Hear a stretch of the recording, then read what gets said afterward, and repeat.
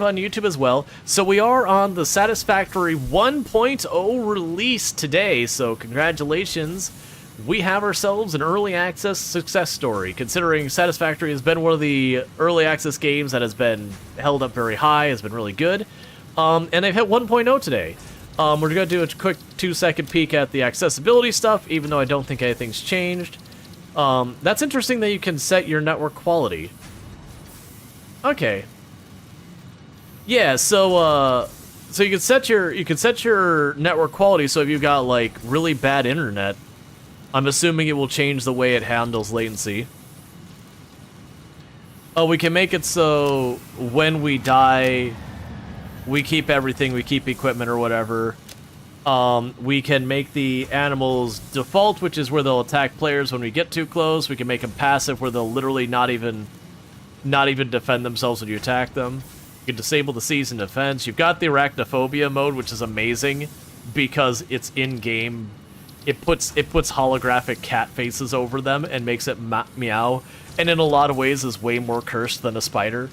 We've got our graphics setting. There is motion blur, which was off by default because it did reset a bunch of my settings. You've got a whole bunch of other things for performance indications. You've got... Oh, there's licensed music in... Since when was there licensed music in Satisfactory? Okay. Oh, I appreciate this. That they've got sound settings for literally everything. So if you have that one thing like the truck that maybe is a bit too loud, you just don't like that individual sound, you can get rid of it. We've got our key bindings, we've got our user interface. We'll scale the tooltips up a little bit.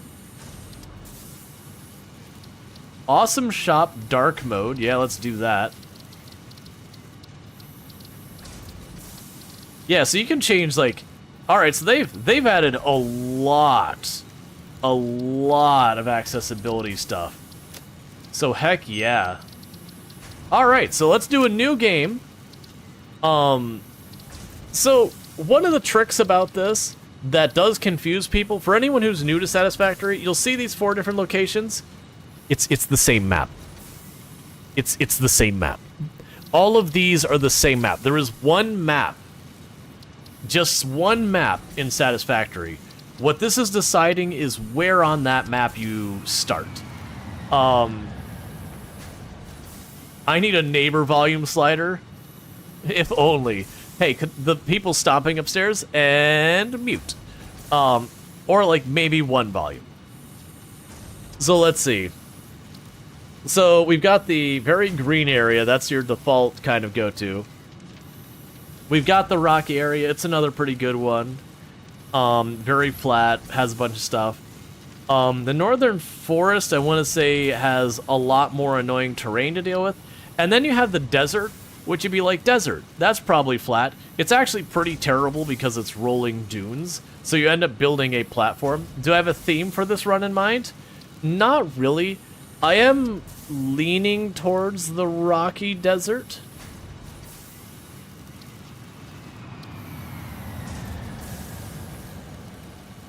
I think that's where I started last time. Because I have played this game before.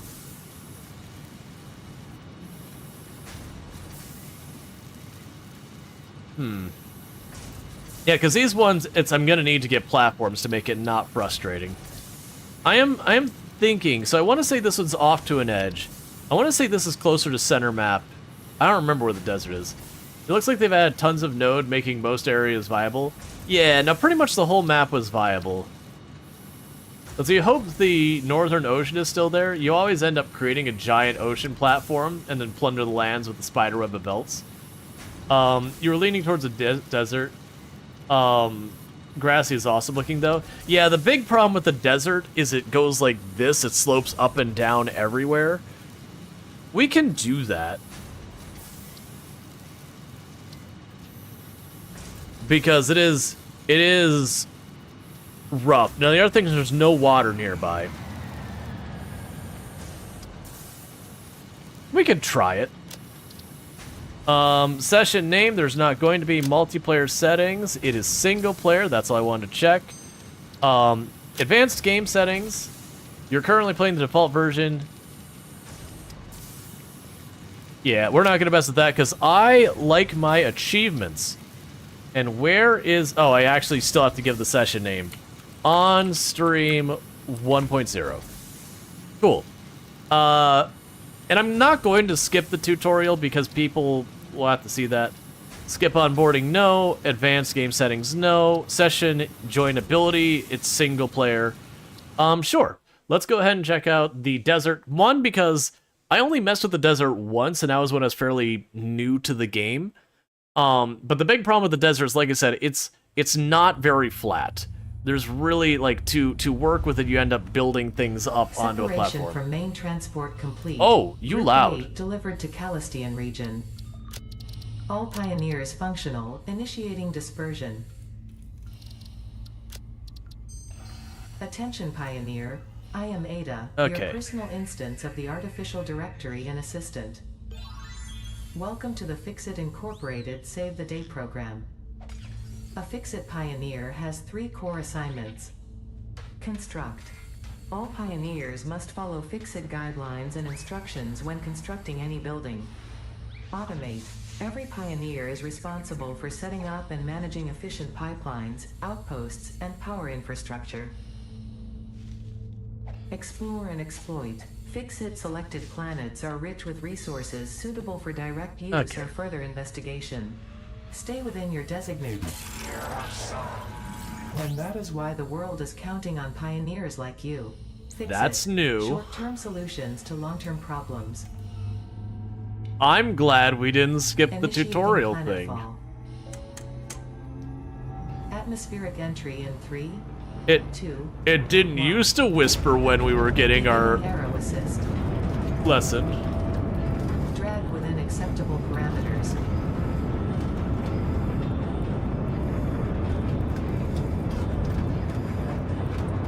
Descent phase begun. Decelerating. Deploying parachute. Deploying backup parachute. They're basically grasshoppers. Yeah, I can do a vertical base. Actually, Activating retro propulsion. I actually mentioned that before streaming, when I played through, like, my longest playthrough I've done of it, I did make a vertical base as my go-to. That basically it was kind of, when I say it was an H shape, it was like the middle part of it was really fat though. But there was like the little nicks on the ends, and they would have conveyors the entire way around the neck that go up and down the floors. Acceptable.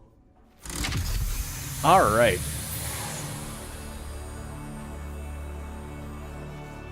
And then we get out and they've added hunger and water and everything and ruined everything.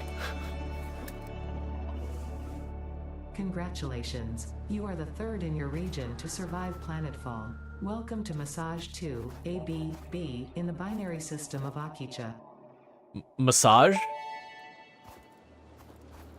Loading objective-based introduction. Begin onboarding. First contact safety tool supplied due to presence of alien megafauna. Adhere to Fixit procedure and equip the Fixit Inc. Xeno Zapper before leaving the drop zone.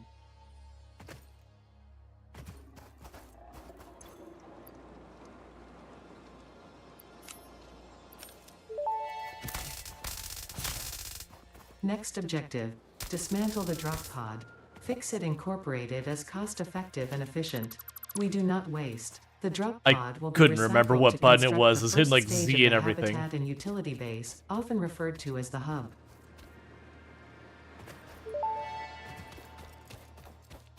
Next objective, use the resource scanner to find and collect additional iron to be able to build the hub. If you cannot find iron, be assured scans of the planet have revealed sufficient iron sources.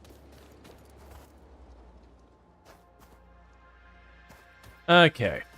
So, I've got 2 iron nodes over there. Got 1 over there.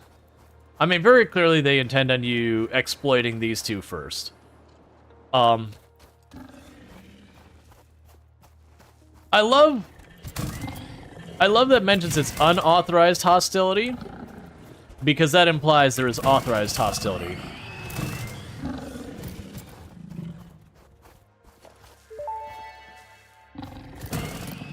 Samples of new alien species acquired. Notable features are blunt teeth, suggesting it is herbivorous, and a thickly plated skull and spine, suggesting it is proficient at inflicting and receiving blunt force trauma. Preserve the remains for interrupting previous message for higher priority message.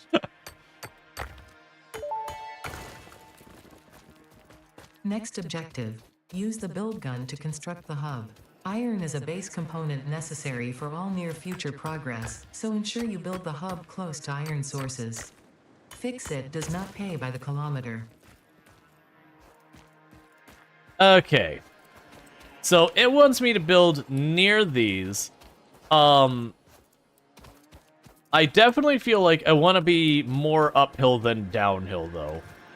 Both for visibility and for ease of access. So this is still relatively near. That's not the button I need. It's not tab. Oh no, it's Q. That's right. That's right.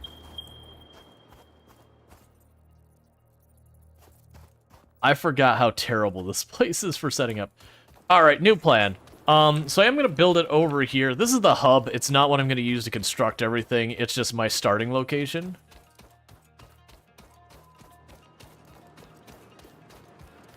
Yeah, no, this game doesn't have, like, proper survival.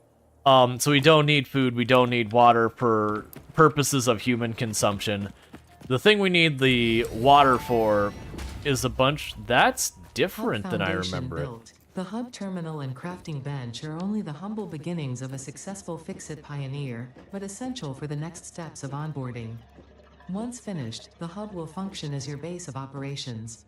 Next objective. Complete Hub Upgrade 1. Maybe this is the same. I thought it started you off with, like, your little building here, but I could just be not remembering. Okay, so what this is going to do is it's going to say, okay, you need to do your hub upgrade, so I need to make the equipment... Oh, that's the rewards.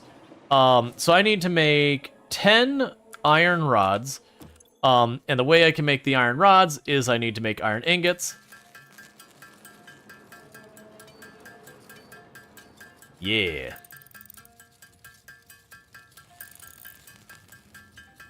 Oh yeah, no, there's so the power generation you have in the game is you can burn biofuel, you can do like oil like gas kind of power plants, there's nuclear, there's a couple tiers in between there as well. I don't think they have solar. And I don't think they have wind. We work with Fix-It. Fix-It does not believe in being environmentally friendly. The environment is there to be exploited as aggressively as possible. Okay. And we drop those in here. As soon as I remembered, there we go, chip click.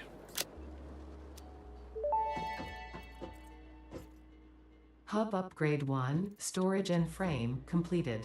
Equipment like the portable miner can now be made in the workshop. Congratulations on completing your first milestone, the first of many providing access to new recipes and technologies for the Fix-It mission. Next objective, complete Hub Upgrade 2. Okay, so as you can see, it's basically introducing stuff. So I can select that milestone. And what that tells me is I need to get 10 plates, and the other things there. And I don't have the ability to get the automatic miner yet. So literally we just have to manually deal with this right now. But that's early game in almost all automation games, is they make you do it the slower, more tedious kind of way. And then they go, hey, you know what's better than having to go bang on a piece of stone yourself? Make a machine bang on a piece of stone for you.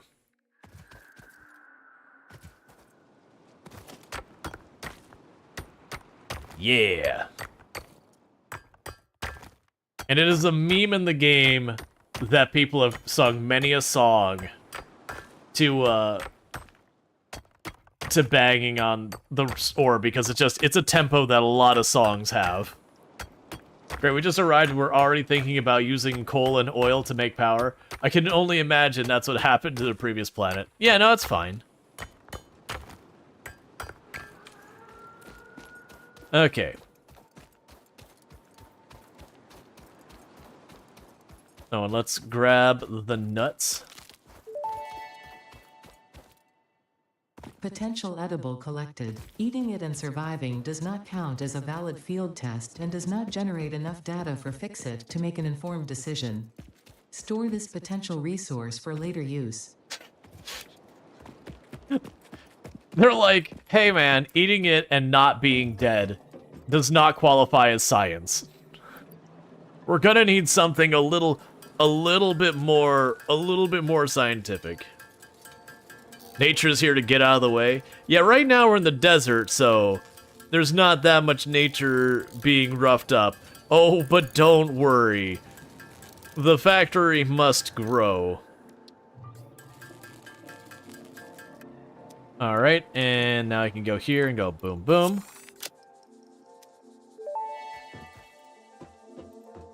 Hub Upgrade 2, Power and Shell, completed.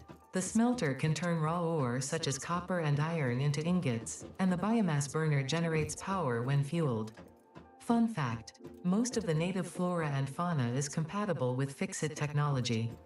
Fueling the biomass burner with inappropriate materials will result in deductions or even cancellation of your yearly bonus.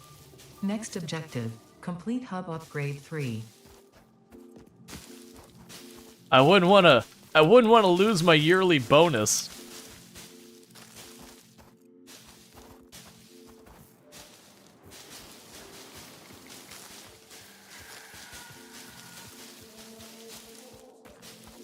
I look forward to the chainsaw where I walk up to an area and go, this entire area is greens, my pocket. Your bonus is paid in oxygen. Okay. So we're going to leave that turned off for right now. Oh, there's like a little ridge right there, just enough that I can't step over it. Gosh, an area under construction. So this is one difference I'm noticing immediately. By this point, I would already have my desk and bed and everything in here, so they have changed the way the hub builds up to be more of a gradual thing versus just you plunk it down and there you go. I really like that, because it always was weird that you just sat the thing down and you're like, yeah, this comfortable building you could just live in now. It's like, okay, we gotta make it little by little. Let's go ahead and drop those greens in here. I don't have much inventory space yet. Because that'll be what we get power from later. Alright, so once the next tier, Hub Upgrade 3. So, it's the same idea of what we just did, but I also have to get copper now. So, let's just continue on our process here.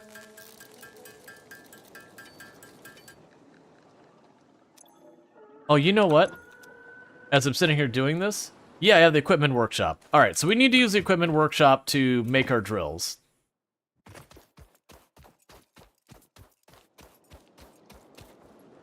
Yeah, the good news is this game doesn't make you deal with oxygen.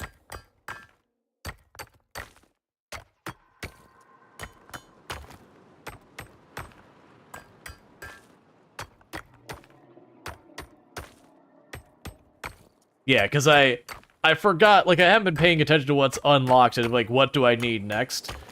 This is one of those games that you do want to take the time when it goes, you've unlocked this. You build it. You build it. It gave it to you for a reason.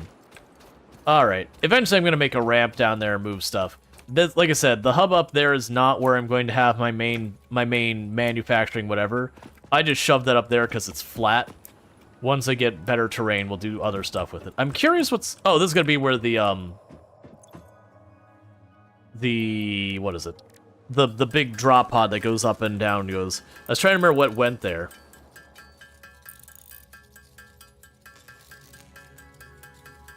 We're gonna chant the old Gladiator song? Well, that's the fun thing, is... It's a meme on there for content creators to... Like, there's just so many songs that use that tempo. There's just been a whole bunch. Okay, so we've got the equipment bench is the one I need. So I need 4 of the rods.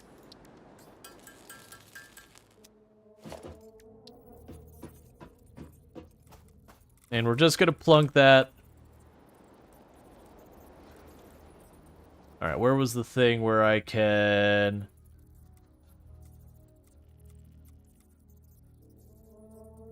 I thought there was a way it could reduce its snapping. It's fine.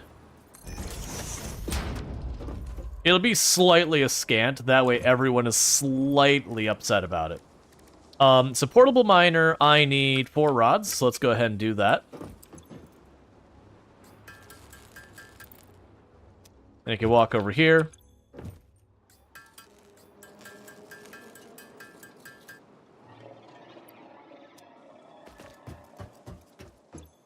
And I need to put that on my bar as soon as I remember how.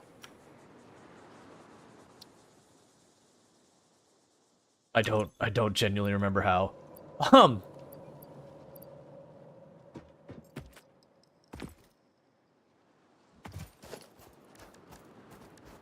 Thought it was... Okay, we can make the smelter and the power line. That's not going to do us a whole lot of good quite yet. Oh wait, this I put in my hands, that's why. Hey, first achievement. So that, instead of me standing here going chip, chip, chip, chip, chip, chip, chip, that's going to start pulling up ore on its own. I believe it fills up at like 60 or 100 or something like that. But we want to make a couple of those. I'm going to try and get one of those on some iron and one of those on some copper real fast. So that way at least I have some ore building up. Because the more you automate stuff, the less of a hassle it ends up being later. So I need 4 of these again. I'll need more plates. And then we'll need more ore.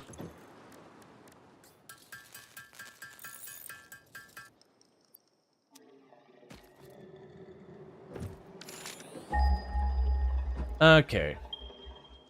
So we get copper node 200 meters that way, 380. All right, so I'm learning that basically I've got to hike.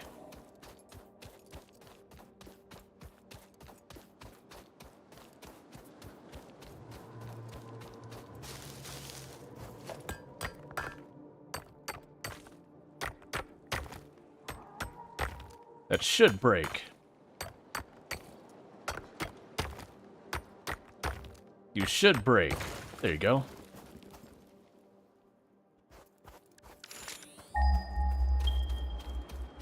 Let's see. By the way, you just finished an indie game called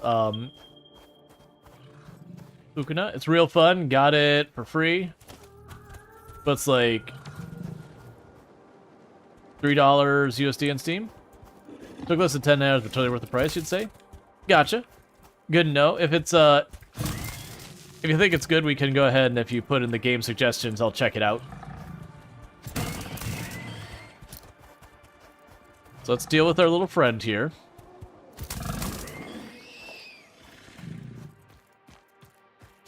Pick up the plants nearby. Because that's what's supposed to be the limiting factor in this one. Oh, is a game suggestion somewhere? Yeah, on the Discord. Generally speaking, I know it can be a little tiresome that, like, every channel wants you on their Discord. It's just, unfortunately, Twitch doesn't give us a place to have long-term information, so we have to bully everyone in Discord because there's got to be somewhere. They upped the node, pretty factor. Yeah, no, they definitely did a bunch. There's been a lot of things I've noticed have improved on this. The tutorial has definitely been made nicer. Unknown chemical element collected. This non-metallic and multivalent element seems to be present only in a solid state, and exhibits a most pungent smell. It is fortunate fix-it helmets are of such high quality. Store this potential resource for later use. Yeah, so now instead of like when you grab those things and it just being like, this is sulfur, yada yada yada yada, scan it at the MAM. They are literally just saying, hey, you're not ready for this.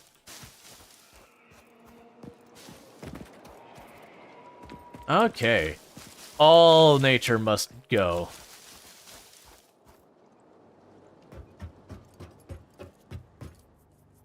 So you could drop you in there.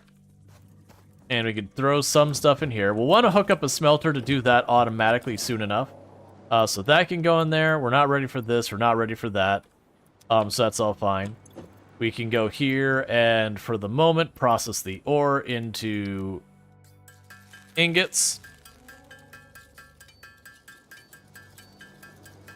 Because we're right now in the phase of the game where it's literally just like, this is how you get ore. This is how you make the ore into bars. Here's how you make the bars into wire. Here's how you set up your first assembler. I could definitely have skipped this phase. I just chose to continue doing it anyways, just because it's the kind of thing that I could see them making changes. I wanted to see what improvements they made. But yeah, so as you can see, that pulled up 80-something ore that I didn't have to sit there and bang on the rock, you know, for one piece of ore per cycle or whatever it is. You can now just have it passively get it. And it'll go up to, I believe, 100 ore, and then the machine will stop because it's full. Alright. So I need to make 20 wire, and I need to make some of these hard things. Let's actually make the smelter first, I think. Because what's going to happen is if I don't have the smelter made, I'm going to have to sit here and hold this button forever. And that's going to get old real fast. Okay, so smelter, what do you cost? The smelter is 8 wire and 5 rods. So let's go here.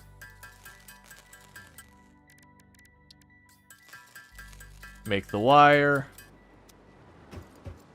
Okay, and for right now with the smelter, I'm just going to shove it up here. These are all things I'm going to want to change later. Actually, do I want to shove it up there? Probably shouldn't. These are things I want to change later when I get a foundation. Right now, we'll put that over there.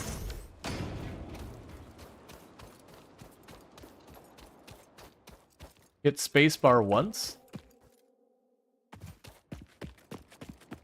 Oh, just tap spacebar and wait. Ah, did they make it that so it works that way? So as long as I just stand there, it'll just keep chunking away at it. Okay, so we have the power line. That requires the cable. We don't know how to make... Oh, yeah, we do. So cable is just a bunch of wire. Okay, that's cool. I appreciate that.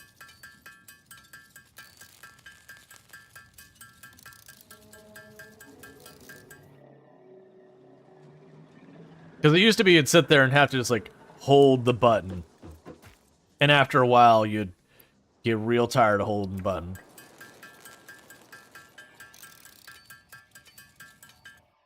Okay.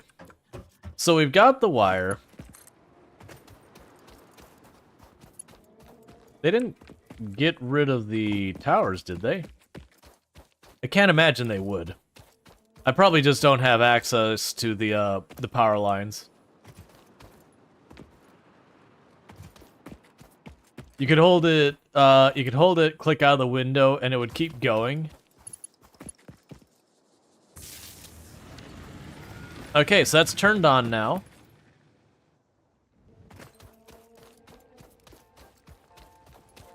So now if I go in here, I choose iron ingots, and I toss in my ore, I'm now getting that processed.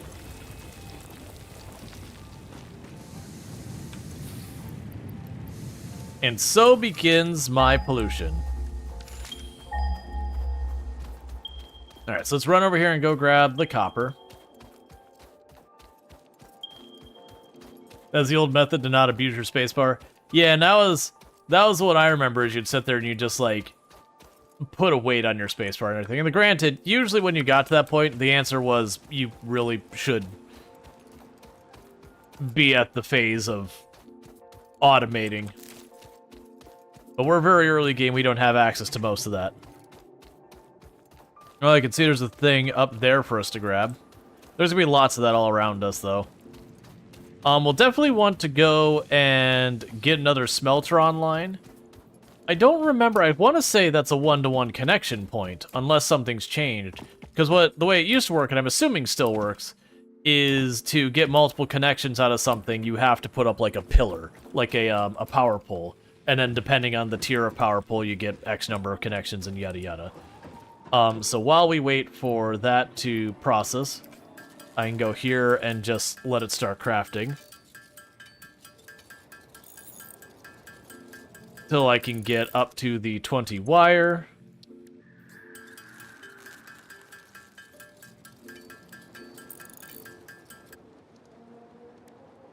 And I need 20 of the rods made.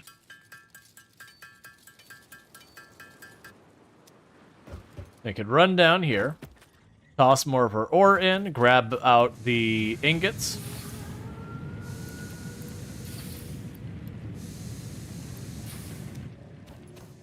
And then we can make the plate and upgrade the hub to tier 3. Yeah, so I appreciate that they've reworked this, that it does have the stages of the hub being built. It's kind of a bummer on how fast it goes from the point of watching the building change. You could easily overlook it. I think the progression so far is like the actual gameplay mechanics I wouldn't slow down. But just from when you walk in and you see like the empty shell of the building without your furniture and everything.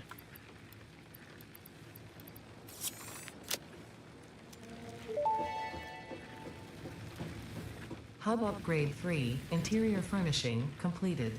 The Oh. constructor can produce simple parts, and power poles allow for the expansion of the power grid. When you make the inevitable mistake, Fix-It's dismantling feature is designed to salvage all resources used during construction, in line with our zero-waste policy.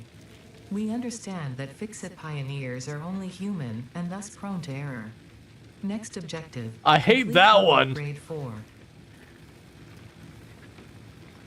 Sure. And we could change our color scheme. So we're going to make the overalls the orange.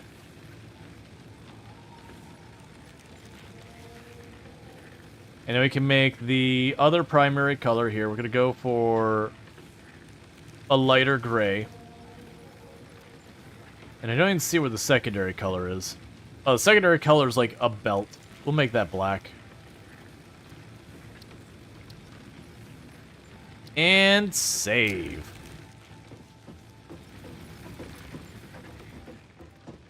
I like how the physics of the small tag.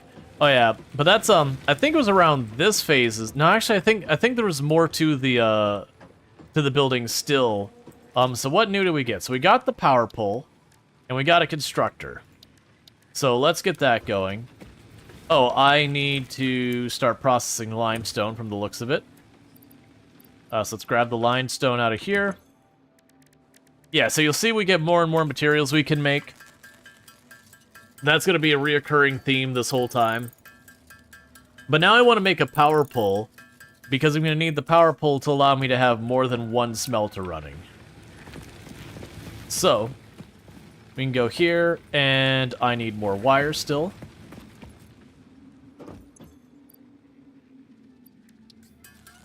But yeah, so what we'll need to do is we'll need to get ourselves some wire set up and all that. We run a power pole. We get rid of the wires we have right now and swap them to go through the power pole instead. That way I can branch off more circuits off of it. And then the goal will be to get, 2 smelters, probably 2 constructors hooked up on it. Maybe 3 constructors, we'll see. That way, instead of me doing like this where I have to craft at this, we can just have it grab the ore, chuck it in, the ore gets turned into ingots, the ingots get turned into wire or whatever. You get the idea. Typical automation game stuff. But you definitely want to spend as little time standing and staring at this bench with the craft button pushed as possible.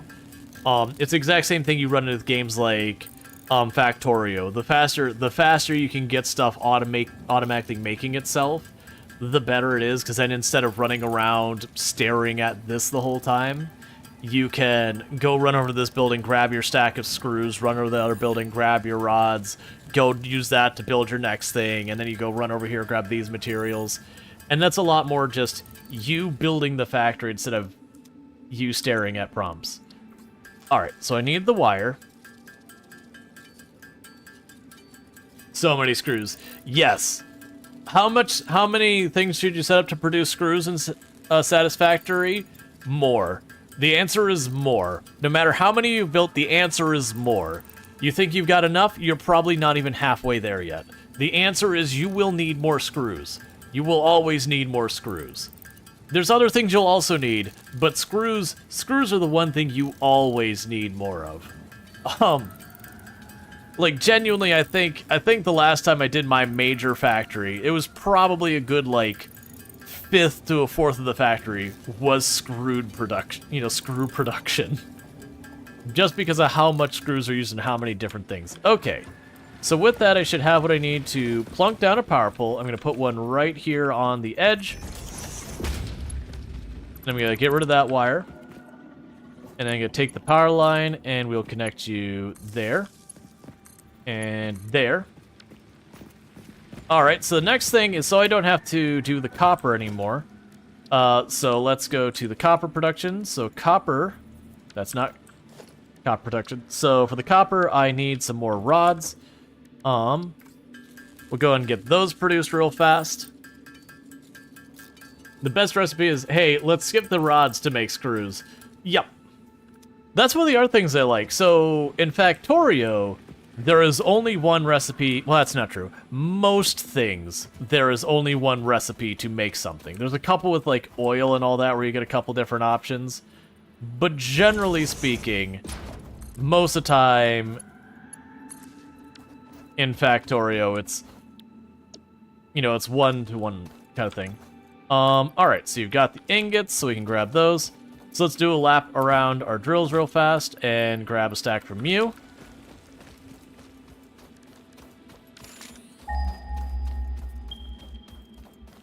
And grab a stack from you. I should also make another one of the portable drills so I can find where some limestone is and plunk one down in the limestone.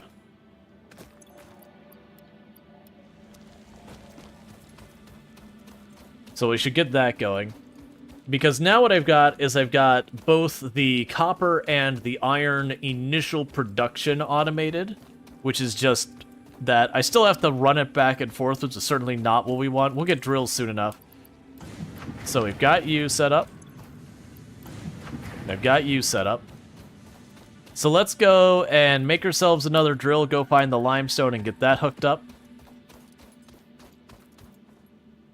And we've got more sulfur and all that laying around here.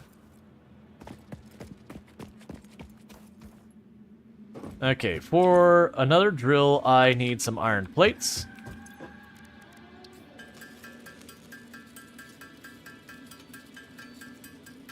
But yeah, no, it's definitely like, you look at that and you say, oh, I can make 104 screws. That sounds really good, right? Nah, man. Those will be gone so fast. Those will be gone so fast. Okay, so let's make ourselves another drill. I feel like the drill recipe changed at some point. I feel like there was more to it. I could be wrong. Okay, so now we can pop down here. Where's the limestone at? Okay, so limestone's pretty close just over here. Let's get our zapper, because usually there's things protecting materials. Being in the desert, I'm probably going to want all the limestone I can get. Why is your scales in the back shiny?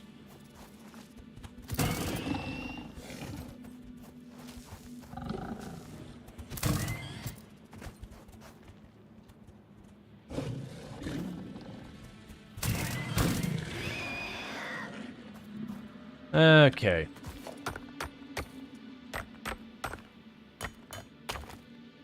You never built just screws? Put them into builds, less headache.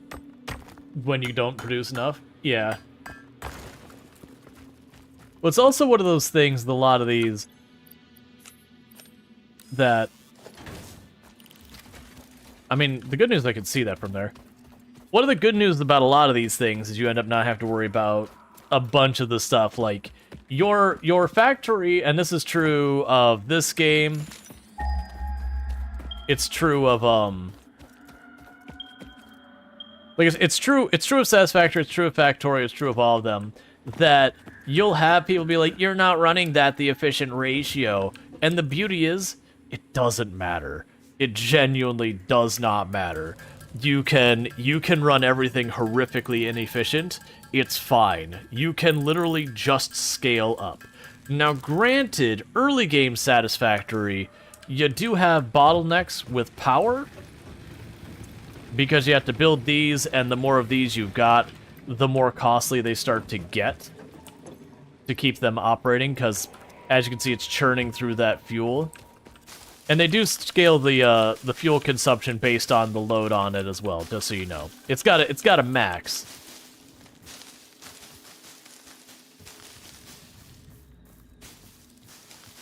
But that'll be one thing I'll run into that is one of the major negatives of the desert is you can see I'm very quickly depleting the greens nearby. which means I have to go farther to collect biomass. And we'll get alternatives that won't require me to hand tear apart all of the greens nearby.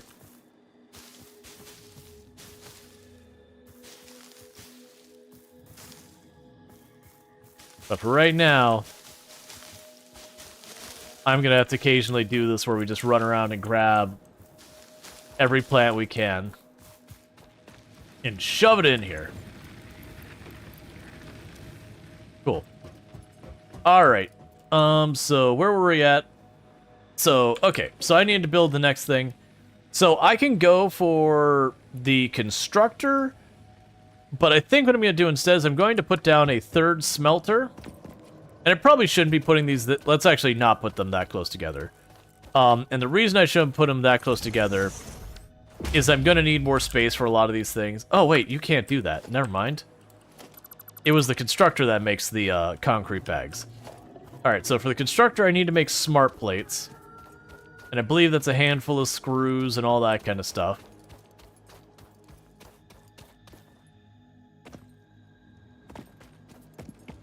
And I think the next phase I'll probably be given the big drills to set up, and that'll be very useful. Okay, so let's see here. So for the reinforced iron plates, I need a bunch of screws for that. So let's make a bunch of screws.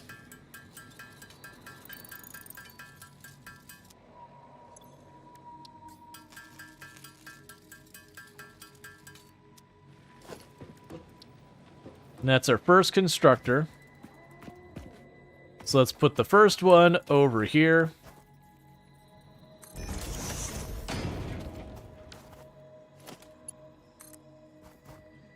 And I'm going to run that down inside another power pole, because you'll notice that's maxed out. This one's got stuff set up. So basically, I can only connect 2 devices off of each one. So for here, what I'm going to go ahead and do is set you and say, hey, I need you to make iron rods. Have a good time. And then we'll go over here and say, all right, give me those. Please make iron rods for me. And then we'll run over here and grab the ore out and plunk that in this machine.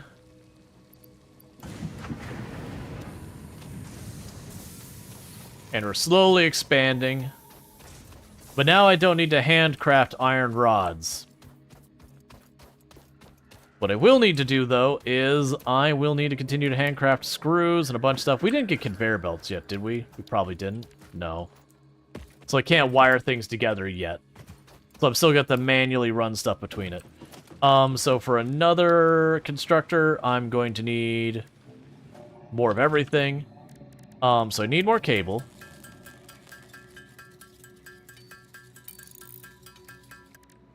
I need more screws. More reinforced plate.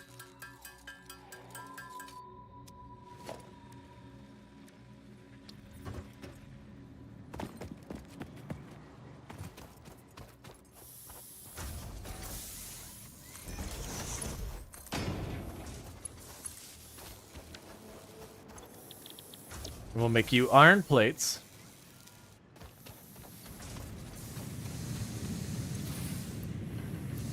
So give me those. We'll drop them in there. And I need to check what I even require for this step, because I'm sitting here working away at this and I don't even know if I'm grabbing the materials I need. Alright. But as you can see, we are slowly building things up. Another thing you have to watch out for is in a lot of these factory games, when you overload a circuit, it reduces the effectiveness of all machines on it. That's not how Satisfactory works. In Satisfactory, when you overload a circuit, it makes a really sad power down sound, and the whole thing crashes. So like right now I'm using 12.1 megawatts, and I'm producing 16 megawatts. Basically, if this line goes up to that line, the whole thing shuts down. I've basically blown the breaker. And, you know, you can go back and just slam the switch again. But it is a thing that we have to work on that. Oh, literally select milestone. So I just need more wire I've already got the cement, and we just need the plates. So I can go ahead and, or not wire, cable. I can go ahead and make the cable. That I've got the materials for. Hey, Silent, how's it going? You've been playing the heck out of this game? Had nuclear power going and all? Yeah, no, I played a lot of this game a while back. Alright, we just need this to continue doing its thing down here. But, we're just getting it going and all that, so let's go ahead and grab you. So it looks like this is going to be the more urgent one for us right now. We do have the copper. I'm not going to worry about the copper right now. But we'll definitely want to get lots and lots of limestone production going. And the reason I want to get all the limestone production is later on.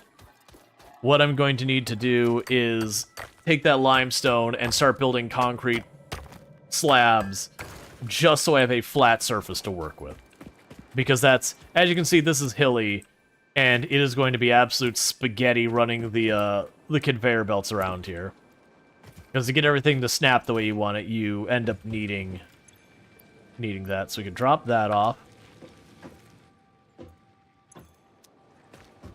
Let's go ahead and collect some greens again while we wait.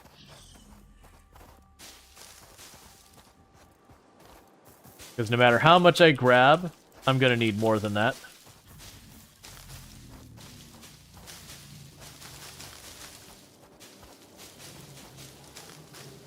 You know, and nature must be stopped. I'm here to defend the integrity of the desert. And ensure all of this nature does not contaminate the desert with its leafy greenness. I'm thinking of the poor scorpion.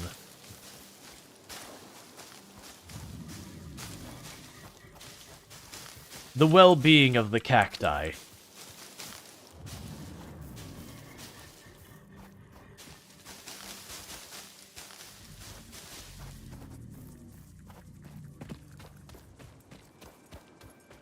Got a little bit over here. The best part of the game is the fact that it allows you to belt spaghetti in 3D. Yup. Oh, you can make some absolute nightmare fuel with the conveyor belts. There has been many a factory of utter cursed spaghetti. Like, maliciously bad spaghetti.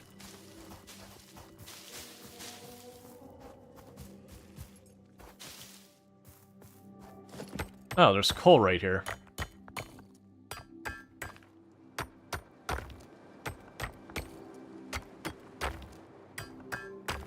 Won't be using coal for a very long time. The secret is subfloors. Oh yeah, that's that is one thing you could do, is you could build up your platform up a little ways and then just have where you can hide the conveyor belts below the floor. So everything looks nice and clean, and meanwhile you go down just one floor and openly weep at what you see as you try and figure out what the heck is even going on down there. Alright, so let's go see how we're doing on those metal plates.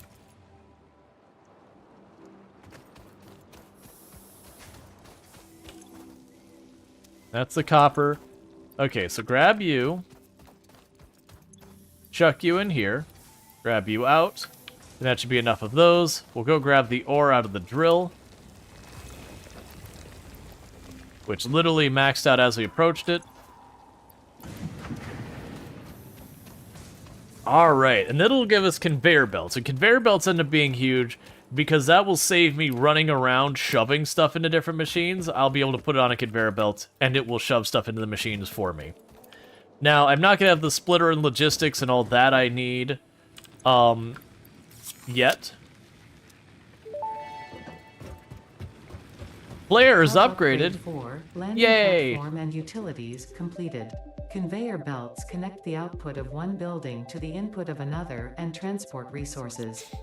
Due to past incidents, I have been asked to issue a clarification. Portable miners, obviously, do not have a connection for conveyor belts. There is nothing to suggest, visually or functionally, that they can be connected to portable miners. If this is something you struggle with, do not worry. Fixit has alternative uses for all their pioneers. Next objective, complete hub upgrade 5. There was quite a level of sass going on there. You could tell that was something that was written by one of the devs to vent frustration. Where they're like, yo, look at it. Do you see a place for a conveyor belt? No, the conveyor belt does not connect. Stop trying.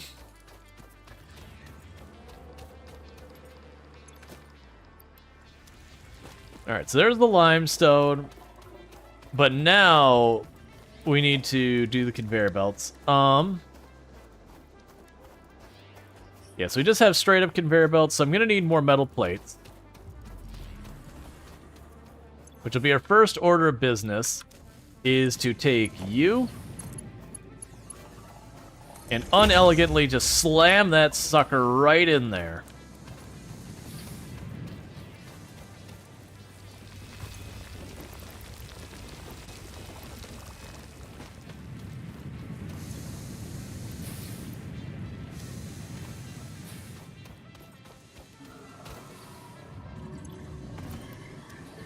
Okay. So now I can run over here and drop off the rods, because that's going to give us the miner. Once I get the miner attached as well, then we're in much better shape. So what am I missing for more cable? Nothing. Nothing is what I'm missing. I just literally have to make it. Alright, and there you are. Hub upgrade 5, power expansion, completed. The miner, unlike portable miners, can be connected to conveyor belts and requires power to function. Caution: as you expand, the energy demand of your production may exceed the capacity of your power grid. The onboarding program was established because Fixit pioneers often experience memory issues after planetfall. If you are experiencing nosebleeds, nausea, existentialism, or an itchy scalp, there is no need for concern. This should pass within 5 to 7 workdays. Next objective, complete hub upgrade 6. Oh no, not itchy scalp. Look, I knew there were gonna be dangers here, but itchy scalp. Let's be reasonable. All right, so we got the miner Mark 1, and I do have enough to hook that up. But first, I'm going to need to run... Oh, I need more cable. I'm going to need to run more wire poles to make that work. And then after that, we're going to run into a problem, because I'm willing to bet we're getting pretty close to overloading our biomass burner, which is definitely a deliberate decision by the game balance for teaching you the mechanics, is to have you pushing the limit of that around now anyways. So let's go. I need more wire. Give me your copper. Okay. One thing we're going to probably do is actually get rid of you. We'll be back for you later. Because what I'm going to do is I'm going to want to run that probably from over on the copper until I get other stuff. So let's plunk that closer to the copper.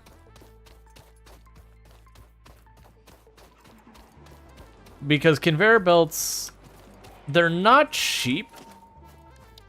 Well, they're not the most expensive thing. Okay, so let's see. There was the smelter. Let's plunk you back down here.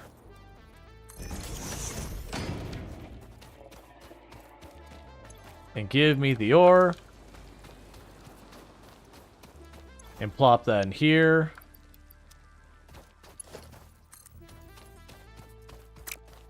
Alright, so we can make the wire, we can run it over there. They'll give me a bunch of poles I can branch off of.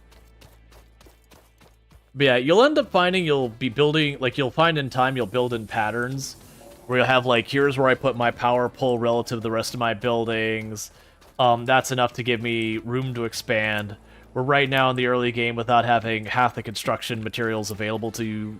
You just kind of go, okay, I need a thing, where can I shove it? Because I know I'm going to have to change it later.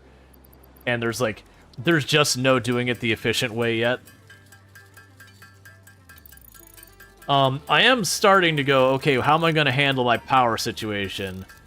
Because the biomass burners are running unlimited time unless they start going, you know, far treks to go and get lots of greens, which will probably be what ultimately it is.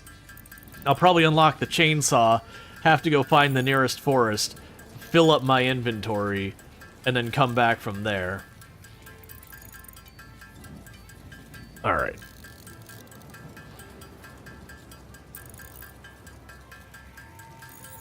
I'm just letting this process so I don't have to deal with it again soon. Yeah, so kind of the goal is to get machines producing all the goods at the beginning. So take the approach of the Factorio Mall, and then go, I need to scale this up, I need to scale this up, I need to scale this up. Okay, so first, I need you to have power up here.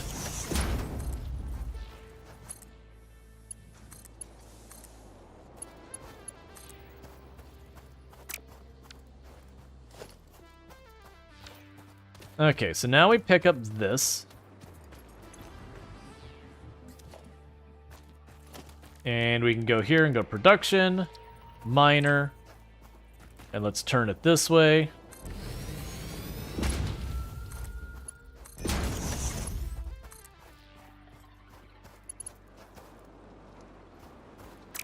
Okay, I need a little bit more cable.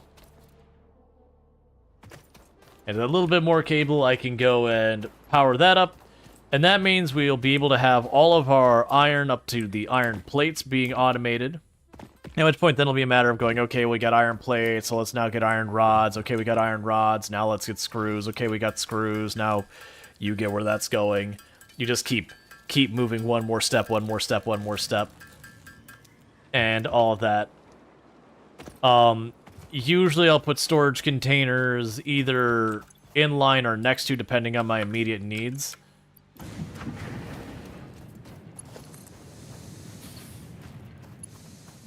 Yeah, so let's leave that open and connect there.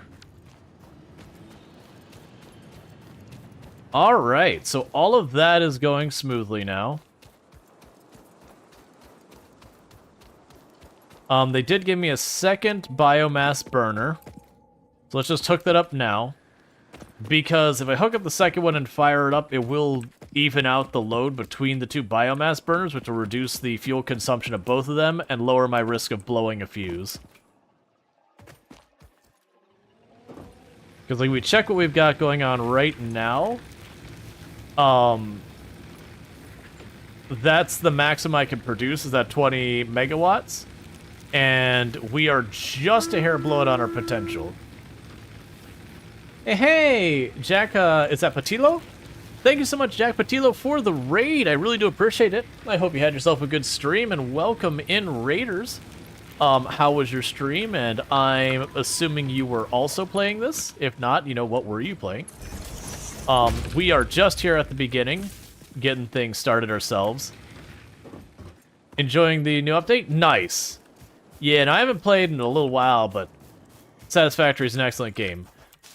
Alright, so we definitely need to seek out greener pastures for our exploiting nature, because picking up the random little shredded bush is not really cutting it. Liked the tags?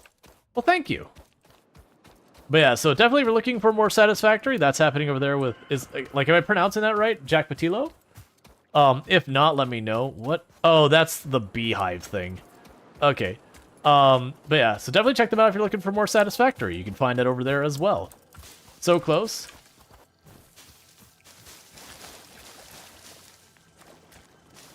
Jack Patillo. Alright. I'm going to set a phonetic one, because where I'm at, there's a lot of things that'd be pronounced Patillo. And I am going to get that wrong if I don't give... Why can I not... Where's the nickname setting thing? Why did it move the UI on me all the time? No, seriously, where did it go? Oh, I think it's fine. Jack Patillo. Jack Patillo. I'm going to try to remember that. Do not hesitate to correct me. Do not hesitate to correct me. I would like to get it right.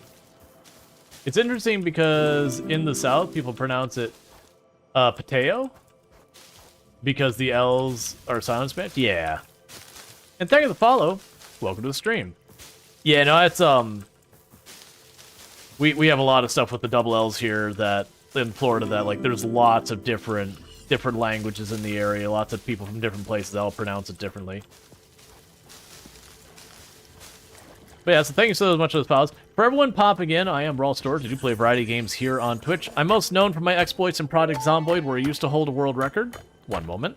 Unknown metal collected. This metallic element is showing properties similar to those in Group 11 on the periodic table, such as high conductivity and malleability. Store this potential resource for later use. But yeah, so you used to hold world record in Project Zomboid for the highest kill count run ever streamed at 135,121 zombies killed in one character in one life. Without mods to change itemization or vehicles on harder than apocalypse settings. That said, that record has been beaten. But that's kind of like just the big thing I'm known for. I am a variety streamer, so I do play lots of games like RimWorld. I play playing games like Satisfactory and that.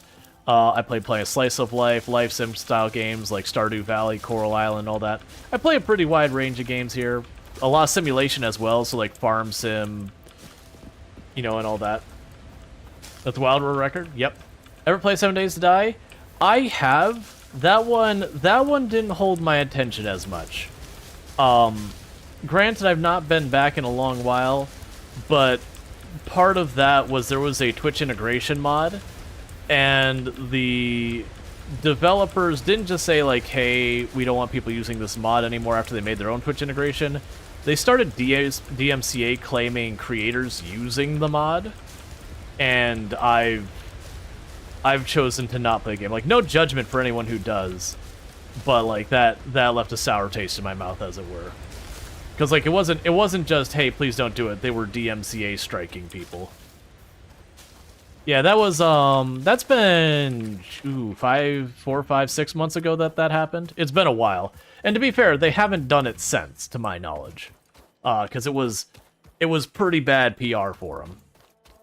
But it was just one of those things that I was just like, that's a thing. But as such, I've mostly held up. Man, we are frying the greens. We're definitely going to need to get more biomass, but that's the whole challenge of this location, is not enough stuff nearby. So let's go here and get the miner going. So I need more metal plates, which you already have automated over here. And the one good news is, when those get full, they'll just shut off. You can use wood instead of leaves? Yep, I know. I just don't have enough wood to do anything worthwhile yet. Here, let me go ahead and allow that, because Automod grabbed that word. Haven't had much PR lately. Yeah, I can't say anything about version 1. Because like I said, for me it had nothing to do with anything version 1 related. It was strictly that particular thing. It's one of those things, like, I already own the game, so it's not like they're getting more money out of me if I play it. So, like, if you already own it, I don't see a reason not to. But for me, as kind of a, as a content creator where effectively I'm advertising, that's been my reason for holding off. Okay. So, like, go and do that. We've got the Caterium. You can do that. Guess what? I don't know, Jess. What? But yeah. No, it's a good, like, the game itself is good. Like, for me, I never got into it, just, it was a bit too voxely for me. Like, I played Minecraft a ridiculous amount when it first came out and all that. But I haven't had very many other, like, true voxel games that I've super gotten into. Like, Space Engineers I got into in a pretty big way. But, like, 7 Days to Die was kind of a weird one that the voxel didn't fit as much for me. And I understand it's not quite as voxely now, but it's been a while. Alright, so let's see here. So I'm supposed to be making those things, and I've been completely ignoring that and just mass-producing, you know, things. Because brain want automate. So we need to get more ingots in there. And our ingots are being fed directly in here for that. Ah, there goes that breaker. That is a sound we are going to have to get used to. That is the breaker saying enough, because one of those two burners ran out of fuel, and when it did, it was too much for one to run. Guessing you ran out? No, you're still good. So you ran out. Have the little bit of wood I've got. 12 per minute? Okay, so that's gonna last less than a minute. Alright, so let's do a run and just load up on a bunch of biomass.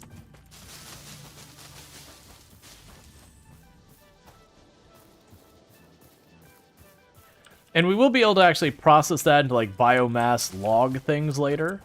Like solid biomass or whatever it's called. And that will improve the efficiency. But we don't have that yet.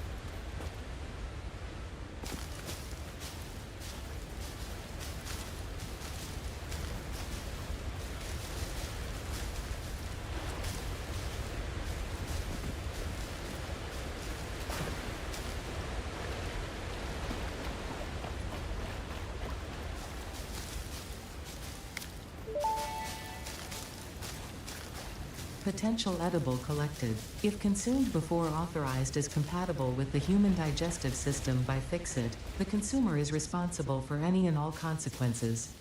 Store this potential resource for later use. Okay.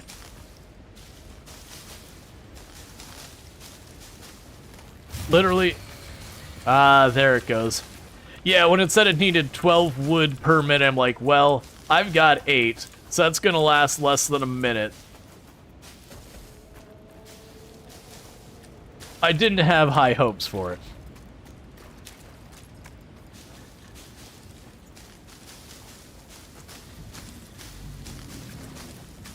Even the tiniest little weed, we're like, nope, goes in there.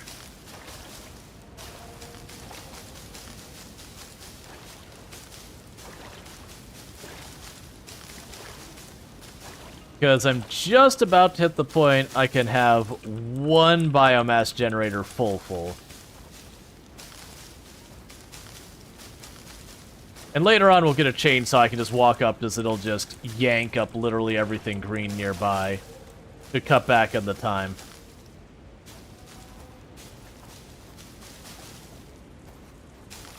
The burner is hungry. Yup. The burner demands tribute.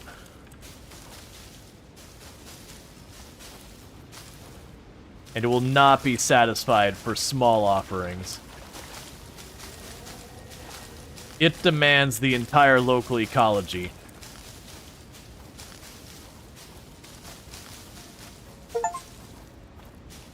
Destroy 1,000 foliage. Oh, don't worry, we're just getting started. Everywhere we go will slowly become a barren wasteland.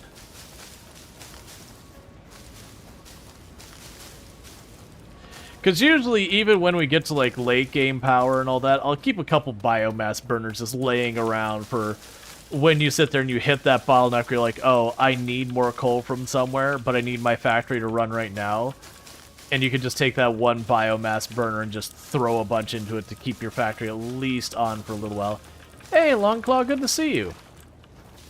Alright, I've almost got enough to fill up both of my biomass burners.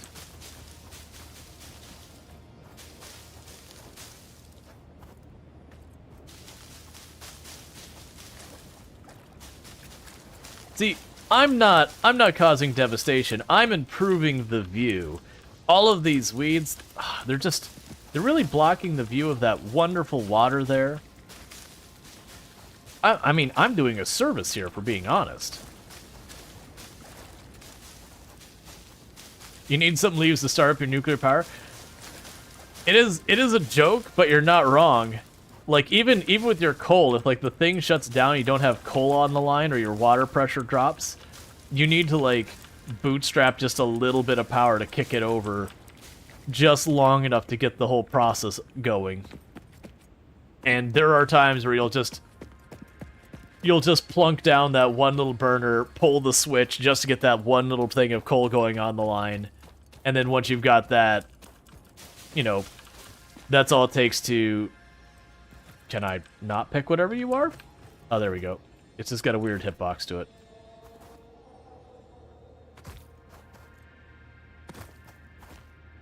There we go. Potential edible collected. Reminder that look and smell alone do not provide sufficient data to determine exact risk of consumption. Just because it looks like you can eat it does not mean it won't eat you. Store this potential resource for later use. I was thinking the same thing where it describes everything as edibles. I'm like, man, that's not the way people typically refer to food. Or potential food. You would love a bacon plant, though? Yep, just a plant that just tastes like bacon. Alright, so, burner 1, topped off. Burner 2. Burner 2. There we go.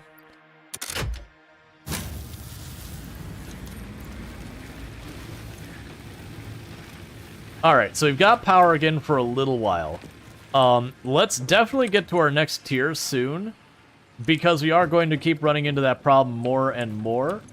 So we can get that set up. We can get you all sorted. I don't have this producing the rods yet. These edibles are from another planet, dude. Yeah. Alright, so let's drop the copper in here. I'm hoping I'll be able to drop it in there. Nope, I will not. I'm hoping you're not full yet. There we go. So that'll be good, because that'll shut off 2 different machines, because they're full. Really, you doing okay? Yeah, now today's the first day I'm actually starting to feel a bit better. The last 3 days it's been pretty much just dealing with it, part 3 or whatever. So I need to go over here. I'm gonna still have to make this concrete by hand. But yeah, now it's been mostly like the lightest, mildest sore throat. Like that part's been a pretty nothing burger. And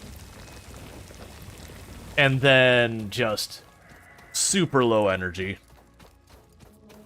Like, you wake up and then you cook food and you're like, I'm spent. I need to go back to bed. I'm definitely not that bad now.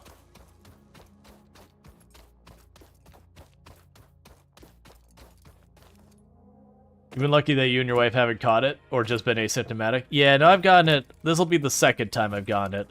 The first time was we were traveling to New Zealand, and there was a conference there, and we got at the conference. And then this time, while I can't 100% say it was a family member that we're visiting, I took a day off stream to visit with some family, and one of the family members who showed up was sick, which I'm pretty salty about. Because regardless of, like, danger and pandemic things and those kind of things, it's just kind of inconsiderate to be like, hey, I'm not feeling well. Yeah, let me just go ahead and go to a place with other people. It's like, look, man, we've been doing this for a while. You should know better by now. It's running through the office right now. Exactly. It's a person that, like, and I get people showing up at work sick because, you know, you may not have paid sick leave and yada, yada, yada. Like, there's reasons it is the way it is. Not saying that it's good, but, you know, there's at least some understanding. But when it comes to just, like, meeting up with people when you know you're sick, it's just really inconsiderate.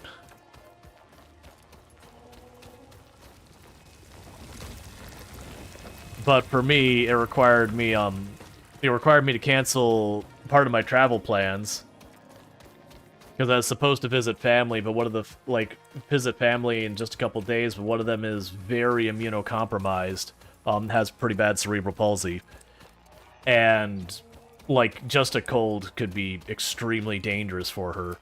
So, having proper COVID, it was like, yeah, no, when I tested positive again yesterday, that was kind of the there's no, like, literally we're flying out, and well, we were supposed to fly out, but Toon will still be going, because it's her side of the family. I'm still planning on doing TwitchCon, because that's still, like, a week off. That should be more than enough time. Like, I should be basically back to 100%, maybe still, like, hopefully if I don't get long COVID. But, you know, in that case, it'd be maybe, like, low energy kind of stuff. Alright, so problem I have now is I need to get more stuff hooked up to get those rods going, because the rods are holding me back, but we're consuming all of that material for that. So I need to get another machine up here. What am I... Oh, that's a smelter I chose. That's the problem, is I chose the wrong thing. So you got a conference in Singapore last May. The 16-hour flight home before you tested positive was miserable. You wore an N95 mask the whole flight. Yeah, no, for us when we went to New Zealand, we were there for 2 weeks. And the good news in that particular case is we did all but one of the things that we really set out on our plans to do before we got it, because both me and my wife got it while we were there. Because we got it at the conference, and we didn't know till, like, a couple days later that we had gotten it. And so we got to see, like, Hobbiton and all that kind of stuff. I need one more thing of concrete. And then after all that, we started showing symptoms, so we stayed in the hotel room. And the only thing that we really wanted to do that we had to cancel was we were supposed to go see the glowworms in the caves they have over there. And we missed out on that. But, like, we got to see the whole thing, and so we ended up spending a good couple of days just basically in the hotel doing not a whole lot, because we just didn't have the energy to do a whole lot. And then, you know, we were doing pretty good about 2 days before we had to fly out. Like, we weren't feeling particularly sick anymore. We were just a little off and all that. We didn't have access to tests or anything. So we still tried to not expose too much, but, like, we did at least leave the hotel, pick up some food, and do stuff outside and all that, to, like, just to get out of the hotel for a while.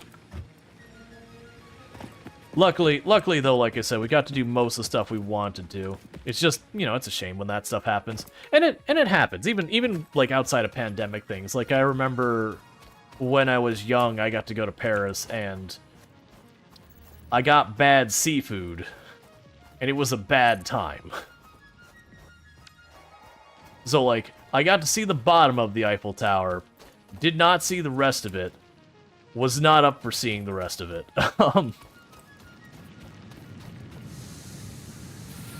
Okay, so I should have another connection up there we can branch off of.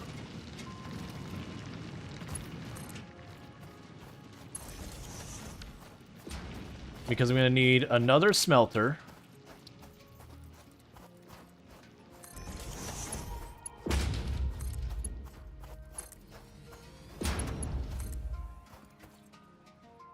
So 1 and 2.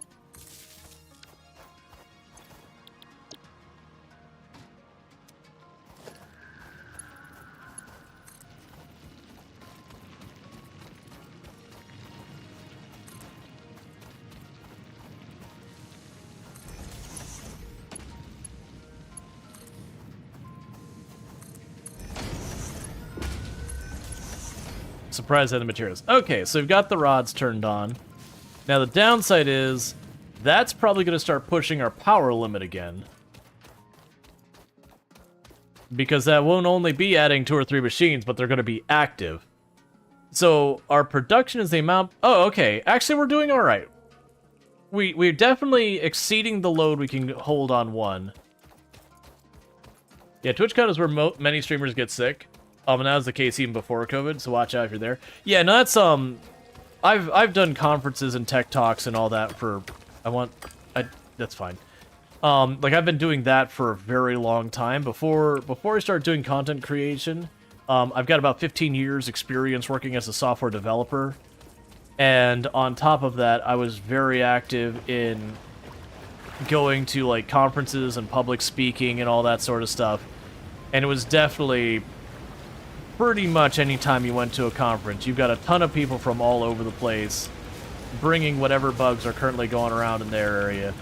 It was a very, very common thing that, like, there's a reason why it was called the con flu. Is because you would go and get whatever cold, flu, whatever nonsense is going around at that time.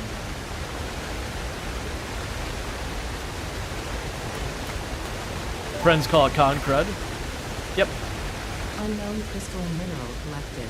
This mineral is composed of the same chemical elements as quartz and may yield similar industrial functions. Store this potential resource for later use. Alright. And I'm going ahead and collecting all this because it wouldn't surprise me if we hear the breaker pop pretty soon.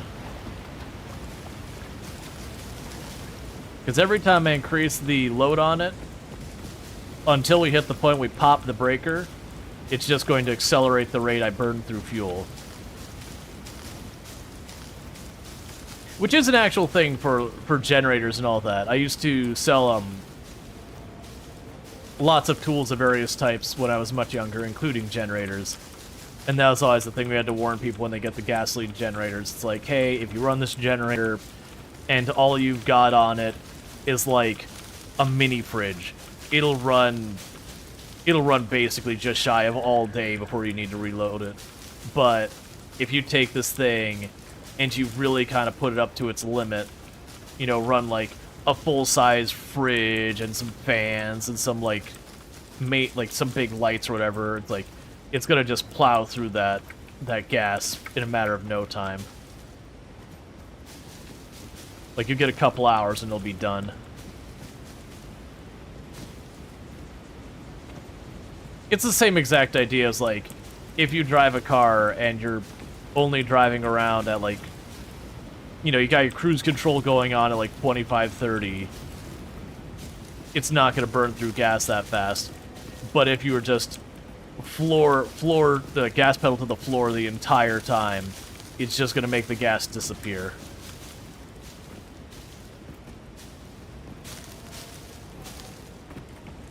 You're just demanding way more out of it.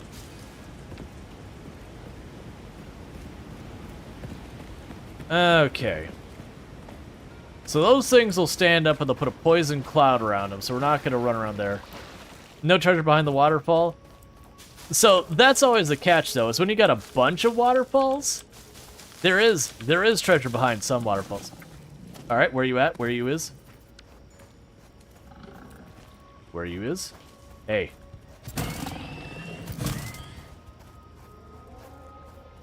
Come on.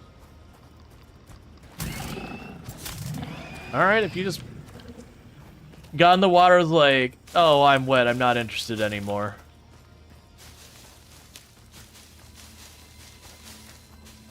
Hey, our first snail.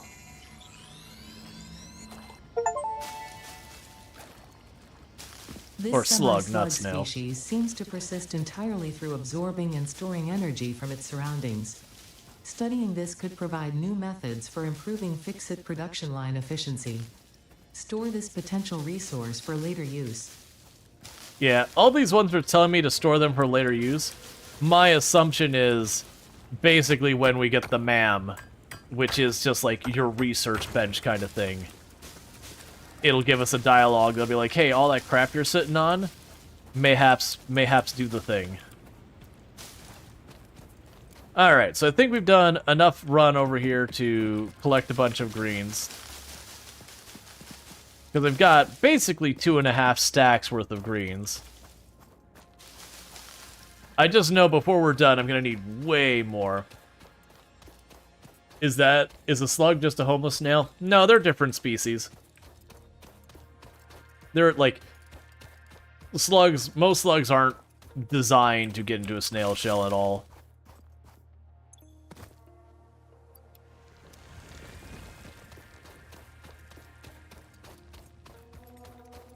Alright, so let's see. I do see that the plate machine has stopped. Let's see. You do call slugs naked snails in German? Interesting.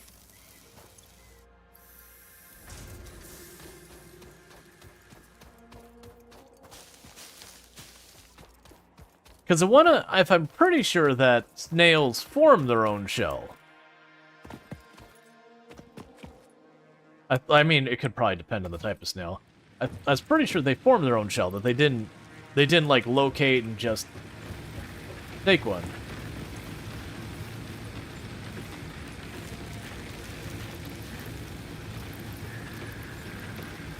Alright, so we gotta top this off. Yeah, so these machines are literally right about to shut off. The one biomass burner was down to just literally a couple minutes left, and then it was done. Alright, so our plates are done for now. I'm going to go ahead and empty out the plate machine, which is going to make the whole thing... No, that's not what I want. Get back in there. I want that. And then the moment it goes for it, I want to just drop these 2 plates in there. There we go. And that'll be the next step done. They're both mollusks, though. Yeah, no, they're definitely in the, not species, not family. I always forget the... I'm not a biologist. My wife is, but I'm not. But, like, whatever... Because there's, you know, there's...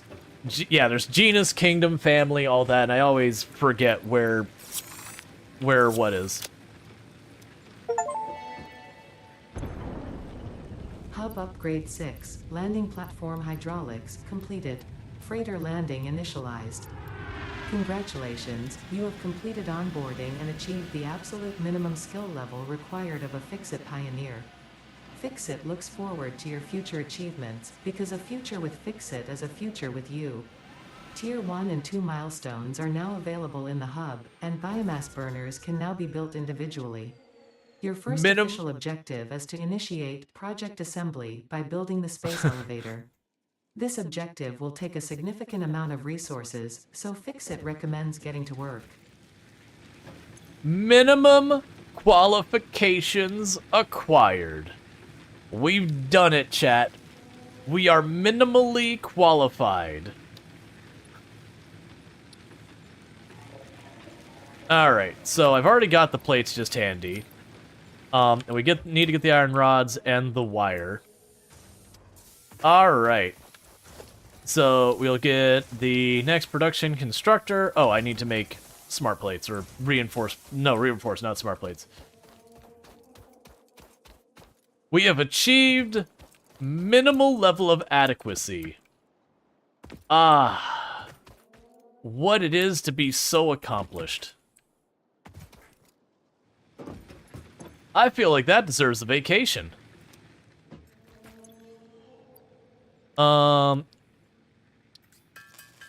Just gonna switch those over since I'm sitting on those. Alright. So, what I'm gonna end up needing to do is... We are going to need to make the constructor.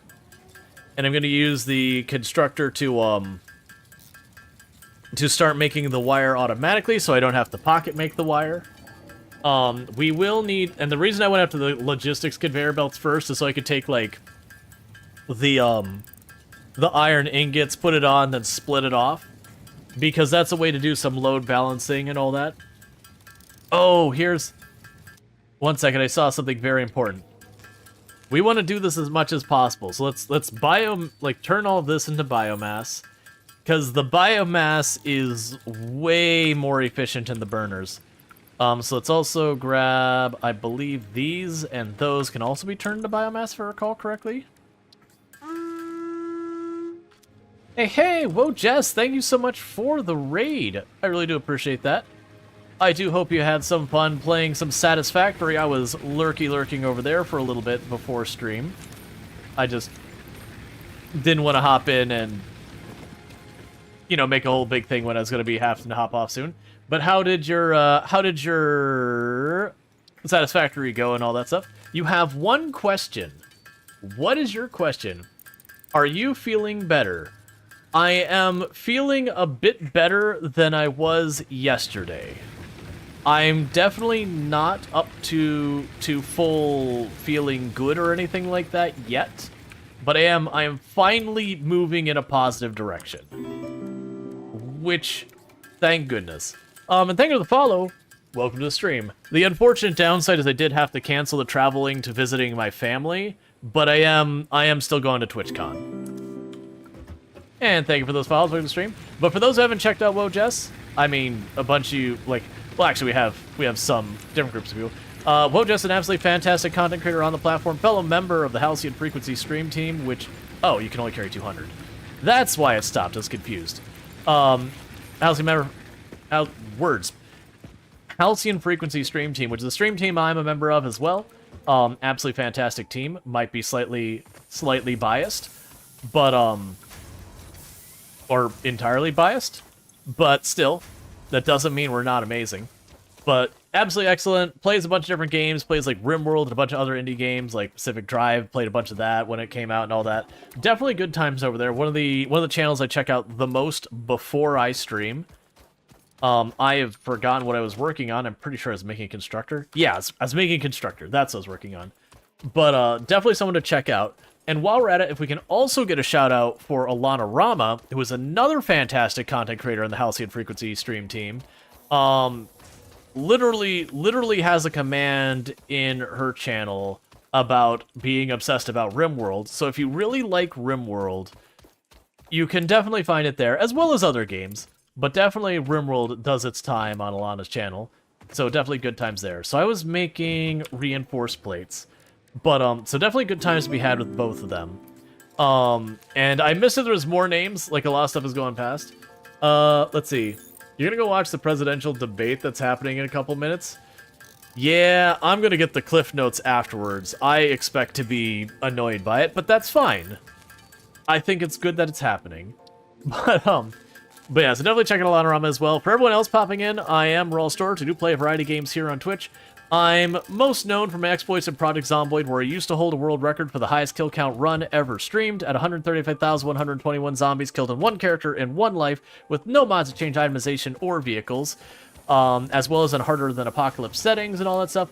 All that said, that record has been beaten.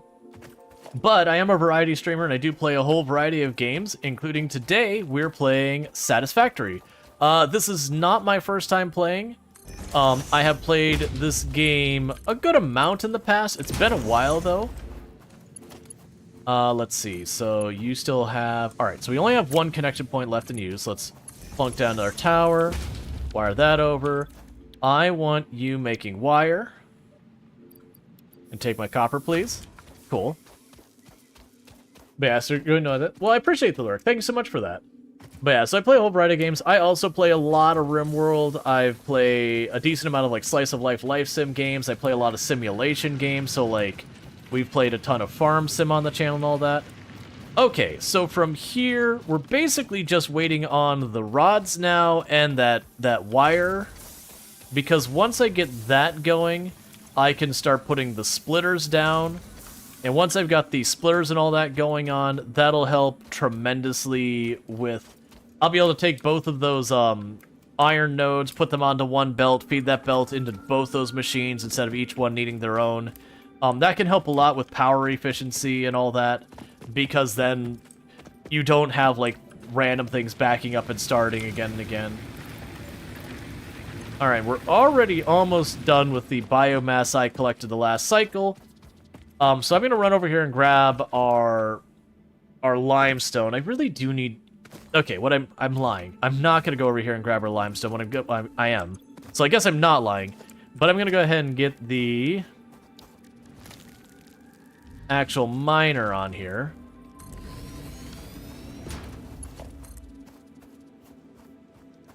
Okay, so you're full up. You're full up. I thought I left spare connection spots in these. Let's put one up here on the hill, and then toss that connection over there. And that was too much. So turn that on standby, because I just don't have the power. And I'm a little scared about starting to put up 4 or 5 more biomass burners to keep this running. Because it's gonna be real hard to do that. Let's see. Oh my, a container to constructor to a splitter to biomass burst. Oh yeah, no, that's the whole thing. Usually what I'll do is, depending on what the item is, I'll either do a buffer. It's a shame I can't get that running as well. That's fine. Yeah, let's check the power pole. How, like, we obviously blew it, but is it, like, barely? Yeah, no, it's right there. Yeah, so technically I can still blow the fuse if any of my other machines turn on. So yeah, I gotta leave that off. Alright, you have a good one as well, Neopafex. I probably pronounced that wrong, I'm sorry. Thank you again for hanging out. But yeah, so that's, what is the container costs? Oh, it's also rods. That's fine. We're gonna wait on building the container, and instead just keep that going, because if I build the container, oh, you've got a spare part. We can just handcraft these rods to get them caught up. But yeah, because what I want to get the container built, because that'll let me start doing stuff like, again, you can do what's either. There's two different ways to set up your containers. One is inline. So inline to mean I'd have, like, the ore nodes go into a container, and then that container would then split out to the other things. And that gives you a buffer chest, which what that means is, like, if your drills aren't keeping up pace, it takes a while before your production starts to drag, because it could pull from the container for a little while.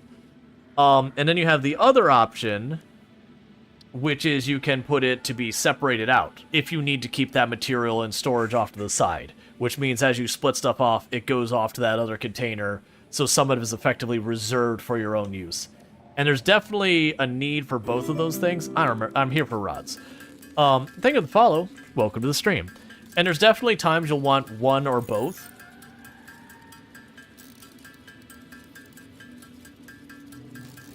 Like, for metal ingots, I'm probably just going to use a buffer container. That just inline, I'll have a container to act as a buffer. Because I don't really need to... Like, I'm not going to go and grab a stack of ingots. I'm not going to want to sit here and handcraft if I don't have to. Do I have enough? Yes, I do. And then we just need the wire, which I'll go grab the rest I need here, stack those. You know, certain today that one person you work with has been known for starting rumors that your manager who normally work being rude to me, but you know it's false, and you also know the troublemaker has kicked the hornet's nest. Oh, gotcha. So you got someone who's a rumor mill person. Yeah, oh, right, this is turned off. I was like, why don't you have anything? Yeah, no, I've known people like that. That they just cause trouble. Usually those people last for a little while. Sometimes they'll end up getting others in trouble, but it usually doesn't take long for a competent manager to realize someone's full of garbage. And then they usually fire that person, because if you can't trust an employee, then there's... Like, an employee you can't trust is more damaging than not having the employee. And I mean with, like, big things, like, hey, is this actively on fire? Oh, no, I don't know what happened. That's an employee you can't keep around. Alright, push the big red button. Go! Milestone reached.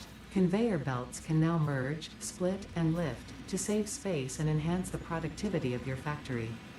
Fixit encourages you to consider investing in verticality when it comes to factory logistics. If you feel stressed by this complexity, imagine I've had plenty of yourself competent on the shore managers. of a vast and calm ocean. Breathe in. Visualize all the people relying on you. The sea is made of billions of faces, each staring at you with hope and tears in their eyes. Breathe out. Feel refreshed and focused on your duties. Yeah, I would definitely say I've had the opposite. I've been fortunate that I've had more good managers than bad, but I have certainly had some pretty awful managers. It's just kind of one of those things. But yeah, no, a good manager can absolutely make a job, and a bad manager can absolutely ruin a job.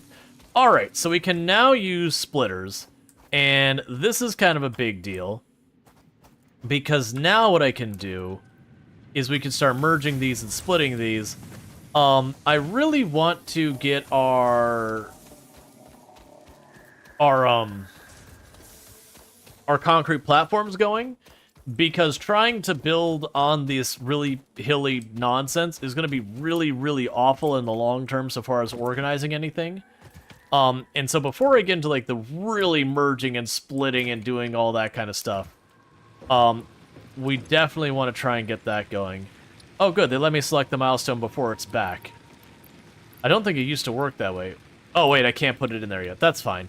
I actually already have this ready. But we'll definitely want to automate the concrete bags as early as possible, because I'm going to need to do a lot of construction. We did talk about potentially going the route of a vertical factory, which then usually, and I've done that before I started streaming.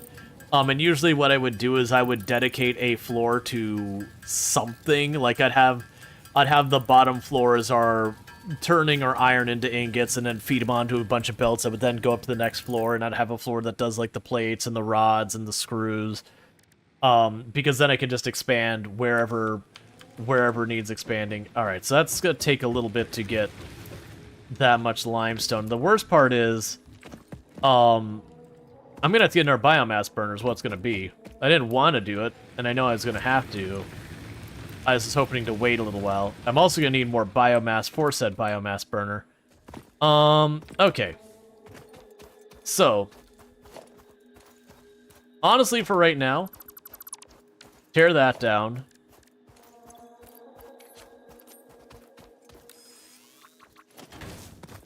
And drop that there, so at least it's producing while I'm getting power sorted and all that. Because I need to get that 200 concrete. The other thing I need to do is, once I get the concrete thing sorted, I need to beeline as fast as I can to any other power source, or anything to improve our power source. Because that'll be an ongoing issue until we start getting stuff like coal power set up.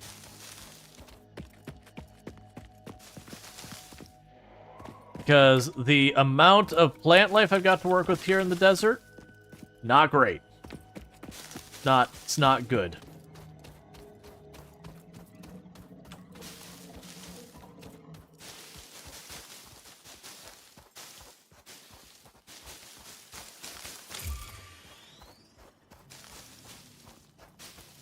Okay.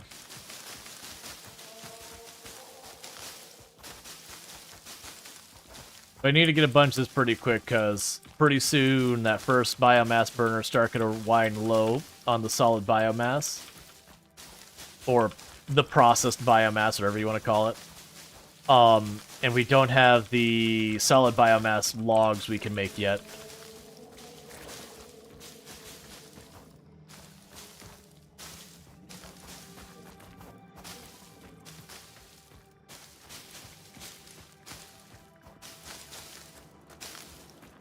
You know, when you have a troublemaker, it's one thing to escalate it up to leadership or whatever. Don't escalate in the meeting trouble with trouble. All that does is it gets you fired. A lot of the people who live that way are actually pretty good at playing the victim. So usually in that case, if you escalate in the getting into screaming fights and all that with each other, usually, you just end up losing that exchange.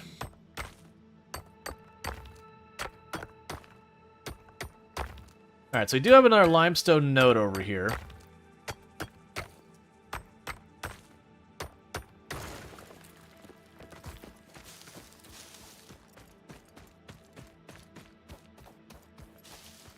I need way more plants. And I'm noticing I'm fast clearing out this, like, little oasis here. Which is no surprise. Even when you're playing in, like, the really lush green area, it is amazing how fast you can completely deplete. There's obviously something hidden right down there too, but I don't have explosives yet. There's the explosive stuff blocking the wall there. Some of those you can actually like glitch your mouse cursor past to grab whatever's inside. It really depends on if there's just, you know, a little pocket with a slug down there, or if it's like a little cavern or whatever it is.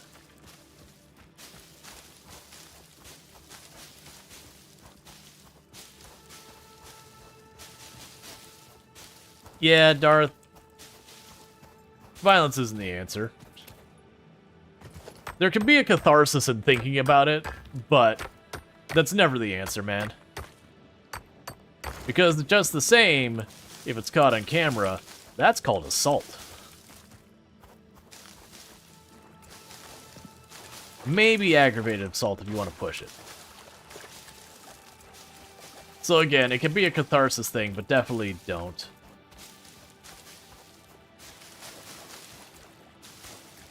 It's not worth it.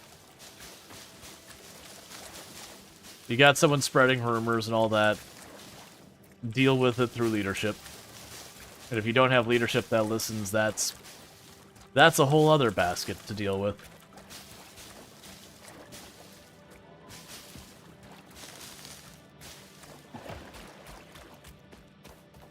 Man, we still only have like 800. Well, there's a power slug up there, so let's go ahead and grab that real fast. Hey.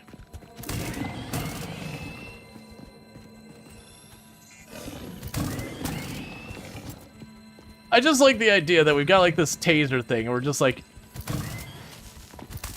The idea that we would run up and punch it instead. Come on. I thought you died. I guess you just fell? Reminds me of the sea. I see nature, hate it. Yeah. There's a clip where I can't remember what we were working on, but we got stuck waiting on something. It's just like, I see nature and I hate it. And I just grab a chainsaw and start lobbing apart a bunch of green stuff. Because that, you know, needed the biomass. Well, actually, I think that one I was clearing out the green stuff to make room where I wouldn't have to deal with a bunch of junk poking through everything.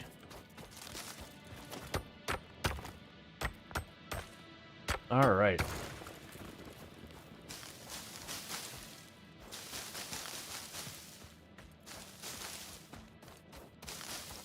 Yeah, now it's one of those things that quite often, when you have the people or the rumor mill spreading people, when you do escalate in a way that you're doing things you're not supposed to, a lot of times they're really good at spinning that to be like, see, you know, it is actually a problem. And in a lot of ways, you give them credibility on the things that are obviously nonsense. So it's just one of those things to, you know, when you get down in the mud with them, both of you get dirty.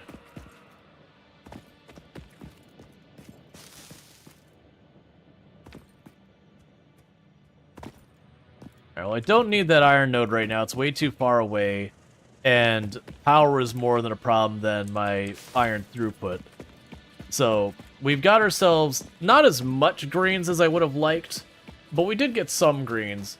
So let's run over here because I'm waiting to hear the whole power kick off sound any second now. We've got to be very, very low.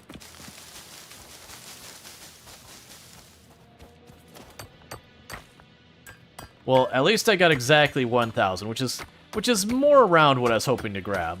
Because it should be enough that I could turn that into some biomass processed to top off those burners. Alright. Because the worst thing is I'm going to have to set up another biomass burner because I'm going to need to get the concrete stuff running. But we'll get the concrete platforms going. And then the next thing on the order of business will be check what my other power options are. I don't think I get other power options until we go the next tier higher, unfortunately. And then after the next tier, I think we get coal at that point. And then that'll be drop everything, make the coal happen. Because the farther I have to run for the greens, the more it's going to slow us down.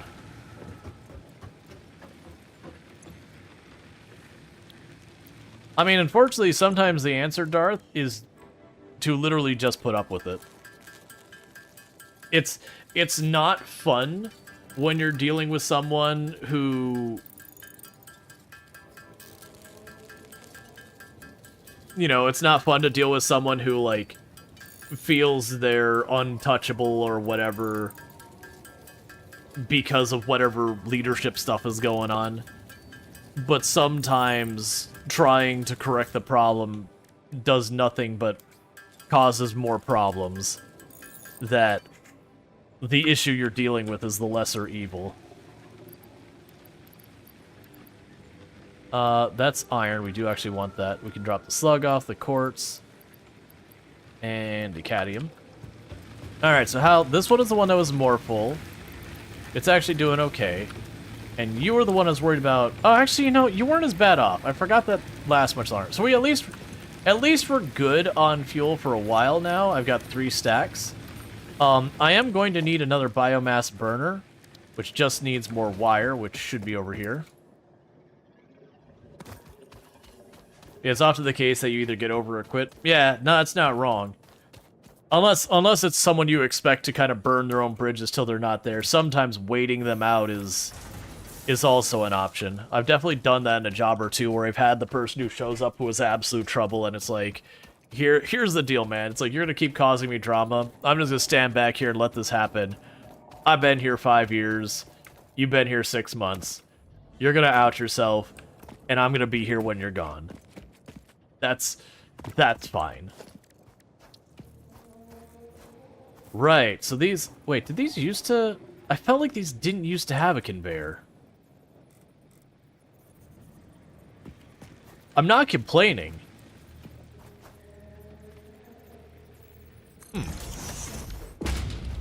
That has interesting implications.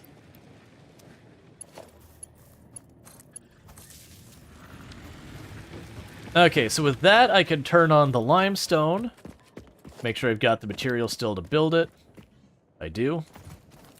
So we can go ahead and turn on the limestone production, and I can get it to start producing the granite bags, or whatever they're called, concrete bags.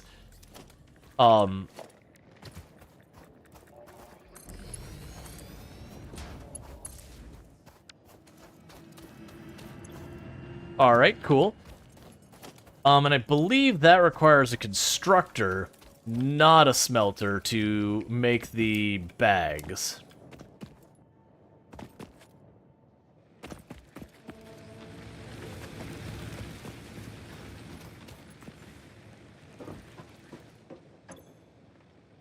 Alright, I don't need to carry around, or... Okay, so let's make the concrete now, because it's just taking up inventory.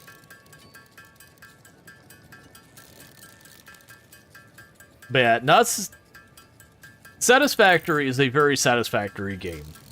It's got a nice progression arc. It is one of those games that if you literally just try and build what's above me, and ignore your new buildings... it can end up being a slow and frustrating time. Genuinely, when you play these automation games, anytime it gives you access to new tools, you really do want to try and take advantage of those tools kind of as early as you can. The vast majority of those times, those tools are going to be what help you, you know, get the next things done and all that. Okay. Meanwhile, it looks like I can honestly grab you out of here and you out of there and put these in.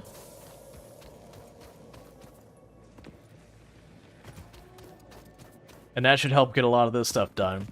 Because like I said, I'm gonna need to pretty much have as much concrete production as I can have because of dealing with these rolling hills and all that. And if we're doing a build-up base, so bam and bam, you can stack you. Now it's just down to the bags of concrete. And we go here to the constructor.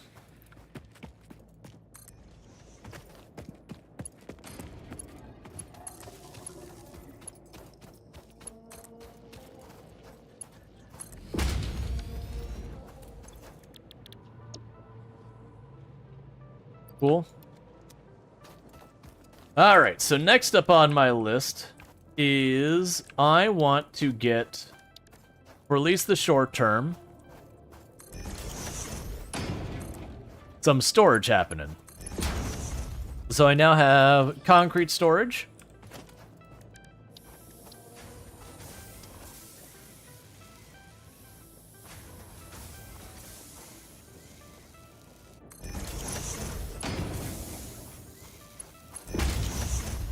I've got storage for plates.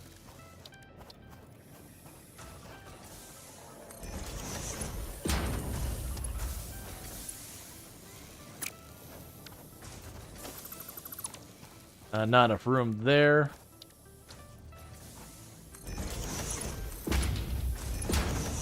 We got the storage for the rods. And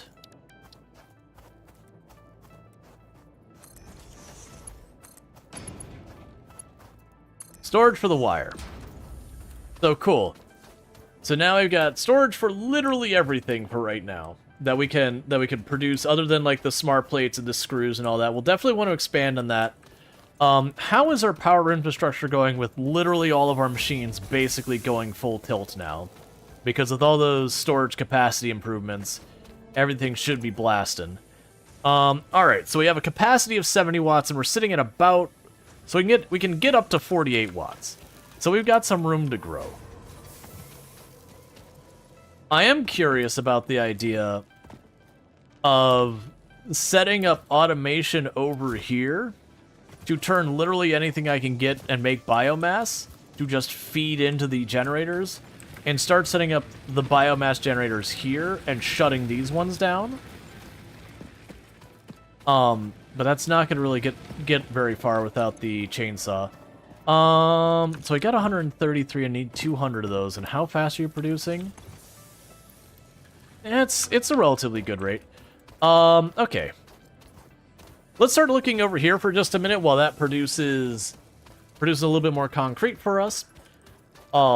See what more greens we can get for future biomass production.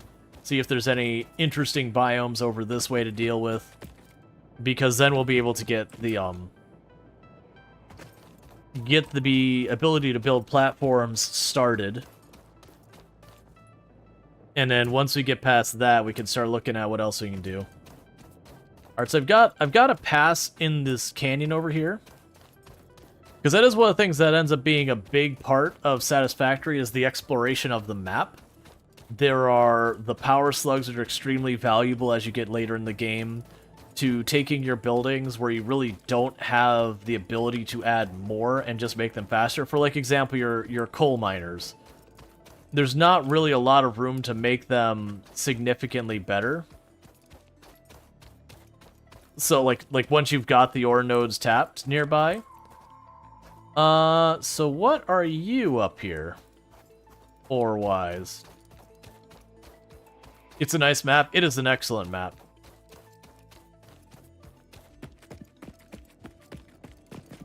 So that's Caterium. I don't need that right now, so we're not going to worry about it.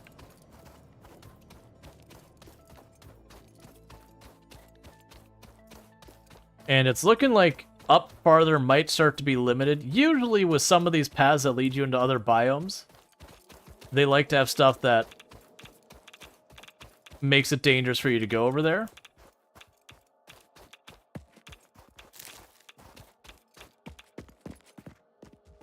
Yeah, so all that radiation is just that spot there. It's a handcrafted map. But it's a really big handcrafted map. But it's also one of the things that I would hold this as an example of, you know, why most of the time I prefer handcrafted map over procedural generation. Like, don't get me wrong, procedural generation has its place where it shines.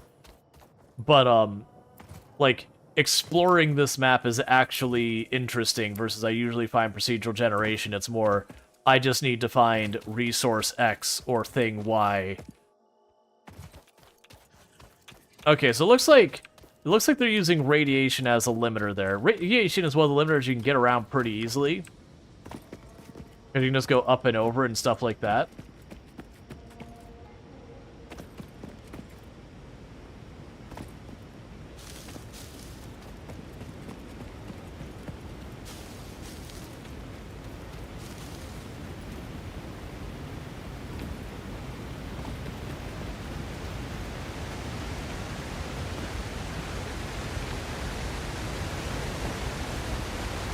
Oh, there's another ledge there.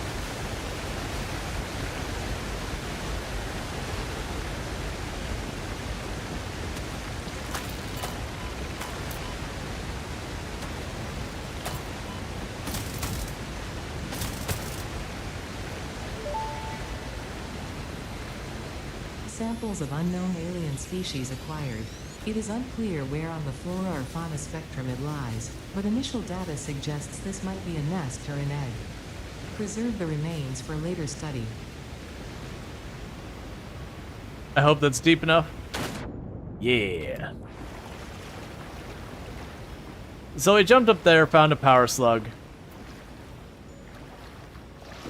Some map is like Planet Crafter? Yeah, exactly. But like, you'll have all sorts of exotic tunnels. Like I pointed out earlier, it was over here somewhere. Yeah, I think it's that rock formation over there. Where I spotted where I'd be able to blow a hole into it. And it's got something hidden. Was it this one? It was one of the ones over here.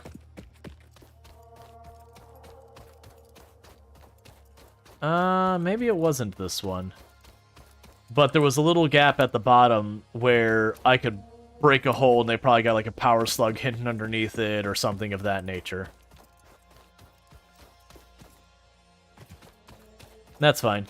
Okay, so let's get back over here, see how we're doing so far as our concrete and all that. How am I feeling? A little bit better than yesterday. Definitely not 100%, not even close. But definitely moving in the right direction.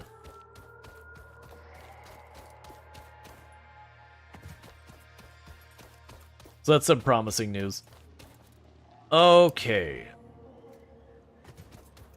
So let's check on this. Excellent. So that's the last we needed of the concrete bags. And that's the thing, is I was stuck waiting on that. And sure, I could go up to some other node and start chipping at it with my little pick or put down our drill and all that. But for right now, I was like, that's fine. So let's drop off stuff to top all these off, because I need to make it a habit of doing that every chance I get. And we're getting low on biomass again, which is our existence. Push the button. Milestone reached. Several new structures are now available for improving factory organization. Foundations provide a building grid, which makes it easier to manage placement of any structure. In the event that you are experiencing amnesia for all events prior to planetfall, be reassured that memories of beloved humans and/or animals would have only been distractions from your important mission. Okay. So, my plan for building structure is probably going to be to lift... Oh, do I really want to just lift it off the ground? Because the negative of that is it means every single time I build a conveyor belt or whatever, I have to go higher. I think it is the answer. That I'm going to just literally lift the platform off the ground enough that I can just go over top of the drills in this area. And this will be a big open area that we can build our tower up on. Because going up is easier than when you realize you've gone too close to the bottom. Alright, so we've got our foundation. And if you look at our foundation sizes, there's no material cost difference, there's just the thickness difference. So usually you end up wanting to go up and not have to deal with that. Okay.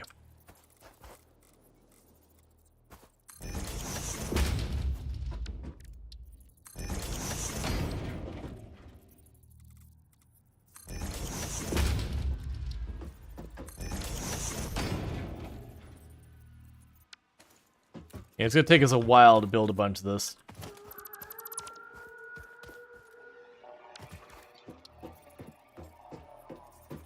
What I want to do is just get ourselves enough of a ramp up.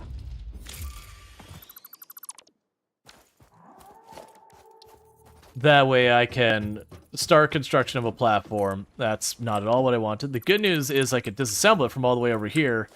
And in this game, you don't lose materials for disassembling things. Which I appreciate a lot, because it's really easy to misclick. And when you've built something out of really rare materials, and you've misclicked it, you just get angry when you're, like, playing a game and your stuff is gone. Alright, so I'm going to need another constructor.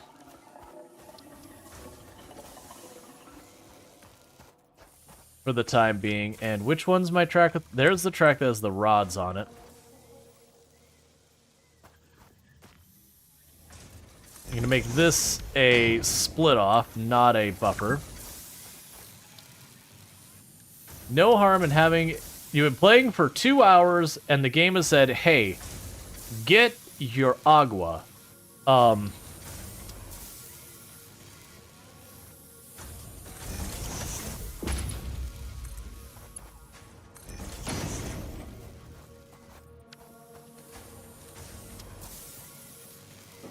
Okay, it is working. Cool. Screws. So we're now producing screws. And get ourselves another container.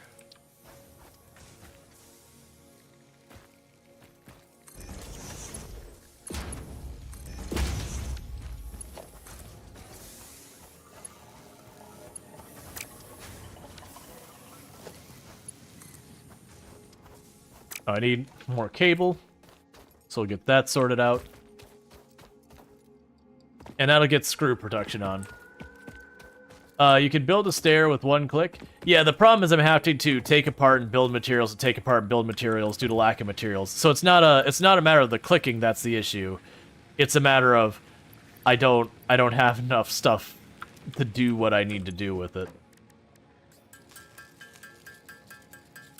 Like I'm just low on materials. That's actually the reason I stopped building. It's because I was out of concrete.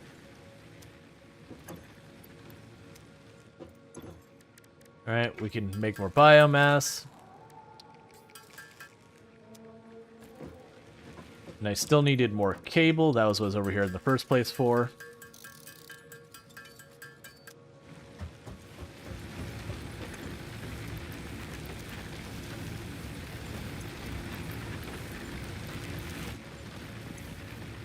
Getting low.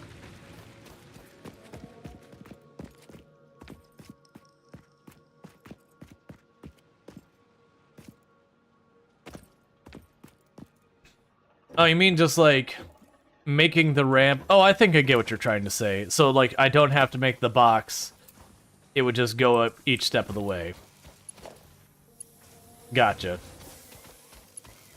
They do have a lot of those controls where it's not super obvious to begin with. Alright, so we've got that wired up. So we're making screws now. So that's good news. We are getting low on biomass again. I am going to run over here, though, and check in this. I have no idea. We can check real fast. Because it should have more of this now. Then go here. Go ahead and give me bow stacks of that. That's probably more than I need, honestly. And those screws are being made, so that's good news. Yeah, so once I get these platforms set up, then, like I said, I'm going to start messing around with some of the stuff to get our production up there. And we can keep the drills down here, and we can just pass belts underneath and all that. So let's test this. See if I misunderstood what was being said.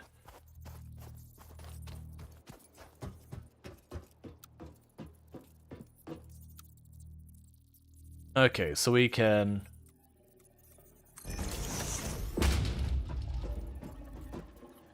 Nope. What I think you're thinking is the sloop mode.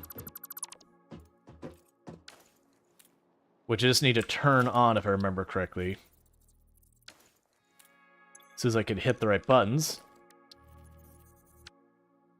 I keep literally hitting the same button. There we go. Zoop mode. There we go.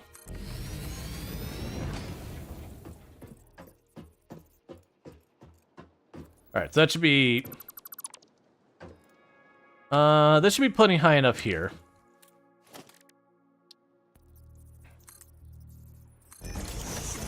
Because you don't even need to click and hold with Zoop. You just go click.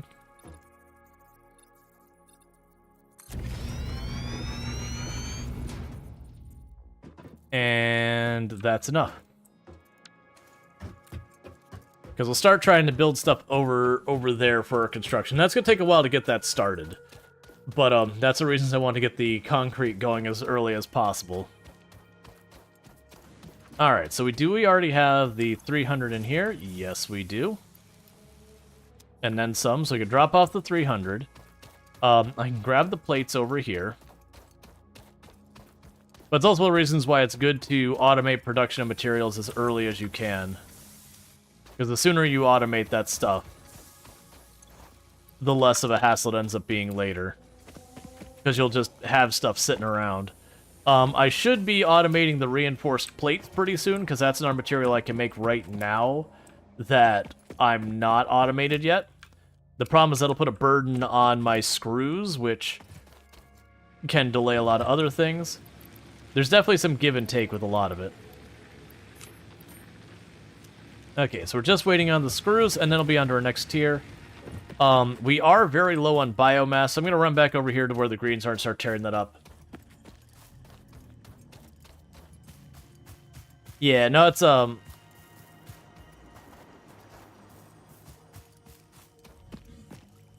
heard a snail, or a slug. I'm pretty sure there's a cave underneath here.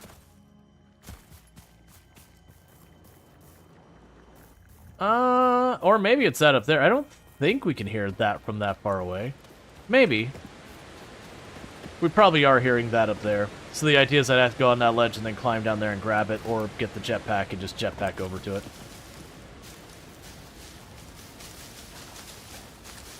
Alright.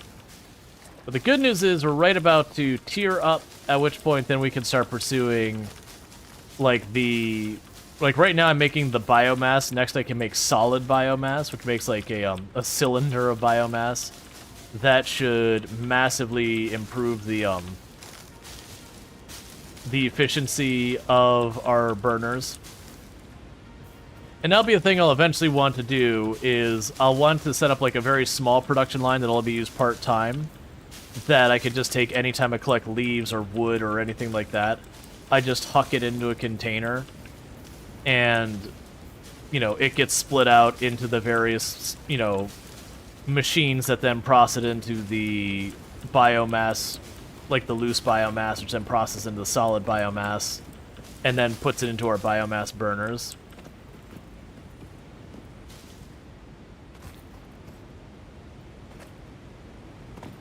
Alright, well, we got a path up here.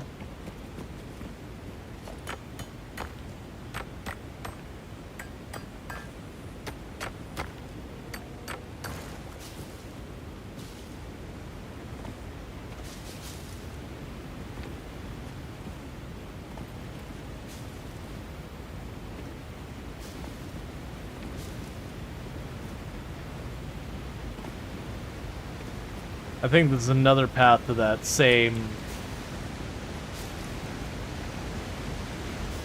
slug I went to earlier.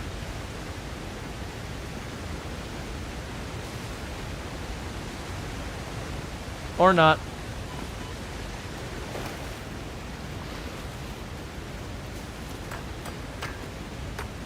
And for the record, if you're at full health, I don't believe you can die from fall damage. I think it'll take you to like 1 tick from dead. But if you're not at full health, I think then it can be lethal. There's like a max amount of fall damage you can take in 1 drop.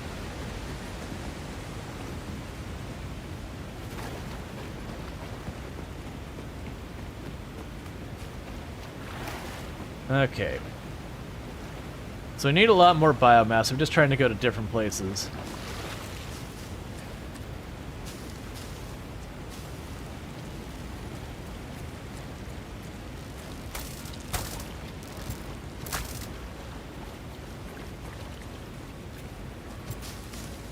I see. I'm not that worried about the slug. Later on when I can use it, I'll go...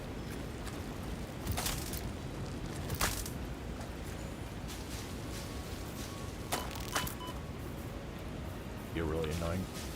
Later on, I'll want to go, because I want to go up top to that spot to kill it first. And just be done with it. Because they can be kind of dangerous if you ignore them and just let them wail on you. You didn't realize you had to search for resources in this game? Yep. Like, you get this thing, which I could pulse for certain types of nodes. And I'll get more options of that later. That's actually what I'm working on right now, is the thing that lets me research stuff so I can locate it later. But even then, there's some things you can never scan for that I'm aware of.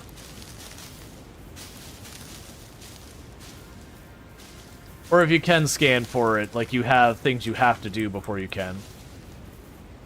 Well, one nice thing I'm noticing is that limestone over there, since I'm using it, it lit up with a checkbox, versus the ones I'm not exploiting yet aren't lit up with checkboxes. They were hollowed out icons.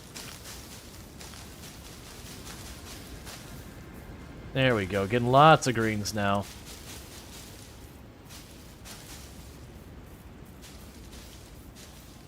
It's okay, don't worry. Sooner or later I'll get the chainsaw, and we'll start properly clearing out the greens in the area for good.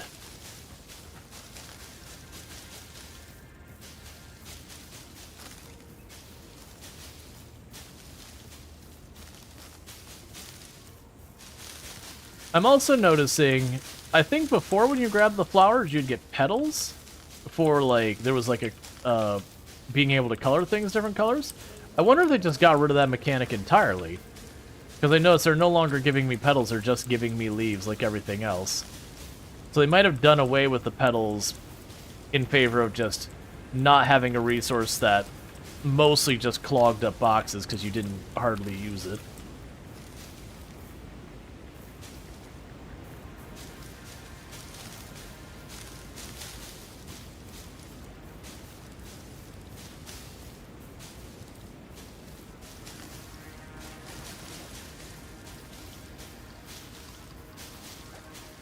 Alright.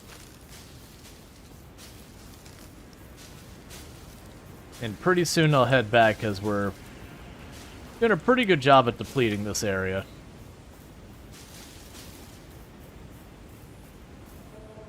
It's not you, Zagred, on me. Where? Who?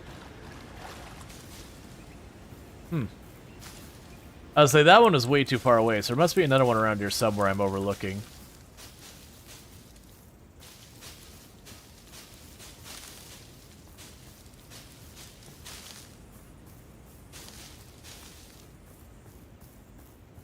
And there's another power slug, so there's probably something protecting that power slug, which I was aggroing.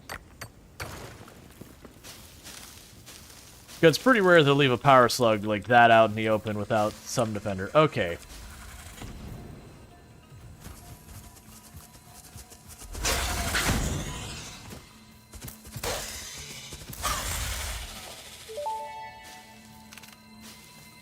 Samples of unknown alien species acquired.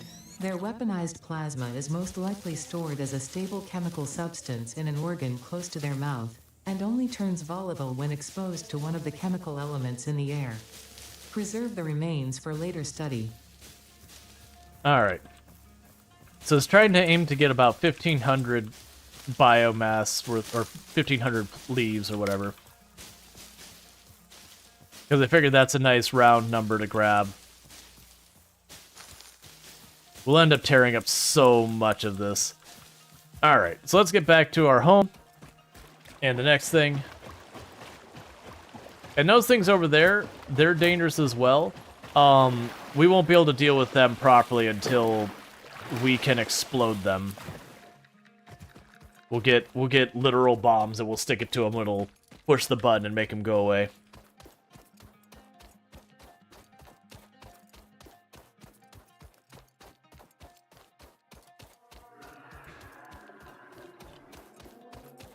Alright. So I'm kind of picturing like a city design where we go and we set ourselves a flat layer, and then I do like, this is the tower dealing with all the iron stuff and it just goes up. And then I'll have the tower that deals with copper stuff and it just goes up. And there's definitely going to be like paths that have to go between them and all that. But I feel like that'll be a good way of, one, not putting everything in one spot where then later on you go, oh no, what do I do? Which there's still going to be some of that anyways. Where I'll have, you know, I'll have the footprint kind of fully filled for an area and go, but I need more, and stare at it, not being able to figure out a way to shove that into limited space. So then you have to like make a separate floor and do a whole bunch of this. That's still gonna happen, and that's when organization goes to die. All right, so push the button. Milestone reached. Supply the molecular analysis machine, referred to as the MAM, with local resources to research and develop new technologies. Potential technologies include exploration tools, weapons, and factory buildings. These are essential for maximizing your Pioneer efficiency and alignment with Fixit's core pillars: construct, automate, explore, and exploit. To advance Fixit's mission, all notable phenomena, resources, technology, or other influence should be investigated regardless of any perceived danger, as stated in the Pioneer contract. I love exploring things without taking into consideration any perceived danger. Alright, so we're just making more of the biomass here.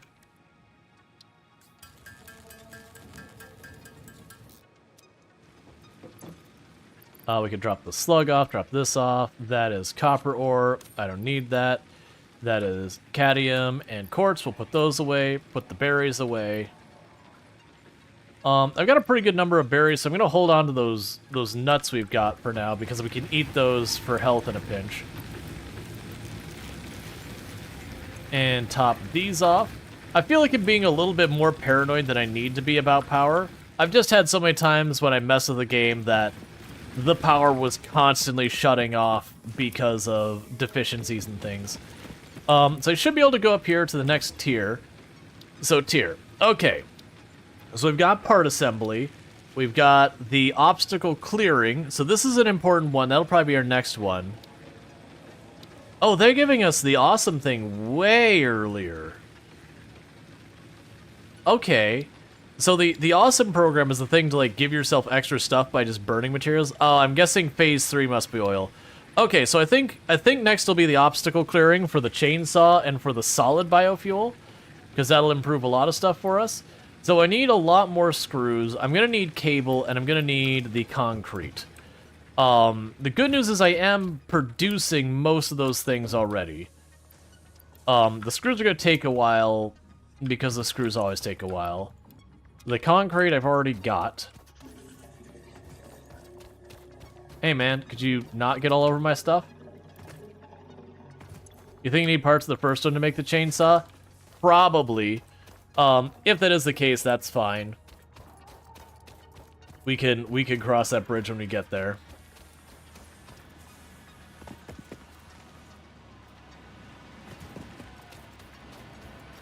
Because I will need lots of rotors and all that.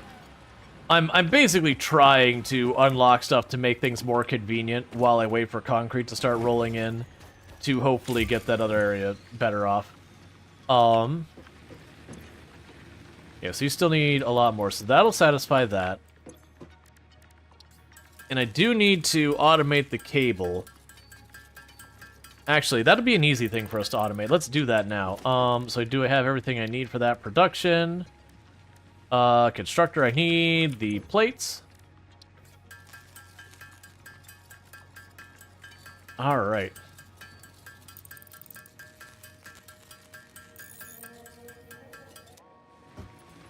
Because what I can do over here now is where I've got the wire being made, is I can split that off and have it start producing cable.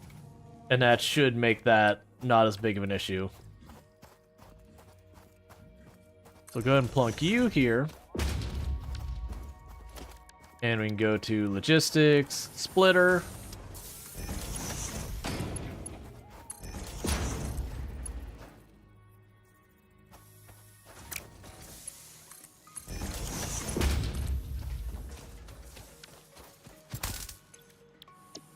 And definitely if we zap it, it makes it work better. Don't question it, just go with it.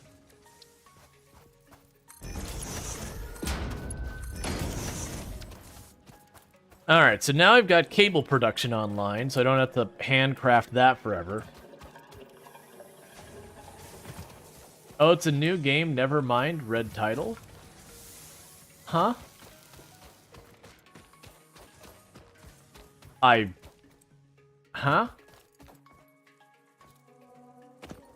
Oh, are you saying that I didn't... Yeah. No, we started over because 1.0 dropped today. So we wanted to do a fresh start versus jumping into an existing save or anything like that.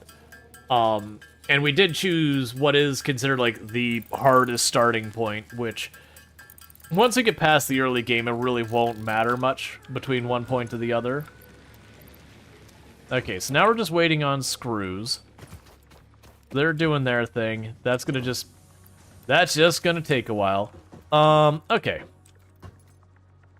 In the meantime, we do have a ton of biomass on us. We don't need to be really collecting more. Let's go take a look over here, because what I'm looking for is I'm looking for areas that we potentially could set up our coal power and all that later on. That tile there doesn't need to exist.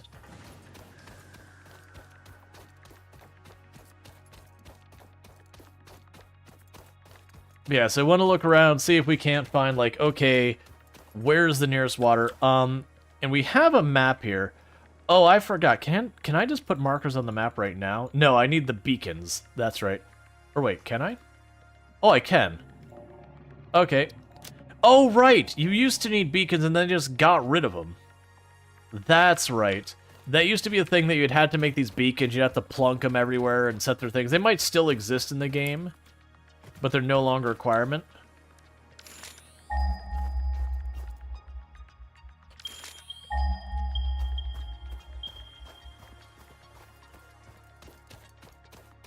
Alright, so let's pop over here.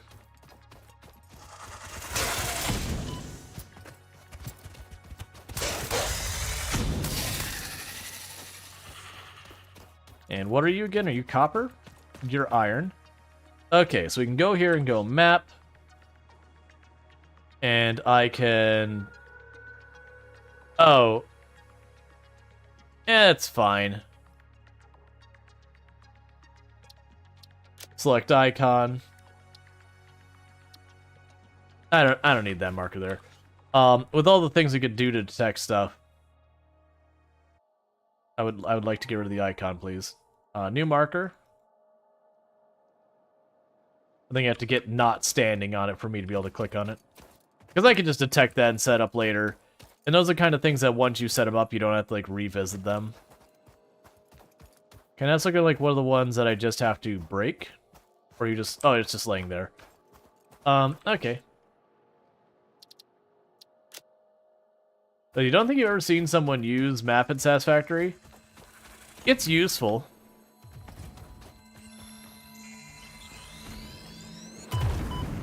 That's fine. I just wanted the slug. I'm not worried about collecting your bits right now. Alright, so let's look east at what we got. We got another area over there that's probably got some stuff hidden. Is that a cave going underneath that I see?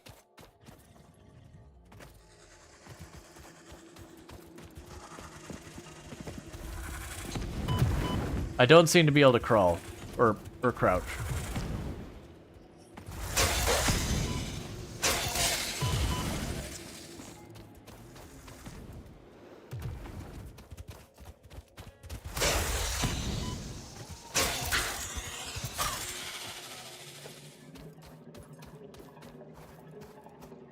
Okay, there's a crawl button.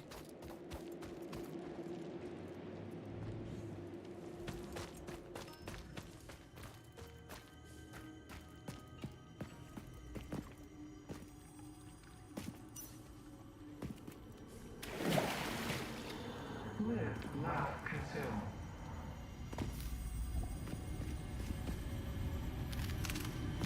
Thanks for all the wood, man.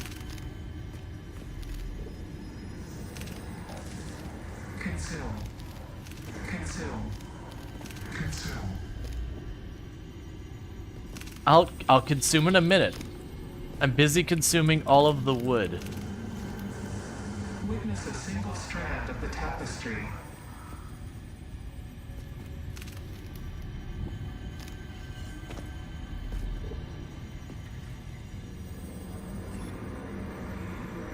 Be appropriate. I don't want to be appropriate. Give.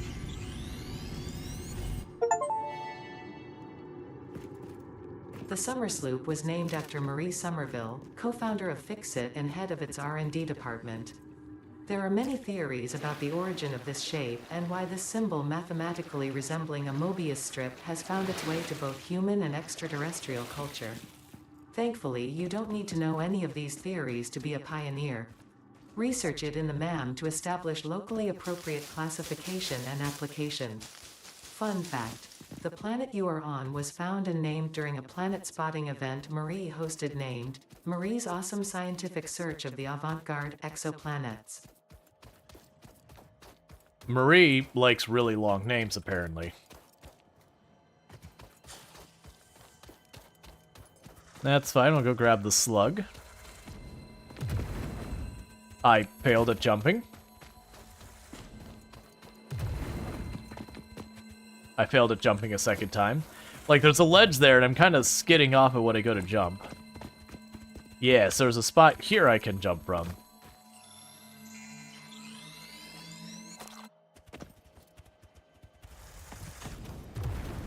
Okay. Hello, whatever you are.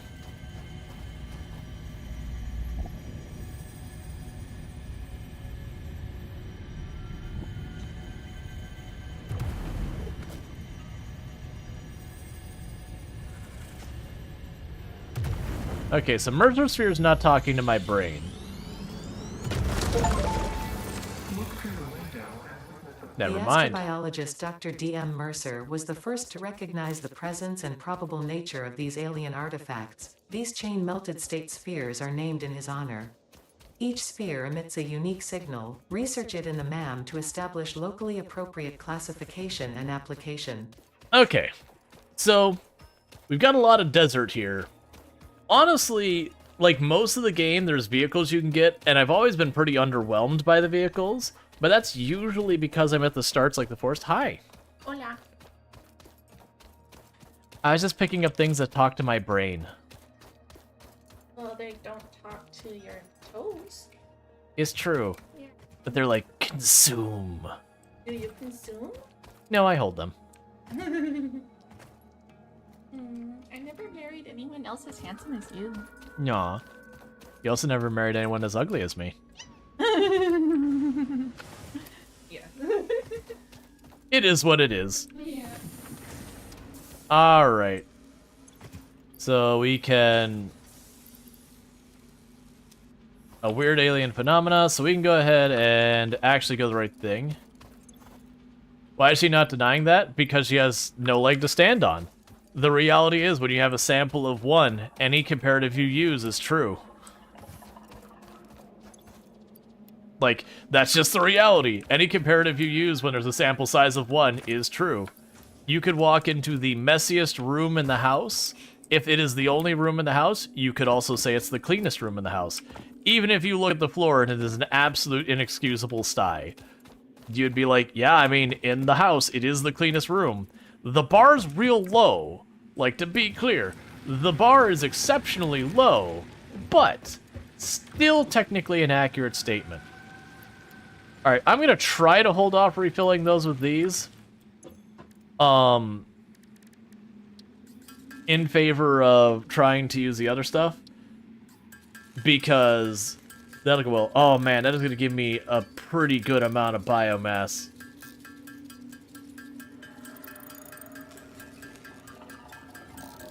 Because then I'll be able to turn that into solid biomass. That's going to go a long way for us. We'll go ahead and drop all this stuff in here for now. Because I have no use for it right now. Meanwhile, we can go ahead and slap some more platforms up here. To try and get our start on this. I do think in the long run, I might replace that ramp with a ladder.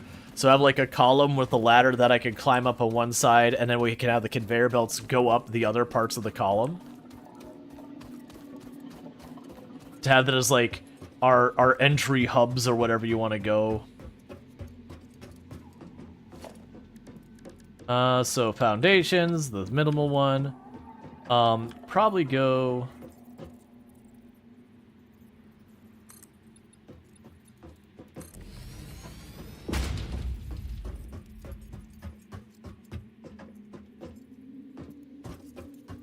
little bit over here.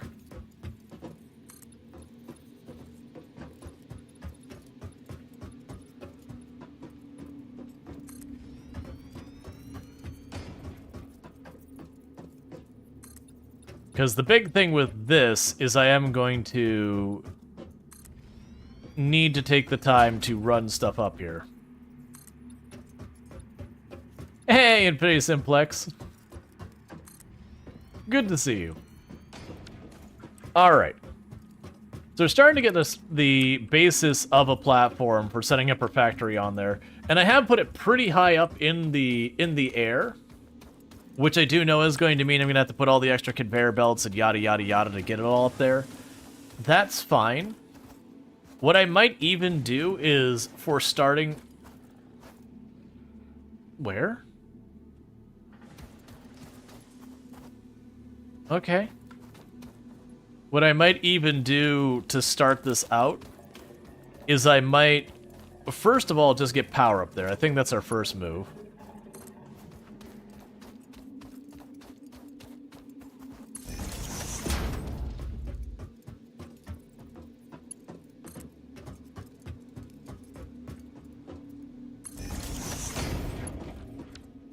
But then I could potentially put our biomass production up here and make the stuff where instead of me having to handcraft all the biomass, I could literally have, you know, I think it's constructors. I could have the constructors where I feed it leaves and then the, you know, have the leaves get turned into the biomass get turned into the, you know, into the solid biomass. So that literally all I need to do is periodically... Oh, come on, you. So periodically I just need to drop by and, you know, actually I could just have it automatically feed that. I just have to drop by and drop biomass materials into it. Alright, do we have the screws we need? Cool. So that'll be our chainsaw built. The chainsaw is nice because, one, it gives me an ability to get a lot more wood by comparison to leaves, and wood just goes farther. And then, you know, all these trees and stuff here that I can't get rid of, it makes that available. It also, instead of having to pick everything up one by one, I can pick it up in bulk.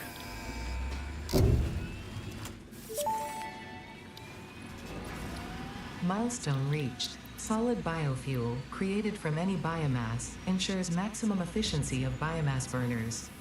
To aid in biofuel production, the chainsaw allows for the removal of tougher wood and coral foliage. Additionally, your pocket dimension has been inflated to increase inventory size. Inspirational note: will you be the Fix-It Employee of the Month? You could be if you construct, automate, explore, and exploit by eliminating all obstacles to efficiency. I want to This be isn't just Employee of the fun, Month. It's contractually mandated. Fun, fun, fun. I want to be Employee of the Month. Come on. Let's drop that in there. Okay. So yeah, so we're still going to be bottlenecked on the screws. That's fine, because now I get to see what I'm going to have to do to make the chainsaw and the solid fuel. Which is the whole reason I've been holding off feeding those again. Because first of all, let's make the solid fuel. Yeah, like I said, I think what we'll do is we'll put the biomass burners up top, hook that up to the power grid, and we can set up the production for just feeding them solid biofuel. Okay, that's going to take way longer than I want to take. Alright, so let's see. For the chainsaw, what do I need? The chainsaw requires just more screws and another plate. That's easy enough. So we can go here, give me another plate. And then we can get the screws.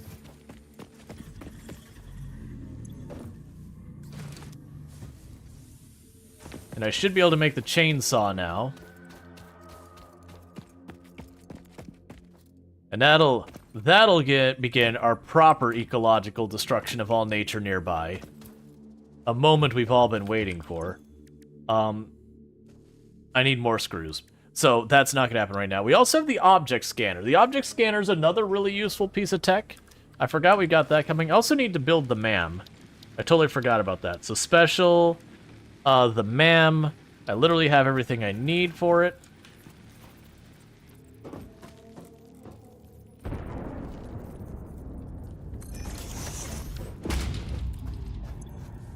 Okay.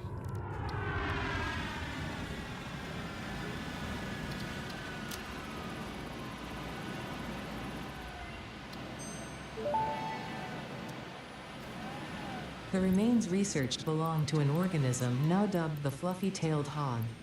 It has many characteristics that would likely classify it among the Suidae family were it native to Earth. Hog remains can now be made into alien protein, and additional research may reveal options for improving Pioneer safety during exploration. Ew, safety. I don't want to do that. So, right now all I need to do is start researching.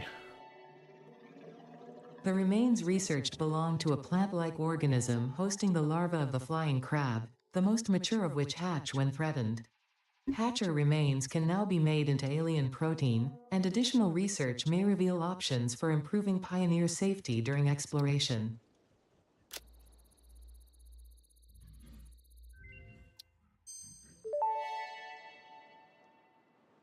The remains researched belong to an organism that tends to nest near objects emitting specific types of resonance. Spitters are called as such due to their ability to create and spit plasma across long distances.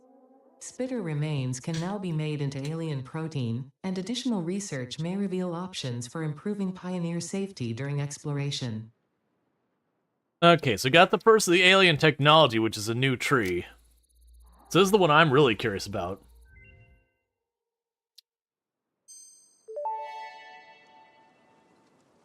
Mercer sphere analysis completed. Established local planetary signature of massage 2, AB, in the local Mercer sphere signals, allowing them to be tracked by the object scanner. Mercer spheres can also transmit data between specific. Witness our scripture. Witness our windows. Have you come to defile our shrine? Sing us a song. Arguing the existence of intelligent alien life. While Fixit has figured out the method, all of the original data is still untranslatable. It wants me to sing it a song. I love how cursed that is. Now, granted, I can't see, so that's a SAM fluctuator. So I assume that's getting that SAM ore, which we haven't found, unfortunately. I like that it talks to our brain. It makes me happy. Summersloop analysis completed. Summersloops are somewhere between battery and conduit, harvesting energy from pockets of space with complete disregard for the rules of the space-time continuum, and distributing it into its connected ecosystem. This energy, Let the effigies harvest until the waves reach our shores. Consume. similarities to the hypothetical force of dark energy to potentially be one and the same. It can now be tracked by the object scanner. I mean, there's no way we're telling it we're not going to consume. It's only logical that we consume. Alien power augmenter, production amplifier. So, we can't see what a lot of these things are. So, the Dimensional Depot uploader. The Dimensional Depot uploader is used to upload resources to a dimensional storage device. From here, resources can be used by the build gun and Oh. I really like that. That's universal storage is what that is. So I can feed it materials, and then I don't have to lug around, 20 stacks of concrete with me. I could just be out in the world, Thank just be you, like, Sentient there. _cookie for subscribing for 32 months. Satisfactory D's nuts. Got 'em. Ooh woo. Subby wubby.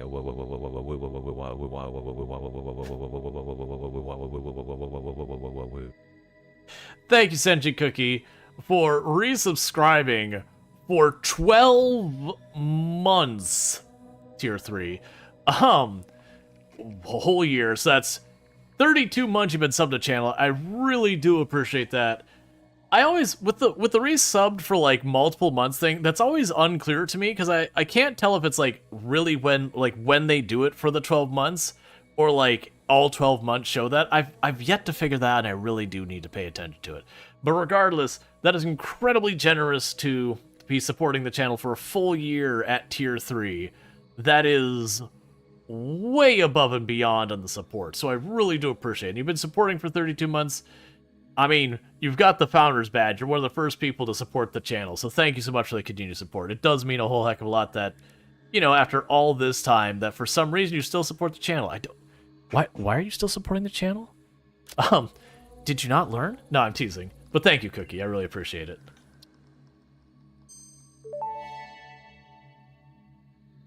The metal has been named Caterium after Fixit's greatest CEO, Katerina Parks. It has been added as a viable alternative to gold in industrial applications, specifically in advanced electronics due to its superconductivity, malleability, and corrosion resistance. Okay. And as you can tell, we're rolling through researching one thing after the other. Let's see. For you, it is always broken. You sub for 6 months, but shows like the normal sub. Then 2 months later, it shows as like 6 months. Yeah, that's the reason I get confused by it, because there's people I know who have subbed for a while, like they got 3, 6, or whatever months all at once, and then it keeps saying like 6 months, and I'm like, I know they're not resubbing for 6 months, it's just the continuation. And then for others, like, I could have sworn this person subbed for 6 months, and I think it's only been a month or two, but now it's saying 1 month, and it's really confusing. But yeah, so we're a little front-loaded on all these because of the exploration. Research completed. Caterium ingot recipe unlocked. New Caterium research available. Okay, so that'll give us the zip line, which is a really big thing for travel later. But yeah, so I got a lot of stuff we're sitting here researching real quick. This fruit, dubbed the paleberry due to its tendency to stay light in color even when ripe, is compatible with the human digestive system and has been added to the object scanner. Further research is available. Okay. This mushroom, dubbed bacon agaric due to its uncanny resemblance to raw bacon, is compatible with the human digestive system and has been added to the object scanner. Further research is available. This fruit, dubbed the barrel nut after its distinctive color, is compatible with the human digestive system and has been added to the object scanner. Further research is available.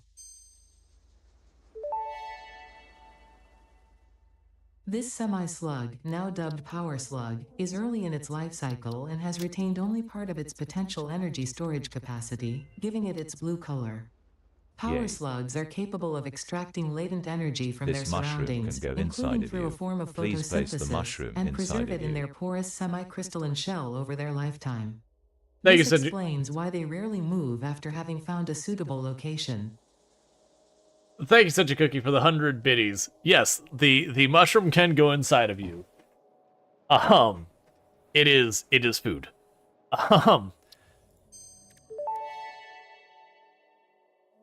The crystalline mineral was a previously unknown variation of quartz, with uniquely large and flawless crystals, normally only found in synthetic quartz. The industrial application of this mineral will follow that of its synthetic counterpart, specifically in communication and exploration technologies. Almost done, chat. Research completed. Quartz crystal recipe unlocked. New quartz research available.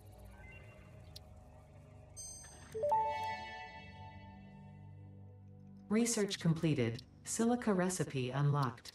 New quartz research available.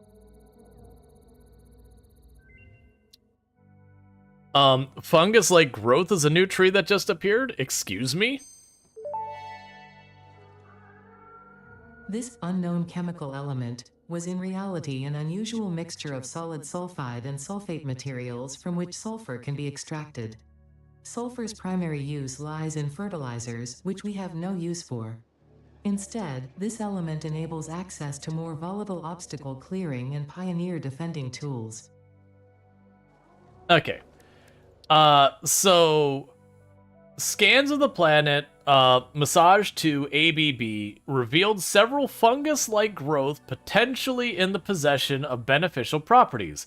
Explore and acquire the samples of their fruit bodies. So we haven't seen whatever that is, but apparently we are going to have the ability to do stuff with that. For right now, I'm not going to be focusing too much on the Caterium and all that, but I wanted to get it all away. Later on, research on the MAM will end up being way slower stuff. So the first thing I want to do, now I've gotten that all out of the way, is I'm going to make more smart plates because I'm going to make a constructor up top here.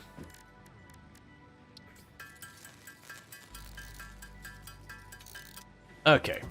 Because I'm going to make a constructor up top here to turn any type of the shredded biomass into solid biomass, so I don't have to do it by hand because it's painfully slow. And then from there, let's see, you can you sub to 12 months of their channels? Maybe they deactivate in your market. Yeah. I don't know. Alright, so the intention is, I'm going to go ahead and put this way over here. I'm going to have to expand this platform. We'll start this over here on the edge, because I'll put the biomass burners in front of it. I'm also going to want to have room for a storage container, which I really have not given myself. How am I going to do that? The answer is I need to get more concrete. Okay, let's run down here. Let's grab more concrete. I need at least one more row, because I need to do the row of constructor, or like the row where I can put the constructor, we put a storage container there, and then we put the biomass burners one farther in from that. And that would give it to where I can power up all my biomass burners, and all I have to do is, every time I finish running around doing whatever I need to be doing, I can just pop up there real quick and do a drop-off. Okay, we can also make our chainsaw right now, and that'll be good.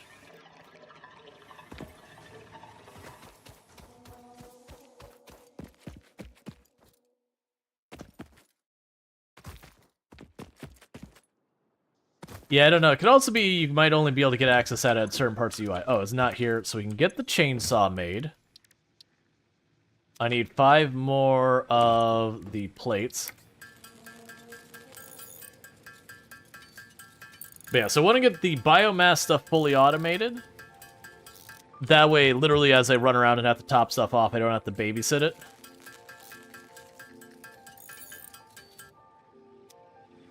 Alright. And with this,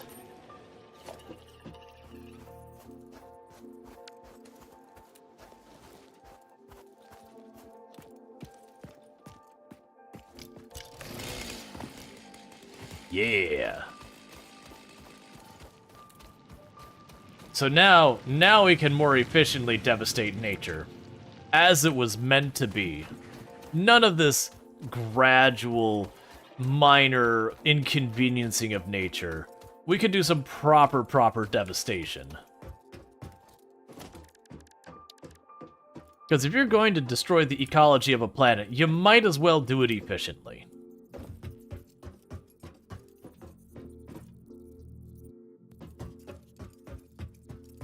Alright, so let's go here.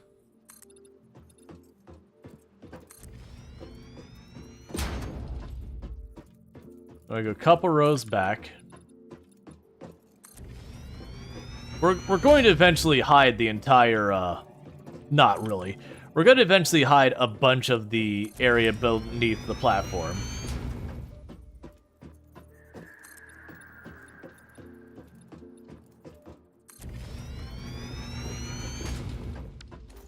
Okay, so with that, let's go ahead and get the constructor. Well, actually, we can start it this way. So power, biomass burner. We can put the biomass burner and give ourselves just enough room that we can run past if we need. There we go. Because we're going to need that hooked up. We will want enough room for a splitter here, and we'll want to make sure that we then have this. So give a little bit of room to deal with conveyor belt shenanigans. It's probably more than I needed, but that's fine. I would rather use too much space than too little, because I can adapt things with too much space. With too little, you're just stuck. And there's the constructor. So constructor to here for the solid biomass, and this to there for solid biomass. And for right now, I will put a pole here. That'll connect our burner there. And connect this here, and we can go to you and say, I would like solid biomass out of that, have a stack, have a nice time. And then from here, I'm going to need another storage container. That'll probably be back far enough. And I can connect you.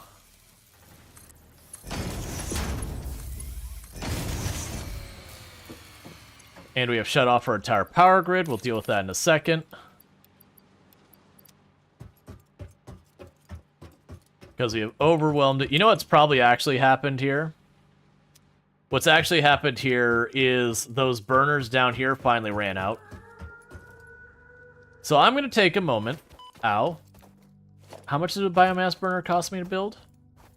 Oh, I can make as many as we need. Alright, so we're going to shut down the biomass burners on the hub itself entirely, because I can't automatically feed those, and I do not want to babysit them. So instead, what I'm going to go ahead and do is I'm going to tear all that up, including the power lines running over here.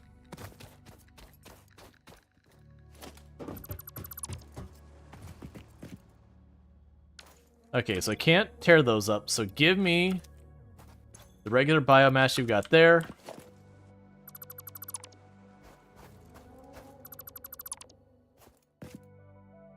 You're not hooked up to anything else. Okay. Because we're going to go ahead and build probably 4 biomass burners up there, with the splitters to automatically feed the solid biomass into them. And then we could go and, you know, give ourselves a little bit of a surplus of biomass, and then it should make power very easy to manage in the meantime. Rual stopped burning trees only because it was inconvenient to refuel the generators. It happens. Alright, so.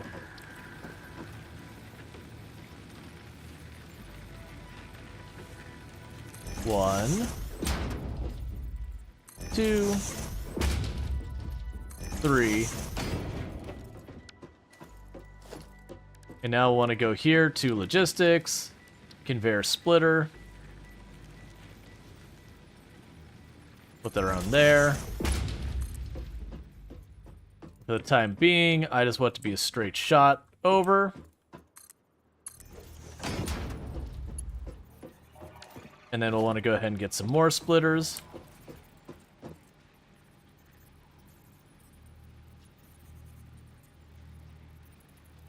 Wasn't there a button to make it snap? There we go.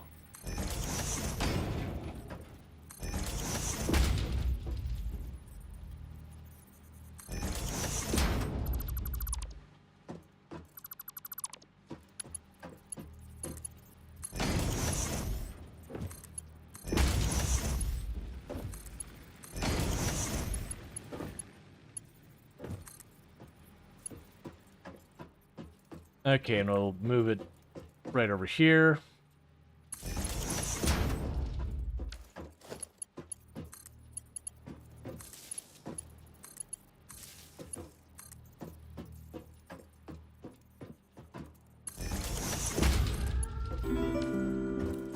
Thank you for the follow.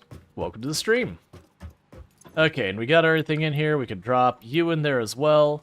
I'll need to do more stuff with the rest, but I could go ahead and put some solid biomass in each of these. And that'll be enough to kick them over. And that should be all I need to bring the power grid back up. Yes! Okay, that's way more power capacity. Okay, so these biomass burners here do a lot more than the other ones do. Because my old capacity was whatever this was. It looks like it may have been 40 megawatts. Versus we're up to 100... No, that's... Oh yeah, this is 70 and this is 120 megawatts. So we're not quite using, we're using just over a third of it. So we are good. And the good news is it's going to burn that really slowly for now. And we are now producing this. So it is just running that through. So that is perfect. The next thing I want to do for this production chain, though, is I am going to need more smart plates. Not smart plates, those are a separate thing. I'm going to need more reinforced plates.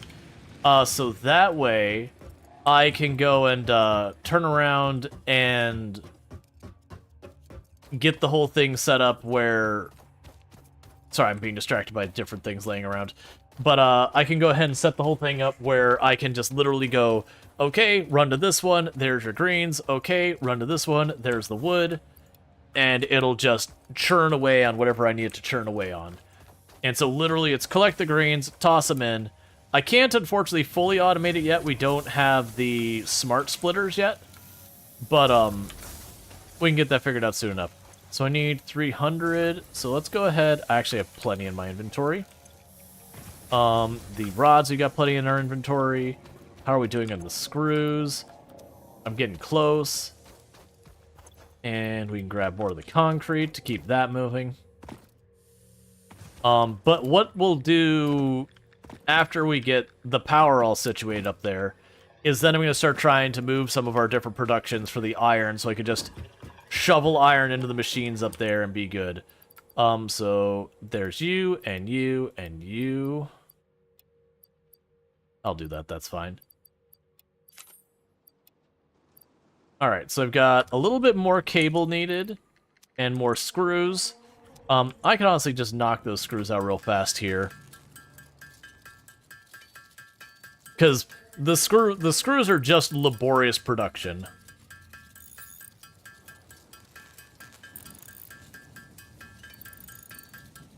That's just the reality of it, is screws just take time. Which is why, no matter how much screws you produce, you need more than the amount you're producing.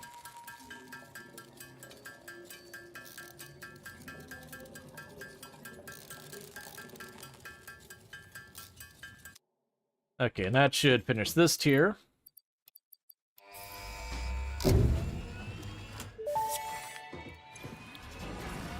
Milestone reached. The assembler can produce more complex parts, including the first project part, smart plating, which is crucial for initiating project assembly. Project parts must be delivered to the space elevator. By completing your contracted duties as part of project assembly, you will definitely be helping achieve Fix-It Company goals without any other I have the ulterior chainsaw. motive. Note, humans cannot craft project parts. Do not worry about your inadequate crafting skill when compared to an assembler. Fix-It cherishes your innate human abilities, such as walking, striking objects, and commodifying natural resources. Okay. So with that, we've unlocked the assembler. I'll have to do a lot with that later. The logistics, we don't have the smart conveyors or anything like that. That's fine. We did get basic walls. We'll end up dealing with that later. We'll also need to build the space elevator. That'll be a major investment in time.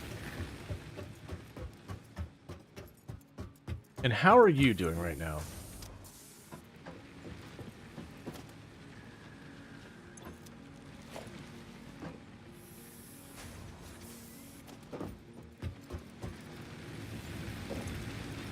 Yeah, so those are slowly building up. Because I'm going to need an okay amount.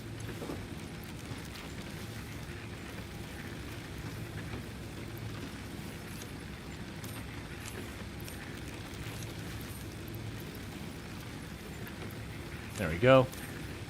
I'm going to need an okay amount of those to actually go and collect a bunch more materials, but that's fine. Alright, so production. I literally knew I needed that. I could probably pull the... Can I get an eye on that? That's too far away. Alright, the other thing I should probably get is when we get the Caterium, I can make a zip line that can run a power cable down there. So I can just zip line down versus running back and forth. Because right now I'll take fall damage every time I do it. I need to make the plate. So what I'm going to go ahead and do is I'm going to grab some of the stuff from over here. We'll grab the MAM and the equipment platform. We're going to move it up top there. So they don't have to run back and forth.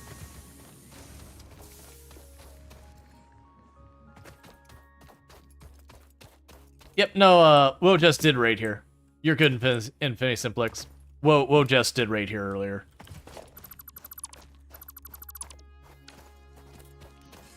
That was the reason why, Eonek was like, I don't understand how Woe just raided twice.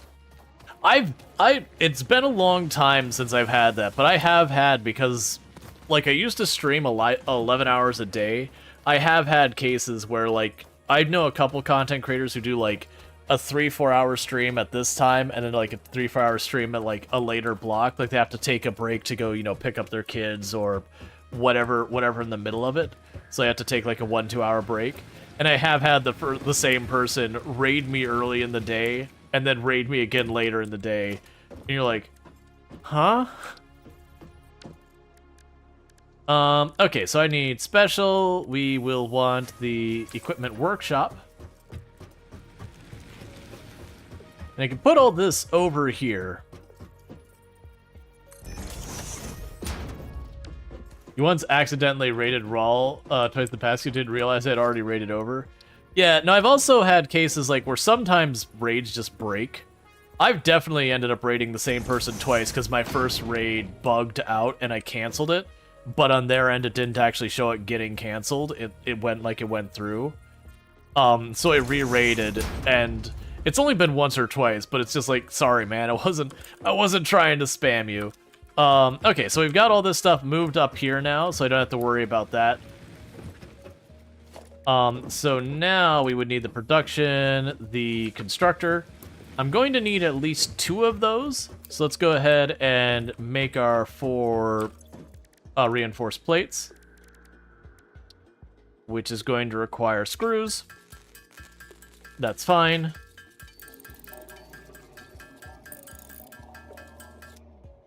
But then we're going to want to start working on automating these as well.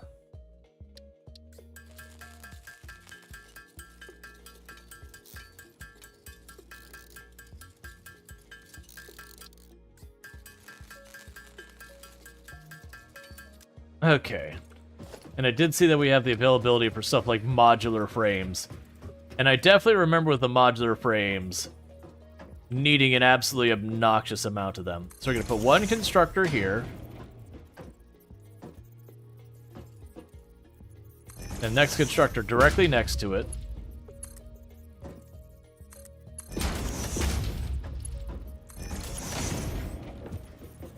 Alright, and we will put a merger here.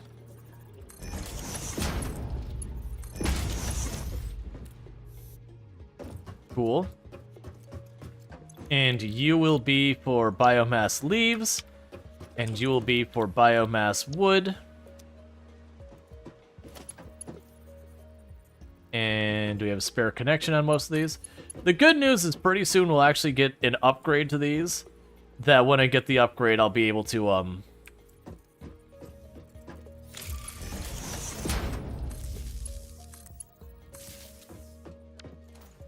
I'll be able to do a lot of this other stuff. So we can go leaves, wood, but I am going to need storage containers for both of those. So let's get those built. Oh, this is going to be not the best.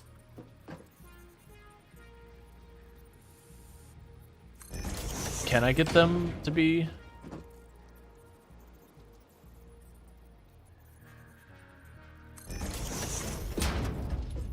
All right.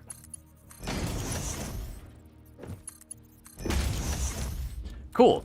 So with that, this isn't the best because those aren't easy to get at. But then I just toss all the extra leaves we get in this box, all the extra wood we get in this box. Those feed those into these machines where it gets turned into, you know, loose biomass, which then goes into this for buffer storage, which then gets fed in this machine to make solid biomass, which then gets fed into our biomass burners. So now, when it comes to refueling all that crap, instead of having to stand on a bench and churn away at it, I literally just run over to it and just chuck them in the appropriate boxes. Later on, what I'll end up doing is I'll get rid of one of those containers. I'll have a smart splitter that says okay if your leaves go that way, if your wood go the other way. But we don't have that tech yet, so that's the whole thing.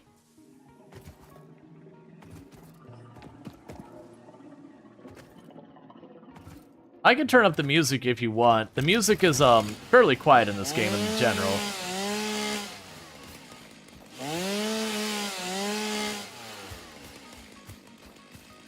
Ah. As it's meant to be.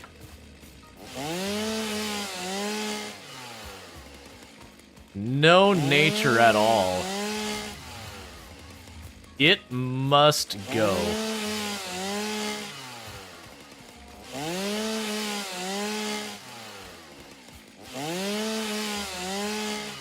Nope, wait.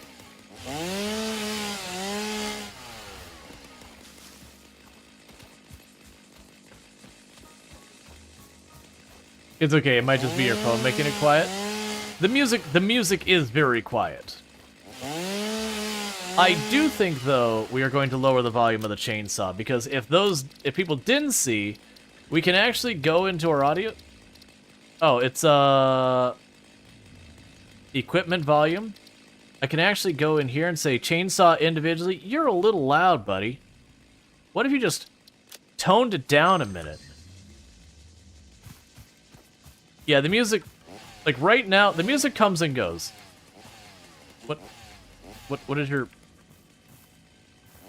There you go. Yeah, we can go in here real fast and turn up the music a little bit. It was on the starting screen, the music was a bit on the loud side.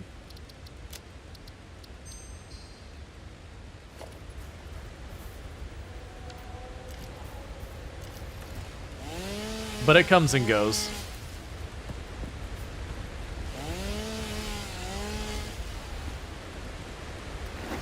What I'm trying to do is get a little bit of an abundance of biomass for now, so that I don't have to babysit it.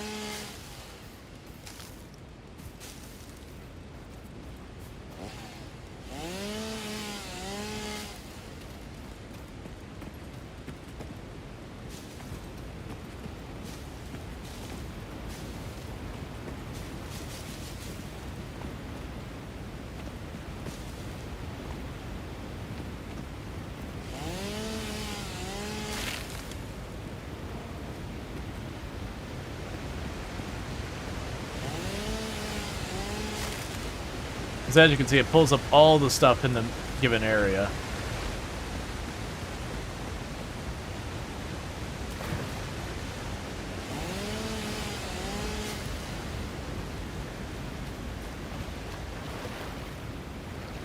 Okay, because this will basically tell me to not bother going over here again for biomass. But to give you an idea, I've already got 180 wood, which is going to go a pretty long way for us. I did make sure to grab enough solid biofuel to run the chainsaw for a little while. I'm just going to go along this shore, clear off a bunch of these. That's going to give a bunch of my buildings a chance to get a surplus of things made, so that we can start going on to the next thing.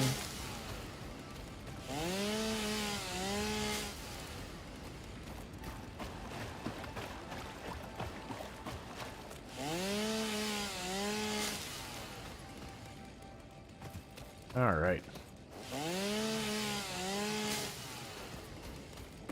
Because each time I do that, I'm getting like 5, 10 wood, 20-something leaves.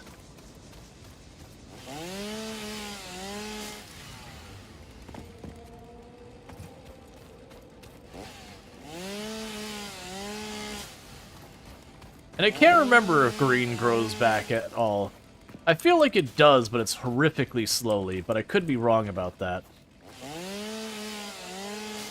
Like, it's enough if you're burning biomass as your primary fuel source. It would become a major problem if you refuse to move past biomass. Like, you'd end up doing what I'm doing as a regular thing, and just have to go farther and farther and farther. Now, with what I'm doing, we got to get one more tier in tech higher, and that'll open up oil, or coal, I think, actually. I'm sorry, not oil, but coal. And once we open up coal, then we're going to be at the point where it's not that I won't collect biomass ever. It'll be more I'm trying to build in a place and there's annoying trees and plants everywhere, and I'm clear cutting to get rid of the plants, and you get the extra bonus of getting the biomass, not for the express purpose of the biomass.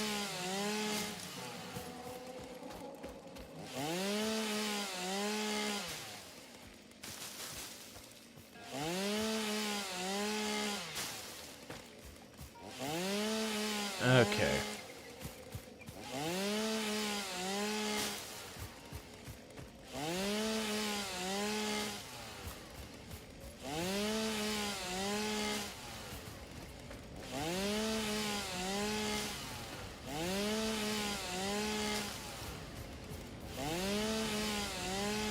I'm just gonna finish clearing this little area here, and then that'll be good.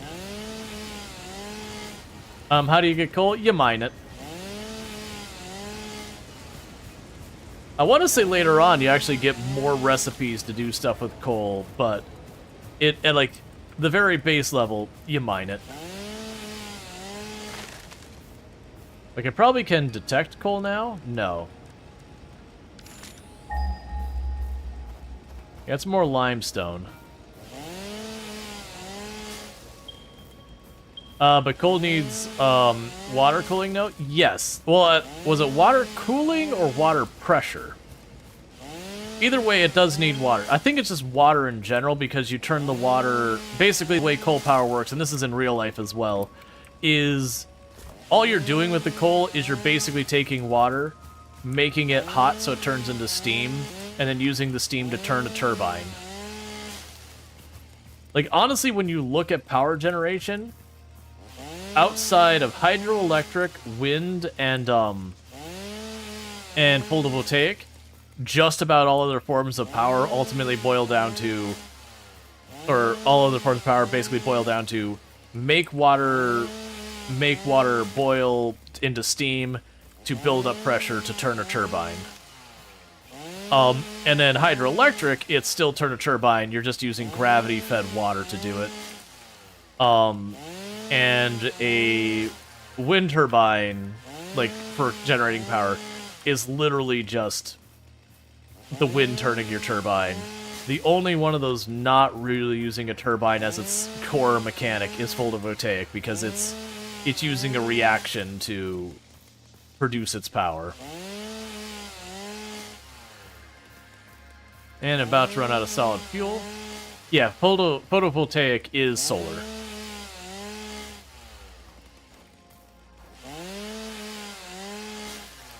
Because you have solar panels that produce electricity, and you have solar panels that are used for heating, and you have solar panels that do a bunch of other things.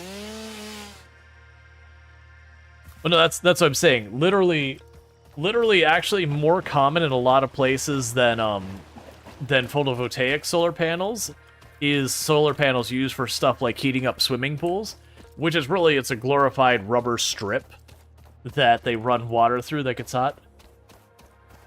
Oh, I thought this was the thing that's going to have to break. I was going to point out this is what is going to have to explode to get underneath. But no, it's just quartz that was kind of hidden.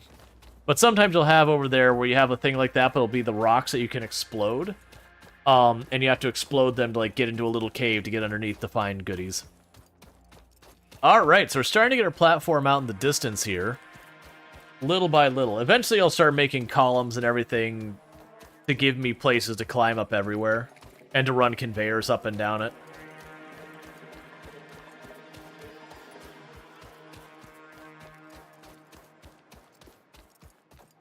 But yeah, so we took our detour to give ourselves a bunch of fuel. That way, as the factory grows, it won't all shut down. Well, I feel like poop. That's no good.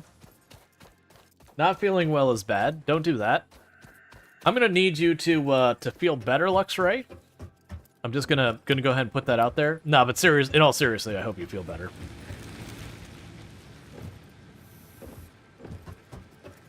All right. So you can go ahead and control-click to put all that in there. Control-click wood. But you don't like that you don't need supports to hold that up. It is what it is. No bad, only good, yeah. There's theoretically also radiothermal generators that use Peltier elements instead of steam turbines that directly transfer into electricity, but they're so inefficient, they're basically just a thing for space probes. Yeah, no, you have a couple different alternatives that are they're more being used for theoretical / experimentation than practical.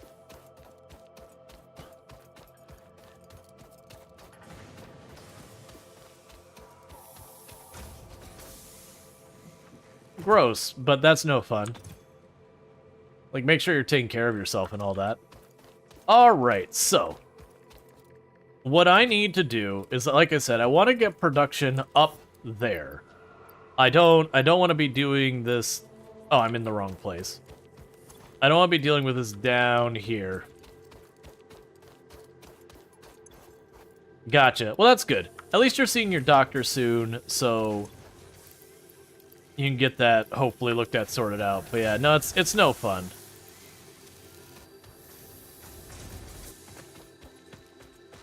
It's never fun to be sick.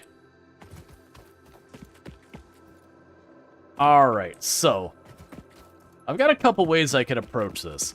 I think for what I'm doing, I'm going to approach this by not gutting the production stuff I already have. Instead... I think I'm going to approach this in the starting to build our stuff up top, and then once that's ready, then I'm going to go and run the conveyor belts up and just basically reroute these conveyor belts from feeding these machines to going up there.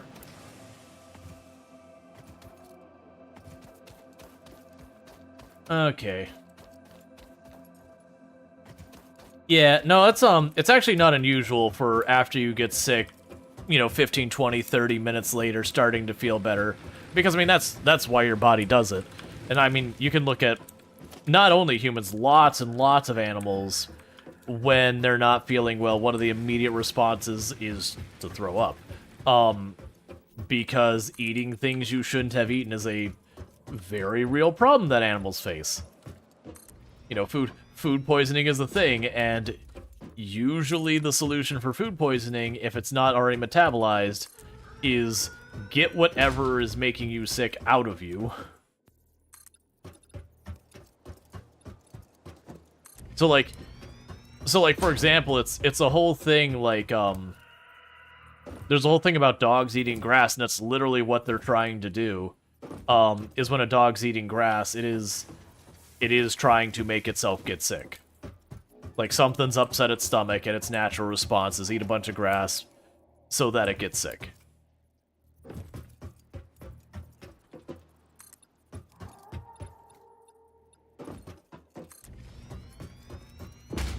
Okay, so we're expanding our platform. Yeah, so this'll be the smelting layer. So I'm giving myself a lot of room to work here. So, production, smelter. Let's go ahead and we'll have... Yeah, so we'll have a little bit more... We'll put 2 tiles with space. I need this actually facing the other way. We'll put 2 tiles of space between where I have those construction tables and this. So I already have 2 iron smelters. So let's go ahead and do this. And grab that pull. We could run you right there.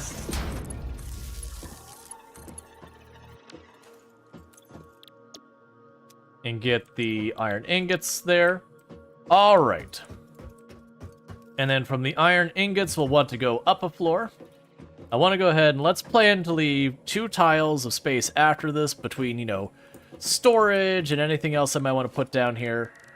It is just one of those things that I always want to plan to need more space than I actually do.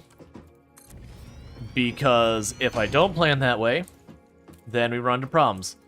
So I got more enough space to go that way. Let's actually do one more layer this way as well. assuming I can afford it material-wise. I cannot. We'll go ahead and get one more layer working over there. I think you'd hate the spaghetti nest I made in your playthrough. Oh no, like, don't get me wrong, my first factories started out as absolute spaghetti. Like, where this one is just kind of slapped on the ground and run everywhere, and then later you start running stuff over stuff, and you get, like, the double high container so you can feed the conveyor into the top of one side and spit it out the bottom of the next. I've done that. It's just, you start getting late game, and you have to make adjustments as you, like, get new recipes and all that, and you just stare at it and go, never mind, I'm gonna go build, like...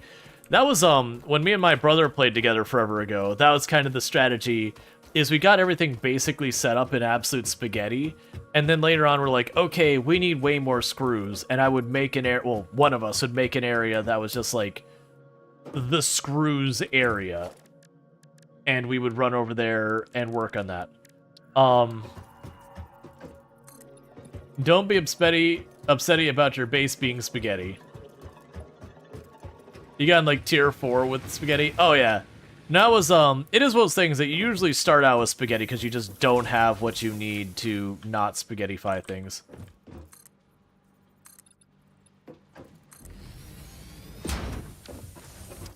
But yeah, so as you see now, it is just continuously feeding more and more of these in. So, like, that's full now. That's getting there. So what I'm actually going to do is I'm going to... Actually, let's go here. So grab you, split the stack, put it back, split the stack, put that back, and put this back. And that should give me more enough solid biofuel for chainsaw needs later, so I don't find myself without the ability to run the chainsaw. Okay. So the reason I did that is I wanted to make an extra layer here. This is going to be where we put our outside wall. So for right now, it's going to be a not fancy basic wall. Oh, I can't make the little windows in it yet, can I?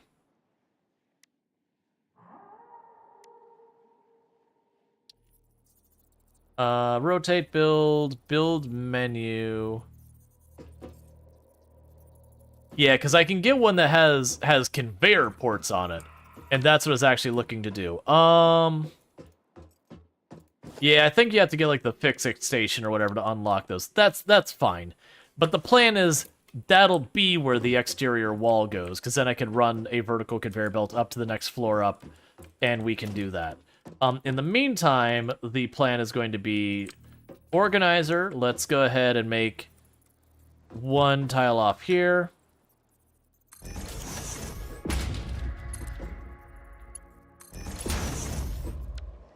And we can go and add a merger right there.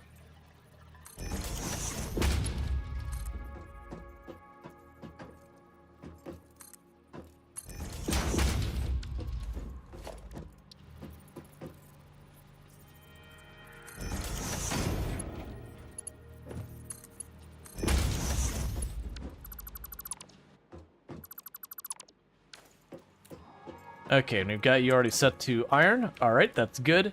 Okay, so that'll field the iron plates. Wait, this thing's gonna be multiple levels? Yes. It's not gonna be one giant flat base. It's gonna be multiple floors. Okay. So with this, later on I'll end up doing more with it. But for right now...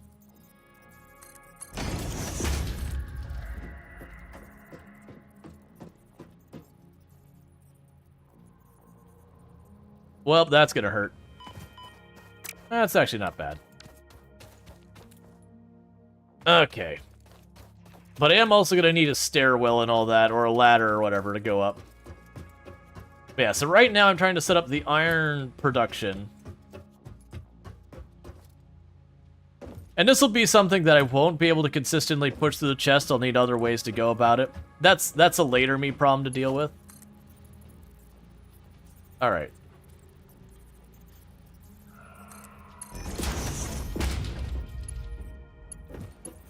Stop trying to twist it.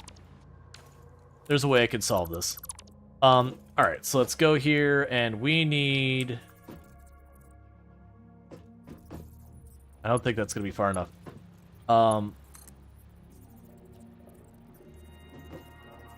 There we go.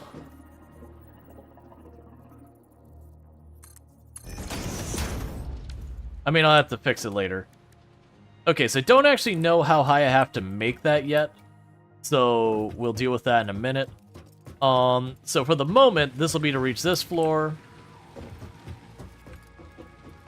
And I haven't unlocked the belt yet, so we are going to need to just use ramps.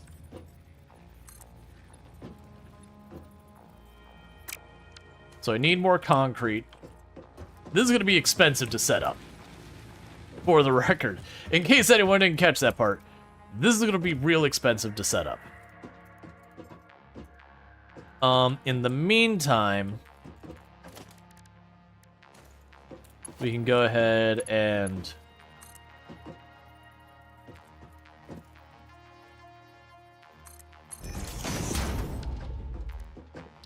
put a splitter. I don't actually want it to be this way.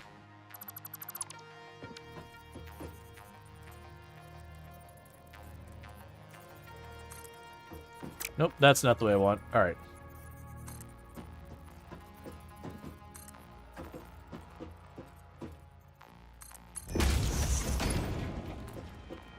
So now we can go here and put a splitter here.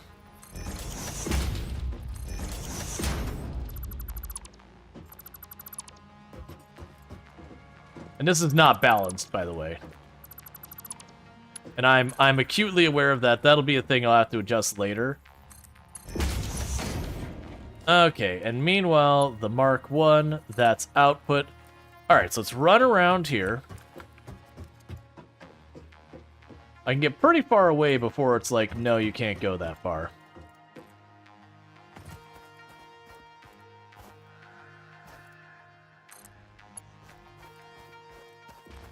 Okay. But that's where we're going to run the iron nodes to. Which that's like, I'll just pick that up, turn it around, and run it over here. Basically, you're watching intently to help for your next base. Yeah, it is one of the things that later on, you'll end up ripping up your bases and moving stuff around. The big thing is you need a really large amount of concrete to do these. So honestly, what I'm going to do here is I'm going to grab this concrete, and I'm going to go see where I can set up more production for the concrete, because there was more limestone nearby. So I think genuinely I'm going to build this exact same setup, but in another spot, and then just conveyor it over. I'm pretty sure there's limestone over there somewhere. So there's the one I'm exploiting. Okay, you're way farther than I thought you were. Not super far. Oh, I'm gonna need a drill. Yeah, so let's make sure I have enough for a drill. And what capacity are you running at right now? You're running at 66% capacity.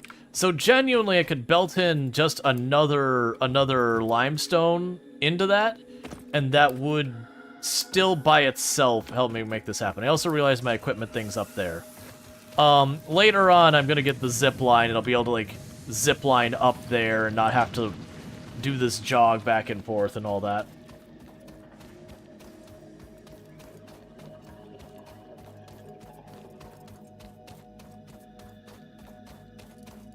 And some other cool vertical and distance installations.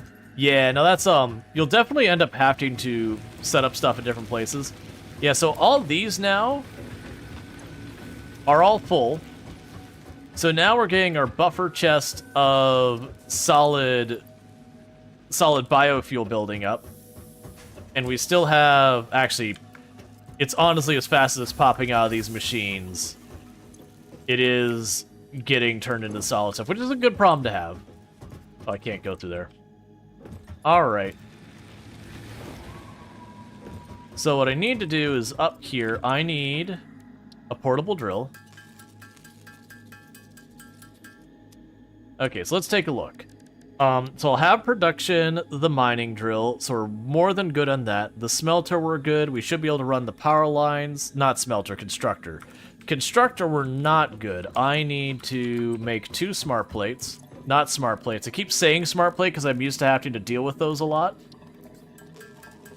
And it's not smart plates. It's reinforced plates. Okay. Actually, wait, it didn't need that. Time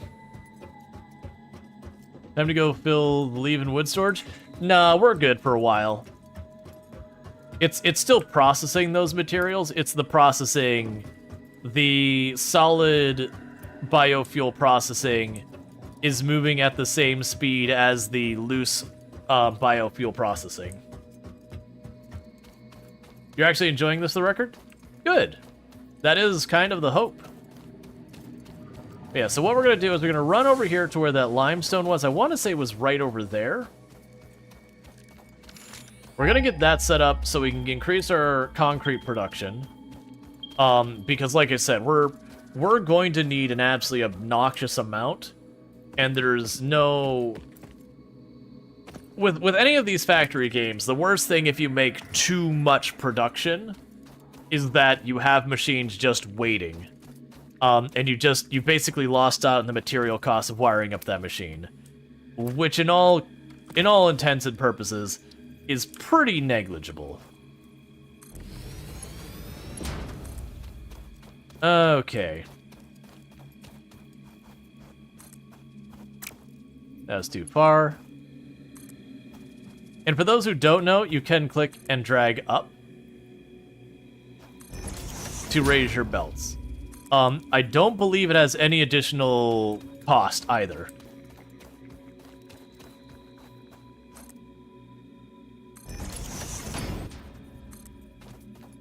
And that can be useful because later on, it can get really obnoxious when the ground is just covered in belts. And you have to like constantly jump as your character tries to shift a little bit this way and a little bit that way constantly.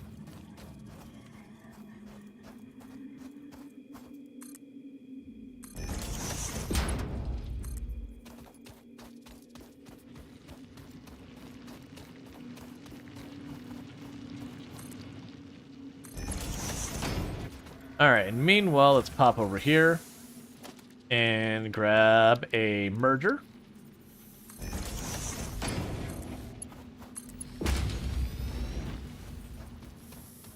And there's your power connection.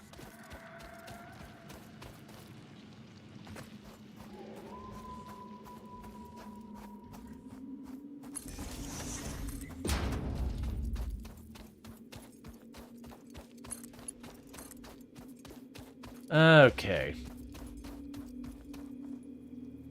Let's see. Idle connected machines used to burn 1 megawatt each. Wonder if they changed that? Honestly, I probably wouldn't even worry about that. Like, once you start hitting later in the game, it's not really that big a concern. Okay, so with that, we've got some more limestone production. The added that bonus about having your conveyor belts that are raised up is it's a good way to run across the map when you don't have better transportation. Now, granted, these days with the zip line, you can get that pretty early, and the zip line is fairly convenient. There's definitely better ways to get around the map, but early game, like, if I'm gonna probably run a power pole up the side of that, so I can just zip line up the side of that at some point. Yeah, so should be getting limestone, yeah. Yeah, so we're getting limestone out of there as well. So that should make it so this conveyor belt gets fully saturated. And with the conveyor belt fully saturated, that should be enough to keep this thing... Because right now it's only running at 66%. We should be able to get up to 100%. And then they could probably get another one of those running a little bit. Which will help out. I'm not too worried about the holdup on the Logistics 2. The Logistics 2 conveyor belts are faster. We'll definitely want those later on. But I want to get this basic early production set up first. And then we can start worrying about that. Okay, so the big thing I need to set up for our ramp here...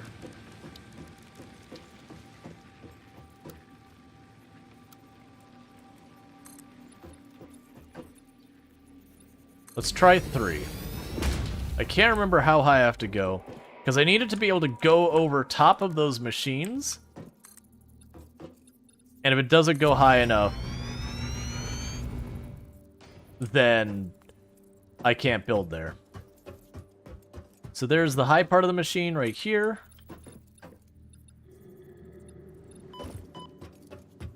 That'll work.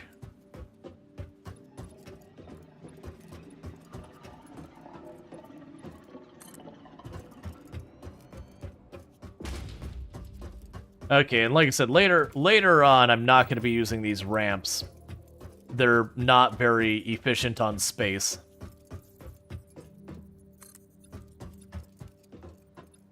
Yeah. Later on, I'll definitely want to switch those over to using something like ladders or, I mean, realistically, the vacuum tube things. All right, so that's going to take a hot minute. We can go ahead and, frankly, for the moment, get rid of those so I can get the materials back.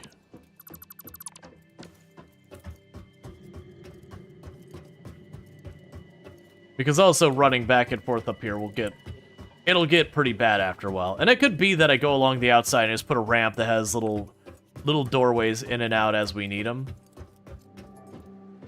I'm also going to need to run power up here, but that's not as difficult. I should actually be able to do this from down below. Okay, so that's where this is all going from. So let's go ahead and start with this.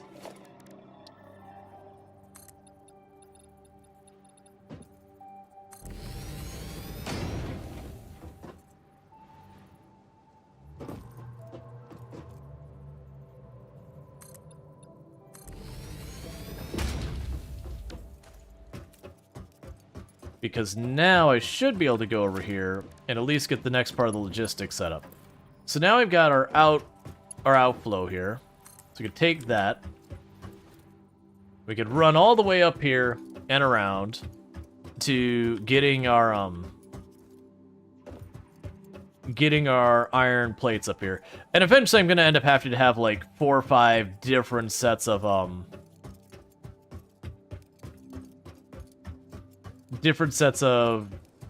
conveyors going up and down the sides. Okay. You just need to come straight through here.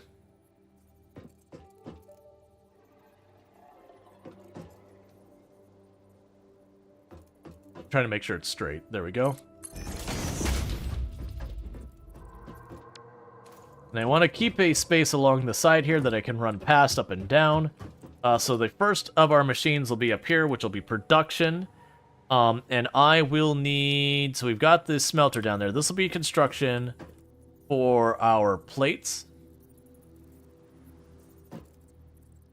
Let's put 2 tiles in between.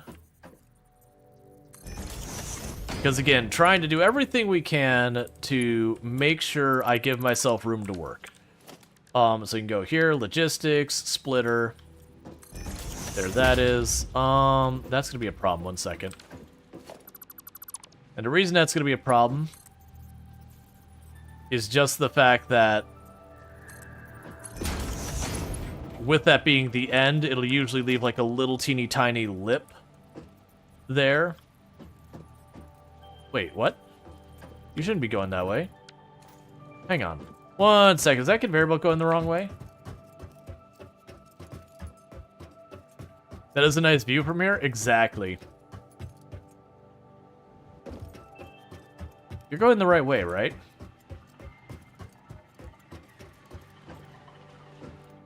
Yeah, you're good to here. I can't tell if that one's up or down. That's fine. I might have something backwards up top. Because when I went to connect the splitter, I wanted to turn it the wrong way.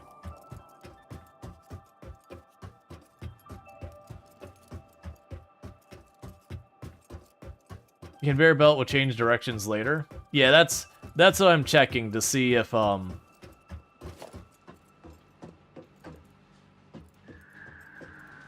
Nope, it's fine. I must have just misread it. Okay, so splitter. Okay, well now it's fine. It's pointing the arrow the other way. Alright, so that's fine for the moment. And then this constructor, we're going to have this one doing the iron plates. And so that's the start of all that. And so I'm going to need more concrete here to put a storage container to then be able to, like, separate stuff out and all that. Thank you Kalaria Star for subscribing for 30 months. I would like to request some tree destruction Rual tree Rual knife. Hey, Claria Star, thank you so much for the Prime Gaming sub. You only get one of those a month, and you used it here. I really do appreciate that, so thank you so much for that. That's 30 months you've been subbed to the channel, and I really appreciate that as well. Some tree destruction. Let's see how we're doing on our stuff here. We getting to the point there that I can justify some tree. We will definitely get some tree destruction. The problem I have right now is I have a vacancy of trees to destroy. Like, I've got those ones way up there, but they're up past toxic smoke, so they're currently out of reach. So I'm running on a limited tree opportunity situation. So I would like to give you your tree destruction. It might be just a little bit before I can satisfy that though. Because I did annihilate. There were trees all along here, and I did already annihilate all those. It doesn't need to be immediate as long as it's inevitable. Oh, it's inevitable. That I can assure you is still in the measure. Okay, so now what's going to happen is I'm going to yank that up. And we're going to go ahead and production. I'm going to turn it around.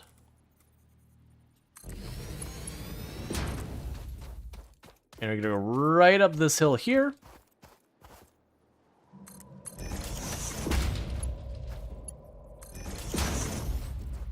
Oh, nope. Can't. Unacceptable. Now that can connect. Alright. And just like that, we will now be feeding the iron through there. And that's going to get the plate production up top going.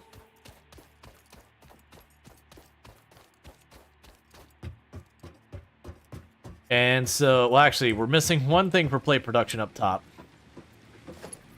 You got another connection point? Excellent. So let's go run you right over here. And up here.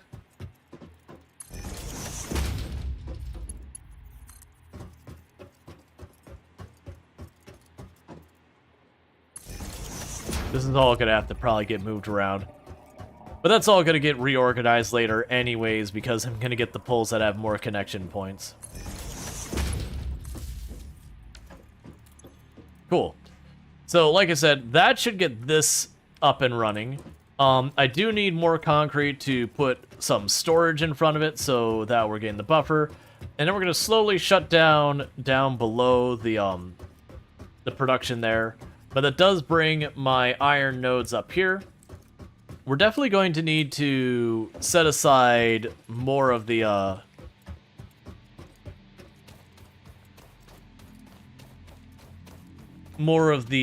limestone, sorry, the concrete for advancing our stuff, because I have been just working on the building.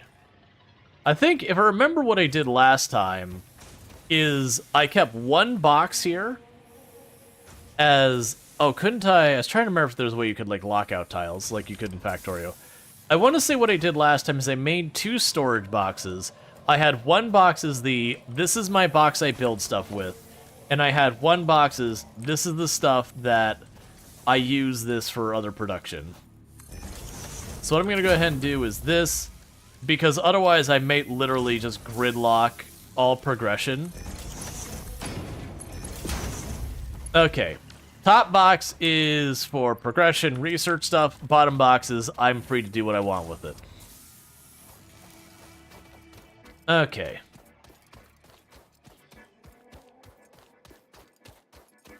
So let's get the next thing going up here.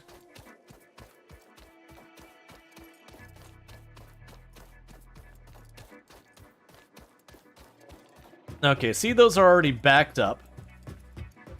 That should not be the case. So you're here. Oh, that's kind of important, isn't it? There we go. I was like, that should not be backed up yet. All right.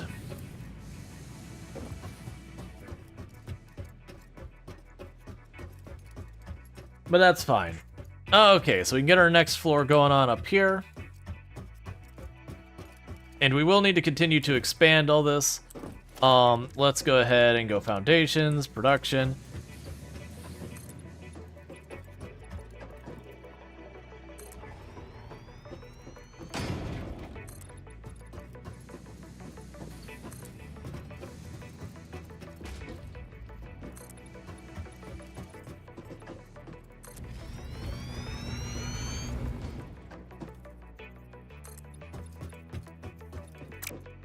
Okay.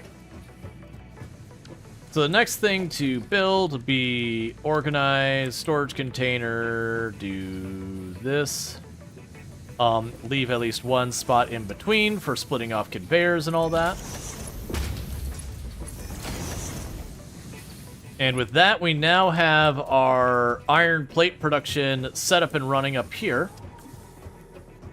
Now, what I'm kind of debating doing is I'm kind of debating over, so like, basically have this ramp bisect the area.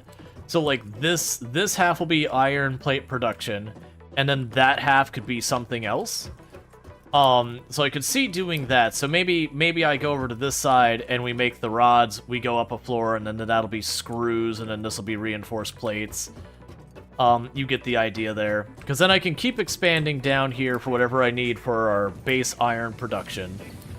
We'll definitely have to continue to up the throughput on the belts as needed, but we'll get there.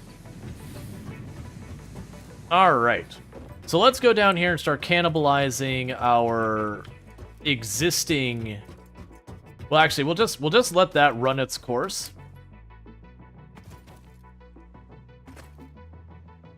Because as you can see, this is starting to shut stuff down. So, like, eventually this will no longer need its materials. That'll shut down, I'll yank that up, and we'll slowly get that all switched over. Alright. And from here, I should probably have more than enough rods and all that to... Yeah, I've got more than enough for this stuff. I think I actually disconnected what was feeding my rod production, but that's whatever. So you got all that. And this is the one for feeding the stuff here.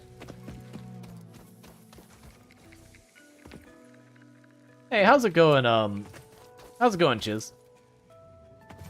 Alright, let's go ahead and drop some of this stuff into the hub. And keep that going.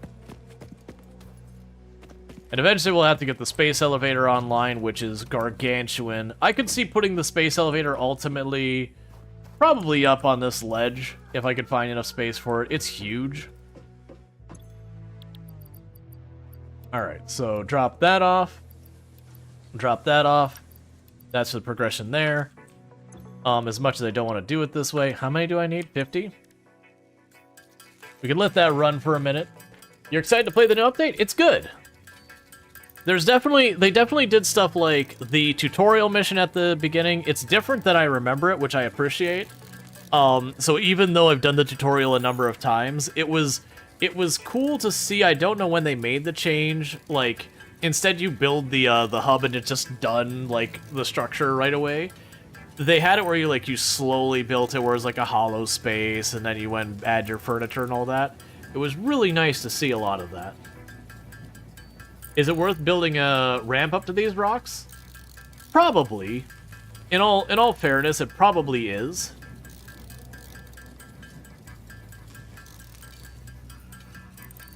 I'm looking forward to testing the universal, I forget what they call it, but like the universal storage mechanic. That looked very interesting to me, where I could, have a special storage that I just feed materials into, and then I could just craft anywhere on the map, or maybe it's got a range. So when you're base building, you don't have to run downstairs, grab more iron plates, run upstairs, build the thing, run downstairs, grab more screws, run upstairs, build the thing, run downstairs, grab your rotors. Because that used to be a common design thing, is you would try your best to make like a universal storage of just a hallway with a bunch of cargo containers that you belted all down there. And that always ended up being absolute spaghetti. It's so good? Yeah, no, I've been very much enjoying it. We're in the phase of it right now where I literally was making those plates to drop off in the hub. We're literally in the phase of it right now where I'm starting to try and move stuff off of just being laying all over the ground everywhere to trying to get some type of semblance of organization so that later on when I need to expand, it's not just shoving belts into belts and hoping it all works, and then when something stops producing, going, okay, where, like, what got disconnected where? Alright, so we can pop over here. So basically, I've got everything but the concrete ready for Logistics 2, and this is my building more of my factory materials, and that's my advancing things. I should have set that up earlier, it's fine. Genuinely, I might actually seek out another limestone. Yeah, the dimensional depot. Yeah, that thing looks sick. I'm excited for it. It looks like it's fairly, like, mid to late game tech, though. Which it probably should be. But still. It definitely gives you something. You have access to the new lockers in the hub? Yeah. Where you can change your appearance? Yeah, we did some tweaking of her appearance. There's also upgrades to it. Nice. Alright. So that's making our plates, and my intention now is to take this platform that way, and start setting up where I can belt off another...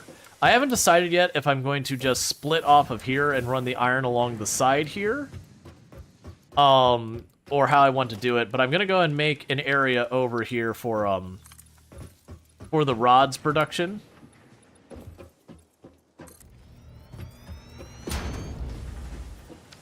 Is the desert your usual start location? I don't think I've started in the same location with any consistency. I know the first time I played, I did the first one. The last time I streamed it, I'm pretty sure I chose the second one. And I know I've messed with the third one. I want to say I found the third one to be the most difficult to deal with. Because on one hand, you're dealing with, like, all of the terrain being all over the place. But on the other hand...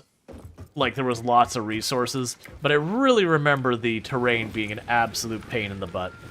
Okay, so power consumption-wise, we're still good. We can only use 85 out of 120 if everything is running.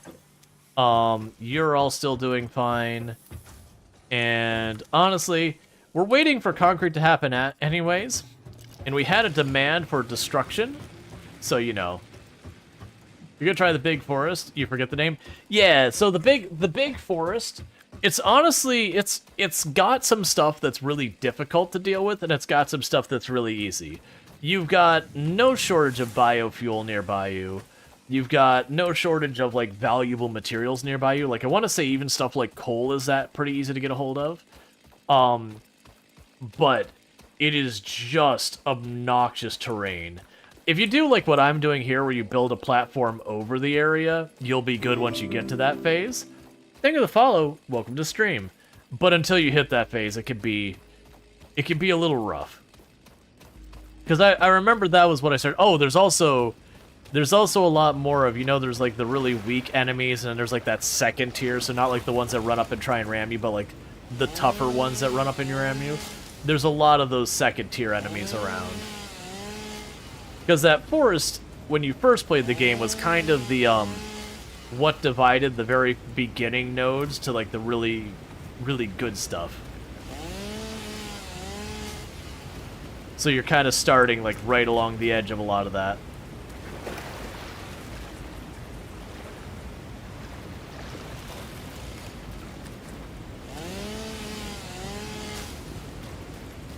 But yeah, so I figure while we're waiting for the concrete to process, I'm gonna go ahead and collect more biofuel stuff. Because it won't be too much longer before I'm going to need to build ourselves another biomass burner. Like, the rate you scale up your power in this game gets pretty obscene.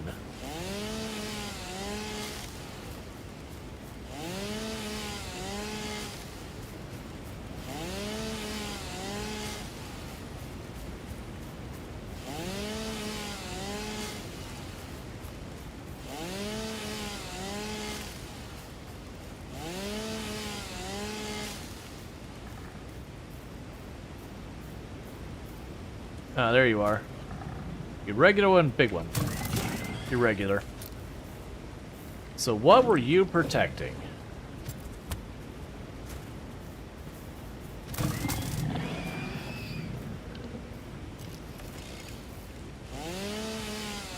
Because it could be a path to start going up the hill. Oh, it's probably that path right there in front of me. That probably leads on to, like, the next area, whatever. And for the record, this game doesn't work in a direct progression kind of way. It's not like, oh, I found a path, that takes me to zone number 2 or whatever. There is generally, have, like, higher tier resources, takes a little bit to reach. And so you will find that they will have choke points to those areas. But most of the time you can easily bypass the thing there. About the hardest one is you will run to situations where they have like the poison gas. But honestly, the poison gas, if you're fully healed up, you can often just run right past it. Not that I'm recommending it, because then you have to do that awkward thing of trying to, like, you know, if you do find good materials past it, you have to figure out how to get them back. Honestly, if you get to that point, usually I just build giant ramps to get around it. And not even worry about it. Kinda surprised you don't have a lot of viewers? I mean, 130 puts me in the top 0.3, like 0.03% of Twitch or whatever.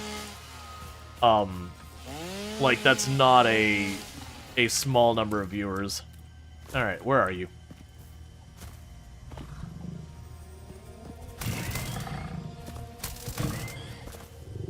Oh, you're not dead.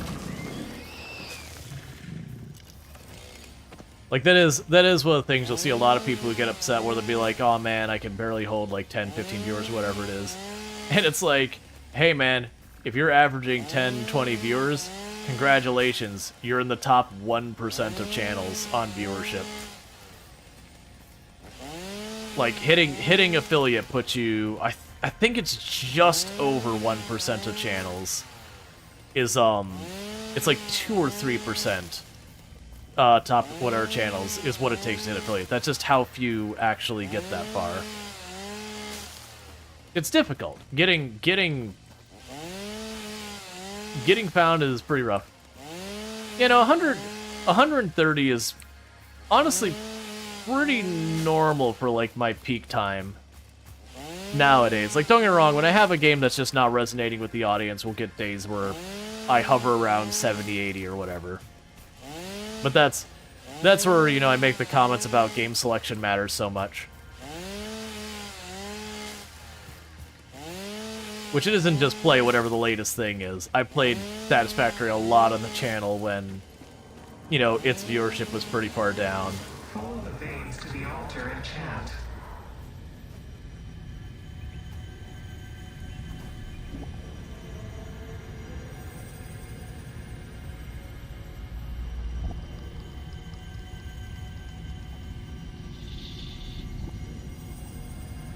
I just want to stare, chat. Just let me have this. I just want it for a moment. I just want to actually have it say like 1 or 2 dialogue.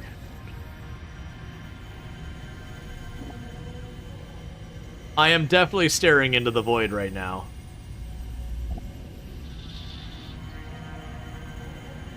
I can't just tell if it's warping the vision around the edges of the screen, or it's just my character, like, not staying still.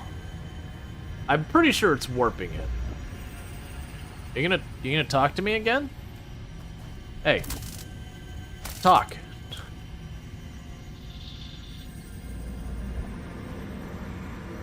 Be appropriate. Alright, it's trying to tell me how to live my life. It's getting into my... The effigy has no song, only echoes, but it is part of a river. Why does the effigy avoid the windows? Attention. Your brain's operations are outside typical parameters. Time spent daydreaming will be deducted from your sustenance budget. Oh. I'm pretty sure Ada just told us that, no cookies because we were lollygagging.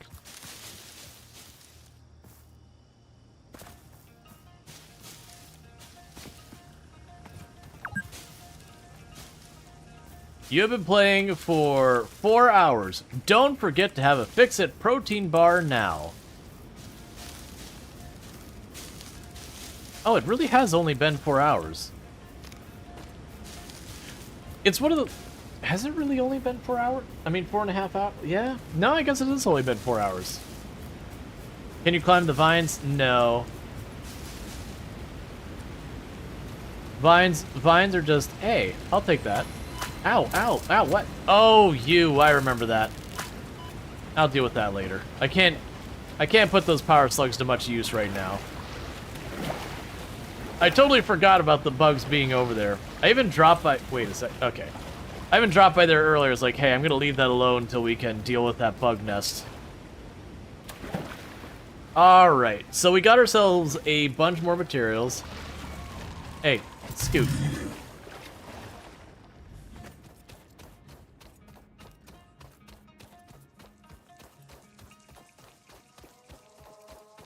Alright, so let's go ahead and put the, not the bean. My only issue with the bean is while they're adorable and you can bounce on them and everything, is you'll be trying to work and they'll just stand inside your buildings blocking you, and it's like, come on, man.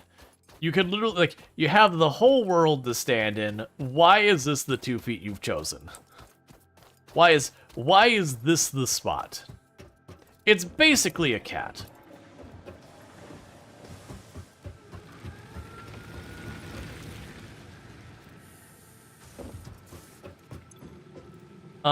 Okay, so this was the leaves box, and then this is the wood box. Orange cat behavior, pretty much. Alien technology. Yeah, so that one, it's not gonna matter till we start getting Sam, the Sam resource. Honestly, I'm assuming the personal storage is really cheap to build.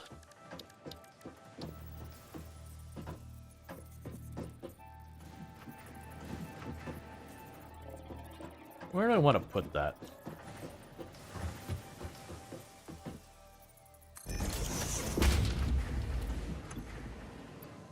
Drop you all off in there. Okay. What time is it for me? It's coming up to be it's not quite midnight. I usually go till about 4 a.m. my time, though. I do 9-hour streams. I kind of, like, the way I look at it as like a third shift stream. Alright, so we are done with that building there, and that, and you, and you, and you, and you. You're still clearly running. But like I said, we are slowly shutting that down because we're moving it up there.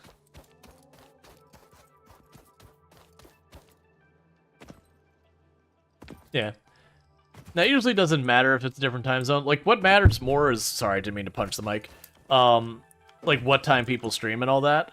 Because you'll have people that they basically do overnight in their time. What am I... I'm... Literally, I meant to come down here and grab that.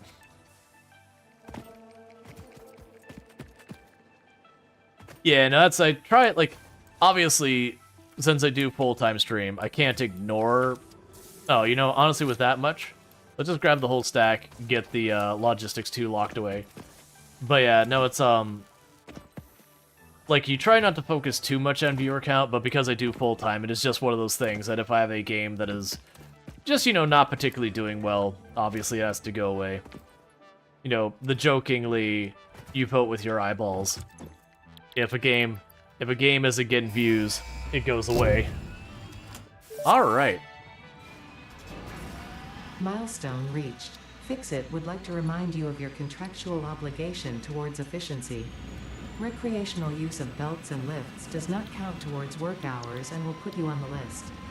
Stay efficient. Don't disappoint, Fix-It. Okay, so that's going to require rotors. And rotors are where our screws start to disappear.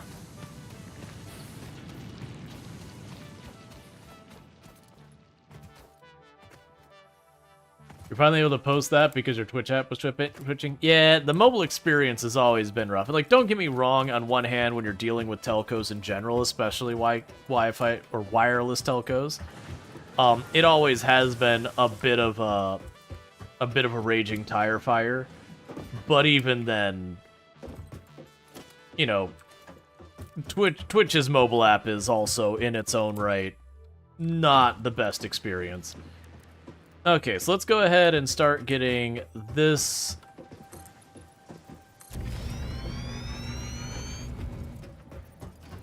built out.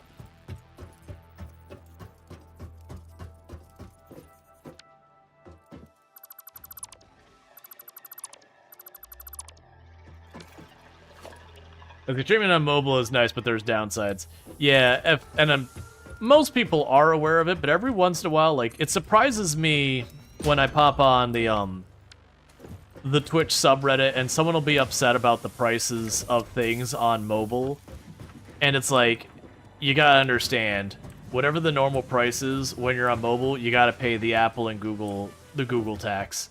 For those who don't know, Apple charges 30%, that's 30% extra for everything that, you know, is sold or whatever through you know, anyone using the mobile apps. So it is just one of those things that the companies will always pass that forward because that's just the way it works.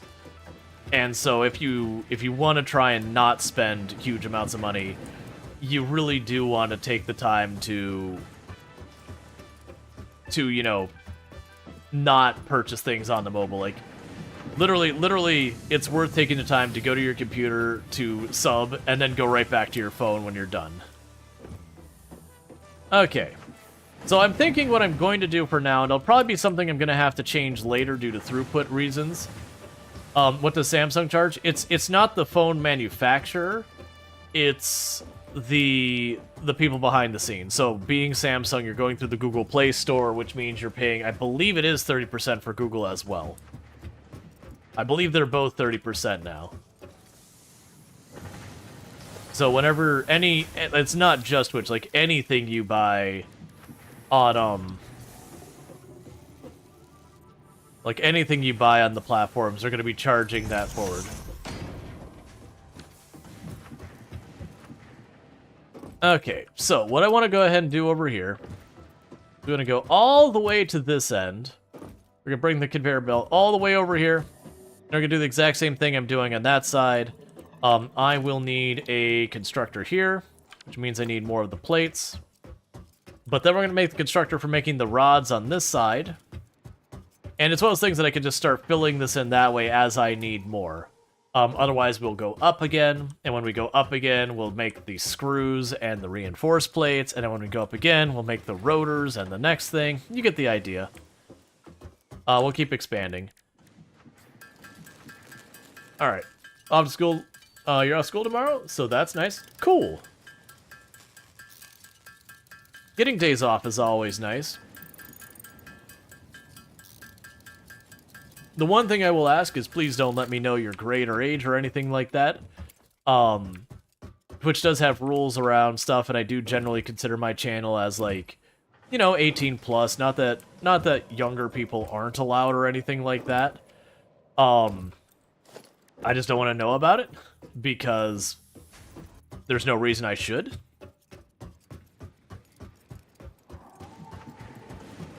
It's also just a good idea to keep your personal identifying information, such as like location, age, all that kind of stuff. Not overshare. Internet gets to be a weird place.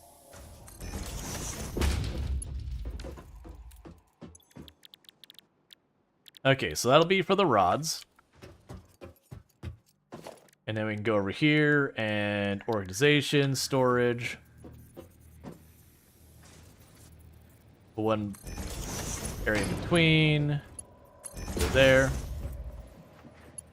Direction is wrong? No, it's not.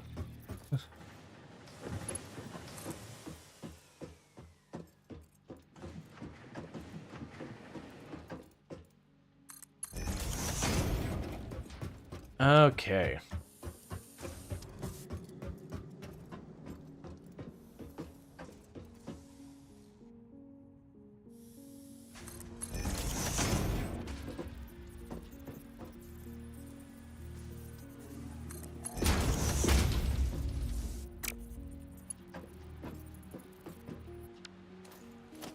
So pro tip, you don't actually need those supports.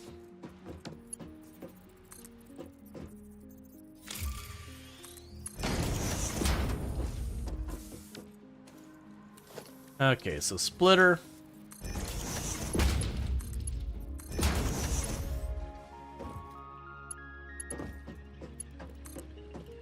And I can put that right here. And connect that, and that means we've got rods online. You can also use straight mode.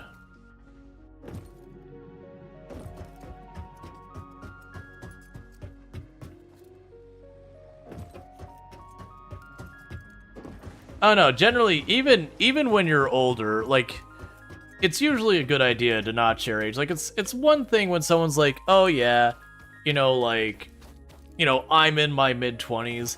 It's still not the best decision you can make. Like, it's still, there is a certain amount of risk and all that to that and whatnot. But,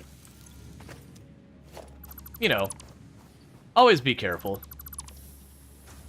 Oh, I just realized that shut down our rod or screw production. Because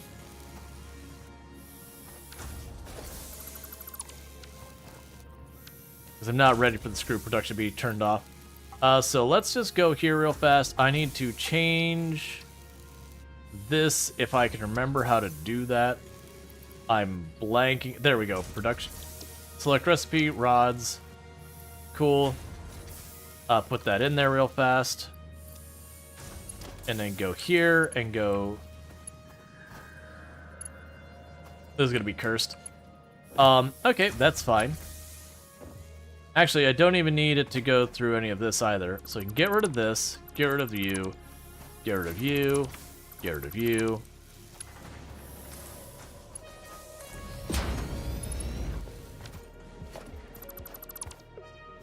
Cool. So that keeps the screw production on, and we've got everything else shut down for now.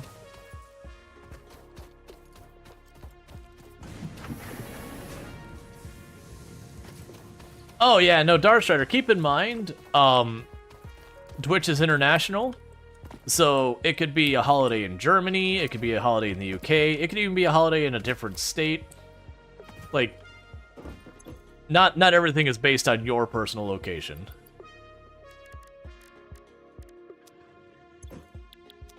Alright, I can go ahead and just drop those off real fast. Let's go grab some cable.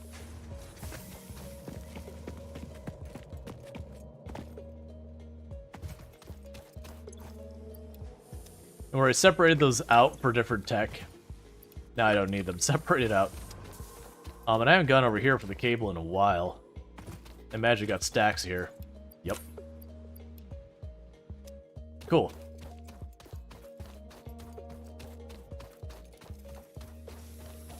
But yeah, no, it's one of those things, just anytime you hear that, don't assume unless you happen to know the other users, like, in a similar district or whatever. But it is one of those things.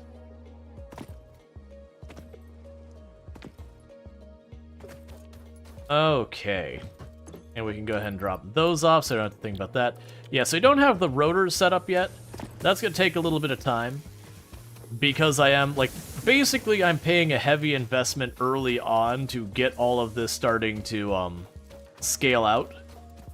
And that's going to slow down my early game progression. You subscribe to you on YouTube? Well, thank you. I appreciate that.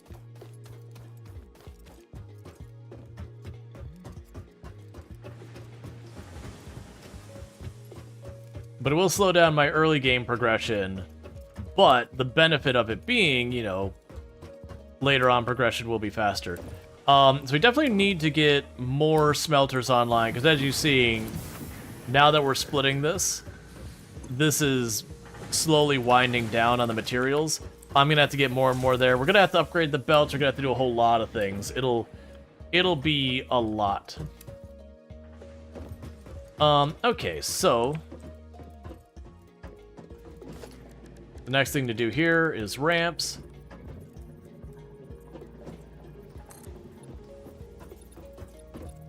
Same as before. I think we figured it was, what, 3? can't remember if it was 3 or 4 to get high enough. It was 3. Okay. So 3 should be high enough to get over top of these machines.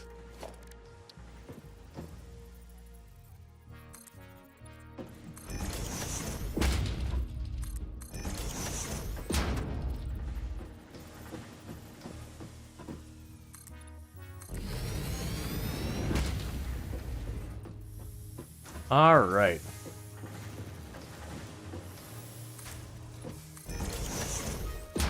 And then later on, as we get more and more materials, it's going to be less random platforms in the sky. And it'll actually become more an actual building.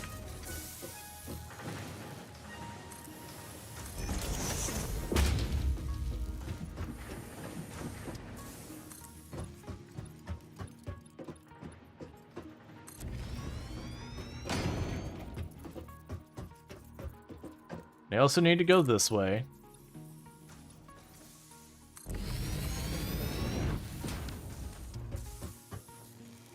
Okay.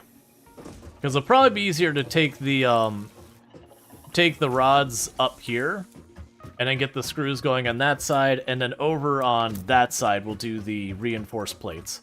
Because then I can take the screw straight across the middle, and then we'll go up one, and that's when we're going to make our rotors. There's going to be a lot of that going on. In the meantime, we need to run a power cable upstairs. So let's do this. Oh, I need more concrete.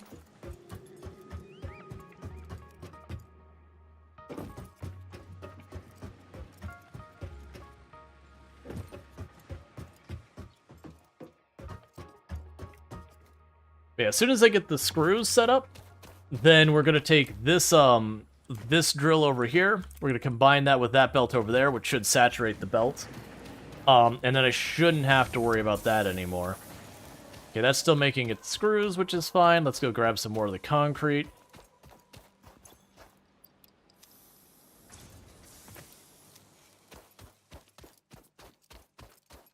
And eventually I'll also just make that go down to make it look like one tall building, even if the bottom part isn't going to be actually used for stuff. Like, that'll just be where we throw a bunch of conveyor belts through it. We'll see. This is going to be a giant structure. I think the big bonus is going to be when we get rid of these ramps that go back and forth and make them into something faster.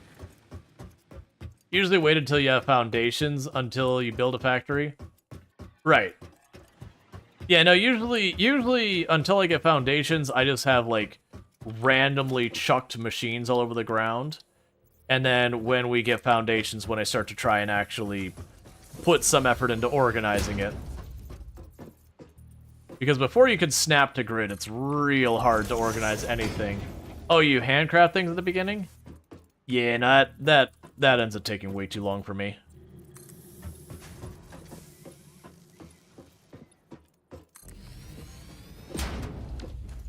Alright, so let's see what we can do about getting those rods up to this floor so we can get the screw production online. So like I said, my plan is screw production to be up there. So our screws are coming out of this machine.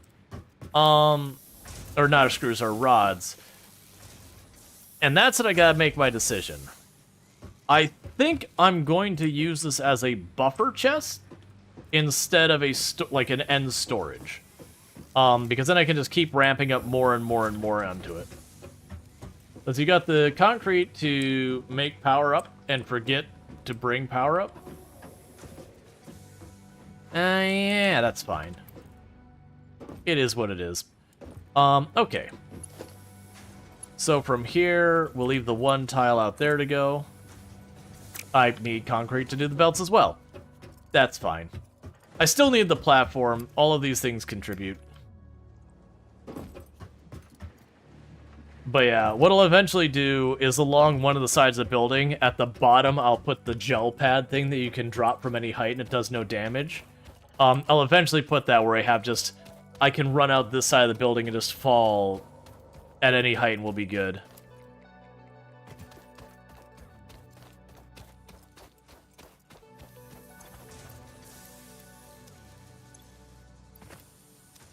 Okay, so let's get these conveyors and all that set up. So we can get the screws moved up here, and that'll be another thing ripped off from the ground.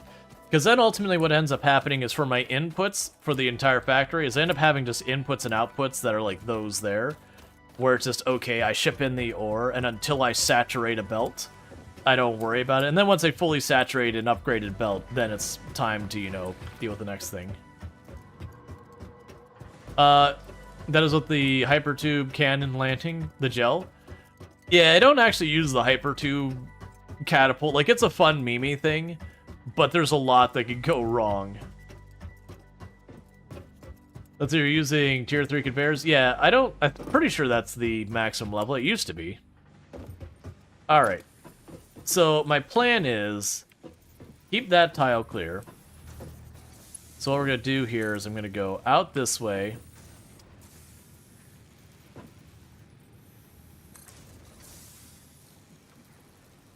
Too steep, that's what I was worried about.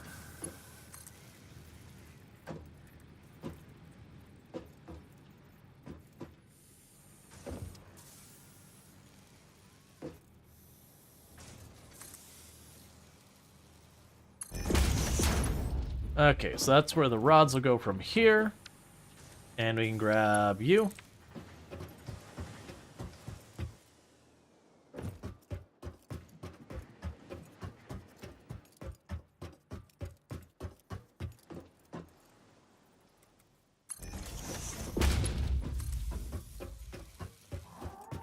And just like before, we're going to run all the way down here. Make sure that's straight on.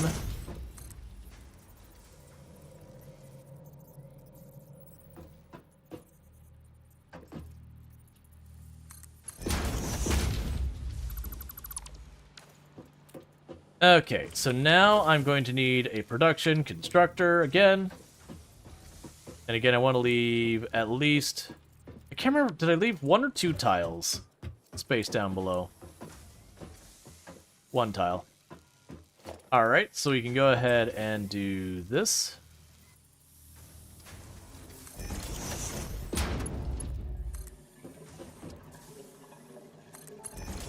And we already know I'm going to have to make a bajillion of these things over time. So we're not going to sweat it too much. And you make screws.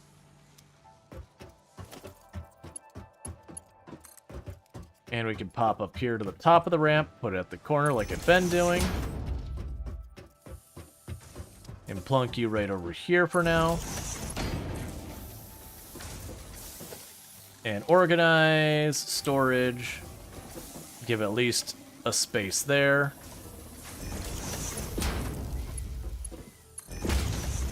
Okay, so that puts screw production up here.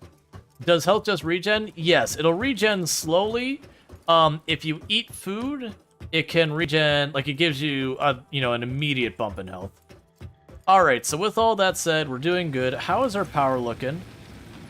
We can hit max of 85. Which part of that is because I am building stuff up here and then tearing it up down there. And I'm not going to worry about moving the copper and all that stuff up here for right now. That can just sit here doing what it's doing. So now's the point where what I want to do is you're getting picked up. And we're going to go ahead and change that to be facing this way. And reconnect it.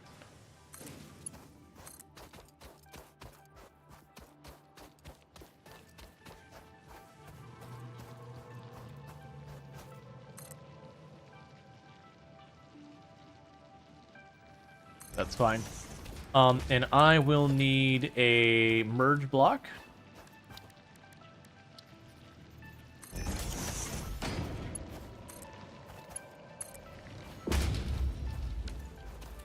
Okay.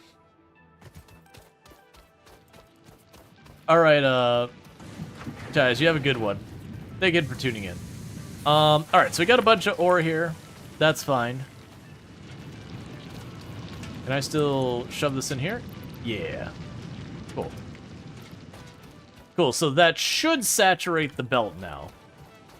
Later on, I'll need the higher tier ones and all that. Okay, so you're no longer needed. And then we'll be able to tear all this up. And that'll be good for all that.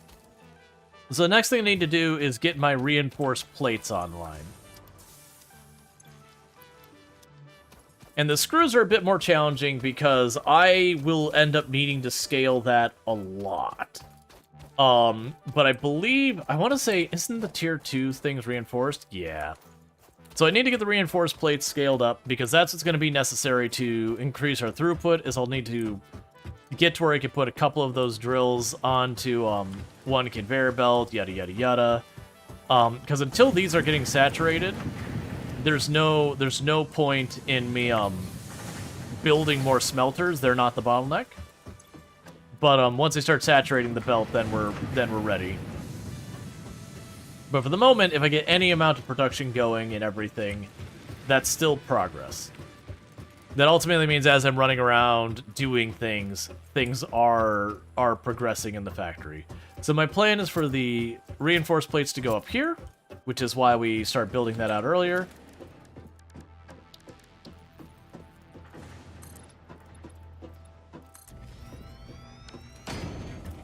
Now I'm trying to remember, so the reinforced plates I want to say is the assembler.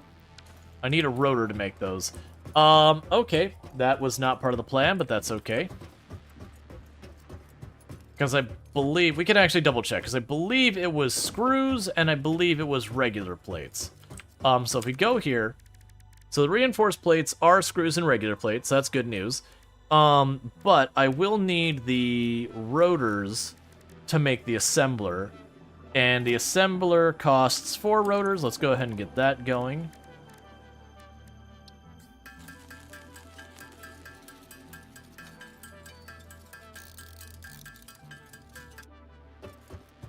All right.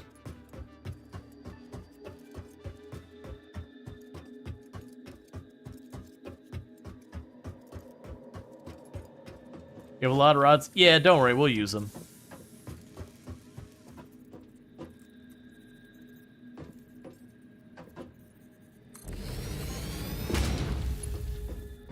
Cool. So with this, what we're going to need to do is I am again going to choose to not make this a buffer chest, or I'm going to make this a buffer chest, not the other way around. So we're going to go here, I'm going to raise it up so I can get underneath it, and we're going to run it all the way down here.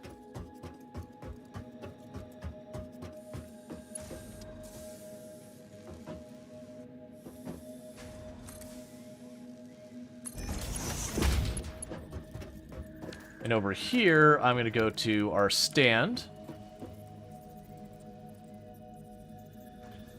We'll put our stand right there. Actually, that's not going to work. Right here.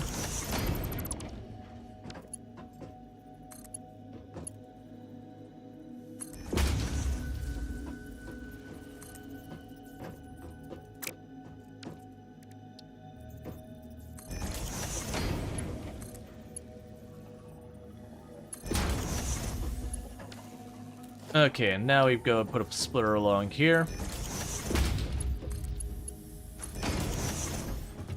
Cool.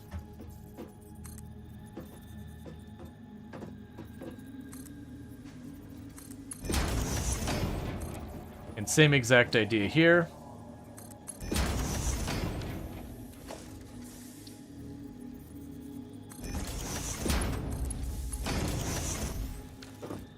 All right. So that'll ship across all of our screws to make rotors. I still have to get the plates up here, but in the meantime, let's get our organizer there. And not to make rotors, to make reinforced plates.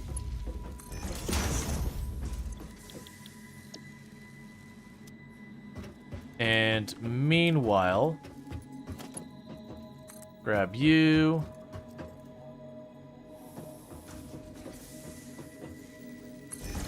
They'll probably have to move later. But in the meantime, we've got that moving along. Alright. So now I need to go to where I've got my plates, which I believe is 2 floors down. No, that's where I smelt. My plates are going into this box. So let's get those brought over. Well, I think we'll do the exact same thing we did over there right here. I'm just going to go right up to this edge.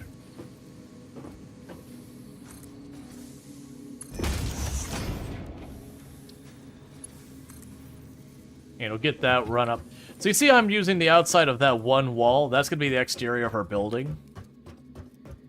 So we're going to use that to run everything up and down.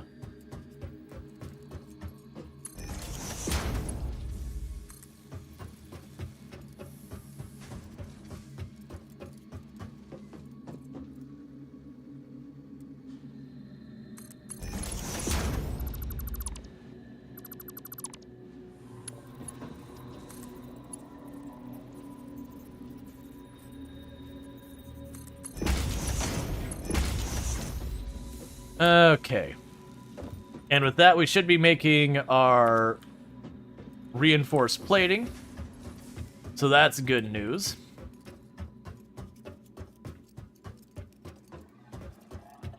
So now the next thing is going to be what it takes to make rotors. I'm pretty sure that's just rods and screws. So that's probably going to go up yet another floor. Eventually, I'll probably make, like I said, we'll have, like, all the iron stuff just kind of going up this tower, and then eventually I'll make, like, another tower. There'll be, like, all the copper stuff, and we'll make all the cadmium stuff, and then in the rare case where I have to move, like, copper over to the other tower, we can do that. So with this should all be winding down pretty soon. Like, I'm just gonna keep it running for right now, but as it exhausts its materials, that'll be that.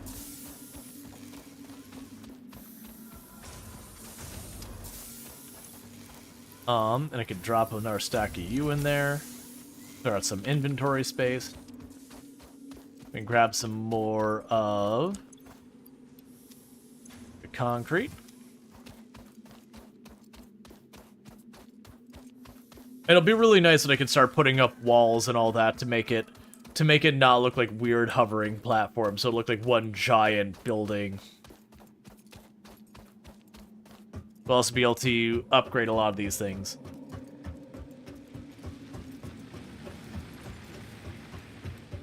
Because then it'll also be worth, like, I could fill in some of these floors even when there's nothing going on them right now. But we can get them to that phase. Alright, so we'll want to go here. Foundations, the smallest foundation we can make.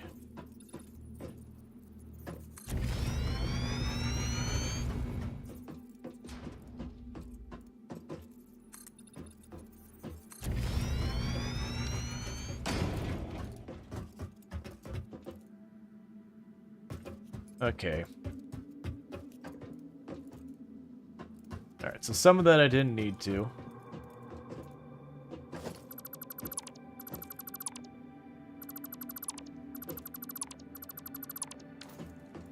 Like, we'll definitely expand farther that way later. It's just not necessary yet. Oh, let's make sure we can actually... Here, I'm gonna build this right here for right now. We're not gonna keep it here. What I'm testing right now is just to make sure 3 high is high enough for assemblers. Because remember, some of these buildings were taller than others.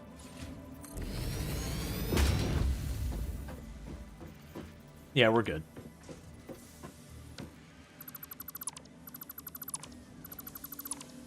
Just in the off chance that was 4 tall. I can't remember what buildings there were, but there's a couple buildings that are a whole tile taller that if you don't make it tall enough, you end up with problems.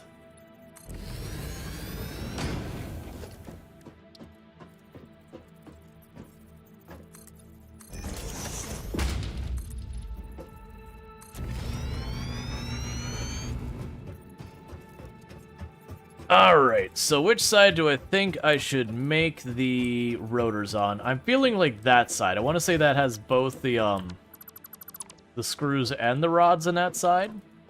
So I shouldn't have to crisscross stuff nearly as much.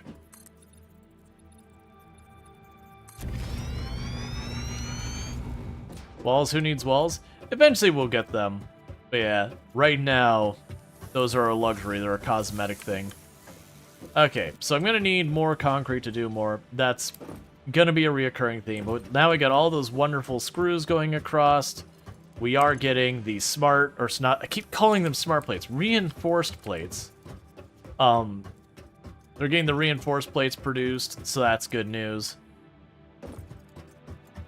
Just a little bit more here, and we'll be able to get the next thing going. We are in the middle of an ad break real fast, so what I'm going to quickly do is I need to use the restroom while the ad's going, so I'm going to quickly do that, and I'll be back in just a couple of minutes. So thank you again for tuning in. I'll be back in just a few.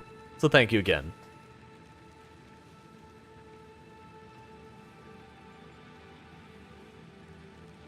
Arrived. Welcome, Cookie. Hello, Cynthia and Cookie. Ooh. I think that's the first time I've ever heard Tomb, like, say ooh that I can think of. It's probably happened before, but, like that, I mean. I don't just spontaneously say it. Yeah, she doesn't just walk around and go, I like it, ew, ew. Oh, no, ew. She's like, ew, get it away. I don't want it. Yeah. I feel dirty. Stop it. What? Now, if only you kids could pick up litter this efficiently, we'd have the cleanest town in this side of Gem Sea. Vote for Mayor Lewis. My jokes are terrible. And now, the winner of this year's egg hunt is... Give me my hat. Do it. Jas and Vincent. Wait, hang on. Hold up.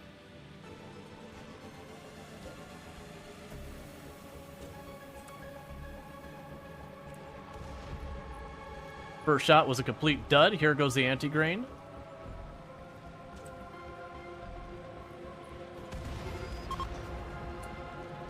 Target sighted and target dealt. Okay. Alright, so enable auto repair. That's helpful. I was pretty sure I didn't have a person who could do that anymore because we took some bad deaths earlier. I'm going to cut that line. But then the idea is if this ever gets contaminated again, I could just reconnect that line to get water through. Or whatever. I mean, I've already built it. It's fine. It could just sit there. If I need to get rid of it later, I get rid of it later. Now you go ahead and pull that down, and we'll just cut across here. Same deal. I'm about to go up. Everything has stopped moving. What have we done? It's going to be an emerald eruption. Look at them continuing to expand frame by frame. They're continuing to launch into space. Oh god, what is this? Why?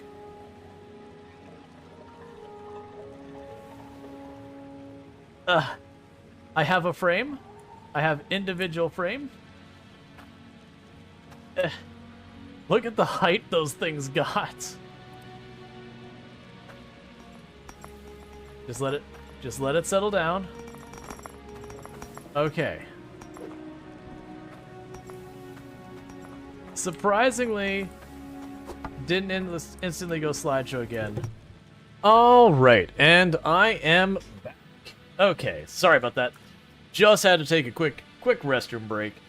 It is what it is. All right, thank you. All right, that is one nice thing about even like a lot of games when you stop and you have to take a break or whatever. The whole game grinds to a halt. So anything you had to wait on, you just have to keep waiting on. But with games like Factorio and Satisfactory, it's like, oh, I need to take a break? Yeah, that's fine. The factory will continue doing factory things, and we keep building. All right, so we're getting this built up slowly, making our tower. And for the record, the height you can build these things is obnoxious. I have a factory that it doesn't function anymore because it was a very early build, so they've done stuff like change some of the recipes on things.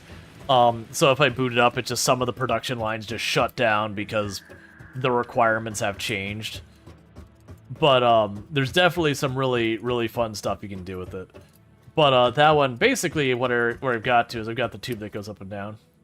If anything, you get more stuff to build once you get back. Exactly. Like, very genuinely, that can be a way you play some of these games. You're like, I don't feel like working out making this more efficient. I could just, take a breather. And with Satisfactory, it kind of has a built-in thing that you can do. Like, exploration's such a big part of the game. So if you're waiting on some production line that's slow, you can genuinely go, oh, it's going to take like another hour to finish all this? Alright, well, I just go explore the world for an hour. The world's a big place, and I am gonna want the slugs and all that, so sure, why not? Oh, I'm out of iron plates. Okay. I thought that would never happen. Not really. It's just been a while. Yeah, the first tower I did, I basically made a oh, I went one floor too far. I basically made like a spiral staircase, so I'd have to go to the end and run back and forth because they had stairs you could just get in the game. Yeah, so grab you two. So the good news is it does look like I can expand our rod production. Yeah, because the rods aren't backlogging from the looks of it, but the ingots are. And that's not going full bore. And eventually the screws will backlog as well. I'm down to leave that alone for right this second. Those are going to need to be expanded because once I do the rotors, it is going to be consuming more of both the rods and the screws.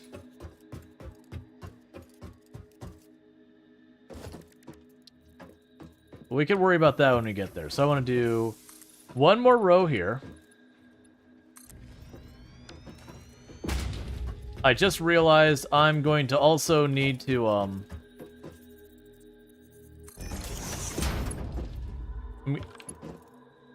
gonna, there we go. I'm gonna also need to make more rotors, because I need 4 more rotors for the assembler to make rotors.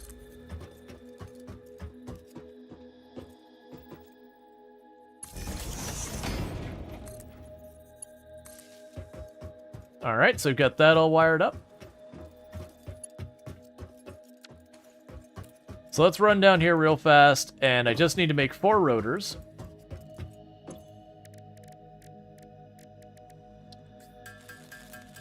And with the 4 rotors, I can make the assembler up top. Let's make sure I have everything I need for that now. Production, assembler. I need 8 of the reinforced plates. Luckily, I'm already producing those. So you just run right up here. Grab the reinforced plates.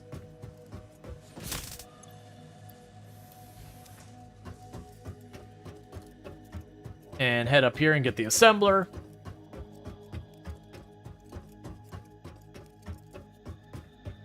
Alright. So just like before, production, assembler.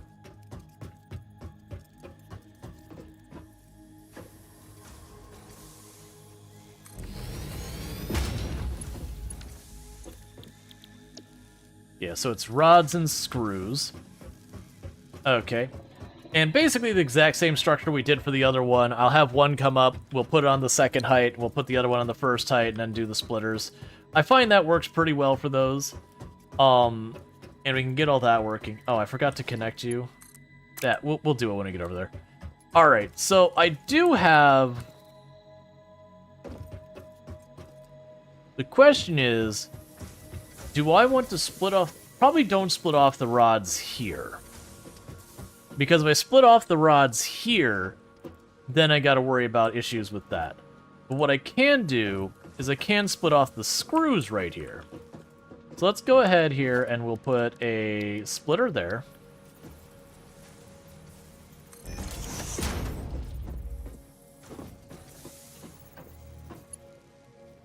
Oh, I just about jumped off the side.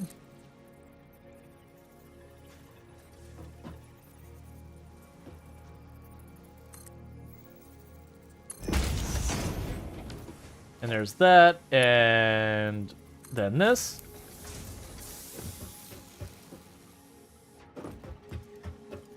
Because then I can run that up.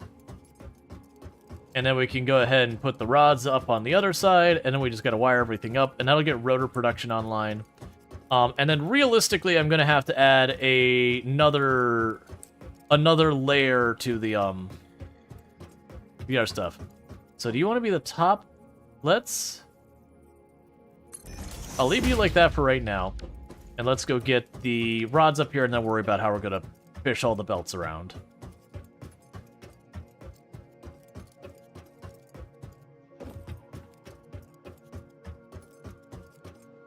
Yeah, so that's where the rods are happening. I also realize the rods are also going up in the middle column. I went too far. Okay.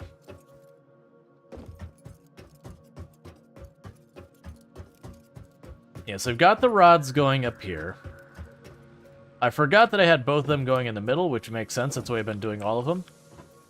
So with that, you have a bit of a weird thing here.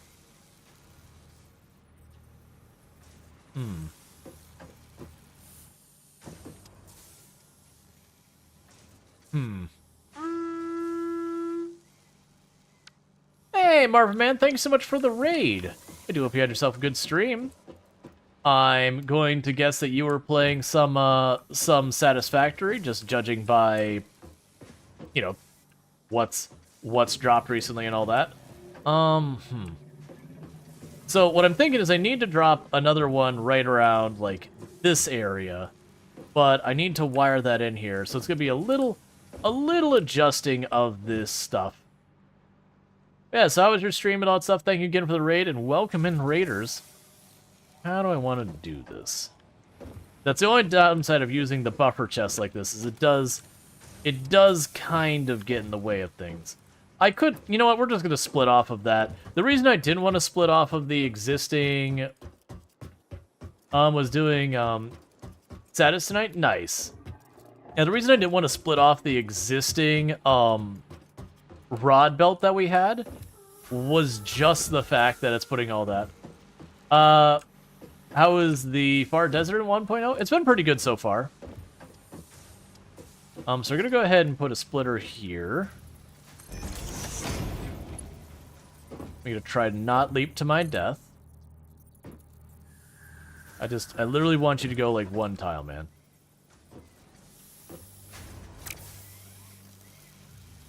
We'll try and make this work. I think if I put this, yeah. I don't think it'll automatically connect, but we'll see here. Why do you make a splitter when you had one on the end? Because the idea with having the splitters on the end here is that I can add more and more machines down this way. And all that. Which I'll have to have, like, bypass belts when there's no longer enough throughput and all that. Because I don't want to go that way. I'm trying to keep all my stuff running up this side of it for the time being. I think that might be the height of the R1. Thank you for the follow. Welcome to stream. Okay, so let's take this. There's a lot of the times I'm going to adjust these belts later on and all that. So I wouldn't sweat too much if you're like, hey, you're set up your belts this way. Why? I'm gonna be taking a lot of this and adjusting it a lot of times, as like I have different things I need more of and whatnot.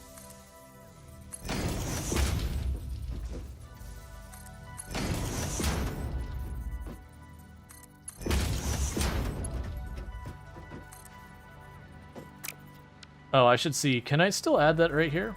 Yeah. Hate to raid and run, but it's late and work calls early. No problem, man. Thank you again so much for the raid. You sleep well and all that, and you have yourself a good day at work tomorrow and all that. But absolutely, again, thank you so much for that raid. Okay, so we can go ahead and do this. Yeah, I'm not worried about that spot. Okay, so now we can go here and say splitter. You here. You there. You down. You across. And are you wired in yet? You are not. Because I wanted to wait till you get closer here to do that. And you're already set to rotors, so that's good news. I can go to the organizer, do this.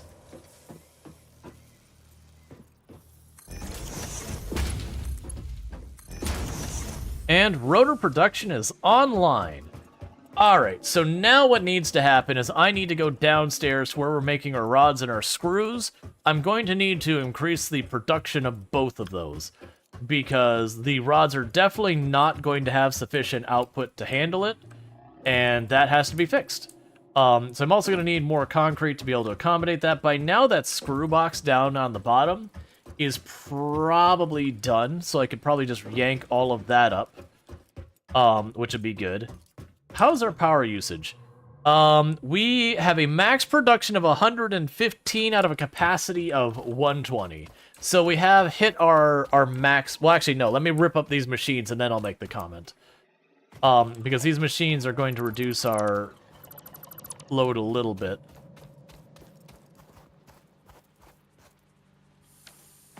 Okay, so you're literally on your last 8 rods, so we can go ahead and yank that up. And you're almost done.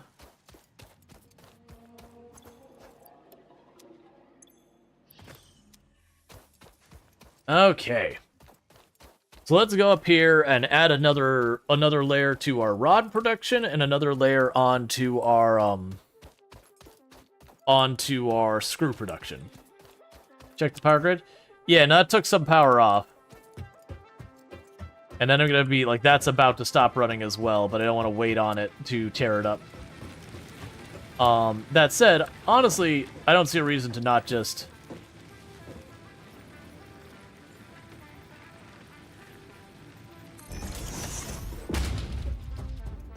do that.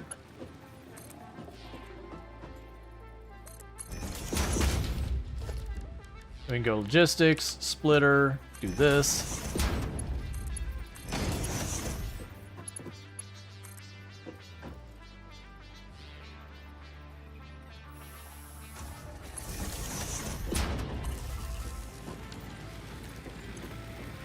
And we've just jumped our power production up by another, what is it, like 30 or whatever? And it also gives you a place to grab a couple of solid biofuel off of. Let's see, I wish you could move storage containers around later in the game. Just like drag it around versus tear it down and build it up. It would be nice. Okay, so that's screw production. I need to go down here and get this expanded.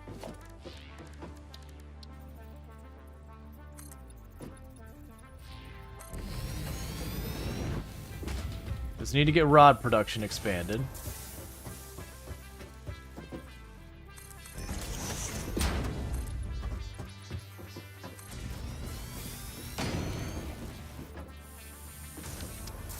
Okay, so production, constructor.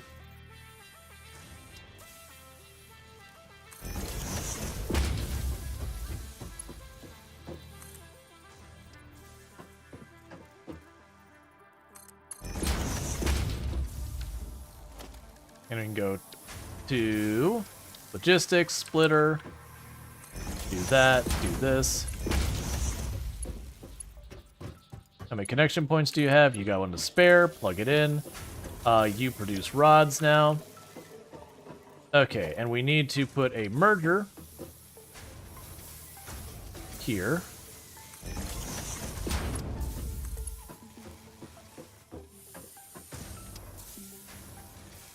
And line that up for future expansion.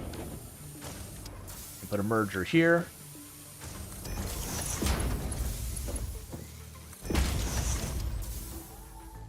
Alright, so we've doubled our rod production. So now let's go up top and do the same with the screws. And then we're going to probably have to go down below and do the same with the iron and yada yada yada. So let's get that sorted out. So I can go here. I'm going to need more space because these are a little bit longer than the other, or a little bit wider than the other ones.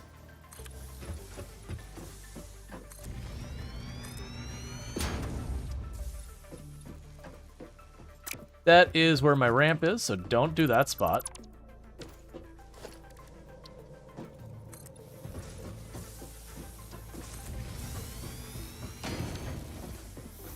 Okay, so production. I need 4 rotors for that, so let's run up to our next floor up, grab the rotors.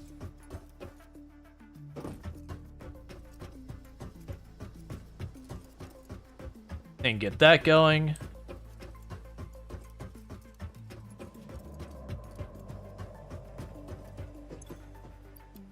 I forgot. Rotors take forever to produce. And you can see here that we are bottlenecking on this, or the screws are a bottleneck.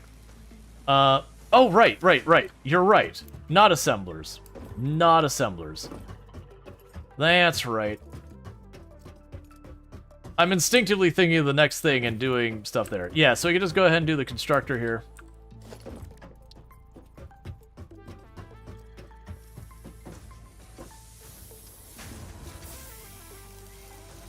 Overlapping another object clearance, clipping may occur. I don't care that much. Yeah, it's fine. They're like, this will upset some people. And you're like, eh. I'm not one of those people. Like, don't get me wrong, it does upset me when you've got belts going through belts. That I look at and it's just like, it doesn't really matter, but I do hate it.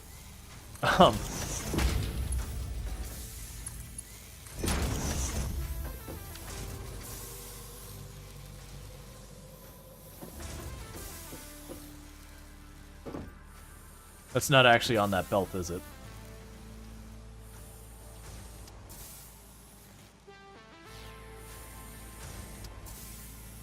I'm pretty sure this belt is just passing through and it's not actually attached.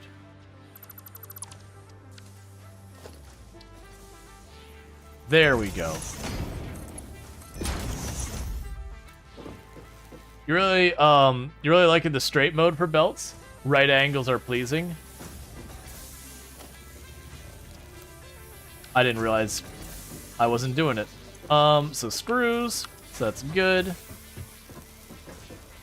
And we can go here to merger.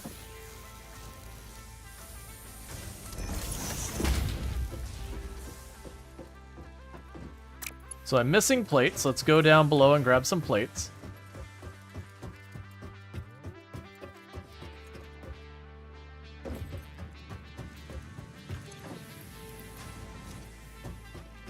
We're also going to need to up our plate production. That's going to start getting us into the position of needing to go seek out more iron and do that. You didn't used to be able to place objects clipping. It's fairly new. And fixes tearing up and replacing something like 10 times to get the belts to connect. Yeah, there was sometimes it would let you and sometimes it wouldn't, depending on a whole range of things. I don't need to be up this high. I need to be down one more floor. That's going to take me a while to get past that. I want to say you can also add like signs in the game, and that's those things to help out with this, to have like a sign on the different floors to be like, hey, this is the floor where you're making your screws.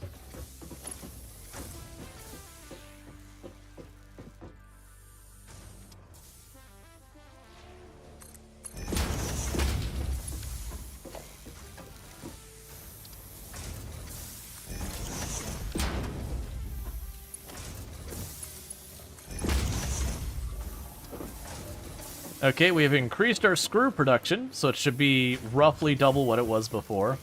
Now, granted, we still might not be producing enough rods to keep up. So, let's check on our towers. How are we doing? 111 is our potential power load, so I could still afford it.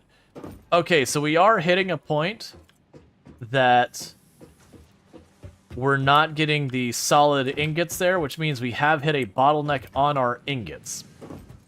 And that ends up being a whole thing. Are your floors too far apart to jump down one level? I believe as long as I fall off versus jump off, I can go from one floor to the other without taking damage. Okay, so these are processing the ore as fast as it's arriving. And this does give me one unfortunate reality that I've got to deal with. And that reality is we are going to need to start upgrading the conveyor belts bringing ore in. That, they're not able to handle it. So we're going to go ahead and go here.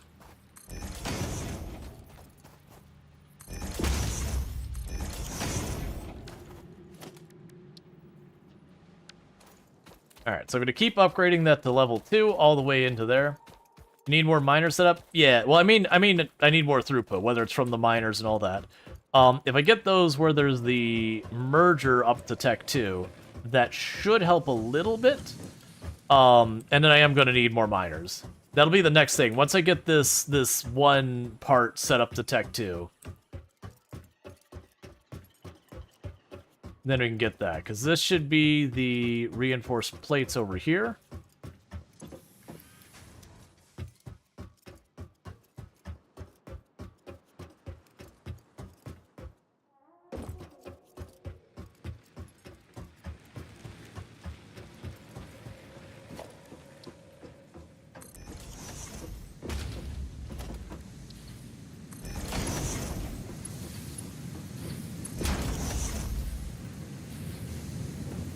These two won't be necessary, but I'm going to do it anyways.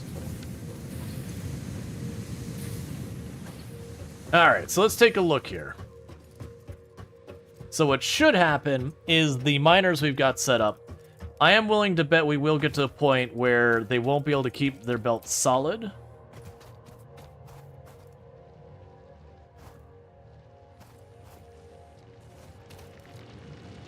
Yeah, because you've already been tapped out, and then this one will likely tap out soon.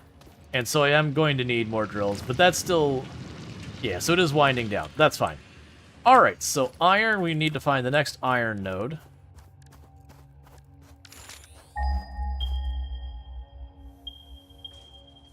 So our next iron nodes are over there. Okay. I need to go to the equipment thing, make ourselves another drill, make sure I have all the materials to build ourselves another drill, and then we run the power, we run the conveyor belt, get it all hooked up to this whole system. You get the whole idea here. Alright, so we can go here. That's not the right one, it's this one.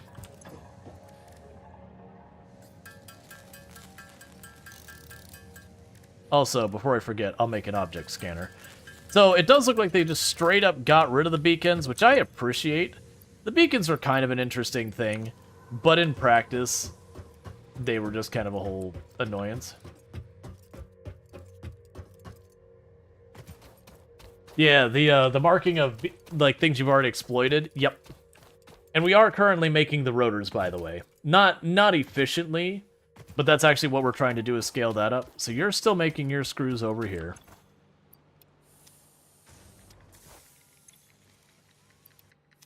And then that'll be torn down when that's done. I can take that belt away. Alright, so let's go check for... Where? There we go. Alright, so let's go grab the next iron node, bring it back. And then we're going to start slowly expanding the spaghetti across the surface. That's actually not that bad. So we can go here, go to production.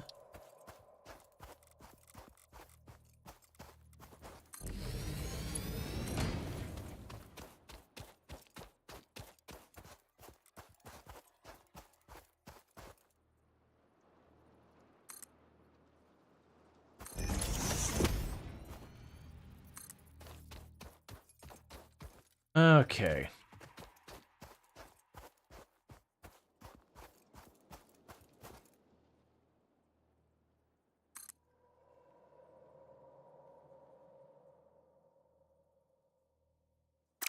Weird.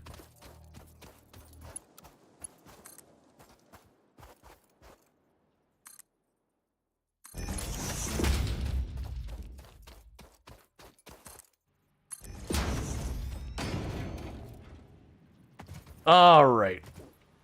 So, yeah, that's nowhere near saturation yet. So we can go here and say logistics, merge. Because this is going to get real messy, by the way. Okay, meanwhile, I need a pole I can take a line off of. Actually, it'll be a better pole to take the line off of.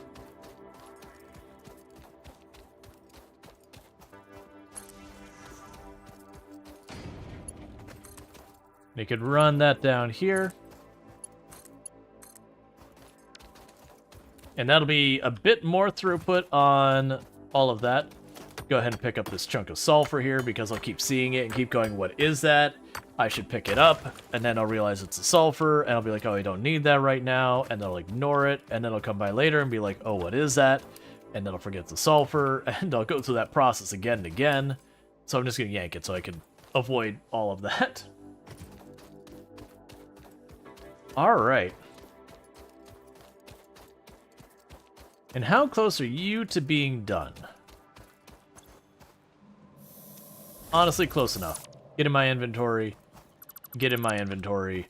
Get in my inventory. There we go. Because then I'll take that up top, and we'll just drop off the surplus supplies. And all of that. And I want to drop off the sulfur I don't need right now.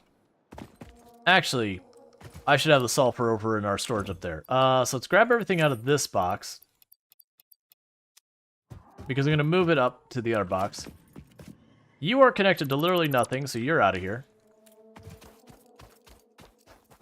You're connected to nothing, so you're out of here. And you're out of here.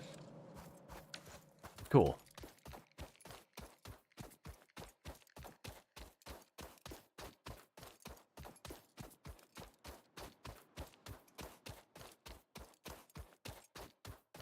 So it's still only taking 2 at a time.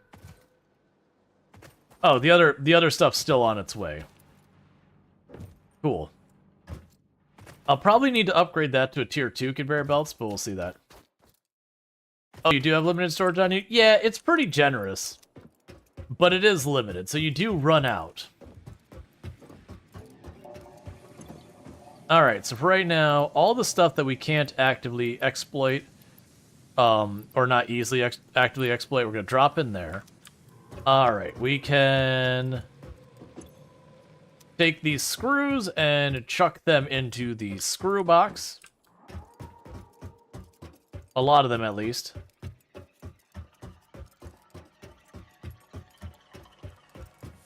Check your power usage. I will in a minute.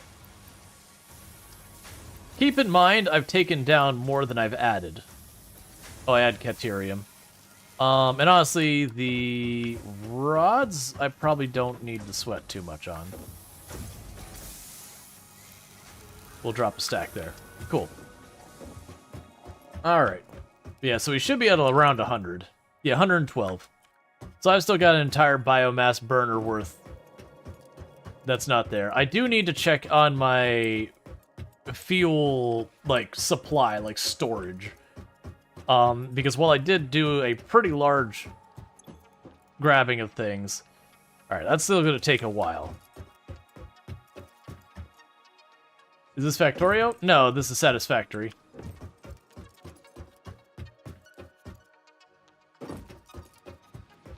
Looked full, but could be wrong. Okay, so you've got all that processed. How much is sitting in here? Okay, so we are really good on fuel.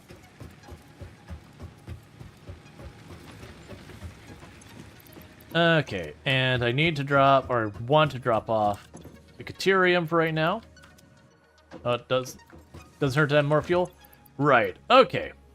So let's look at the things we can work on. We've got the modular frame. We can make the rotors. I can make the power shard things, which can be helpful. Actually, I can just make those right now. That's actually not a bad idea. Are you thinking this is better than Factorio? That is very subjective. I don't think you could objectively say one is better than the other. Scannable, okay. So you can scan for those. Alright, analysis, slug scanning completed. Power slugs extract latent energy from their surroundings to sustain themselves. By tuning the object scanner to the particular potential energy signature, it is now able to locate them against the background environmental static. Okay, and overclock production. We can now overclock production.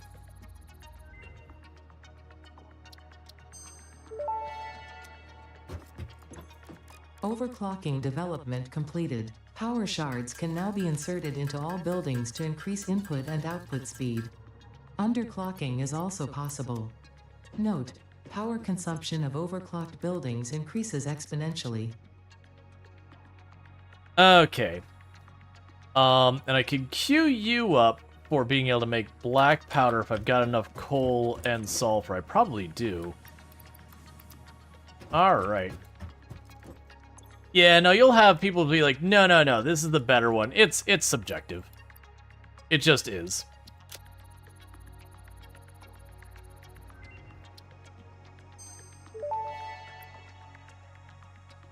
Research completed. Black powder recipe unlocked. New sulfur research available. Okay.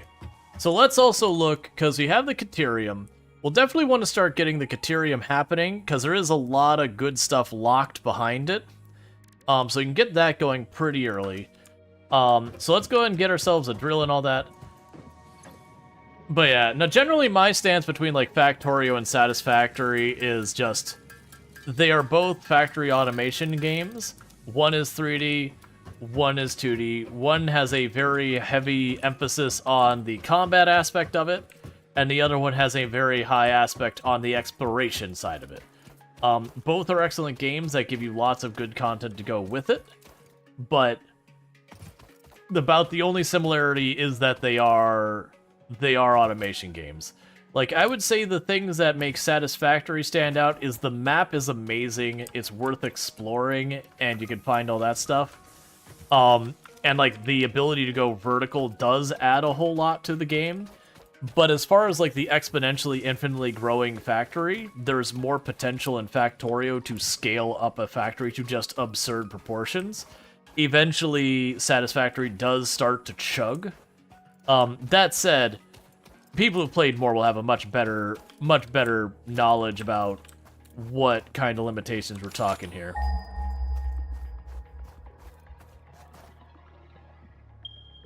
Okay, so the closest Caterium is a pretty long run over here. Let's make sure we do have everything for the mining drill. Yeah. I don't need to do a lot with the Caterium right now. I just want to get a single thing up and producing the material, because there is a lot of technology locked behind it. It is one of those buildings I could set up and just make it a point to visit every once in a long while to pick up the processed materials. Later on, we'll want to wire it in with everything else, but for the moment, it's, did it stay in Caterium or did it switch to iron?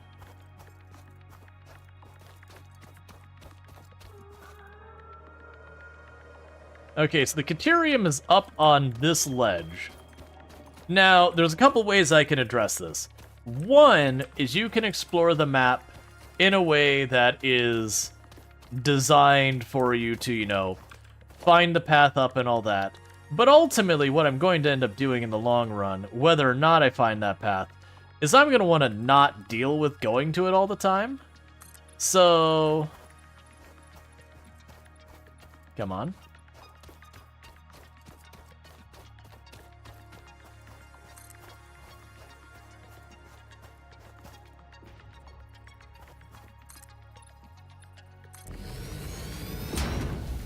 So I have a path. Later on, I will make stuff that's not so hideous.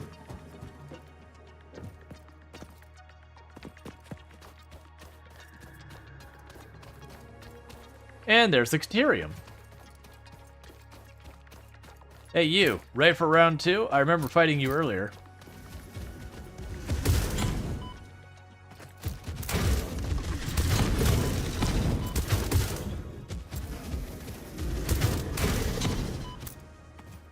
You're tankier than I remember.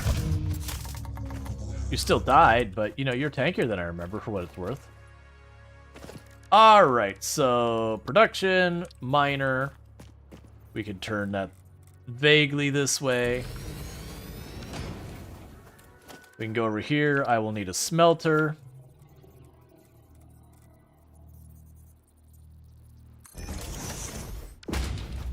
And we'll want to have storage.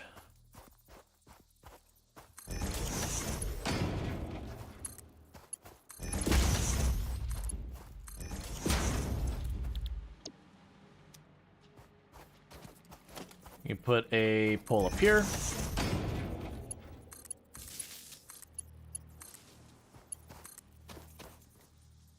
Okay, so let's run back over here to where we've got this. Ultimately, I could literally just take it from that and run a conveyor belt all the way back to base, and I might even do that. But I can worry about that when we get there.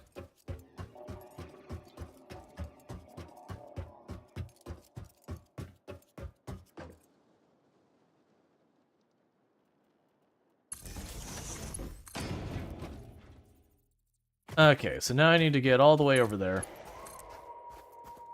I'm hoping that pole has space. It looks like it's only got 3 connections. Yep. Okay, so the Caterium production's online. So that takes us up to a maximum capacity of 112 again. That's not true. 121 is where our maximum capacity is. So now if we go up there, we're starting to produce the Caterium, which I'll need for a whole bunch of things. But I wanted to get that up and running for now. So one of the interesting things, I actually can tear up all of this structure now. And if I get the zipline thing, I can just zipline up this and not use this platform at all anymore. Which the Caterium is what I need to do that. Do I want to drag this the whole way back? I could do that pretty easily. It'd be a little resource intensive on the plates, but those are really cheap, honestly. Yeah, no, it wouldn't be a bad idea, because then it would save me having to run the whole way up here each time.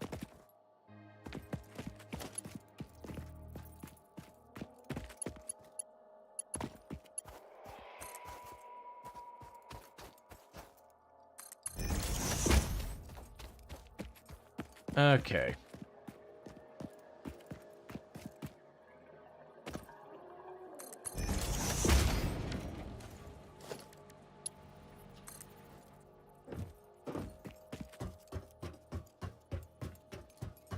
So we're just gonna run this down here. Oh, that's a bummer.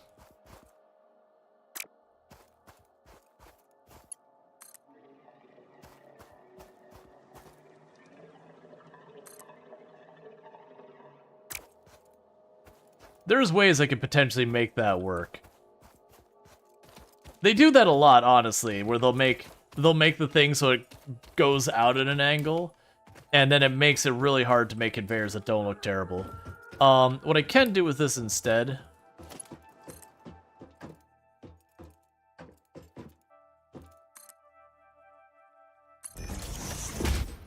is just run along this thing.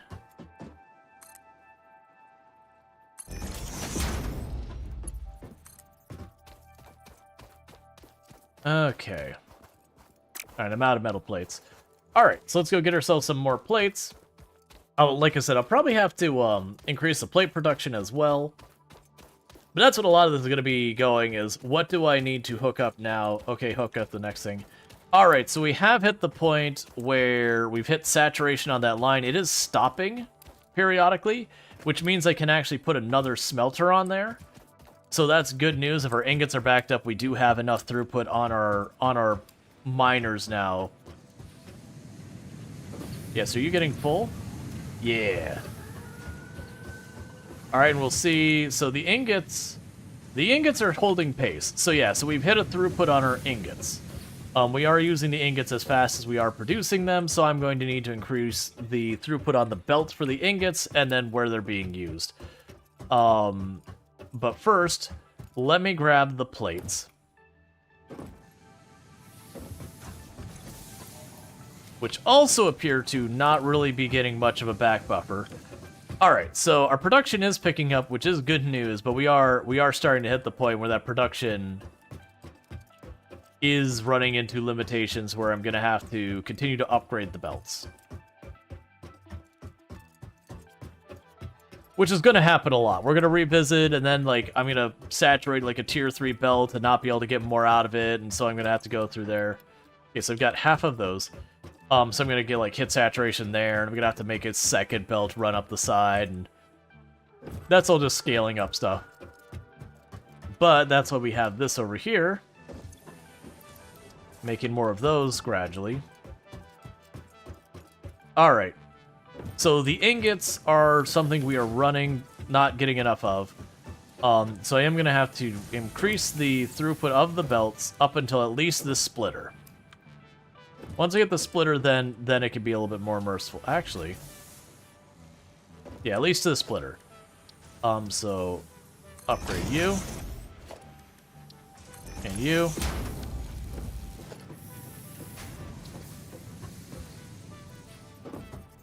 Because once I get the splitter, we're cutting the amount of stuff moving around in half. So that's already kind of sorted. And then there's a really good chance I'm going to need to go here.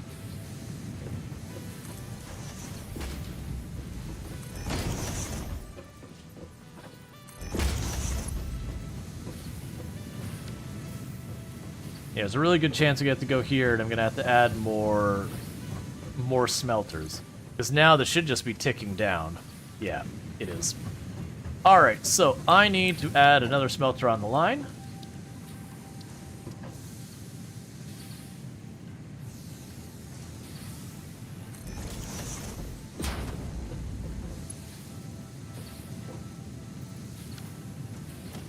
This probably needs to stay a conveyor belt too. Yeah, you're already a 2.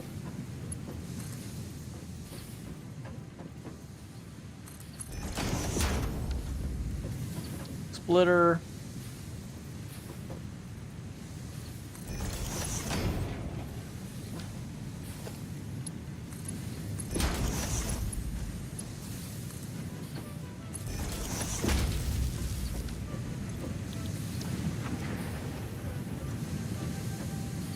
And same deal, you gotta be 2s over here.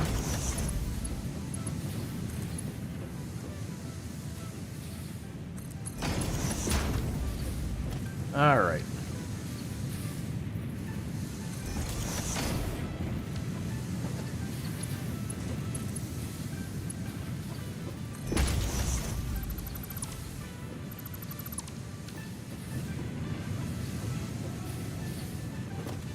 And these really don't need to be 2s, but I'm making them 2s.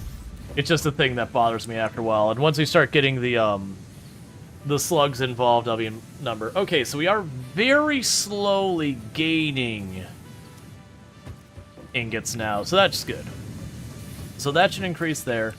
That's still stopping momentarily from time to time. So that means we aren't quite using our full utilization of our miners, which is good. But that should improve. I believe that was the rods that were getting delayed.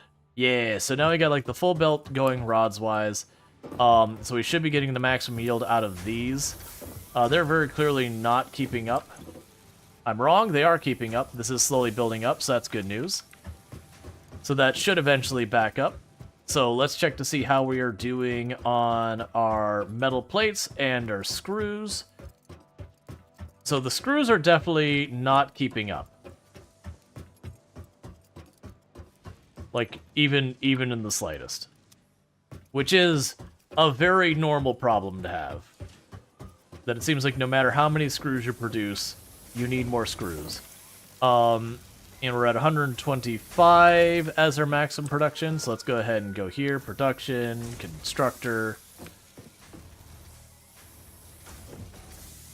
And try and get where I can actually stand on this properly.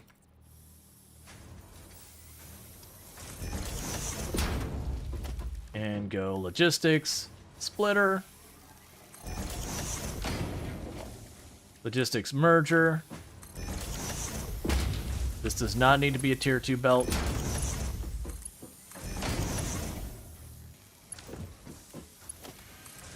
And you can just be hooked up now.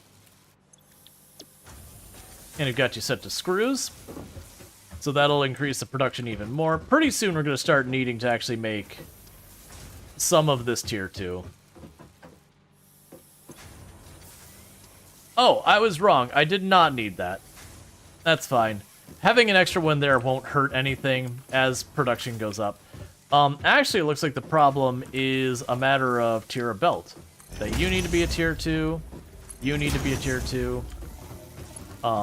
You need to be a tier 2. And I'm just gonna upgrade all of them. I remember screws are one of those ones that are more of a pain because they spit out 4 at a time. Yeah, so it's basically holding pace now. But now it's actually getting that belt to be full up. So I think that'll be enough that it'll start backing up on this. It'll keep up. Because I think this is probably running... Yeah, so this was only running at half the speed it could. Honestly, that whole belt probably needs to be more. So let's give it just a second to see if this... Okay, so it is backfilling. Okay, no, it doesn't need to be faster. We're good. When I go to put another assembler on there later on, then we will need more. Okay, so we can go up there. We can go check on our rotors. I've already forgotten what I was working... Oh, I was running the conveyor belt from the cadmium over, and then I ran out of iron plates, because I figured the iron plates probably also needs to be upscaled. Alright, so we only need 15 more. How's our power looking? 129, actually. Yeah, 129 out of 150, so pretty soon I'm going to get to the point where I'll have to set up another biomass burner. So the iron plates are down here.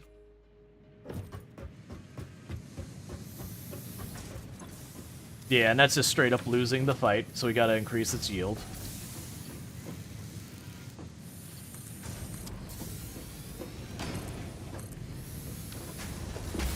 So production constructor.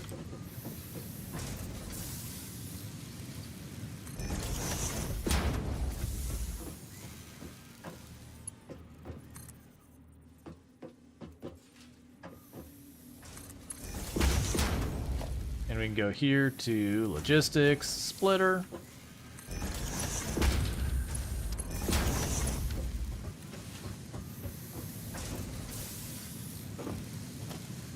Merger here.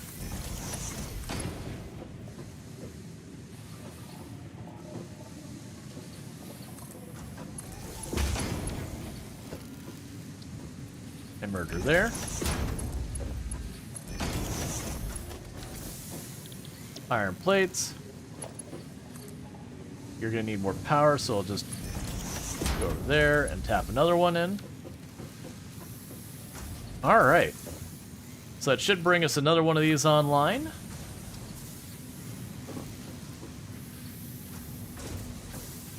Yeah, and there's enough of a gap in there. I shouldn't need tier 2 belts.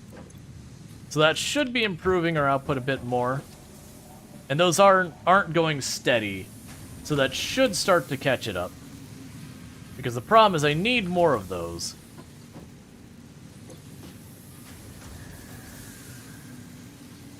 Okay, so it looks like it's fine. Alright. So I need more of those for what we're doing.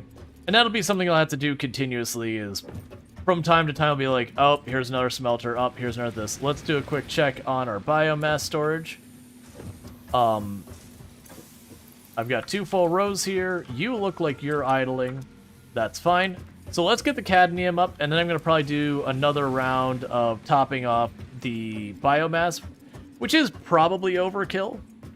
But we are waiting on the rotors, and I'm going to need to upscale a lot more for the rotors to go faster. So in the interim, we can just deal with the other stuff. I got nothing I got to worry about over here. Okay. So we've got all of that coming down there. That's already been processed. I think my intention is literally I'm just going to slam down a storage container over here somewhere. For the time being. Right there. Boom. And that's going to be where I'm going to wire it to. I'll want to go and set up the cadmium to have production somewhere up top for making the wire and all that for me. But that'll be a thing that I'll have to decide where I want that later.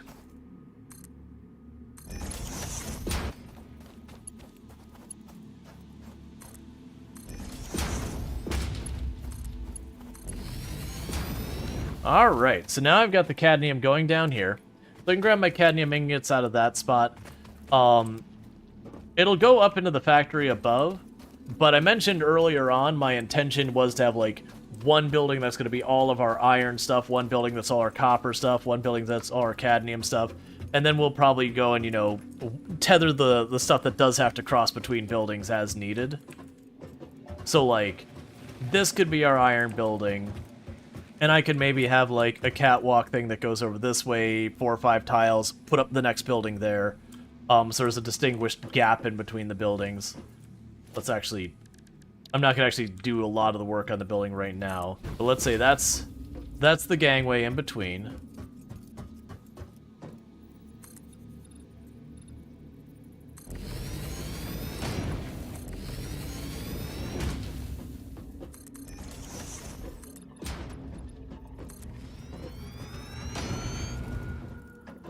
And for right now,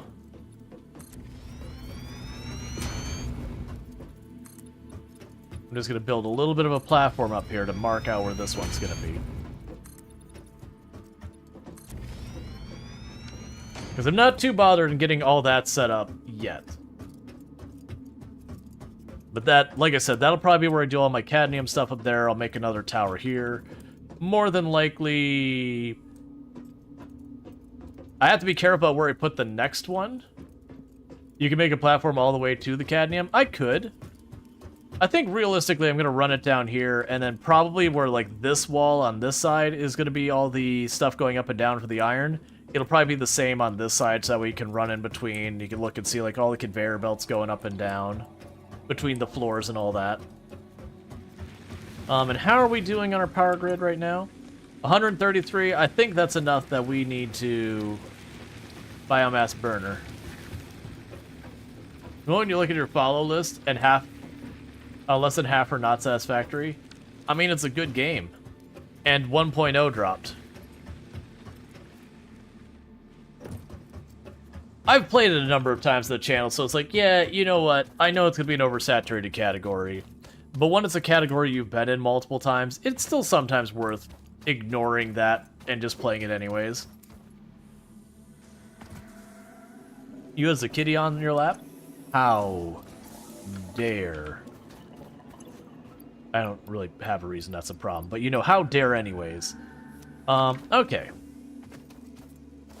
So what other stuff could we be exploiting? I could set up the quartz. The sulfur, so I can't do anything meaningful with the sulfur yet. I don't think I can do anything with the quartz yet that's worthwhile. Did you got something drop since everyone in their kit thing? It's 1.0. It literally released. Like, it's released now.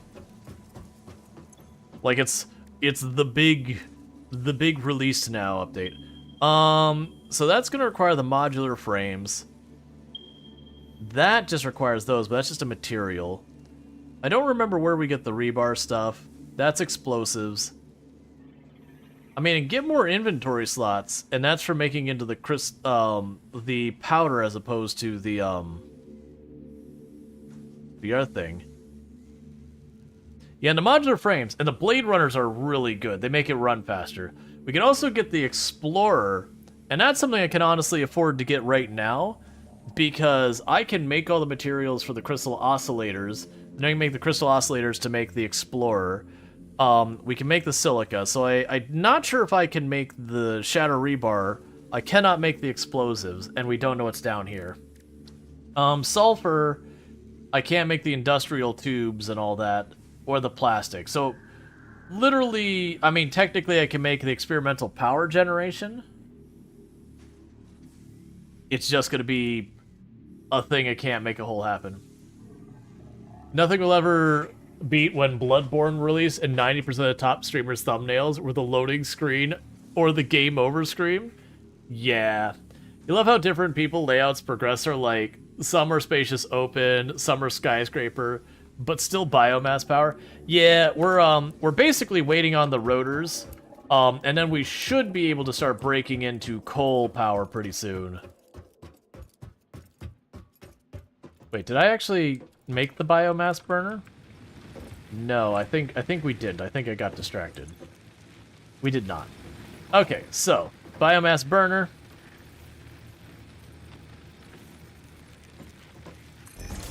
Another one goes right there.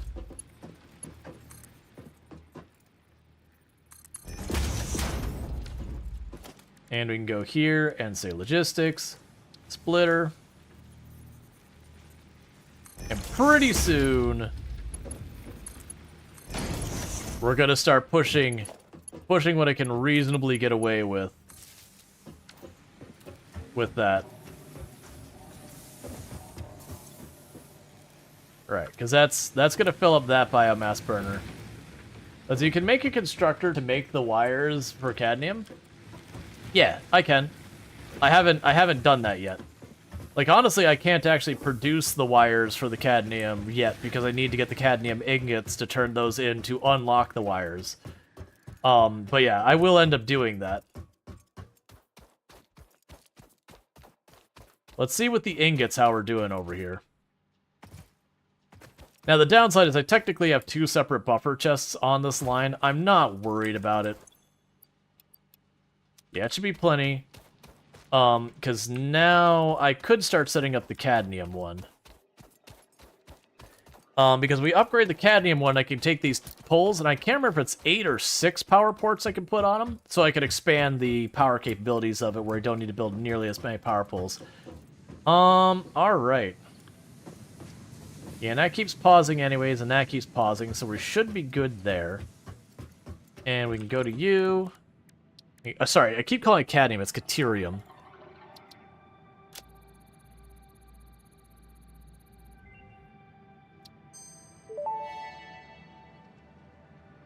Research completed.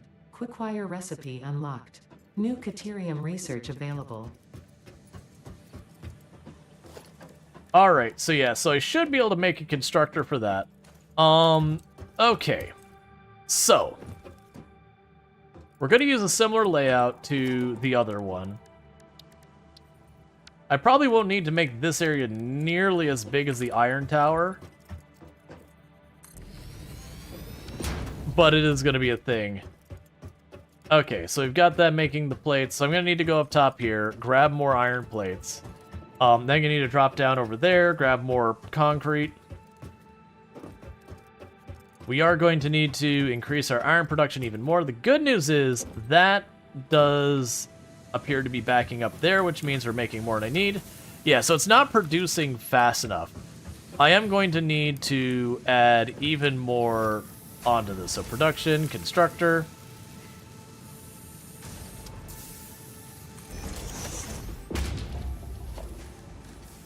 Foundation.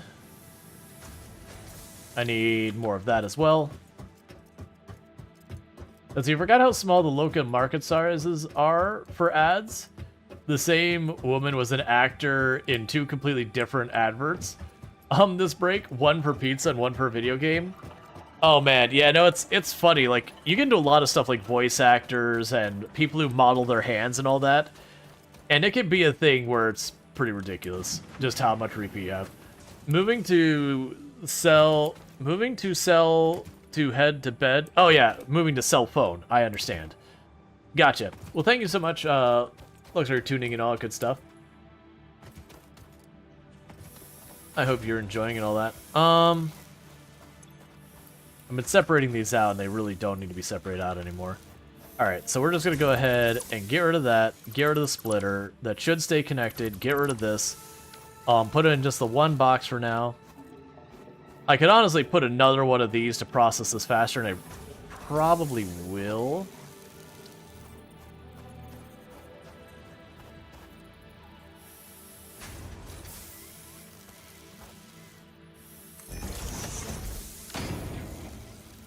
Go logistics, merger.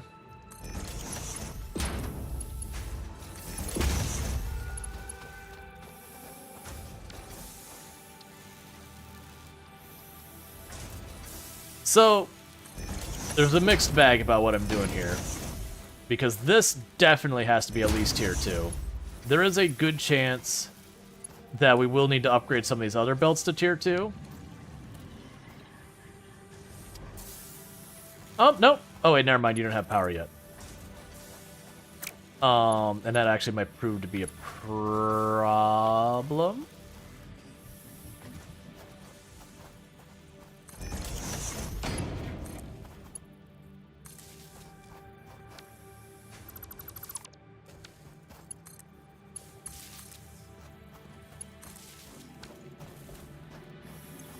And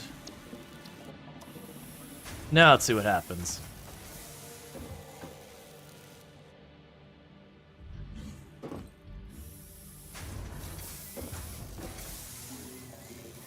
Yeah, so it does seem to be keeping up for now.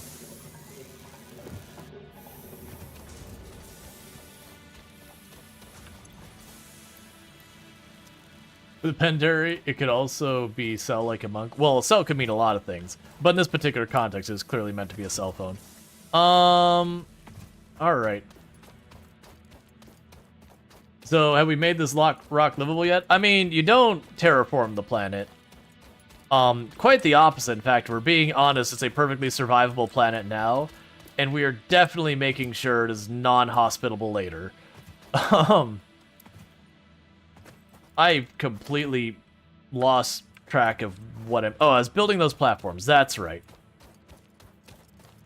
But I needed to add another thing for making iron plates because our iron plates were only narrowly staying ahead. And I need more.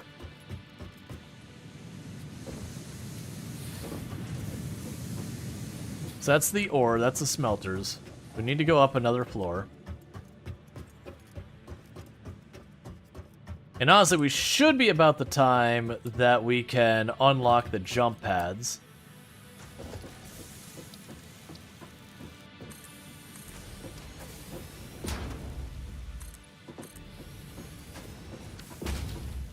And we can go to production, constructor.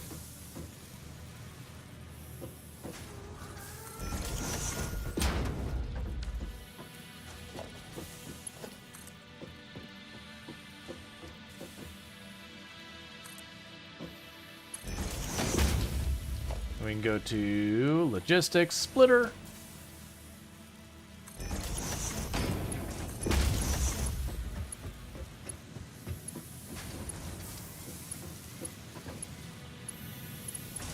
I see something that explains why my stuff isn't getting faster. You know, that not being hooked up or all that. Oh, you know what I bet you I did? I already built it. It's fine. I'm gonna always need more. So accidentally building 2 when I meant to build 1. No big bother. Why are you complaining about the clipping thing? It's fine. I can correct it. Then go right here.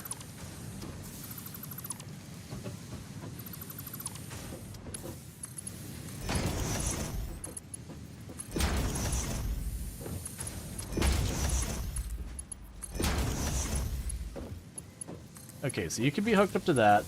You're gonna need your own pole.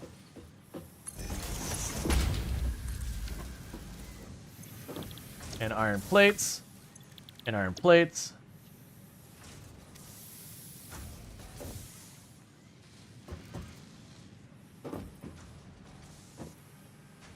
And we're officially hitting the point that the ingot throughput is insufficient to accommodate this. It does look like I just need to potentially put some tier 2 belts on this part, and that might remedy some of it. That's fine. Yeah, and that's not gaining a lot of ground, so we wanted to get that done. Yeah, so there will be a lot of this where it's like, what am I short on? Get more. But the good news is, the more I do that, what ends up happening is the later products produce more efficiently. And so where I'm waiting on stuff like rotors, it's because I'm upscaling that. And I'll eventually need to increase its production because I'll have to make smart plates, and that's going to take rotors, and we'll need to make modular frames. Yeah, so as you see, there was 43 in there this time. So we can go ahead and let's pop down here before we forget that our ingots are getting bottlenecked down here.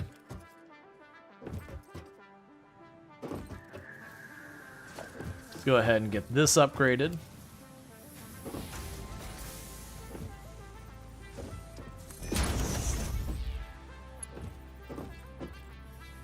Yeah, because that should be enough now. Oh, no, you're still bottlenecking here.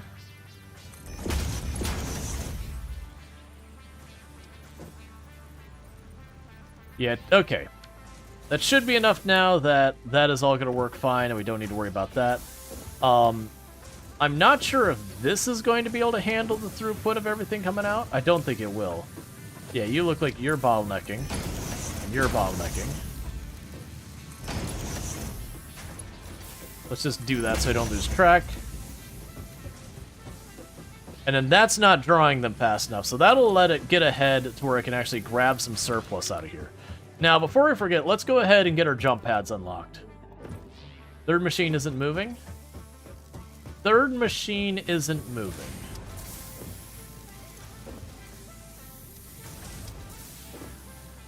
Ah, there we go.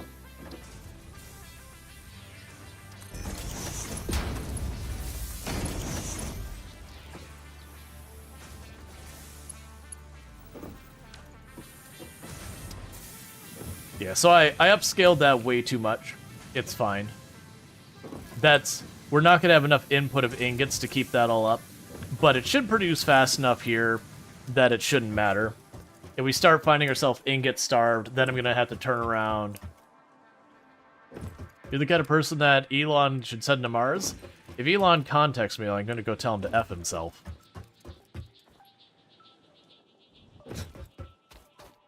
Also, I'm not the one who's going to Mars to die there. Because that's what the first team going to Mars is doing, is they're going there to die. And set up the basic infrastructure so another team could do that. Nah, we don't need to clip that. I'll delete that clip.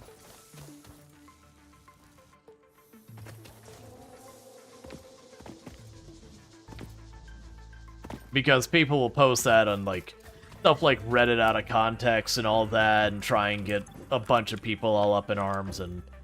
Not that I expect that, but it's just one of those things. Don't invite that kind of trouble. Milestone reached. The Fix-It jump pad combines Whoa, high technology wire. and innovation Wire. for optimized Okay. factory traversal I was and about- an ideal travel experience. Clarification. Ideal travel experience not guaranteed. Oh no, it'll get Individual clipped, and I'll just results delete it may vary. after stream. Pioneers are responsible for all workplace accidents resulting from jump pad usage. Like, that's the thing.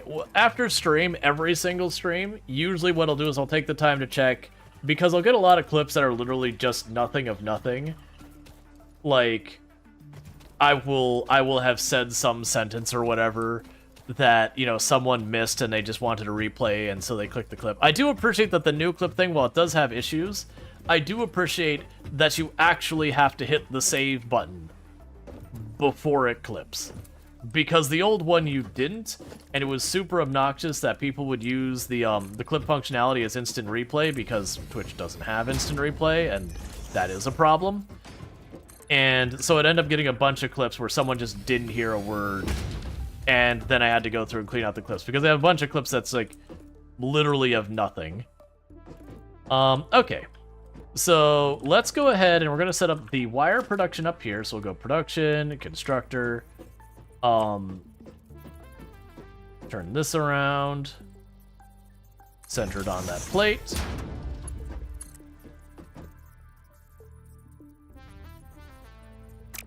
Here, I'll actually take it from this way.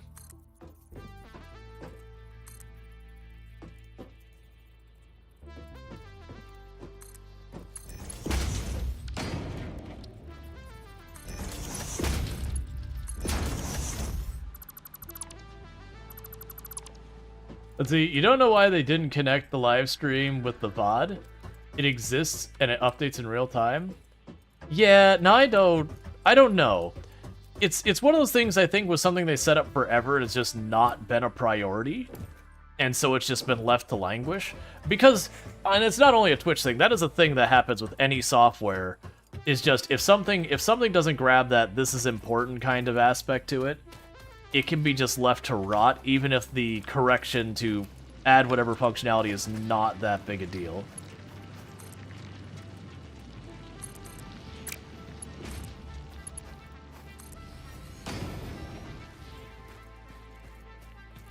Alright. It's about money? I mean, there's certainly the money side of it. You have to choose between watching the rewind ability or watching with live chat. Yeah. There's been talk about that it would be a major feature benefit to Twitch if the player was made so you could do like you can do with some television stuff where you can go, all right, jump back 1 minute, and then you can say go back to now, or like speed up like to 1 1/4 speed or 1.5 speed to like catch up and all that. I'd say more companies need quarterly triage. Get done the easy things, not just the fires. Yeah, no, that's that in its own gets into a whole discussion. About having dedicated time for your teams to just, you know, bug bash, that kind of thing. And it's a hard sell, because on the surface you're like, okay, but do you really want your employees working on something that doesn't make you money? And it's one of those things, saying it doesn't make you money is kind of disingenuous. It's not that you can measure directly the money it makes, because it's more the frustration, pain it prevents, that again is really, really hard to quantify. That's not what I want. Okay, so we're now making quick wire.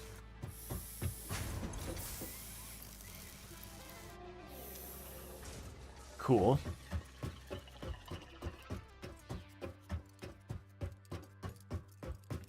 Let's see. Technical debt is always hard to quantify. Yeah. Why is your face so contrasted? In... like, burned out? Oh, it's probably just need to adjust my lighting. It's one of those things as a content creator, it is a huge pain in the butt that you'll adjust your lighting, everything seems fine, you'll change literally nothing, and the next time your lighting will be wrong. And you'll slowly scream into the void. Because you just play this endless game of change nothing, constantly need to tweak to get it back where it should be. But yeah, no, I just need to adjust it. It's one of those things that if I lower the lighting, then the green screen starts to show behind me. I need to get some of my lights replaced.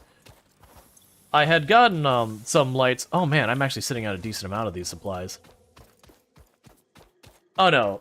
Yeah, no, it's 100%. It's those things that, you know, I don't mind people asking that, because it is those things that can kind of sneak up on you, where it doesn't change all at once, just like, you know, maybe the light is just a thing that, like, the light is, like, slowly burning out, or whatever the thing is, so your light is changing, it's just not all at once.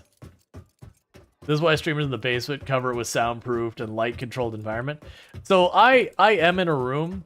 There is a little bit more I could do, like black out my lights, but I really get not a whole lot of external light, you know, poisoning the situation. Alright, so I'm not making enough rods to get a surplus here. So I need to get that sorted. Because I need to be able to hop up here when I go, oh, I need rods. And just be able to grab... Hi. Hola. I'm heading downstairs. Okay, you sleep well. Remember me. I will remember you. Okay. I did not forget you already? She's like, this is a test. Logistics, splitter. There we go.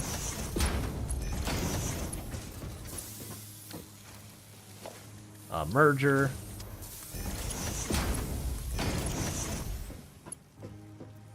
So you're gonna need a new pull.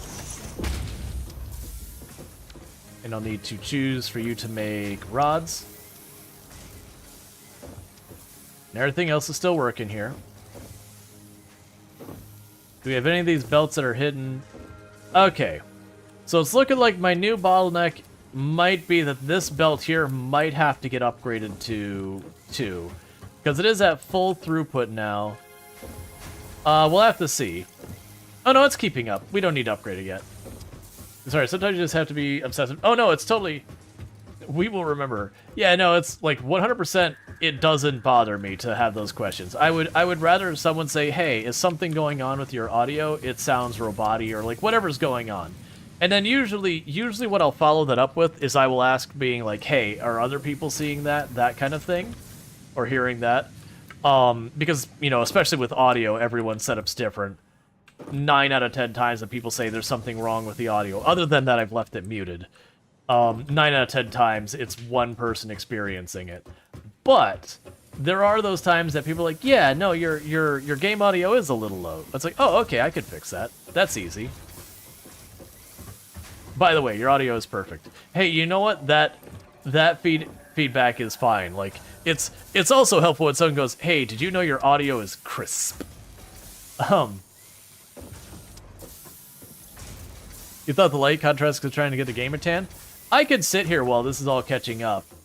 And just see if we can do a quick little adjustment on our filters. So we got the chroma key. Let's slide this over and just lower the contrast just a wee bit. That might be good. All right. That should be a little bit better. Not quite so washed out.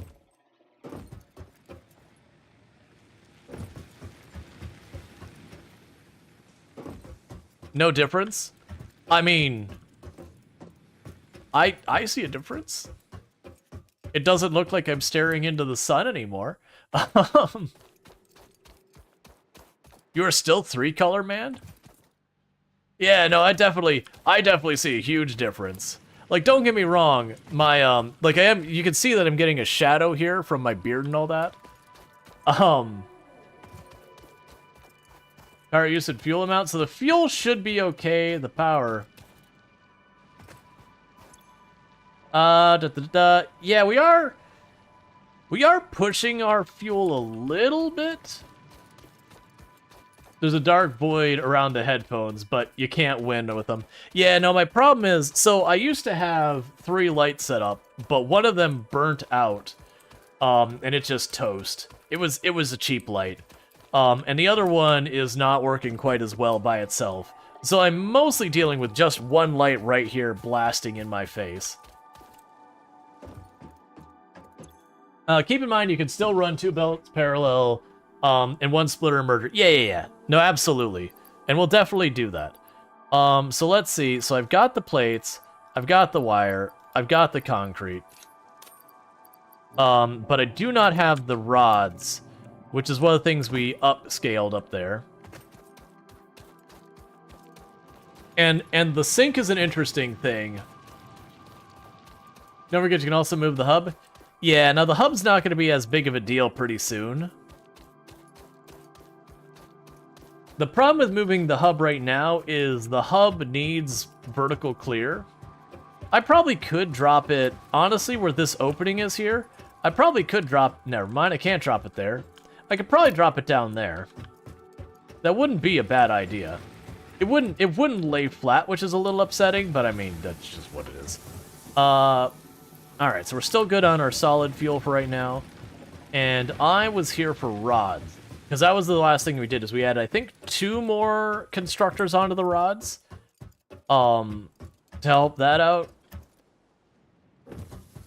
Yeah, that's running steady. And that's backing up, so that's good news. If that's backing up, it means stuff's getting in the box. Not enough. Okay, so how are we doing with the ingots now? Are you getting enough ingots? Yeah, so you're even though you're not seeing much on the belt, it is getting an increasing number of ingots in here, which is all I need to keep it running. So it is one of those things I could potentially put even more rod production up, and it probably wouldn't be a bad idea. I'm gonna go ahead and do that. Because it is those things, I keep saying, I could do that, but I don't need it yet, and it's like, I already know it's gonna be just a matter of time before I need it anyways. I'm not saving myself any time or effort by skipping out on it. The material costs are not high. If it ends up being... That's not the right one. If it ends up being... Physically, I'd like to remind you that resting is not an activity value. I missed... It was clearly going to be a joke that it's like... Because it's been giving me, like, you know, self-care advice, like, hey, make sure you eat something, hey, make sure you drink something. I was waiting for it to be like, hey, but it's like, you know, Fix-It doesn't recommend rest, but it's probably going to say something like, but it's a recognized necessity or whatever. Also need to make a new power station. Yeah, we'll need that soon, too.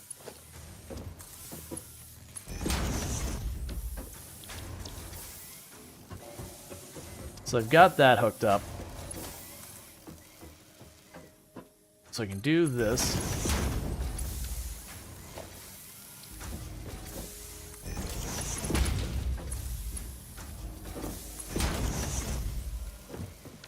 Alright.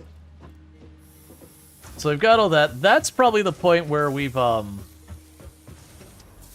yeah, we're hitting the point that the capacity on these belts is just not enough. And this is going to be real expensive to fix.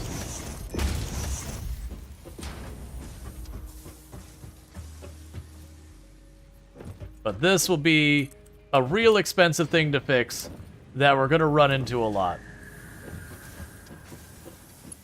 Oh, that's really unfortunate. Okay. So, we are getting gaps in that belt, so our smelters could be increased.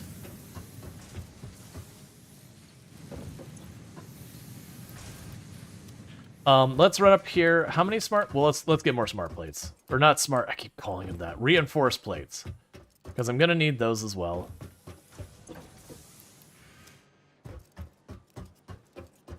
And the screws are just churning away. Yup. Okay, we're getting there. And how's the power? It's still fine. We still have 23 more we can work with, but it's starting to push things. Okay. So you're stop and go. Are you already upgraded? You don't honestly feel like you're going at tier 2 speeds. I mean, it is. Alright, I guess it's time for another smelter.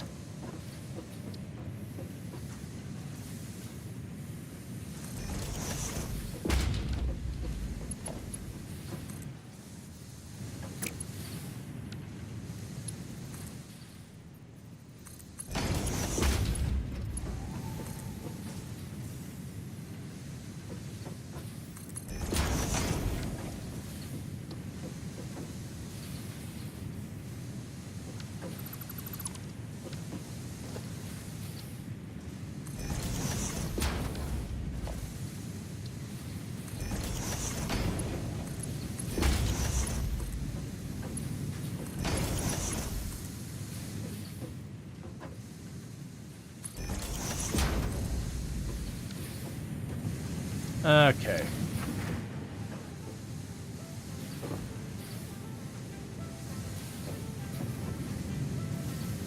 Yeah, don't test the,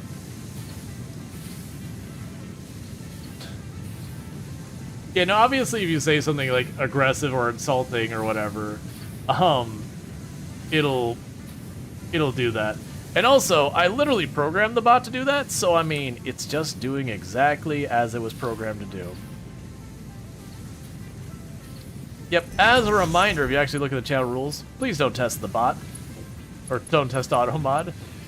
Because a lot of times, like, that one's not bad, but the problem is, like, there'll be something that gets caught that's kind of on defense, and people be like, oh, I wonder what else it catches. And people begin saying progressively more and more offensive things, until what they're saying is just downright straight-up offensive. And it's just easy to be like, look, man, if it gets auto-modded, it's fine. Make 2 smelters since you made 2 of everything else. I'm worrying about materials. And it's also trying to see the next bottleneck, because, like, right now, this is running full tilt from the looks of it. So I think I've reached the point with the smelter. If we go to the smelter, I bet you... Okay, it is barely keeping up. We're at a point that I've hit the most I can handle on a tier 2 belt. I'm gonna have to run a new belt if I want to add more on here.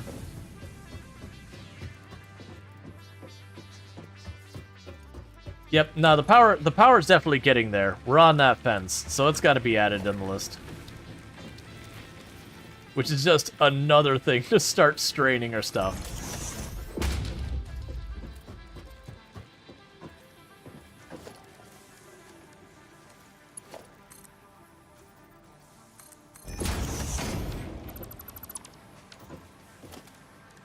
Alright, and splitter.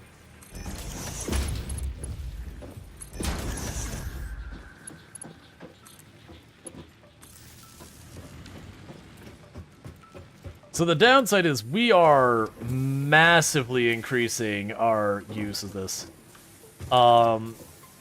So I'm probably going to go ahead. I'm going to make it my rule that anytime that drops down to 1 row, it's time to go get wood.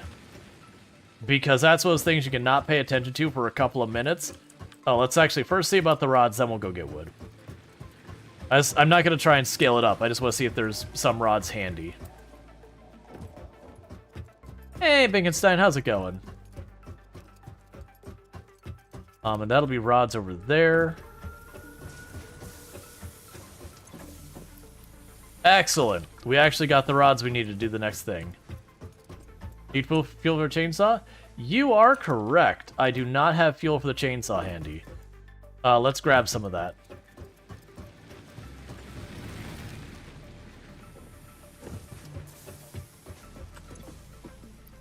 That'll be enough. I don't need like 100 or anything. Oh, I can also grab you, because there should be enough cadmium wire, or caterium wire, in there to do the next upgrades.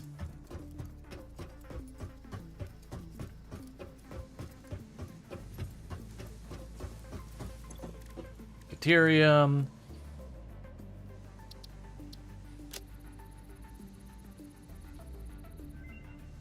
Okay, we can do zip line. Zipline unlocked. When equipped, the zipline facilitates travel along power lines, regardless of whether the line is powered. Note, based on previous Pioneer events, Fixit recommends not using zip lines during thunderstorms and typhoons, or while drinking coffee. Wait, they don't want me to zip line while drinking coffee? Alright, come on. Let's see, earlier today we were having a discussion with another stream that the guy, was what you couldn't say. And it kind of gets weird. It's like we should be able to talk about our stuff, but of course I realize it was done so that it isn't said as an offense.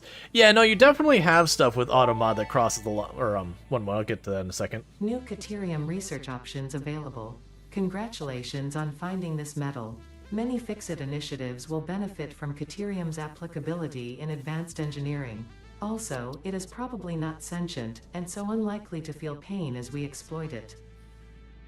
Unlikely to feel pain. Power Pole Mark II. Power Pole Mark II unlocked. This provides additional power connections compared to the Power Pole Mark I. Fair enough. But yeah, no, when it comes to the auto mod thing, yeah, there's lots of times where it'll pick up on stuff that in certain contexts is totally fine, but in certain other contexts it's used for particularly offensive stuff. And in that case, I definitely lean towards the side of I would rather auto mod catch it, and then I go through and say, hey, no, actually that's fine, than have to deal with, you know, because you'll have bots and people who pop in that the first thing they do is they will immediately drop in like the most offensive thing they can think of. And, you know, they're just like there to cause trouble. And it's just easier, instead of having to go through that, the auto mod grabs it immediately and it's just, they don't do anything. Hard mode, all power poles can only be 3 connections. But yeah. Quite interesting. Is this like a space factory sim? It's a factory, like a factory automation simulation game. It is like space as in we're on an alien planet, if that's what you're asking. It has some like technology. I mean, they definitely have technologies that we don't have. Like there's an actual space elevator and all that. Don't forget you can turn animal parts into biofuel. I can eventually. I can't yet. I haven't unlocked that yet. Big button. Milestone reached. You have been given access to the anti-waste effort for stress testing of materials on Exoplanet's bonus program, also known as Awesome. Your awesome input allows Fixit to comprehend our amazing universe more clearly. In appreciation of this, we have generously set up an internal, closed economy with exclusive rewards and currency. Directing parts of varying quantity and complexity into the Awesome Resource Sink will grant Fixit coupons. These coupons can be redeemed in the Awesome Shop for highly desirable items such as new foundations, after walls, the space factory elevator, I attachments, forgot. cosmetics, parts, and more. Next time you have additional resources, just remember to go that extra kilometer. Go awesome. Okay, so I totally forgot that it's not like the earlier tiers where you just have to finish the previous tier to unlock the next tier. We're at the point that to unlock the next tier, I have to do the space elevator. So that's going to delay us a little bit. In the meantime, I need to go and collect some more stuff for burning for fuel. So we're going to run over there and do that. Yeah, no, in a lot of ways it is like a 3D Factorio. That said, I mentioned it earlier, this one you have like the upscale you can work with. And this one is a handcrafted map as opposed to a procedurally generated map. The map is huge though. And what that ultimately does mean is in this particular game... Oh, I can just get up there and kill that nest from here. What that does mean is, you know, Factorio exploring, it's just what resources can you find. Like, you don't find interesting things on the map. It's just, I found oil, that's kind of convenient kind of stuff. Oh, you jerk knocking me off of there. How do you feel about it? Is it better? It's different. It's, honestly, other than their automation games, Satisfactory and Factorio are very different games. So where some people be like, one is objectively better than the other, it's like, no. I've played both a lot, and no. They're different. Like, Factorio has more of a combat emphasis. This one, they've deliberately made combat, like, you know, a very light part of the thing. Like, there was been a request for there to be a feature where stuff would attack your base, and they said they will literally never do it. That is on their will not implement list. They're just aiming for a different thing. So, it only matters if you only had the money to buy one or the other. I wouldn't say one is better than the other. Different people, like, you can play and enjoy both and not be like, oh man, I wish I was playing the other one. They're just that different.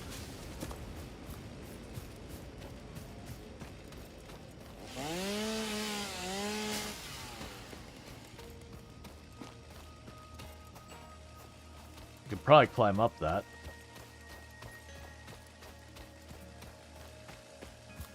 Maybe not. Honestly, multiplayer is both is a little weak, though. I mean, to be fair, factory automation games, usually when it comes to multiplayer, about all they've been able to offer in most factory automation games is just you can split what you're working on to other people. And the only way I think they could make it way better would be that it was balanced around consideration of multiplayer, which would be a disservice to anyone who wasn't playing multiplayer. That's actually one of my big gripes with a lot of the survival crafter games right now, is almost all of them are balanced with consideration of you playing with a big group of people, or at least a couple people, and it does make them very tedious and very grindy on your own.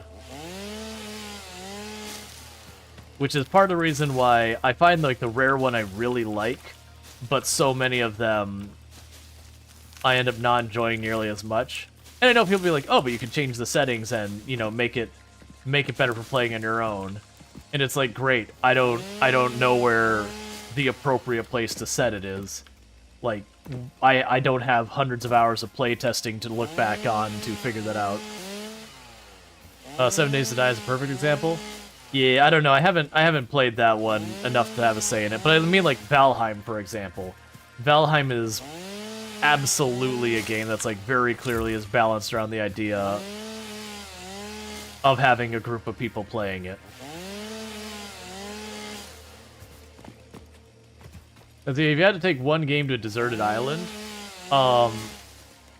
it'd be something like RimWorld. It'd be hard to see doing that with a first-person shooter. Yeah, I agree. I used to play lots of first-person shooters. Now, it's honestly pretty rare I play them. It's not that there's anything wrong, just with my amount of time, they just don't usually end up being the one that takes my... Like, of my options, it's usually not the one that wins out as the number one. It ends up being, like, the number 8 or 9 pick.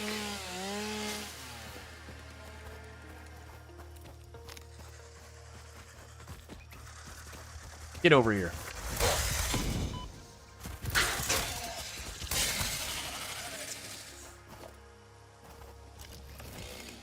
Okay.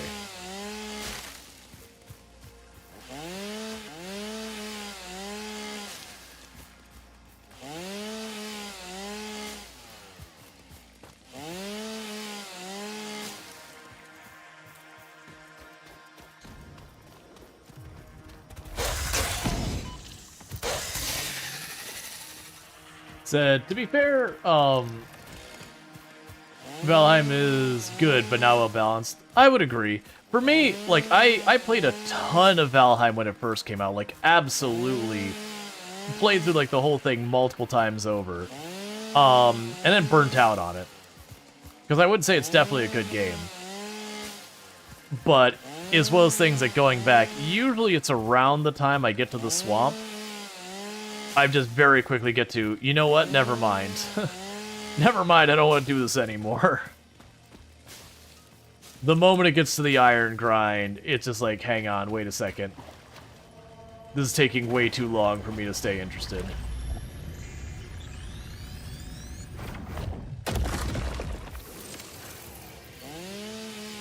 I was curious who's gonna have Ada say a thing.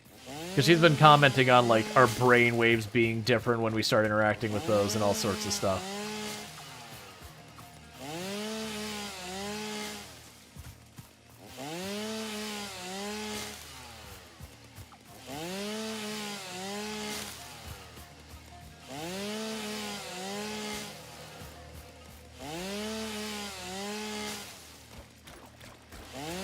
Okay.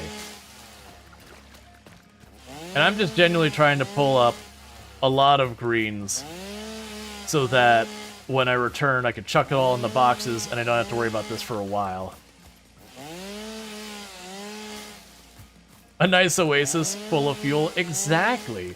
There's all this nature. It's probably been here for hundreds, if not thousands of years. Just waiting to be exploited. I mean, it would be irresponsible for me not to do it.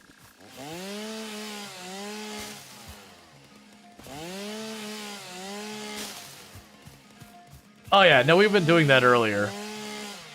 I was curious if Ada was going to say anything to that one. They haven't said too many things, but they'll be like, consume. They'll be like, thanks, weird disembodied voice in my head. You're my favorite.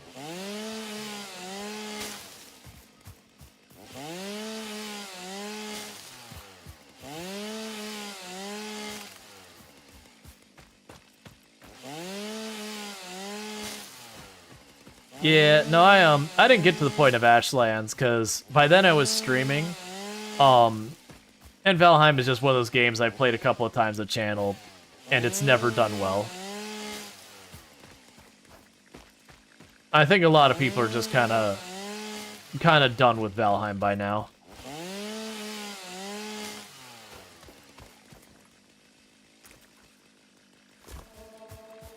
I'd probably run up that and see what's up there.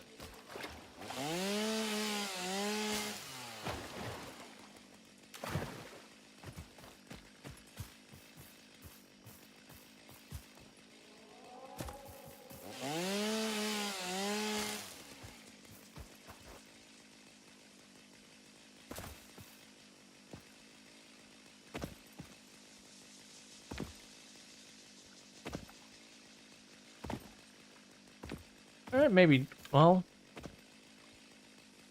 Okay, that one I probably need a little bit more. I just have to build a ramp. I'm not too worried about it. We can go over here, we can tear up a couple more things. We're getting really low on fuel in the chainsaw. That's part of the reason I only grab like 20 or so. Is it's kind of a good way of going, alright, let's go out to collect some materials, but let's not, you know, let's not spend hours doing it. I can grab, you know, a couple, you know, pretty solid load of materials in that time.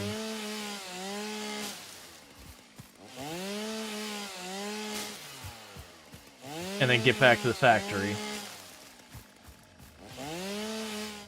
There we go. And meanwhile, I see there's another one of these bug nest things. Let's see if it's protecting anything we care about.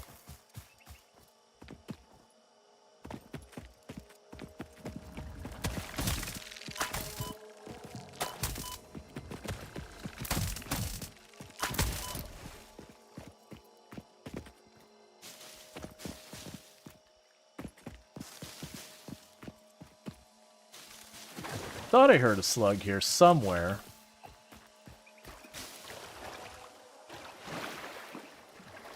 Ah, it's above there. Oh, I bet you where I was trying to climb from that side. I bet you the idea is I jump down from up there onto it and walk across for it.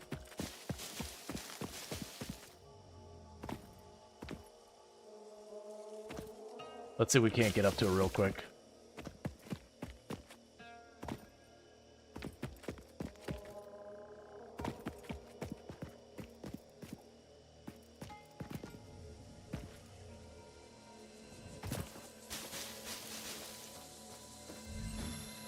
Alright. Let's see, do you have an upgrade or did they really turn down the damage? I mean the damage is pretty low. I don't remember a time the damage ever being particularly bad. It does seem like the life regen is a bit more generous than it used to be. Because it used to be you'd had like no life, or I think you only life regened up to like, what was it, 3 blocks or something in the past?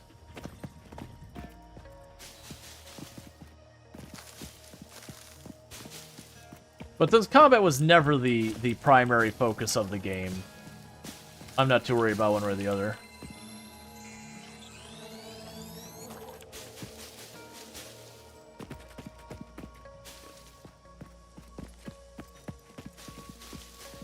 Three or four was on the edge of red. Yeah, no, it seems like they've changed it so you always regen. It was one of those things that could sneak up on you, and it kind of just get frustrating when it happened. That you'd just be hopping off the stuff, not paying attention, and then you'd die, and you'd be like, what? Oh, I was low on life.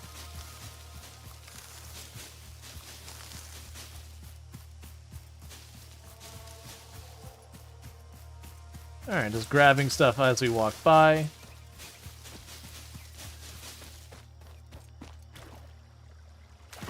Okay.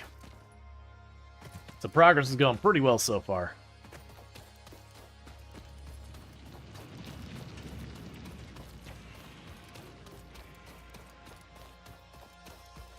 And I need to, for the life of me, remember how I put stuff on my bar. Because I've not been doing that. So power. We've got the Mark II pulls, which are literally just better. And I'm trying to remember... Oh, you know what I bet you it was? I bet you I go here and I push 1. There we go. Good enough. Yeah, so now I can go here when I have the cadmium ore. I can literally just upgrade the pulls that are there. Because cadmium is literally only going to be used, or caterium is literally only going to be used for that. I don't really have a reason to not do it. So I'm just going to literally sit here, and from now on, anytime I build pulls, they're going to be tier 2 to start with, and we'll occasionally upgrade the ones we've got. Speaking of which, I need to grab wire.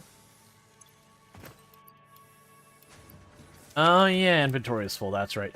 Okay, so let's get all the biomass stuff loaded up, because that's the reason we did that run around, is we were getting down to our last row of solid biomass. So I just wanted to do a top off, because we are continuously increasing the amount we're using, and so I worry if I don't keep up with it.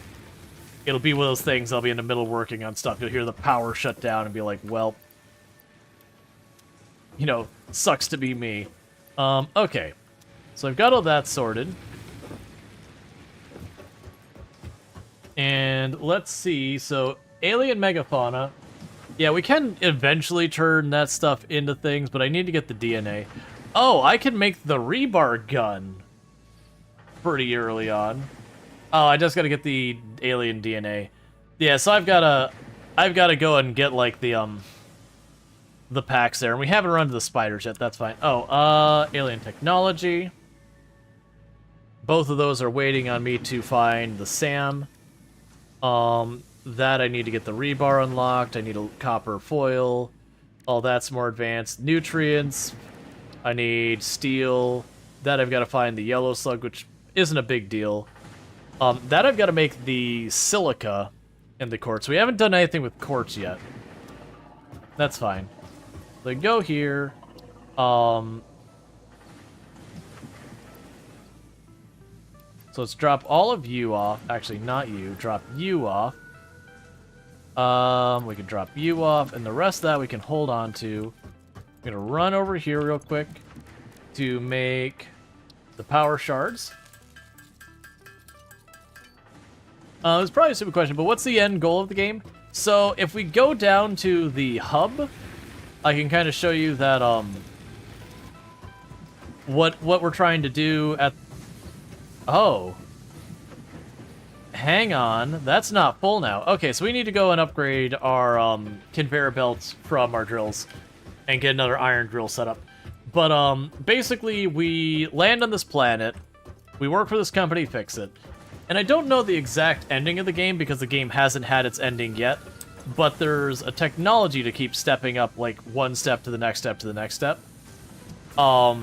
And we are trying to get through all of that to reach whatever the ending is, which the assumption would be you build like a rocket and you get off the planet or something like that. It's a pretty standard thing for these games. Or you have to like launch a satellite or whatever. I'm gonna assume it's something along those lines, because it used to be you'd reach whatever the last implemented tech was, but because the game wasn't done yet, you couldn't see the ending. Because it wasn't fully released yet. Alright. So, we are ready to build ourselves a really big building. But yeah, so if I go over here real quick. Yeah, like your favorite RimWorld basic ending is to launch yourself into space. It's probably something along those lines. I don't know what the actual ending is, but it's usually with these kind of games, that is what happens. You unlock all the tech, and from there, you build whatever the thing is to get out of here. But if we look here, I've got all these phases to go through, which weirdly... Oh, so this is... Oh, I see. So phase 1, when I do the space elevator, it'll unlock those two, and then until I do the next thing, a space elevator. Yeah, so it's to get past 9 here, and then something will happen. Alright, so now for this monstrosity, which is always hard to figure out where to put, because it's huge. So I think what we're going to do is I think you're going to go away, and we're going to put the space elevator up here.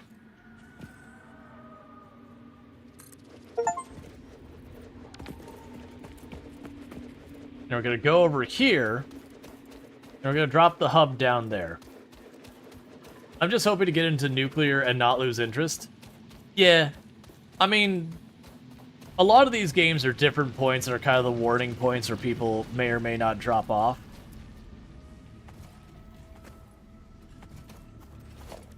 Okay, so now we have the hub, and we can tuck that right down there instead.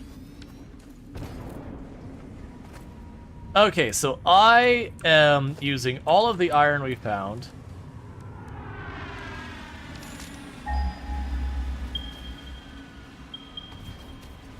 I totally forgot to watch this. Yeah, so we've got our space elevator.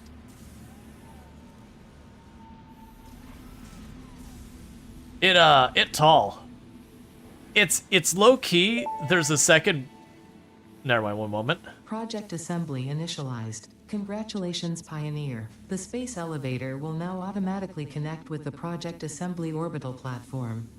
Project assembly is divided into phases, each of which require the delivery of project parts, such as smart plating, via the space elevator.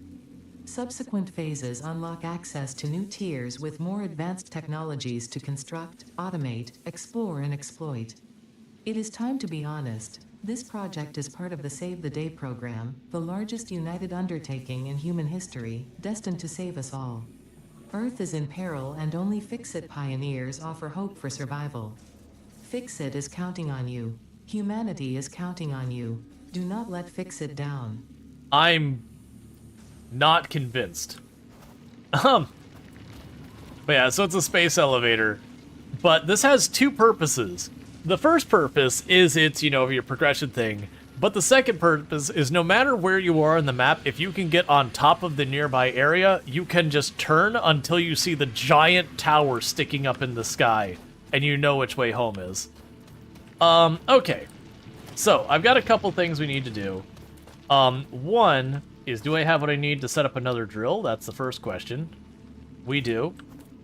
And we need to find the nearest iron I'm not already exploiting.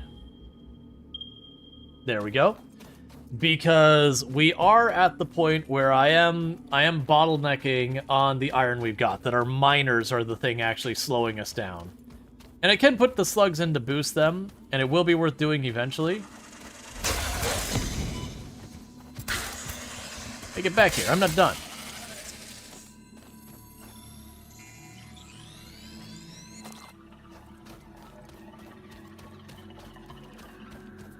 There we go.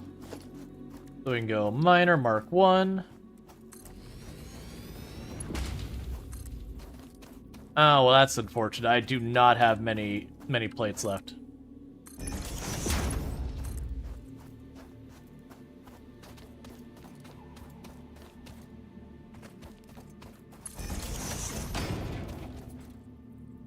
Okay.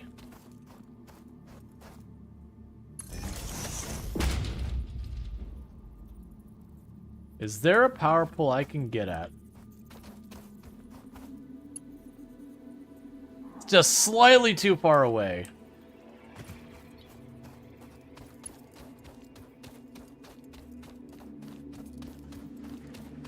I'm gonna run over here, get up top.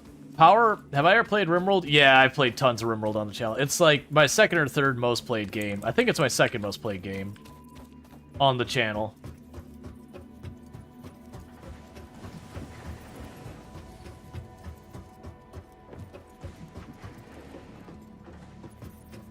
Okay.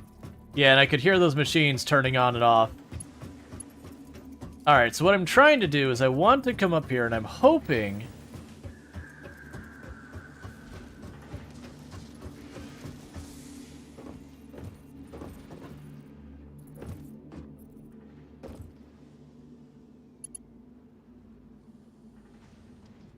Wait, where...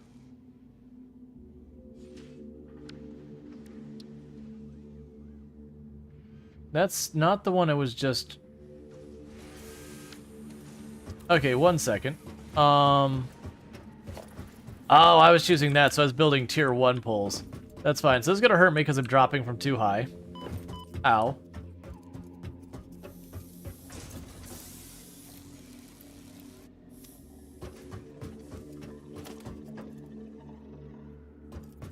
Because what I want to do is I want to make it so I can take that power pole and just scooch up into like one of the higher level ones. Ah, you're past the spaghetti and into the industry lasagna? Yep.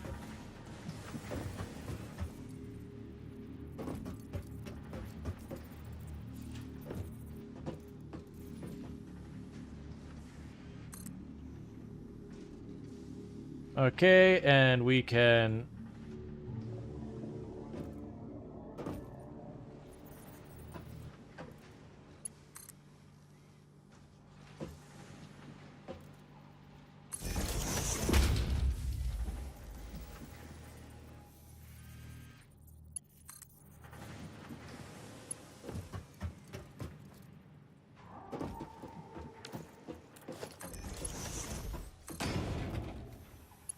hook all these up.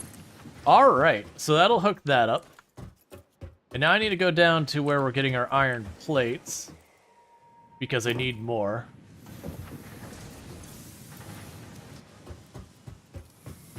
I also need to check, because I believe I can make my zipline thing, and I totally forgot about that. And the zipline tool is amazing, and you want it. So I need a spare Xeno Zapper.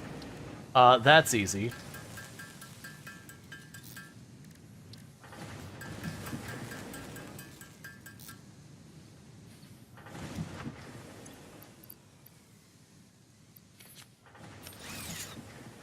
Oh, that's right. It goes in, like, my regular equipment bar. I forgot how valuable your hands end up being. Alright. So this thing is a lot of fun. And it'll get you in a lot of trouble. Because now what I can do... I can run over here and be like, I don't feel like walking. I can go right over this power line.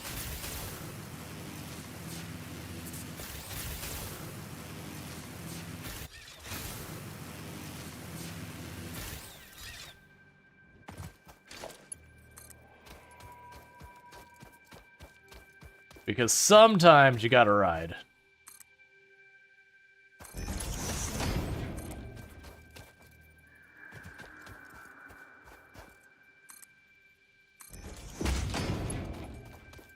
Okay. So what's gonna need to happen here is I'm gonna need a merger.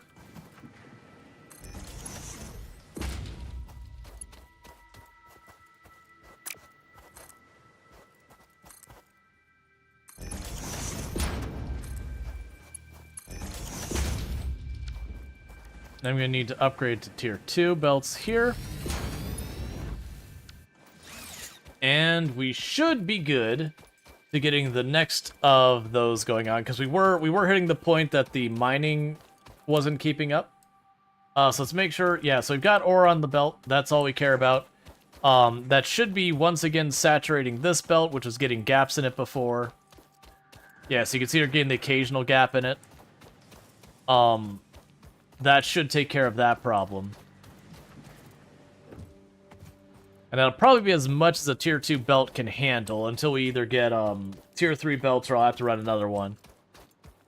Alright, so I need to make the smart plating. So that's going to be an assembler. I don't know what the recipe is, so let's find out. So smart plating is rotors and those. That is awful. Now, to be clear, the smart plating is strictly for that and for the fix-it thing, the shop or whatever. So a lot of times I just build it over there and not bother funneling it all around.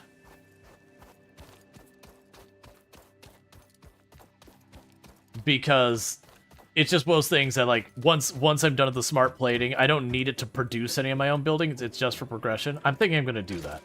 I think I'm literally just going to plunk it down here. Well, nah, I'll build it up top. I'll build it up top. It's going up top. That's what I'm doing. Building up top. And what I'll do with that is once we build it up here, I can just run it down there, because I gotta make 50 of them, and I gotta get to the space elevator, because until I get it to the elevator, all other progression, other than just wiring up more things, has stopped. And the next tier is where I believe we get coal, and we really need coal to any type of additional progression. The good news is, my reinforced plating I need is down there, and my rotors are over there. And I believe that's all I need for this.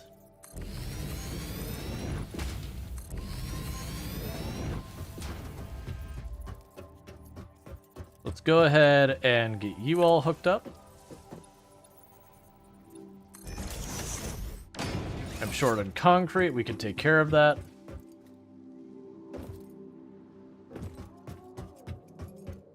But yeah, so now you'll find what I'm going to try to do is for some of these places, I'm going to try and hook wires off the side of it. because if I hook some wires off the side of it, I can just do stuff like that. So I no longer have to worry about that. I can also take this back up because it's powered.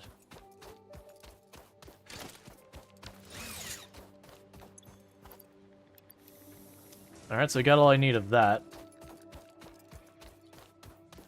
So the more I run power wires up and down off the building, the better it goes. Later on, I'll have dedicated tubes. I won't have to do anything silly like that. But yeah, if I remember correctly, I can go like this.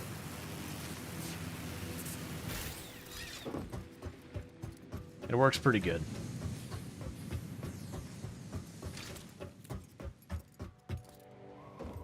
Alright, so let's get these plates up, and then I'm going to have to take the vertical belt the whole way down to get it to the space elevator, because you cannot handcraft anything the space elevator needs. It has to go through automation. It's basically the dev's way of forcing you to try the automation so that eventually you'll start doing something that's sustainable, because if you start handcrafting everything, you're just... Alright, well, I'm going to go down to the iron plates, because apparently that's not what I needed. I believe this is the iron plate box. Alright. We're going to have to increase the yields of all these things.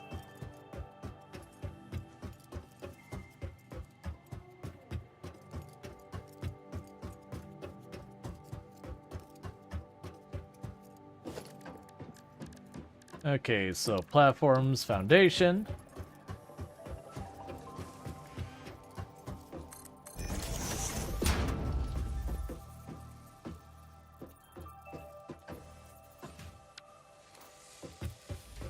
Yeah, I'm pretty sure... Okay, yeah, that is as far as that goes.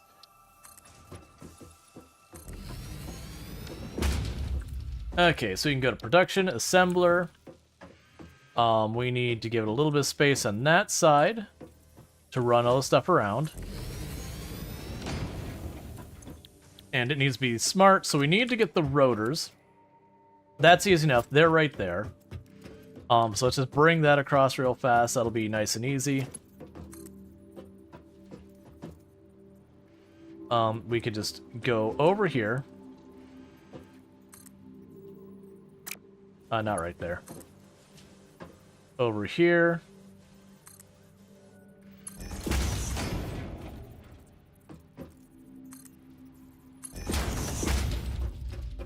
And right over this way. If you aren't automating, it's not a satisfactory game. Right, that's just it. A lot of times, getting you to stop handcrafting stuff is always a difficult step for a lot of these automation games. Because it is one of those things, if you're new to the genre, it's knowing when to do that is kind of difficult. So they do try and set up multiple things to nudge you in the right direction. Yeah, it's fine.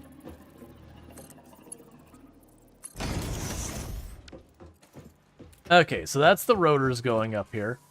Now I need to drop down here.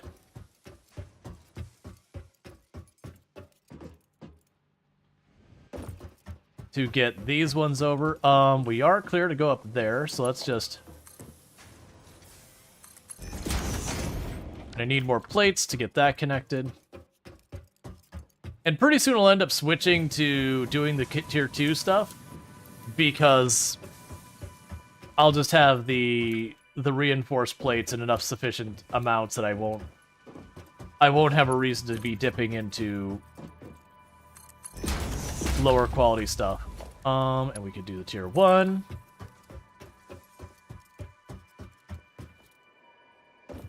And run that up here.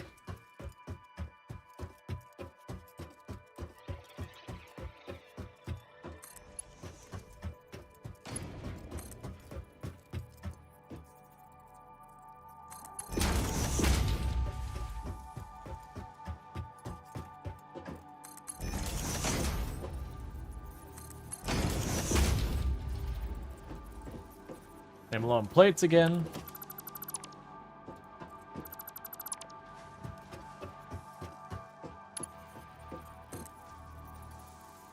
so that'll be 5. Okay, the good news is we have all those materials already on their way. We can already cable that in. But yeah, so I definitely need to go to our, like, basic, normal iron plates and up-tech that. Were we starving on ingots? Yes. So our ingot throughput is insufficient. Not even remotely sufficient. Okay, that's something that needs to be addressed. Because the ingots will be starving all of our production. So that explains why I'm struggling to get the plates. So I'll have to go down below. And I don't think I can expand our smelters right now. I think literally what I'm going to need to do is find another iron node. And run another line that bypasses the current ones to get all that done. But let's at least get this producing. If this is producing, that gives us what we need.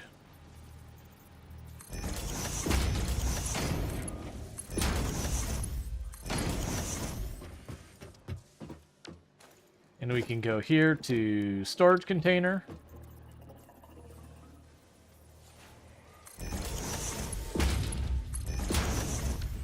Alright, so at least that should be working now.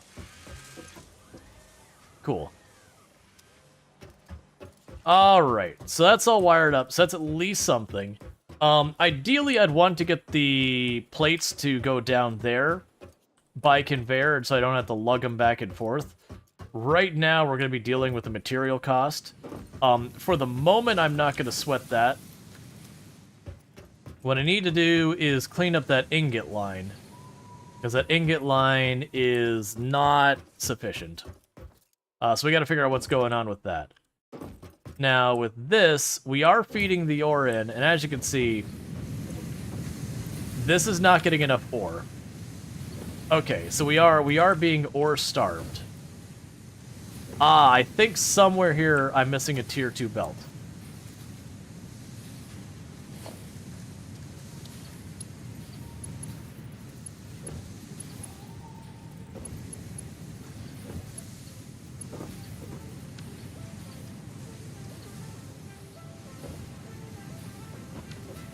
I mean, that's going at full speed there. No, I don't think we're even missing a tier 2 belt. I think literally it's just insufficient. Okay, so what I'm going to need to do is we're going to have to get ourselves a second iron line going. Like right around here, I'm going to need to switch that over. So instead of feeding in from this side, it feeds in from this side. And then we can go and, you know, put more smelters down the line. Alright, well, with that, we are going to need to find ourselves another iron node. I just realized I gotta make a drill and all that before I'll be able to do anything.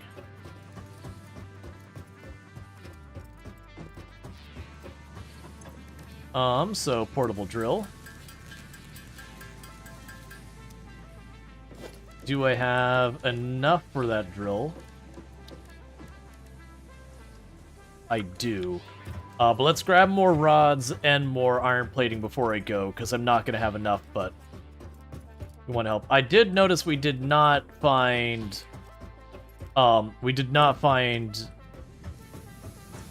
another one in range. But yeah, so you can see the problem we're hitting now is that's going fast enough that it's almost keeping up with the conveyor belt speed. Same with this one. So we're going to have to get that sorted.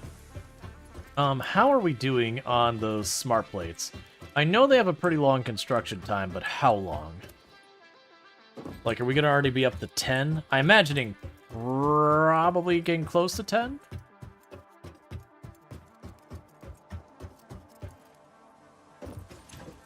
Yeah. Okay. So that's nothing we need to worry about. All right. So I've got some type of ore down there. Let's go see what that is. It's probably... Well, no, it's not going to be Caterium. Maybe copper?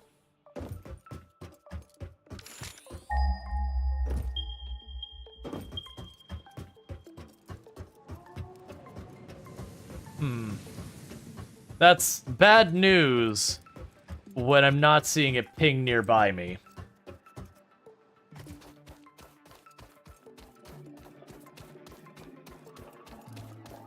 Oh, it's probably limestone.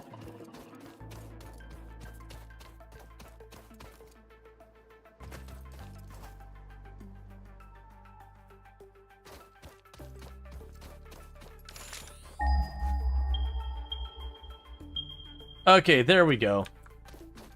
Yeah, so it's actually not that far. It just wasn't detecting. Just because, you know, it already detected a bunch nearby. Okay. And that's copper over there. I can see it because it's green. Yeah, so luckily that actually isn't very far. Hey, friend. Have you ever wanted to have your home exploited for resources? Because it doesn't matter, it's happening.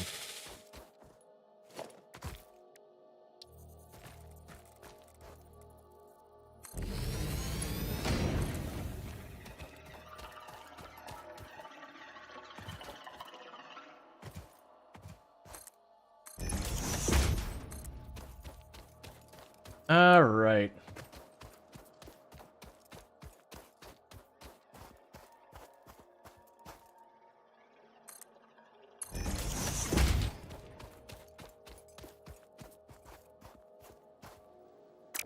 Yeah, so we're out of iron plates.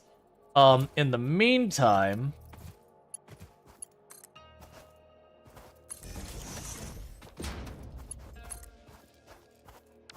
we could turn that on. Okay, how is our power doing? 186 is our maximum, or 100, sorry. Yeah, 186 is the maximum we can end up using now. We're not using nearly that much, and 210 is our absolute max. So what I could do is I could merge that line into this one, which would put it on the same line that is currently already oversaturated, which does mean we wouldn't gain a benefit from it. But what I could... oh, actually... okay, so that's already backing up here, so you can see this is, not able to feed in. That's actually something that I probably could work around fairly easily. Okay. So what I'll do is I'll end up splitting this up into two separate sections. That's fine. I am going to need more plates to do that. But we can go up top there, get the Tech 2 conveyor belts up top, and start running that for picking up on that last smelter.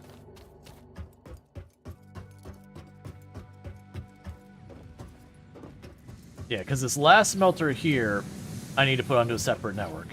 So what I'm going to go ahead and do here is right next to this, I'm going to...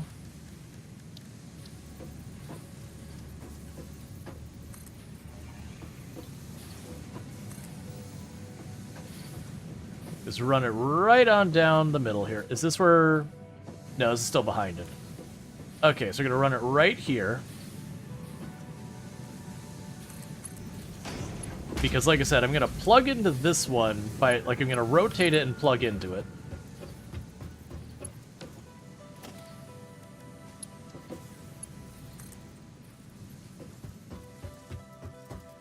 I can run you down below.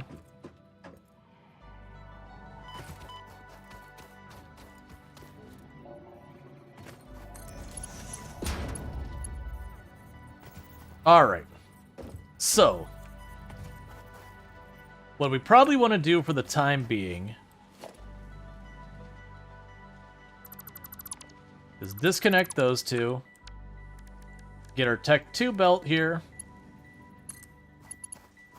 and jam that in there, get this merger out of here, and get this Tech 2 belt, and jam it in there, because that should have 2 on it. Yep. Cool. And that'll split the amount we're producing so far. And I should be getting 2 not quite full ones going up here. Then I need to get rid of you. you, and you.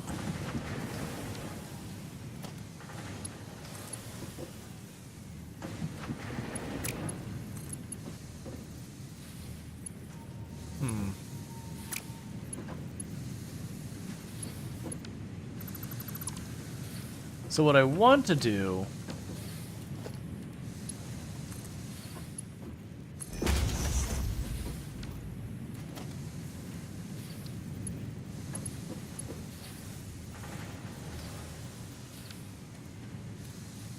is try and get ourselves situated.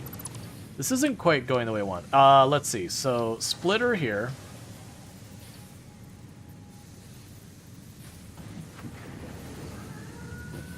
There we go. There we go. That's what I needed. All right, so you go here. You go there. You go there. All right, now I can go over here and go production, smelter.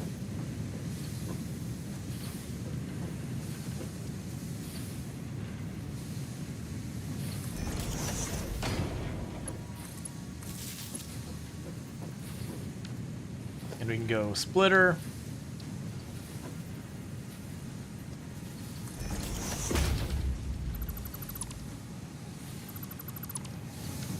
And before everything starts hooking up on this, let's drop all of that in there. I'm honestly at the point with the 3, so let's go ahead and change that out to be a tier 3 bell whenever I do this. Make sure I didn't accidentally say that wrong. We're good.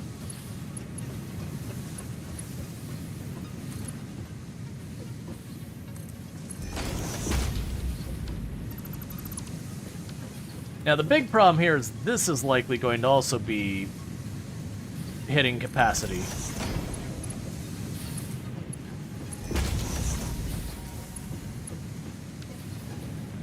So I'm going to also probably need to do is split up the ingot lines. And likely that's going to involve bypassing this storage. Because the storage is doing nothing right now. There's no chance of that getting a buffer going. Alright, so let's get over here and see how I want to run the separate lines. Because what I'm going to do is I'm going to take this first split up here, and we're going to get rid of it. And so that way, one of the lines is going to go over here for rods, and the other one's going to go here for plates. Yeah, so right here where we got this split, that's going to get lost, and instead we're going to have one running here.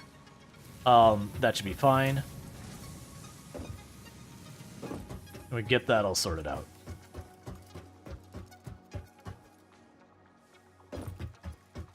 How's the power looking? We still got 20 more megawatts to work with till we're pushing our capacity to its limit. Alright, so you're gone. You're fired. You're not gonna hold up to what I need.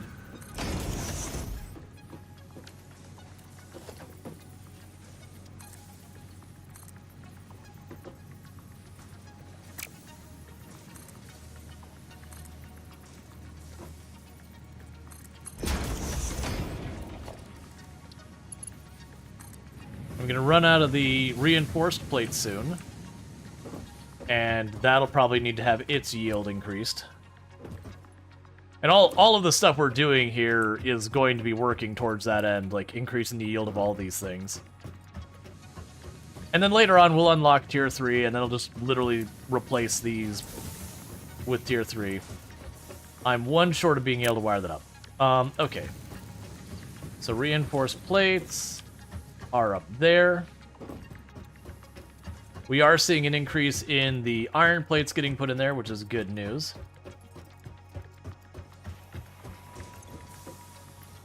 That is not good news that we're that low on the reinforced plates.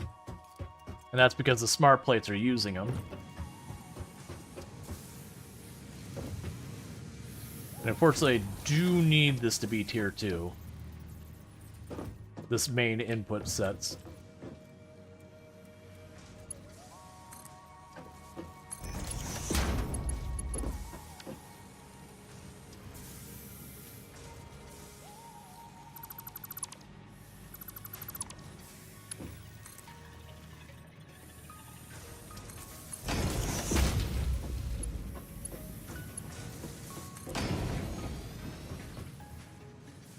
Alright, so now I need to clean things up down below.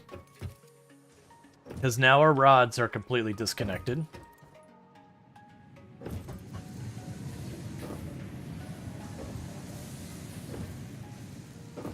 Okay, so I think it'll be these two again that we're going to branch off.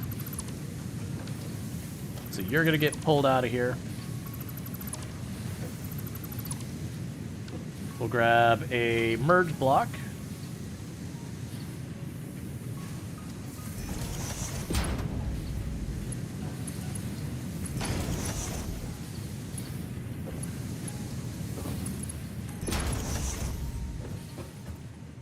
Alright, and meanwhile, you are going to have a slight change in route.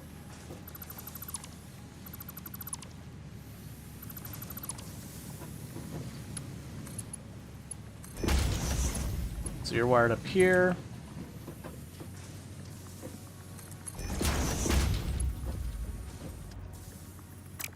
Alright, that's what I was scared of.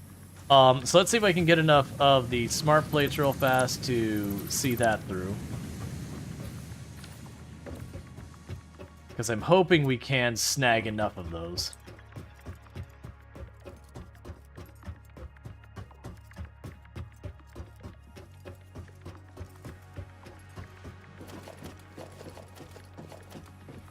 Okay.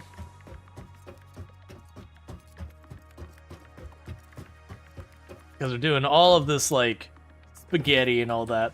This is just branching out. Like I said, we'll get tier 3, and then I'll probably be able to put like 4 or 5 of these on a route. Okay. So that's helping out with all that.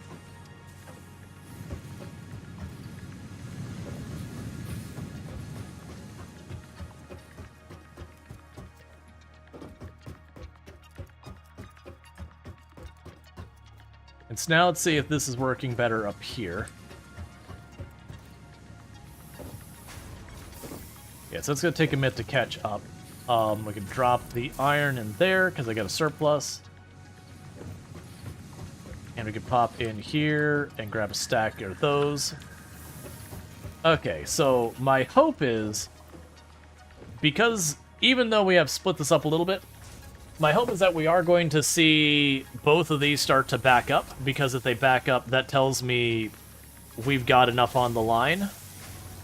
But we're going to see. The way we can actually check is if I go to this last one over here on the end. Is that going up? No, it's running at 25% or so. Which tells me, well, I mean, we got to wait. And the reason we got to wait is what's going to happen, because each one of these is splitting this off. So this one here is getting 50% of all of the iron ingots coming off the line. And then this will get 25%, and this will get 12.5%, and so on, until that one fills up. And then once this one fills up, then it'll start to backlog and overflow to that one, and you get the idea. Because each one of these is effectively saying 50% here, 50% there. I want to say with the smart versions of these, you can actually tell it to have a different split. So that's just going to take a little while to see what the outcome of that effort was. It's going to be better, it's just how much. The point is, nonetheless, that's starting to get an increase in materials in there, and that tells me I've at least improved the situation. Meanwhile, we have our reinforced plates. How are you doing? Okay, you are not getting enough screws fast enough. And you're not getting enough screws fast enough, probably because you're not getting enough rods fast enough, and you're probably not getting enough rods fast enough because you weren't getting enough ingots fast enough. Oh no, I take that back. It's just not getting enough screws fast enough because it's using them all. Never mind, we can just expand our screw production. Okay, that's easy. I think I've already got, well, make a little more room here.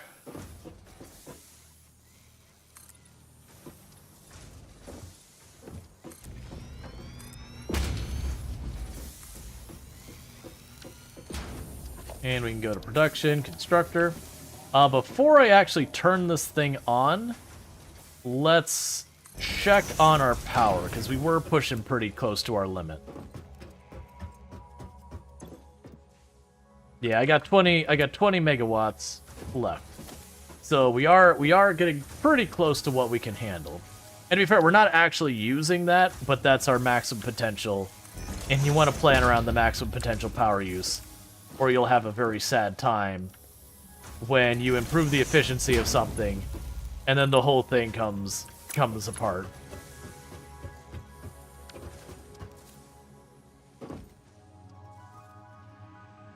Alright, give me all these.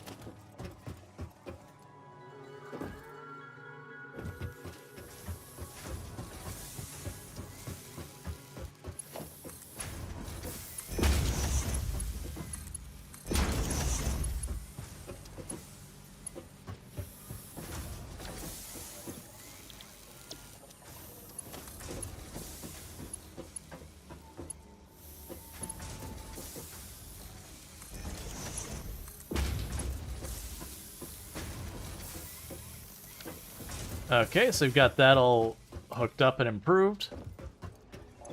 Alright, so with that, we are at 194 as our maximum possible power, and that should increase our screw throughput more.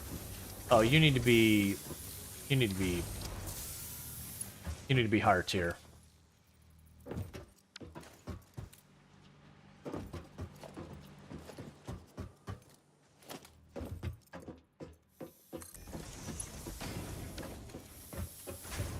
So that way you can manage to squeeze those in.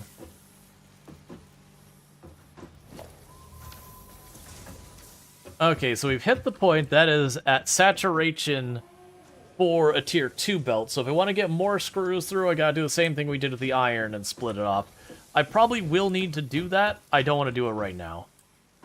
Yeah, because that's getting the full volume, and we realized before when we get the full volume on that belt, that is fast enough to keep this running constantly. So where it has been running at 67% production, it should be able to get up to, if not 100%, pretty close. I'm just kind of keeping an eye on it real fast to see where it lands. Yeah, there's still a couple gaps in there. Alright, well, we'll deal with that. Is there a tier 3? Yes, there is a tier 3 belt. I want to say they had a tier 4, but I'm not... I know for a fact there's a tier 3, but tier 4 is the one I'm, like, more wishy-washy on. Okay, and we can go here and get you sorted. And meanwhile, we had connected our drill a little ways, but we hadn't gotten it all the way over. Yeah, because that's not quite hitting saturation over there. This one only needs to be a tier 1 conveyor belt. When we get it up to the Mark II drills, we can start worrying about more. Tier 3 belt, number goes up. Belt go fast. Faster belt, much gooder.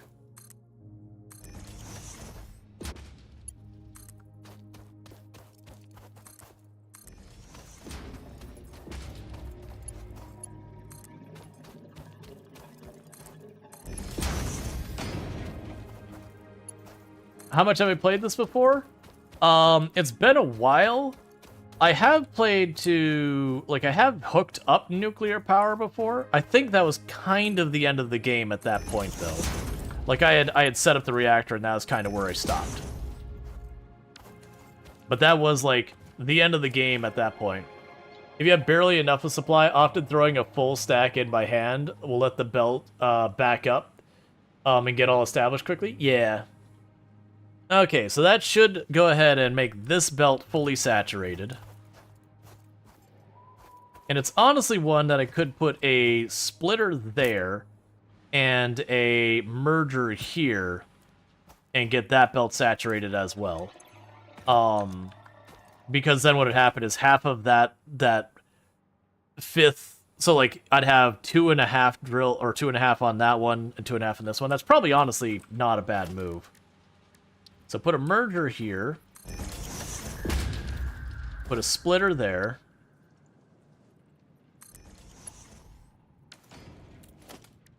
and this will be stuff I'll definitely want to get rid of later.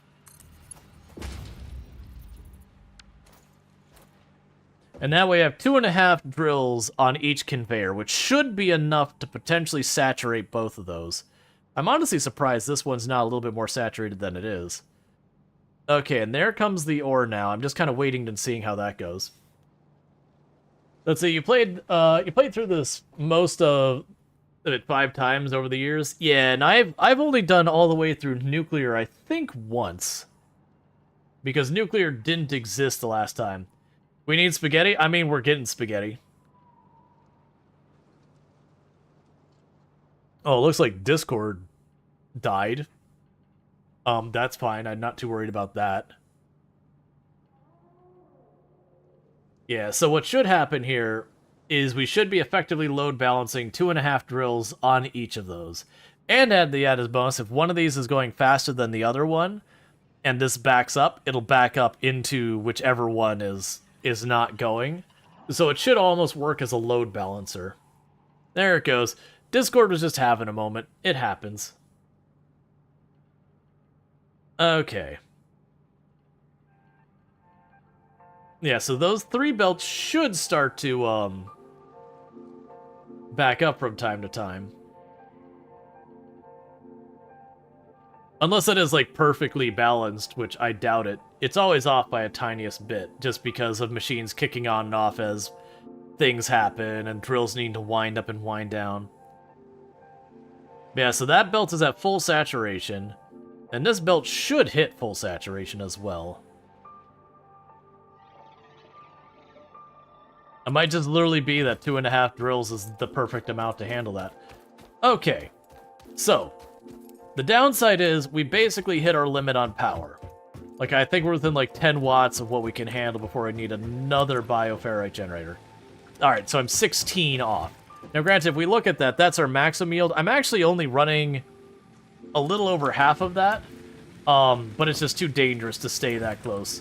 Because once you get to the point where like things are kicking on and off based on what it is, when the power goes off, you're almost guaranteed when you turn it back on that everything tries to go on at the same time.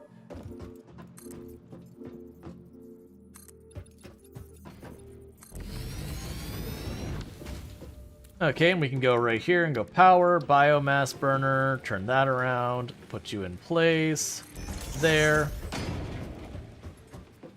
And we're definitely risking hitting the limit on how many of these biomass burners.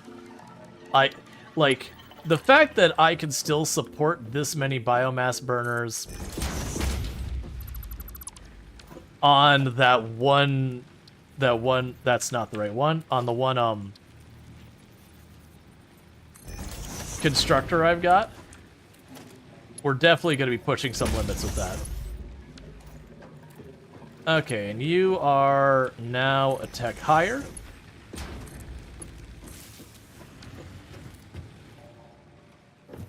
Second half, I thought it's 1/2 for each. I don't know. Okay, so we bounced ourselves up to 240 megawatts is what we're producing. That is a alarming number of biomass burners. Okay, meanwhile, let's check to see if we've got the smart plates we need. Because I can't remember if you can just manually put them in the elevator or you have to conveyor them in. If I have to conveyor them in, I can put just a container next to it and just shove them in the container and call it a day. And we got our stack of 50. Just barely over it, so that wasn't a whole lot of time wasted. We can run down to the elevator now. And at the elevator, we can get ourselves into the next phase. And with the next phase, I believe we'll be able to get ourselves set up on coal power, which will be the first truly renewable power in the game, which is weird because in real life, coal is absolutely not renewable. Now, I think I do have to feed this in by conveyor. I didn't check to see what size what side I put the control panel on. It doesn't matter. You use the control panel all of like 4 times.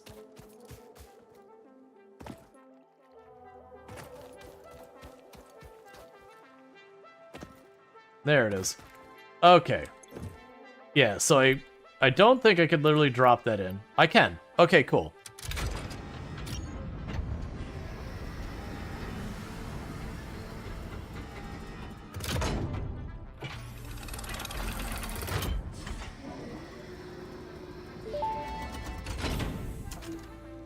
Welcome to the Project Assembly Pioneer Progress presentation. Congratulations, the Phase 1 project part shipment is now ready for delivery. On delivery, Phase 1 will be completed and the distribution platform will be constructed. After completion of Phase 1, the technologies of Tiers 3 and 4 will become available in the hub. Highlights are automated power, steel production, personnel transportation, and many more. Completing Phase 2 of Project Assembly is your next main objective. New project parts will need to be produced and delivered to the space elevator as you have done previously. Continue to construct, automate, explore and exploit for a better Fix-It future. Okay, and send. And go. Scoot, you're ruining my moment.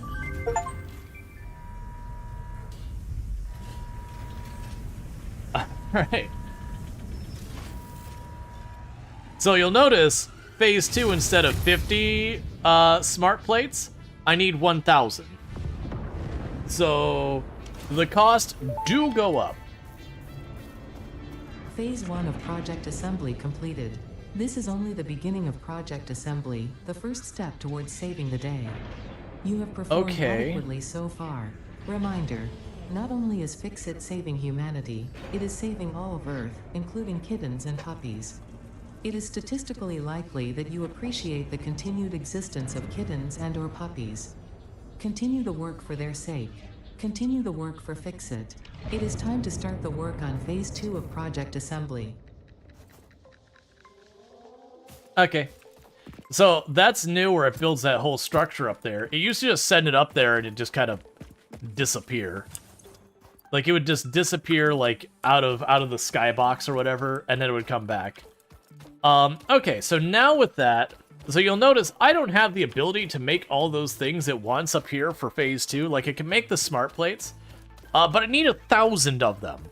So, needless to say, considering it took us that time to make 50, we got some scaling up to do.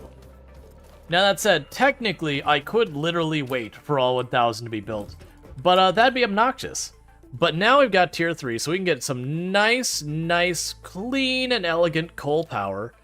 We can get ourselves a vehicle that is big and cumbersome, but useful.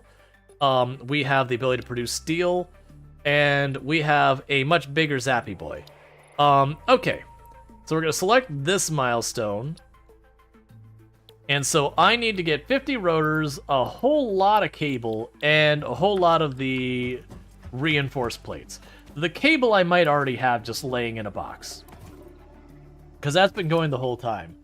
Because we are kind of pushing our limits on the biomass generators, because eventually it'll get to the point that me manually having to run around and hack apart a bunch of stuff is not going to keep up. So we definitely don't want to be dependent on that. The rotors I might just literally have in the box ready to rock and roll. The reinforced plates, I definitely don't have enough of those yet.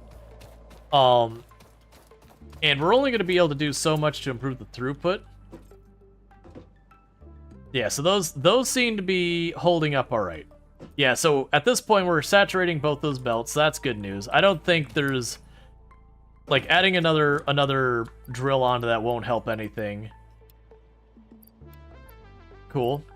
So let's go check in the rotors and the reinforced plates and see what we gotta do to make the reinforced plates happen. Because once I do that, then it's gonna be time to start working on the other stuff. That'll be the point that I'm gonna want to start working on building my copper tower. And the reason I'm gonna need to start working on the copper tower is I'm gonna need to make copper sheets for water. And that's going to be where we first start, like, for the first time, we're gonna have to start scaling up our copper. Oh, good, there's some backing up. Alright, so that's not ideal. I want to have more there. But, that said, I can probably get that influx of the rotors and all that I need now by just going to the thing producing our smart plates and then just yoinking the materials. Oh, that's not what I like to see. That shows the rotors not having a surplus at all. But that's okay, because I can go like this and pretend everything's fine. get the next milestone unlocked, and just pretend that's not a problem. Because I still have to make 1,000 of the grids and all that. So having the smart plate slow down right now isn't going to delay us much. Because literally, we're going to hook up the coal power, and once we hook up coal power, I will have a substantially larger amount of power I could pull from. Oh, that wasn't enough. That wasn't even enough plates. I thought it said 120, it was 150. So I need 28 more. That's not my favorite. I might have the materials on me to just make those, which is not the way I want to deal with it. But it'll probably be the more we can work on, because I do have more screws in my inventory than I should.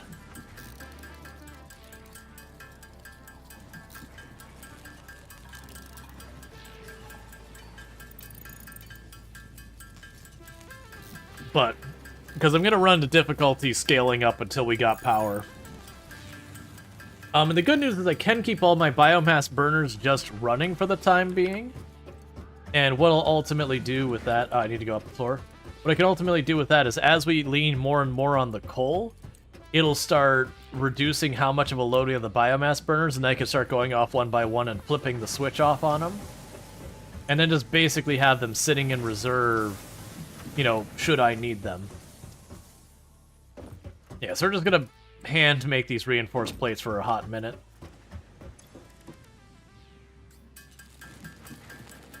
Because if I make 28 of those, we can get that going.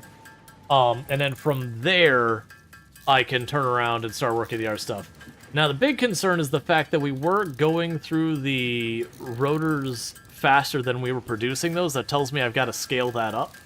Right now, that's not the immediate concern, though.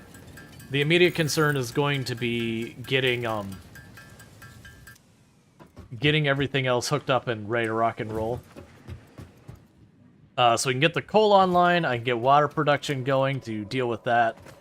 Because coal, you can scale it a lot.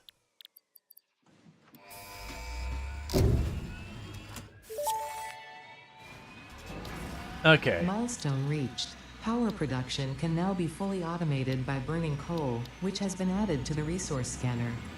Water is also necessary to run the coal-powered generator and will require a network of pipelines to be transported from a water source. To assist with locating and identifying water, Fixit has compiled this guide. Water is a somewhat reflective liquid and it may have thick vegetation growing nearby. To test if something is water, try touching it.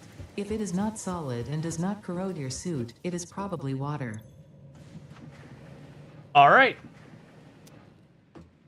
So let's see here. So I need to get copper pipe, or copper sheets going.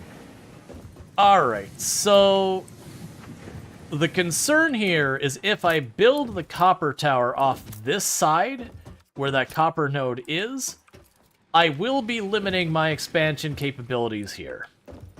So I am thinking about just shooting off one long area over there and building a tower way over on that other sand dune, and probably just deleting the rest of this, because I want to keep them at the same height. That way if we're going to line them up later.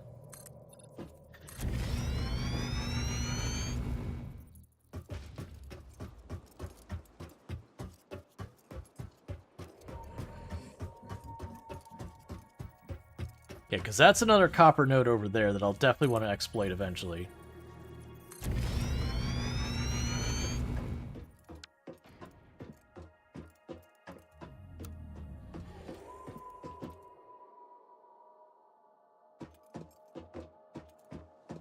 And so I'm going to take all of these except one, way over here, and we'll disassemble them.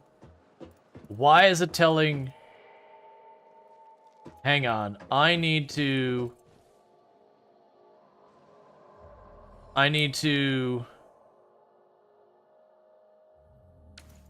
not do that. I think it picked up, I think it was picking up the stuff down below it.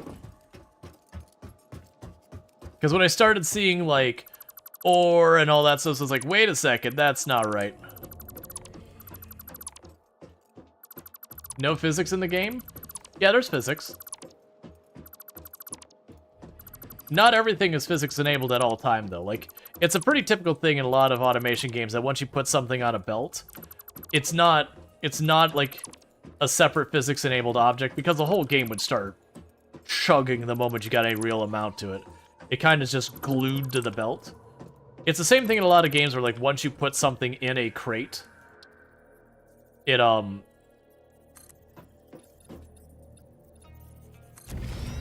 just fine. Okay, cool. So I've got a ramp down now.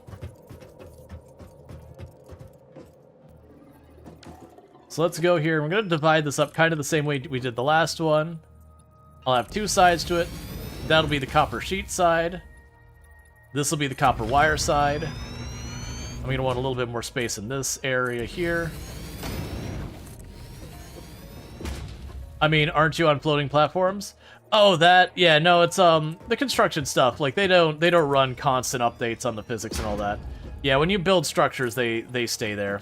But they do have physics in the sense that, like, when you drive vehicles, they do have gravity and inertia and all that. When you knock stuff around, they have physics enabled on them. But, like, structures are rigid. Once they're put in, they don't do it. I wouldn't want to deal with physics in the game. It would just be tedious to just keep building pylon after pylon after pylon after pylon to accommodate things.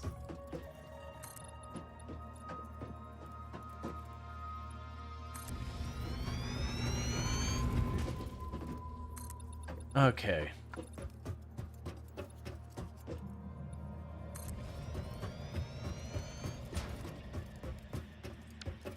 So that's iron. That's my copper line over there. And that's a copper line. So this copper line over here, we're going to hook up this thing. Oh. I thought that reached the ground. I would be wrong. Now it does. Okay. So let's get over to our first tower and get that going. And by the way, I'm going to eventually build walls and all that. Right now, the only walls we have are solid ones. Eventually, I'll get, like, glass walls and all that so you can actually see in and out of the building. But for right now, you can see we're just continuously expanding. Yes, this is my copper setup right now. Honestly, what I could do in the short term is short-term wise, let's, while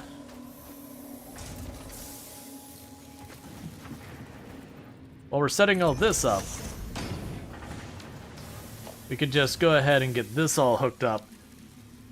Because I'm going to probably run into power limitations before I'm ready for that.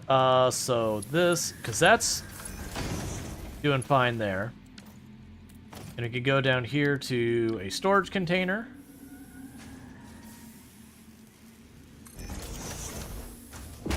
Oh, I think that's too close. It's going to say too steep. Nope, it's not.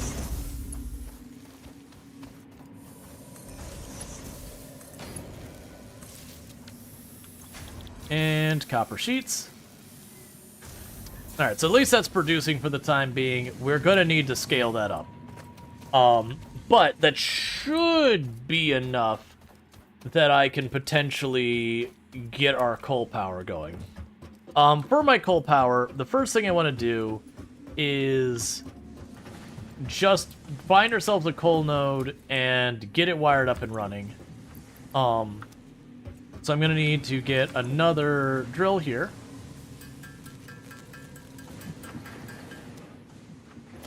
And do I have the materials for it? Production.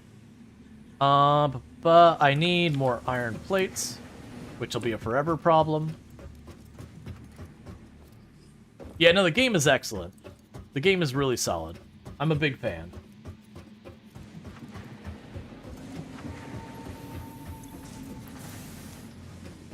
Alright, so, coal.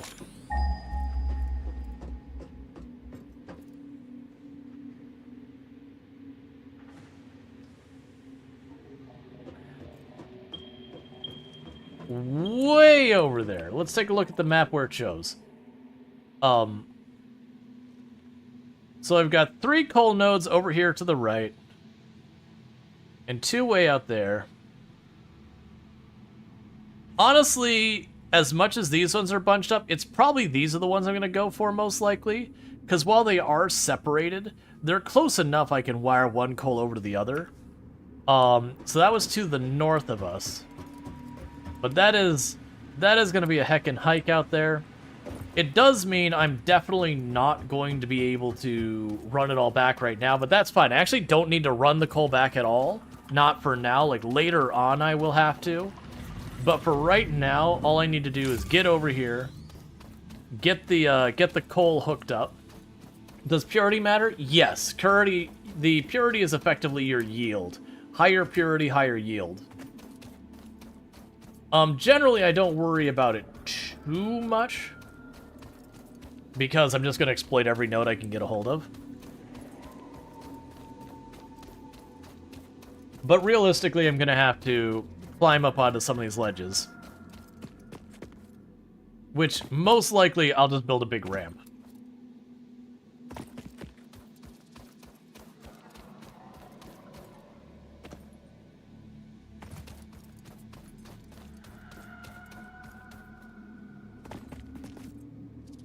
Yeah, we're nowhere near it yet.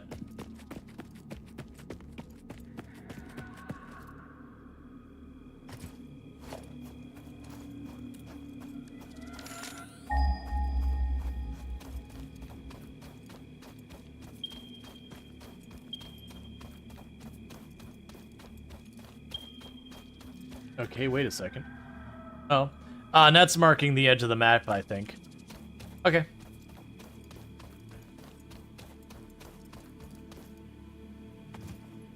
Alright, so I'll probably fight something down there to get that thing. I haven't faced the spiders yet.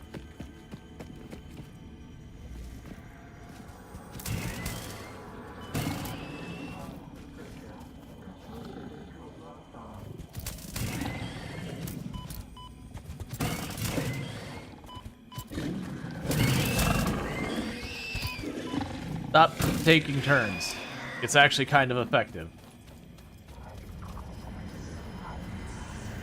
Consume. Okay. I am convinced. It said consume, and that's good enough for me.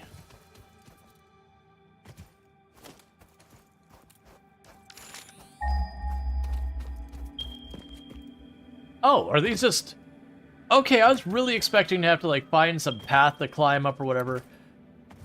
Alright, that's easy enough. The downside is, there is no water here.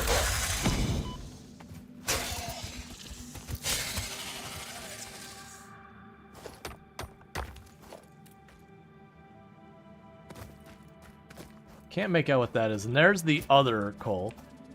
So the good news here is we have coal.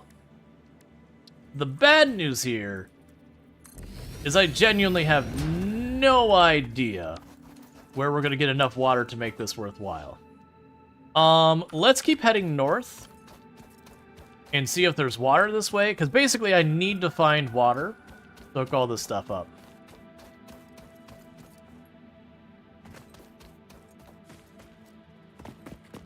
That's more quartz, so I'm just not going to worry about that.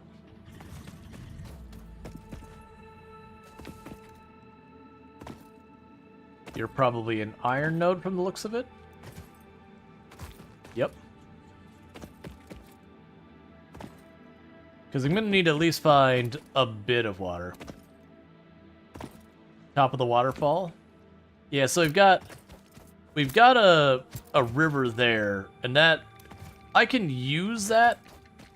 It'll be a little annoying because I won't be able to put like a bunch of stuff in a really easy to organize setup. Hey, could you be chill about this? No? I'll worry about that later. We're not using our slugs yet. I know, you're shooting your plasma balls.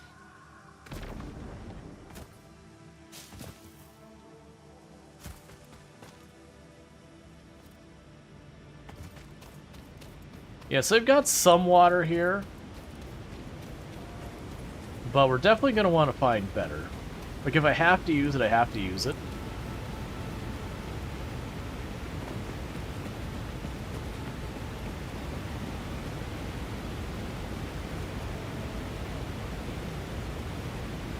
I can't tell if there's...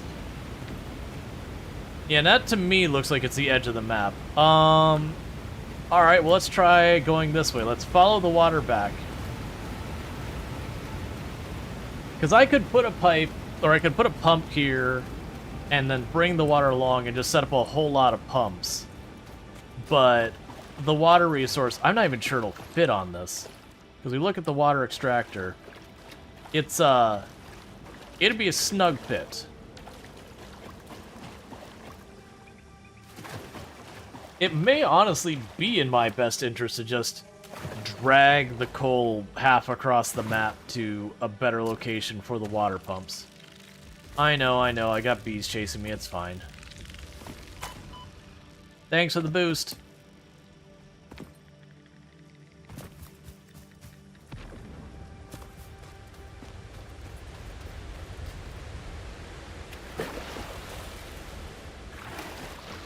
Yeah, because also, if I'm going to use this river, I might as well use it closer to home.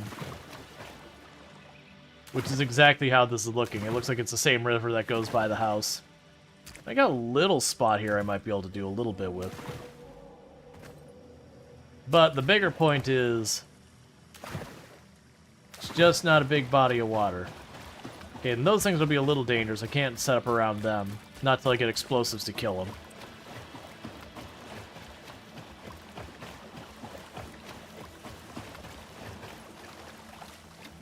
Because they'll start dropping poison. Hey, I'll take a free slug.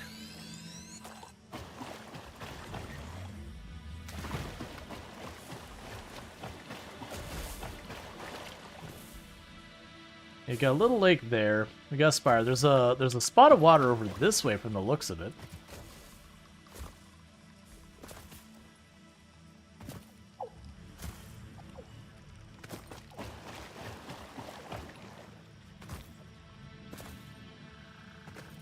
It almost feels like the answer was to find the water first, and then, you know, go, okay, but relative to the water, where's the nearest coal?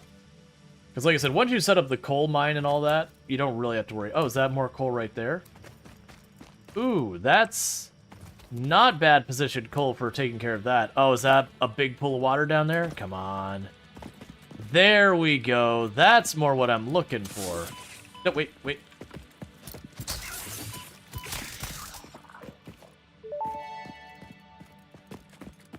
Samples of unknown alien species acquired. Initial data suggests these are predators, but notably they do not have a traditional mouth or eyes. There are, however, numerous cavities on their head which could fulfill a similar function. Research the remains in the MAM to establish classification and potential countermeasures.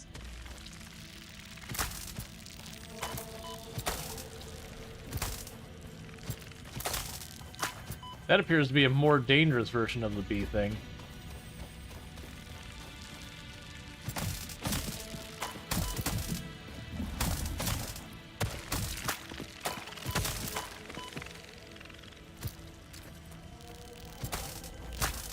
Okay, that was a little dangerous. I think that was the more, yeah, that was the more dangerous of, like, the normal bee things. Alright.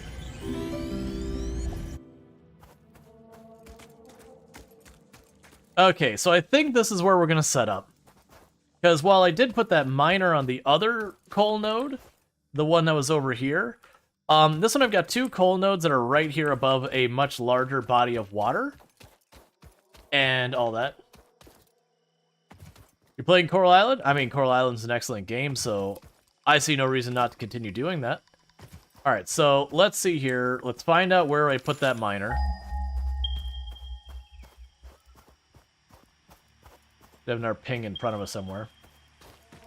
Okay, so yeah, so let's grab our miner off of that one. I'm going to exploit these two back here. Yeah, it's only two coal nodes, but like I said, with the water right there, I can do a lot with that without having to run copper tubing half across the map and having 30 pumps that are going to eat up half my power just getting them around. And how far away can I take you apart? You enjoying Coral Island? Well, that's good. Like I said, it's been one of my favorite releases in the last couple of years. Like, we literally did the equivalent of the perfection run. Okay. So yeah, so the plan is to set up over here. I will set up for right now. I just want to get the one miner going there. The next thing I'll need to do is get all my materials together for, I will need the water pump, I will need some tubing, I will need a coal power plant. I'm going to need to run power line the whole way back. Which honestly shouldn't be that hard. I got zip line. We've got copper over here. We probably have other goodies. I'm also going to try and run the power up that hill and over as best we can. Because if I do it that way, it'll be more accessible from everywhere. It'll be more visible from everywhere. Alright, so I want that facing that way, not towards home.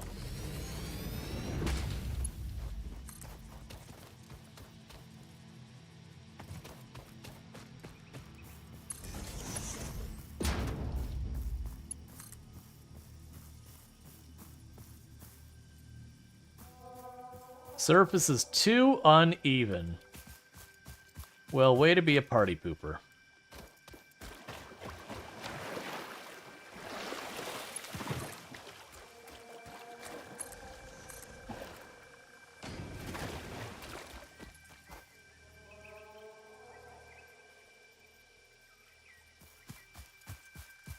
Because it is one of those things, if you can get a good line of sight on this stuff, it'll let you, as long as,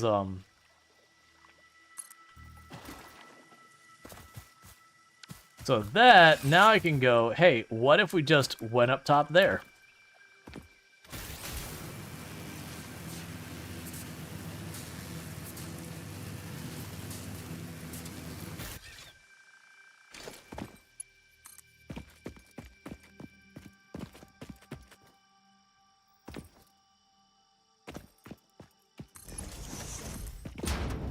And with this, then I can run over here real fast.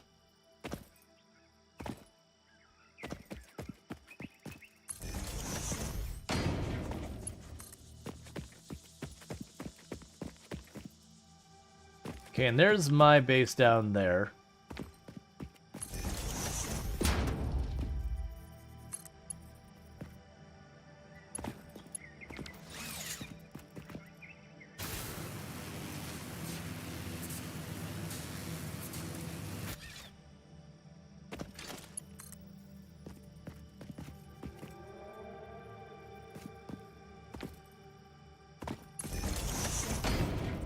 Okay.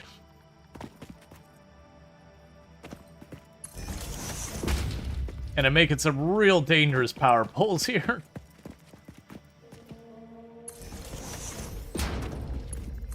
Because I'm definitely going to want to zipline these a lot. And some of them are going to be real high-risk ziplines. And I don't mind taking these, like, way out of the way either.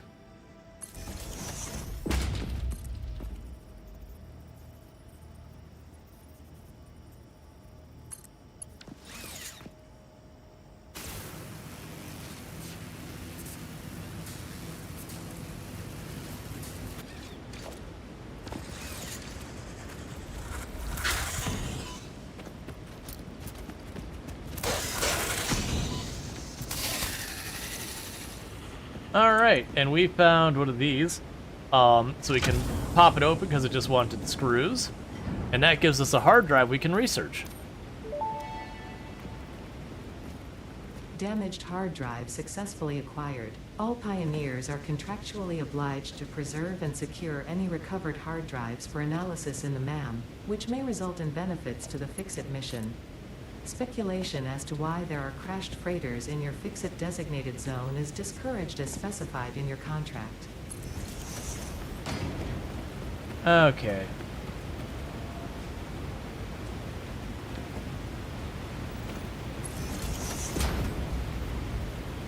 Oh, okay, that's, I think that's as far as that's going. Alright,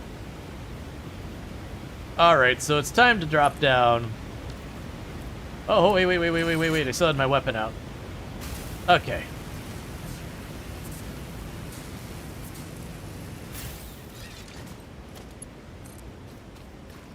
Alright, and it should be time that I can just hook this up to the rest of our power grid. And we can check to see where we're at so far as getting our stuff set up for making our coal generator. Okay, and with that, the coal should be hooked up to the rest of the power grid. It is a very roundabout way of going. And I still have about 40 megawatts of excess we can handle. So let's see what I need to make the water pump, the coal power plant, some handful of tubes and all that, and get all that sorted. Alright, so you should be making some of that. We'll need to drop off some of our materials.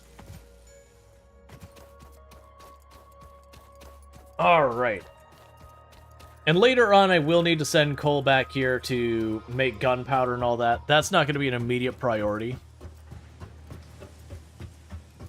Let's see, you did change the game speed to 50%. Yeah, no, I'm glad Coral Island has a lot of that kind of stuff where if you are like, you know what, I could use for the days to be a little bit slower, do it. I can research that, and I should. Alright. So, Alien Megafaun, we've got the spiders.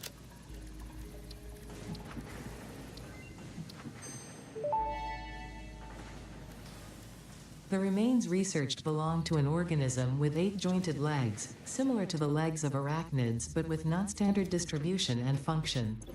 Because its attacks focus on stabbing prey with the ends of their legs, which resemble insectoid stingers, they have been dubbed stingers.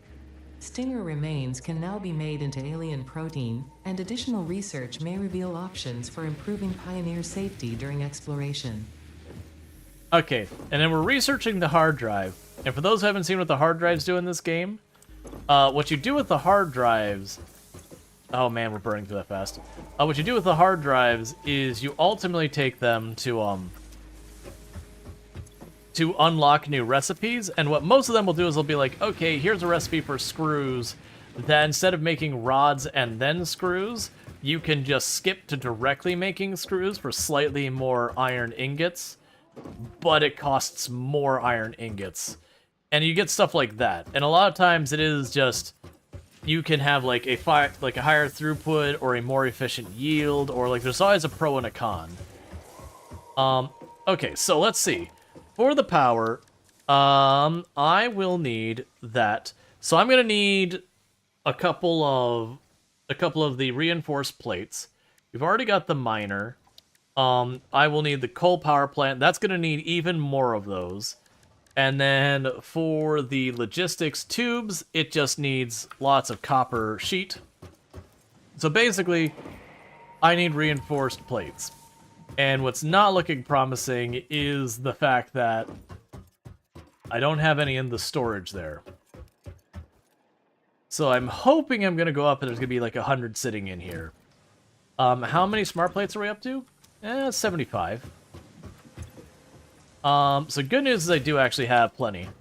So I think we've got enough that I can get all that hooked up. And like I said, we've already got the power run the whole way back. So that's good news.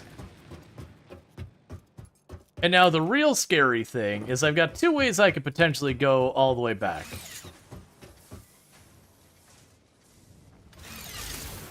There we go. And way number 1 is I could take that power cable back up there and just zip line the whole way there. Along my super scary, you're probably gonna fall to your death route, which is probably what I'm gonna actually do, just for the record.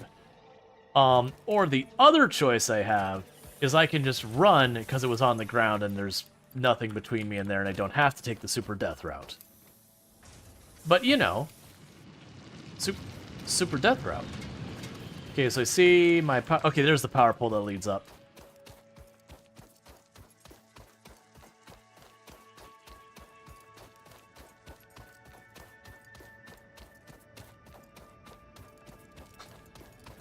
Much more fun, it sounds like? Oh yeah, absolutely.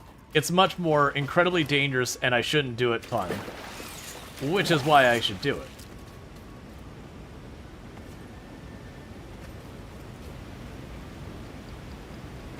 People are being like, super death route. I made a route not quite as bad as this. At least I don't think it was as bad as this one the last time. And I definitely fell from it more than once.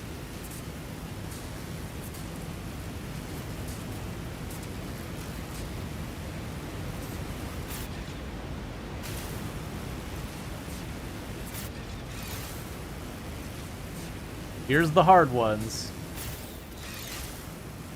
Where you have to, like, flat into it, because you get the height wrong and you just miss. Oh, so he bottomed out there. That's fine. That's gonna happen.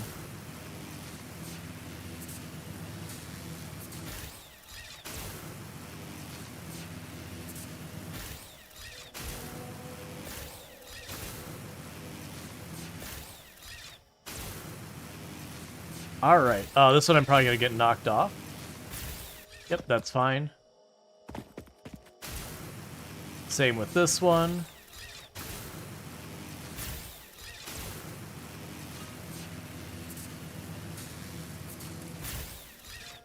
So that tree's gonna have to go.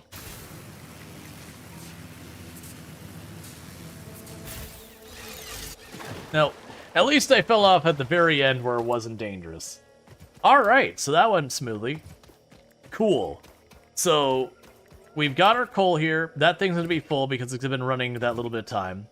So what I need to do, though, is because I need the water for the power plant, and we don't want to have to make the water go uphill, because gravity does matter for the water in this game, I am going to try to avoid doing that. So what we're going to go ahead and do is we're going to plan for the coal generator. Oh, I have to put down platforms. That's understandable.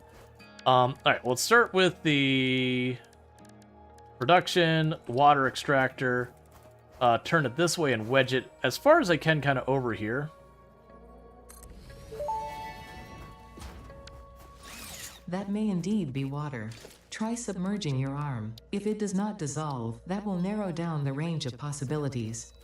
Or you could just pipe it to a coal-powered generator and see what happens.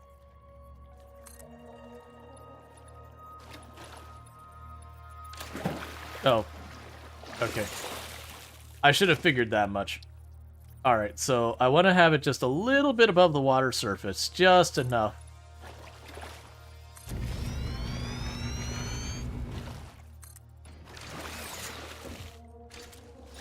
Because if you fall in the water, it'll stop letting you build.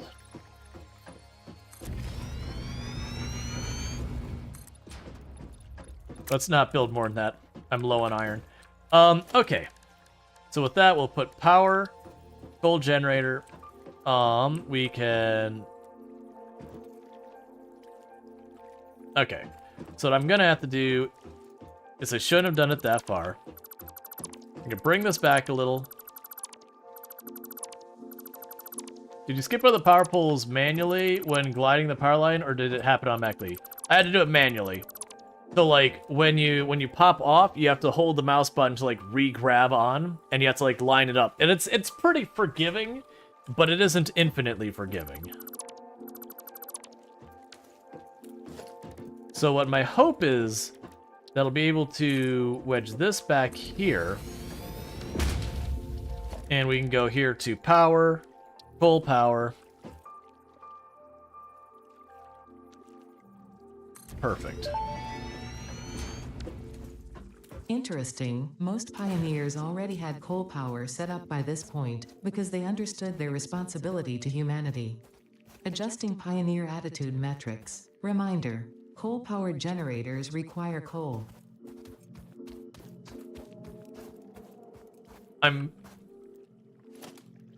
I'm being sassed.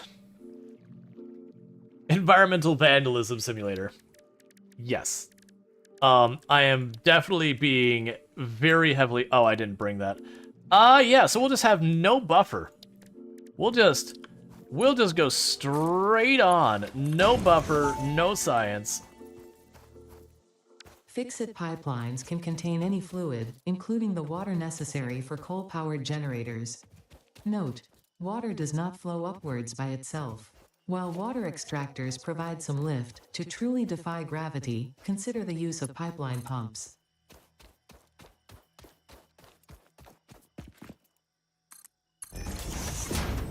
Okay.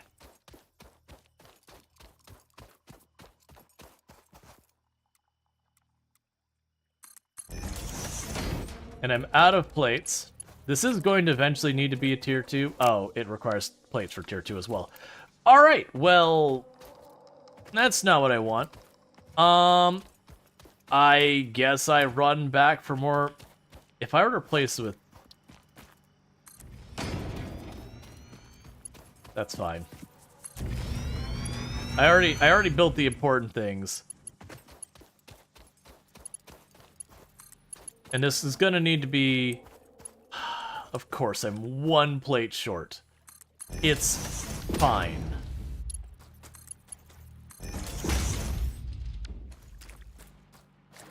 Alright, and from here... Oh man, I'm gonna run...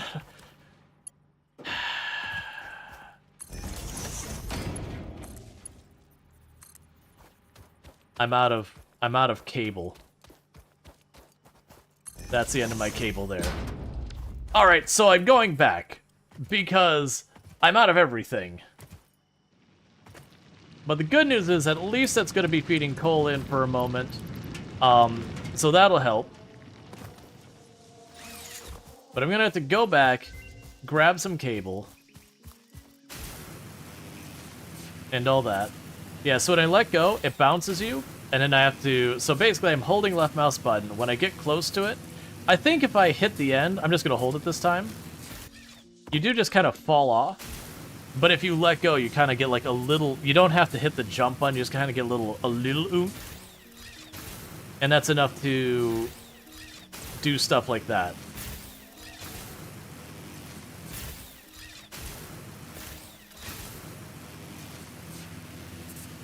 So it's mostly just click and hold when you want to stay on the line.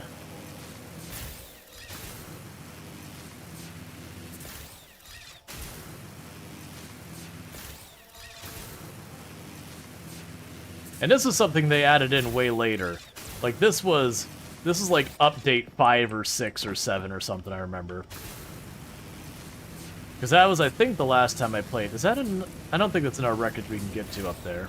Like, I mean, we can get to it. I don't think it's in our wreckage that matters. We'll see. I'm sure I'll check it out. Because even if, like... Obviously, today this is done extremely well on the stream and all that. Even if it ends up being one of those games that, like, 2-3 streams later it completely falls off, even if it happens, I'll probably end up playing this on my own. Now that it's actually out, I'm more motivated to see it through just because I don't have to worry about doing that. You didn't remember this when seeing the gameplay in the past. Yeah, and that was a fairly recent thing. As far as game updates go, like, when I say recent, it's still been, like, a year. But, you know, there's been, what, 2-3 major updates since then? Alright, so I do need the smart plating. I do need the cable. Let's get the cable before I forget, because that's down here, and I'll absolutely forget it. Because I really want to get that coal power on, because the faster I get that going, the faster we can get to the point where we'll be less dependent on biomass power. Now, in the short term, I'm still going to be doing both. Yeah, for some reason you started a new run 3 weeks ago, and now you have to decide whether to start again. They did make some early game changes. I don't know if they made some early... You have been playing for 8 hours. Don't forget to have a Fix-It protein bar. You're not the boss of me. Okay. Hard drive analysis completed. Alternative recipe selection available in the MAM. So I get to choose between 2 different recipes. One, which is the one I'm going to take, is to make screws where I no longer need to make rods as a prereq for them. That said, they cost a little bit more in iron ingots, but there's less manufacturing between. That is a really good recipe.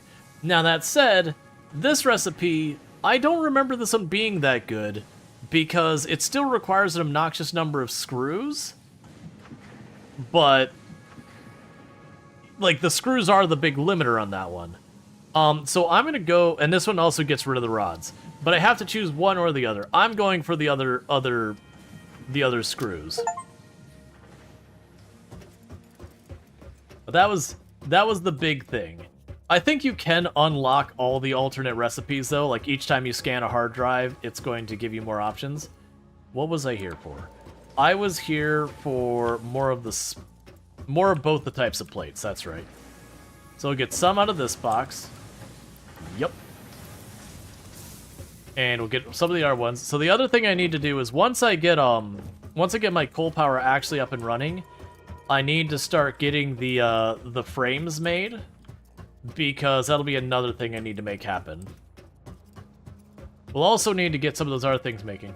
Don't forget the cable. I grabbed the cable, but thank you for the reminder. I did go out of my way to grab the cable. So we're about to hit 100 of our smart plates, which is good.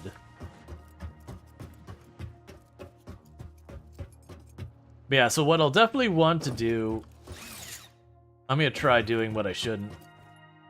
Whee!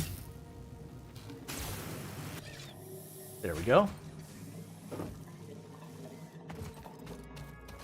But I did grab the cable and just double checking. There it is. So I got the cable, I got the plates, I got the other stuff. So that's good news. So we're gonna go back there, we're gonna hook up our first coal generator. And then it's gonna be a matter of splitting off the different things we've got going on. Move faster than 140 kilometers an hour. Okay. I'm assuming that was because I got decent momentum going and then jumped.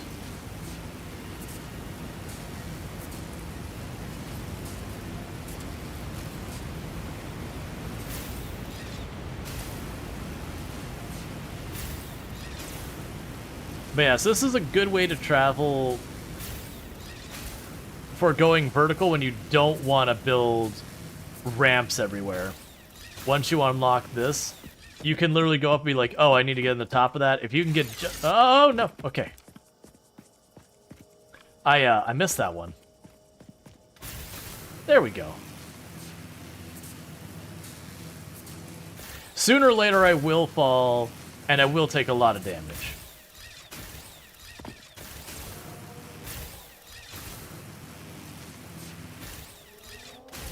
Because, I mean, that's fine.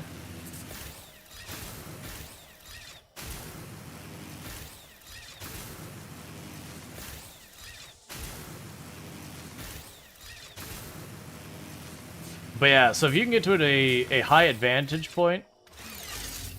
Oh, well, that's embarrassing.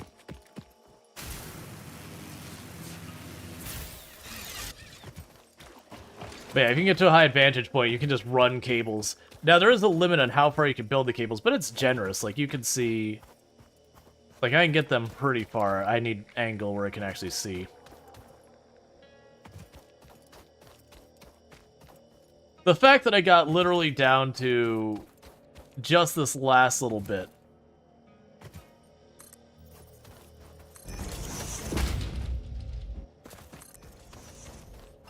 Oh, I meant to connect you.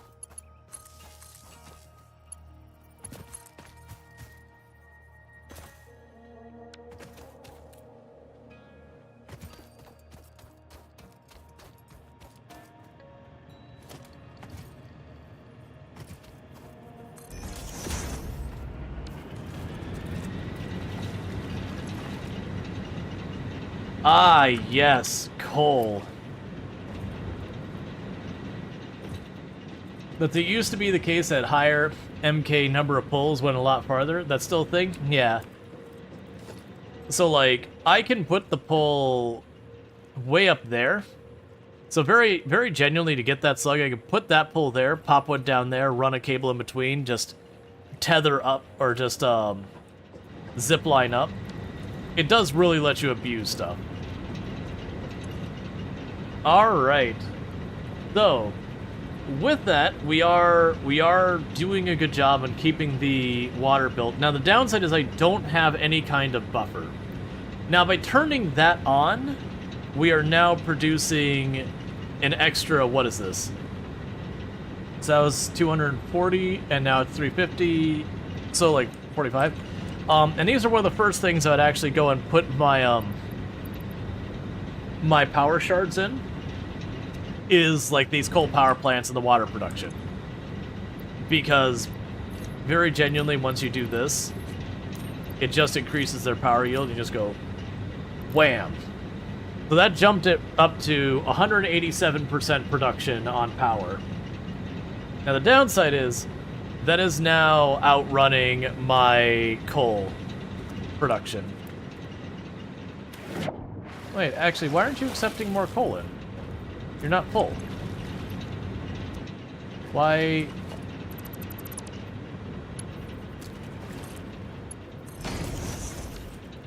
You really should be accepting more coal. There we go. So that's good news. The water is holding up, so that's good news. Let's make sure that drill is keeping up.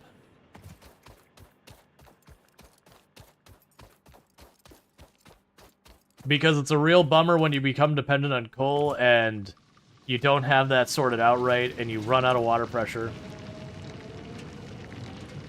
So it's just keeping pace.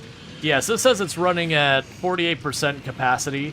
It'll let us know that over time that'll slowly go higher. I genuinely think we're fine. Let's see, they had big tower things for super, as well as for super long distance. Yeah, and let's also check on the water pump here.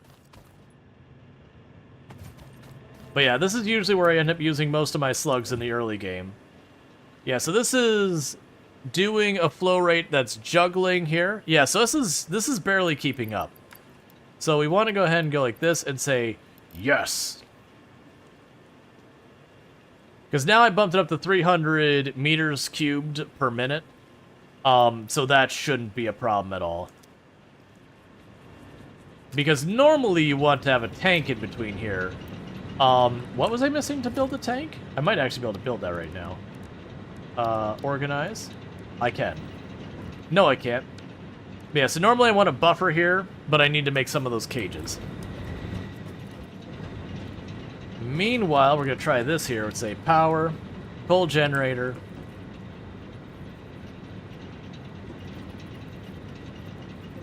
Why are you being difficult? There we go. That is not right at all. I think it's trying to avoid conflicting with that rock.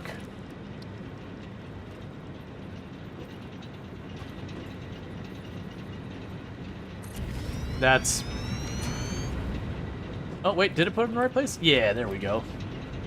Yeah, so little... Yeah, that's exactly perfect. Alright.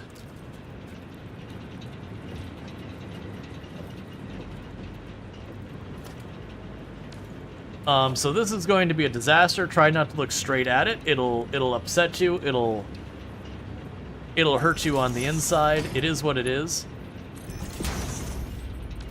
This is something I will definitely need to make not cursed later.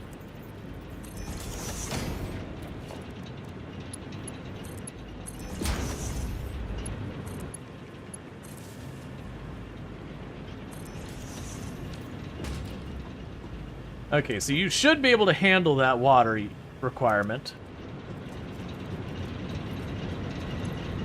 And that should be 3 more. Crank you up.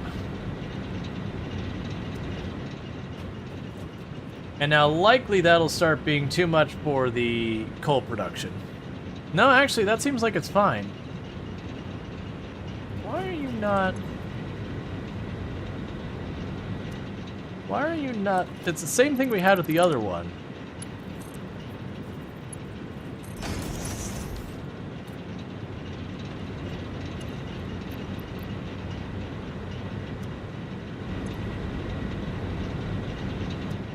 What? Why are you not feeding in? No, it's got power. It's using it right now. The problem I'm running into is this coal belt is bringing the coal to the door, but then not putting it in. Let's let it run out and see what happens. See if it figures itself out.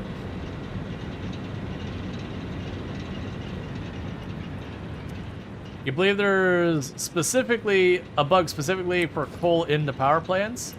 I'm assuming there's got to be a workaround, because that's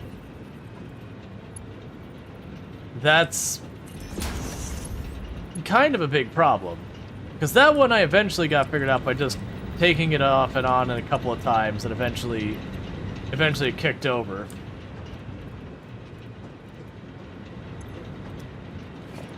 Oh, wait, there it goes. There we go. Alright, so... Okay, we can tell we're outrunning the coal, considering the coal belt is not staying full. That's fine. Let's go to special. I'm going to need to build the crafting bench.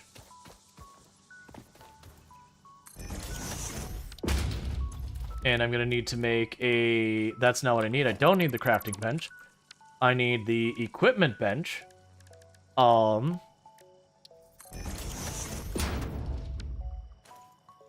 what I'm going to do is I'm going to make another portable drill here.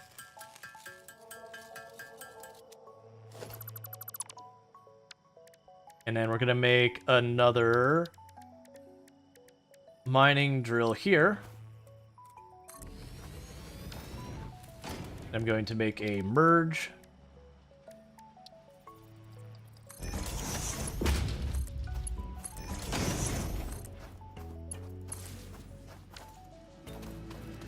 And we'll double the coal production.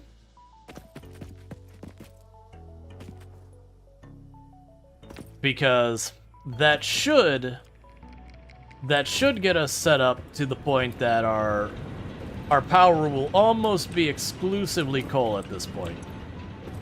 We are producing 427 watts, of which, if we look at that, 187 megawatts, you have no fuel again. Why are you the way you are?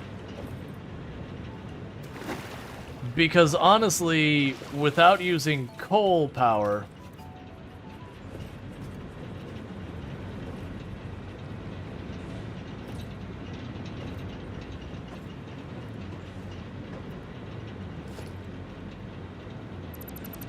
let's try building it from this end over.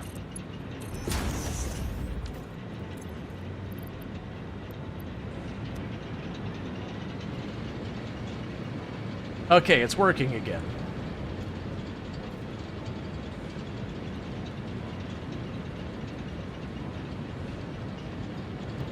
Yeah, hopefully they get that solved. Because if that randomly is kicking off and on, that's a problem. Yeah, so it's making 178 watts. That's making 178 watts. They're both consuming about 113 water per whatever. This is producing 300, so those should all be stable.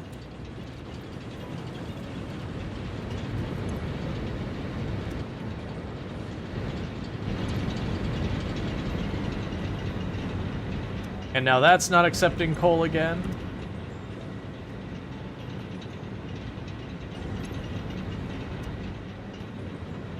I mean, honestly, yeah, and that's suddenly out of coal again. If I can't use coal power, that's going to be extremely difficult. Yeah, that's a pretty bad bug. Because coal power is your entire mid-game power. You can't really run on biofuel the whole time without it becoming more and more of a nuisance. Because every time I add another biofuel generator on there, I'm just increasing the speed at which I have to go out and harvest it all. The bug seems to happen while you have the generator screen open. No, because what I noticed was it stopped picking up the coal, and that's when I checked the screen. I mean, unless you're saying if I open either of the screens, then they get stuck, which that might be.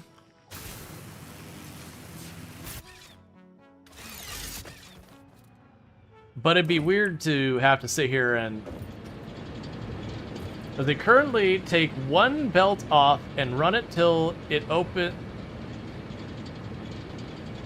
and it will run until you open its inventory. Okay, so grab that. Belt is too steep. I literally, okay, there we go. So you're saying basically, just trust it works, and whatever you do, do not touch it. So plug those in and leave it alone. And just trust it work. Because I did notice it seemed to have deleted the coal that was in there when I did it the one time.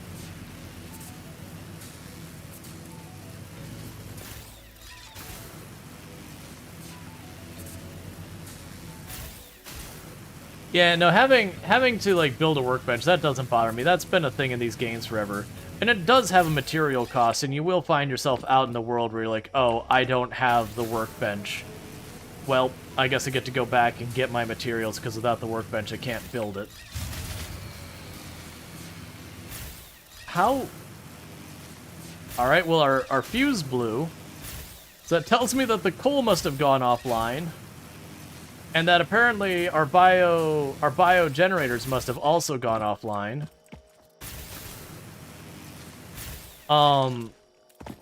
That's bad. I don't have solid fuel on me.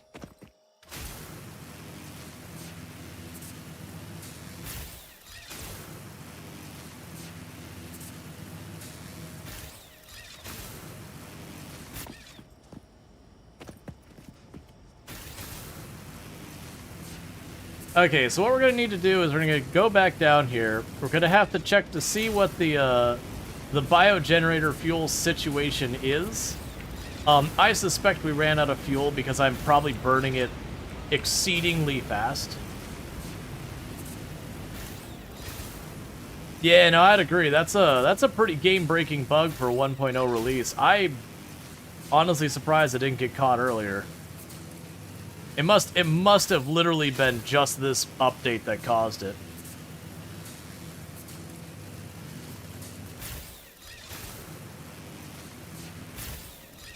Okay, so let's run back here. Check out our bio furnaces.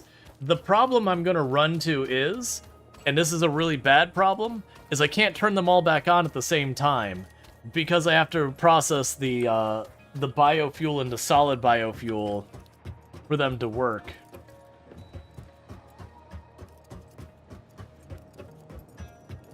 Yeah, let me guess. Oh, you know what? I bet you. No, you're all basically full. Why did it pop?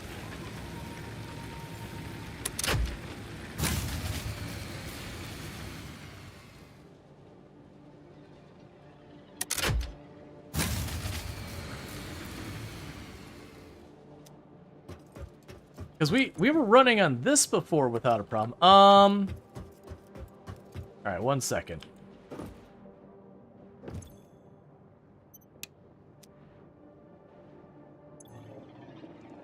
Oh, those are only 4 megawatts. That's not enough power to help us out. We gotta cut off something that's got some juice to it.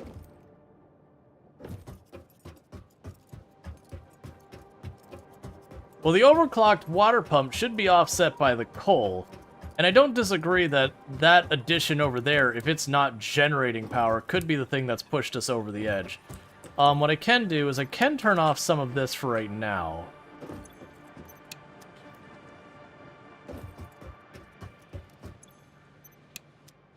And see if that's enough.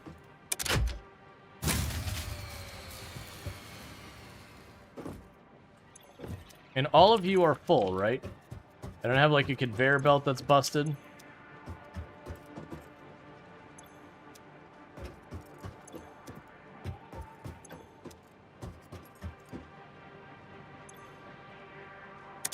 I wish I could see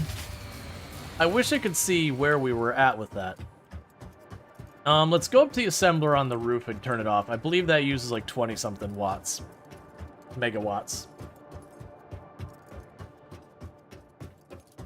Yeah, no, I might have to shut off the connection to the coal power plants, try it, and then turn it back on. I'm going to try just cutting this assembler off, because I don't really need these right now, and they're gobbling up anyways. I mean, that's only 15 watts. Yeah, I mean, let's go down. So let's turn back on all our power on those things down there, because we were running on this without a problem before. So let's pop down here, turn this all back on, break our connection. You think it might have been the second coal miner? Well, it's probably a combination of a bunch of those things. Because I don't think the mining drills use that much power. I would think turning those off would be enough to offset one drill, but we can check. Because I can always turn off a drill here and pull the lever to bring it back on. I can just pop right on down to this copper line real fast here. Shut it down. Flip the switch. I suspect both the coal power plants aren't power planting. And, that's just kind of killed it. Yeah, so you... Yeah, it's only 5 megawatts. Yeah, so let's go over here. Let's shut off... Let's disconnect the coal line. Yeah, I can disconnect that cable there without having to go the whole way there. That'll shut, like, that'll segregate the coal to its own line real fast. We can bring everything back up and see what all the stats are. It is a real problem that that's not working. Okay, so the coal should be separated now. All right. Yeah, so our capacity is saying 240. So yeah, so this is where the coal turned off. And then here's where we're at. And it looks like we're ever so slightly exceeding the consumption when I have the coal line attached. So I imagine if I grab the coal line and just slap it back in. So it's leveled out. But yeah, so you see the coal isn't producing any power at all right now. So we are running the water production and all that. But what should happen with the water thing is it should fill up and then kind of go in near idling because there's nowhere to put the water. It says the coals don't break if you always keep coal in your player inventory when interacting with them. Alright, that's weird. I'm just going to run over there versus ziplining. It's probably going to die here, but we definitely are going to need to get the coal... Like, if I can't get the coal power on, I don't see a meaningful way to progress the run. Because keeping that the bio furnaces on, especially in the desert biome, would be horrendously bad without the coal backing it up. Like, I do want to keep the bio generators there. I want to be able to flip them all off and then use them as the, oh crap, the whole thing went offline. Let's kick it back in. And it could even be that what I end up doing later is I move those bio regeneration over towards where the coal lines are. No, I need to be over there. Because what'll pretty much happen... Actually, do I need... No, I need to be over here. Because it will be one of those things that once in a while you'll mess something up and your coal will go offline. And then to turn the whole system back on, you need to give it just enough power to get the water pressure up and everything. And so with that, it's good to have like a bio generator. They can go up to your coal line, flip on the bio generator, let it run for a little while to like get the water pressure up, and then bring everything back in.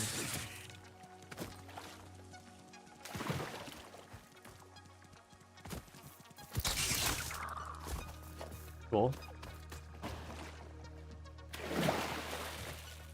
Some say if you burn sage on a full moon, in other words, the fossil fuel 12 times and clap 3 times, the coal power plant will worth.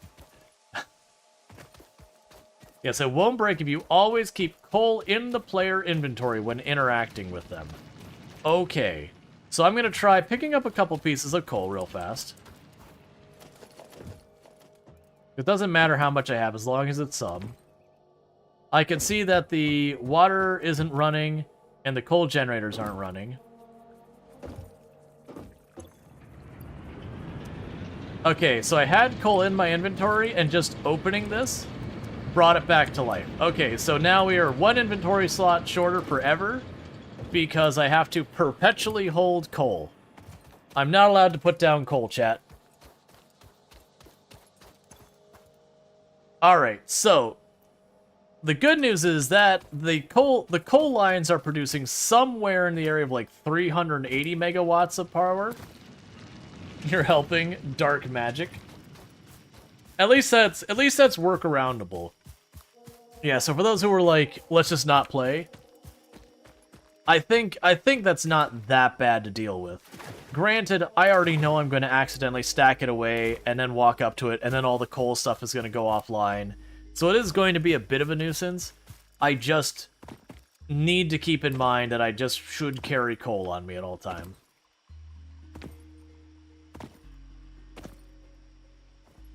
It just means the devs behind the game are just really pro coal.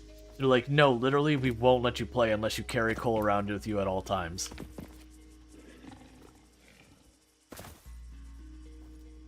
Alright. Now you know it should be a problem? Yeah, no, it'll be occasionally I'll, like, lose power because I'll forget about it, and I'll just have to run back over and reprime it. That isn't the best thing in the world, but at least it's something that isn't the worst to work around. Bear with me, chat. I'm going to try and prevent you all from getting stuck with another round of ads. I'm just snoozing them. I only get 3 snoozes a stream, and I'm going to use them. Let's see, it's clearly why they pressed a lump of coal around during the Australian Parliament sessions. Oh, is that like where they're trying to talk about clean coal, and it's like, that's not the problem. The problem is it's made out of carbon, and you're torching it, and it lets all that carbon out. Like, just because the ball of coal in your hand isn't getting your hands dirty doesn't change the fact it's made out of carbon, and you're releasing all that carbon. Like, for the record, that's the problem with, like, cutting down trees. It's the fact that trees are a giant carbon sink. They're made out of it. And when they decay or get burned, that carbon comes back out as well. That's why it's not a matter of replacing the trees. We just have to have a lot just to hold all that carbon. And that's true of any plant. Grass, trees, whatever. They're all made out of carbon. To be fair, like, animals are also made out of carbon as well. But anything that basically curtails the carbon means there's that much more carbon not going elsewhere. Okay, so each one of these is 30 watts, is that right? So I want these on standby as our emergency. I need a little bit more juice, and I can't make the coal happen.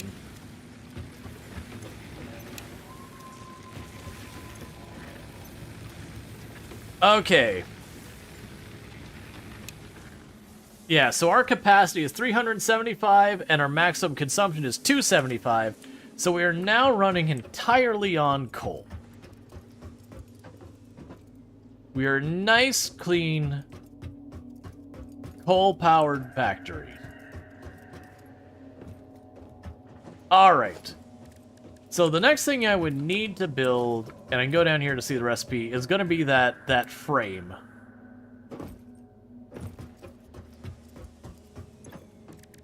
So the modular frame is rods and that. But before I do that, because I am going to need to use rods for this, what we can do is I am going to need to make some retooling stuff. Because what we're going to want to do is, instead of where I'm passing all of these rods up here to make the screws, I don't need to do that anymore. We can pass over this nice, wonderful iron, and the best part is I can literally just cut this line and, you know, put a splitter and pump that into there and just switch the recipe. Alright. And I didn't check the difference in the production volume. Let's check that. Okay, so that makes 40 screws per minute at a cost of... We can actually check the recipes.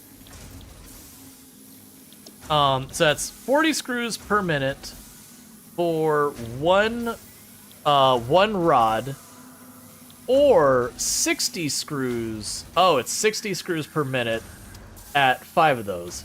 And it is about 6, no, not 6, that's about 4 times. So it does cost us a singular extra iron ingot by comparison to the rods. Are there adjustable settings around, any adjustable settings around structures requiring supports? No, it's not that kind of game. It's not a game where you knock the supports out and the buildings collapse. There's no calculation of stress or anything in the game engine at all. And I think that's totally fine, by the way. Alright, so what we're going to do is we're going to switch to the alternate recipe, and this was not a planned thing to have this go around, so we're going to disconnect that. And I'm going to go to logistics, splitter. Now, I'm not going to be able to make the splitter to look elegant. So what I'm going to do is I'm going to back it up a little bit here. That's honestly not as bad as I thought it was going to be. Using a little more iron to save processing step, thus power, doesn't seem worth it. So the bigger thing is more, each one of those produces stuff faster. You've got a red marker. Why do you have a red marker? No power. Why do you have no power? Alright.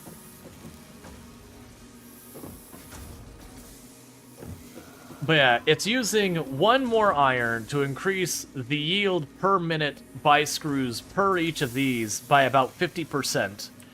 And it also means I'm not running 2 separate machines to power that, which means all those rods I'm producing I can just ship off to do something else. Every time you take a step out of the equation, you're saving yourself power, you're saving yourself storage container, you're saving yourself materials, but more importantly, it's the throughput. And that's what I care about here, is that the throughput should be much higher. So right now, these are going to be kind of mixed systems. And what I'm going to try to do is just take that off the line, take you off the line, and select recipe, and we will switch you to alternate. But yeah, so if you look at this, that is target production 50 per minute. And this is target production 40 per minute. So it's not 50%, it's 25% more. It also grabs at a slower rate because the production cycle is longer. So instead of the conveyor belt saturating much more, you can get away with a less dense saturated belt. I'm just going to go ahead and yank all of this stuff right now. You go select recipe, alternate.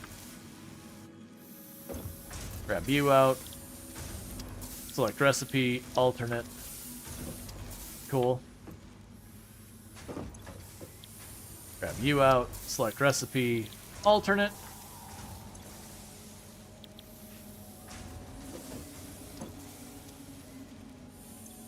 Just let me grab that last rod.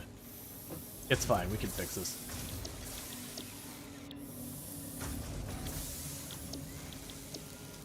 So now it's been a huge burden on our iron immediately. We're gonna have to let that settle in.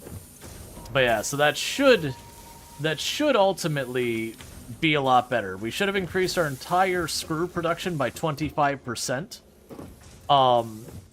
At, you know, a 25% increase in our iron costs, which is totally fine. But because I've reduced our rod costs, now suddenly I'm gonna have a ton of spare rods. And we're going to need a lot of those rods for our rotors. I want to say the primary material for rotors is rods. So this line should end up slowing up on what we need. And all that. We weren't splitting off this line, were we? I'm really hoping we weren't. I'm suddenly having this fear that I had another split off on... I did. Well, we've just completely scuffed our production line. Because I had a separate line for taking the rods all the way up. So I need to de-scuff that. Which honestly probably won't be that big a deal, other than I'm gonna have to pull that stuff off the belt.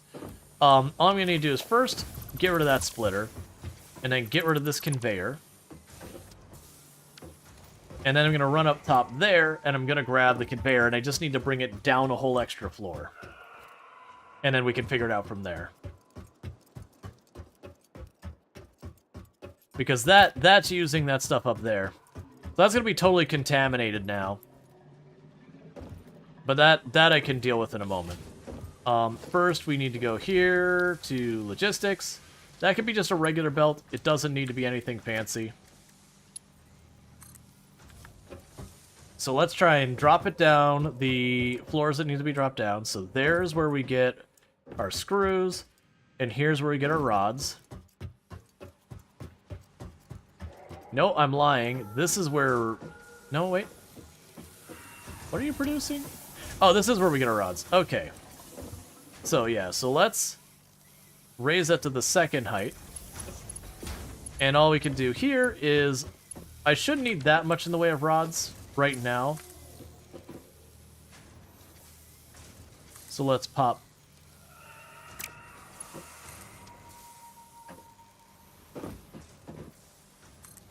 Pop you up here, and run you over here. Contaminated rods, it's the worst. You should always seek professional help if you have a contaminated rod. And snooze the ad, no ad. Okay. Because I just want to get this set up real quickly, and then we can worry about the next thing. Alright, so the thing I need to do real fast here is I got a whole lot of iron ingots on this line, on a line that's not supposed to have iron ingots on it. So I'm going to sit here and grab iron ingots off this belt until we start seeing rods.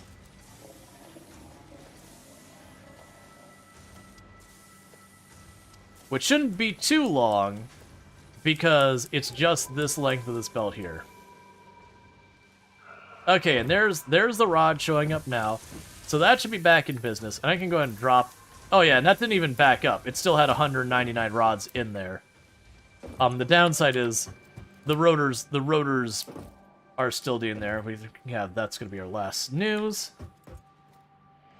I now have 160 of the 1,000 smart plates I need.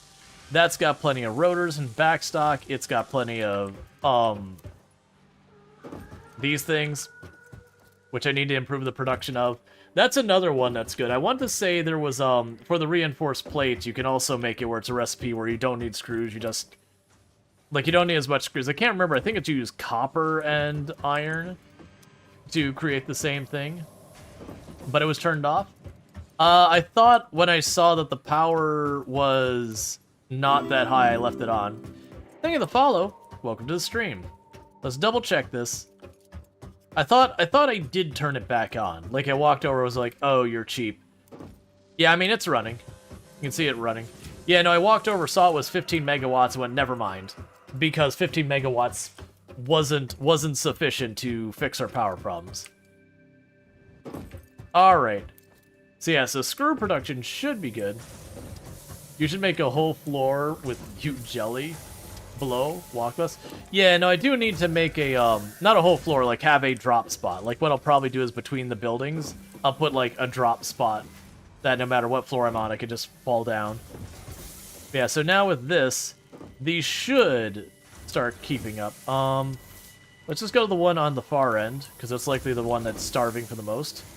Drop those in there. Are these tier 2 belts? They're not.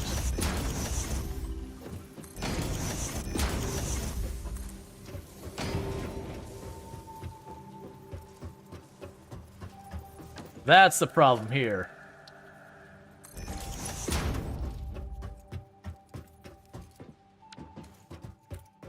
Is I need to upgrade the belts for our ingot output. There we go. Yeah, so what should happen is the rods here, you can see this is backfilling. It'll literally max that out. And then once it does, that is going to like all those ingots are going to go by.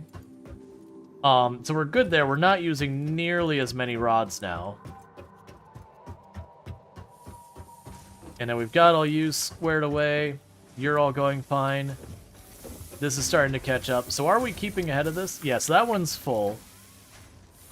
Let's check here. So you are slowly gaining from the looks of it. Yeah, you are slowly gaining. And I knew I dumped a whole bunch in there, so that's boosted its supply for right now. And that said, even the screw line, we're now hitting a point where there's a blockage on the conveyor. The conveyor itself is the problem. The Tech 2 conveyor. If I want to get more through here, we need to put a separate line around. So that's good news. Because that means we should start... I mean, that's running full tilt. Is that running at full capacity, or do I literally need to upgrade that to get more screws through? It is running at full capacity. It is running at 100% capacity, so this is very slowly filling up, and I'm just going to go like that. Because that'll make it fill up, and then that'll backlog, and this'll backlog, and the ingots will backlog. And we'll get all of that sorted. Alright.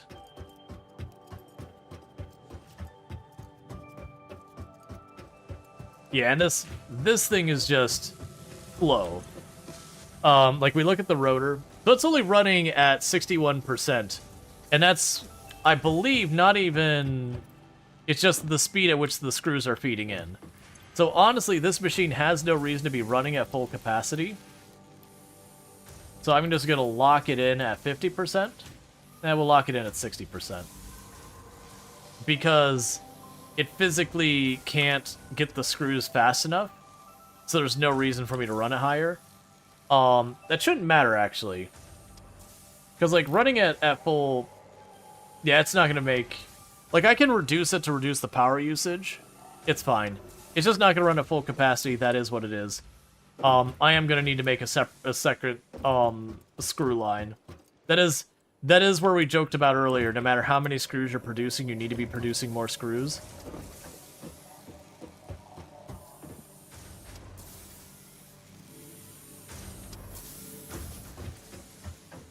You are level 2, right? Yeah, so you're level 2 and you're going full speed. Yep.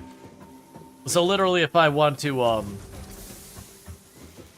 yeah, so some of these machines, they're going to start running at less than full capacity, not because of a limitation on the ingots.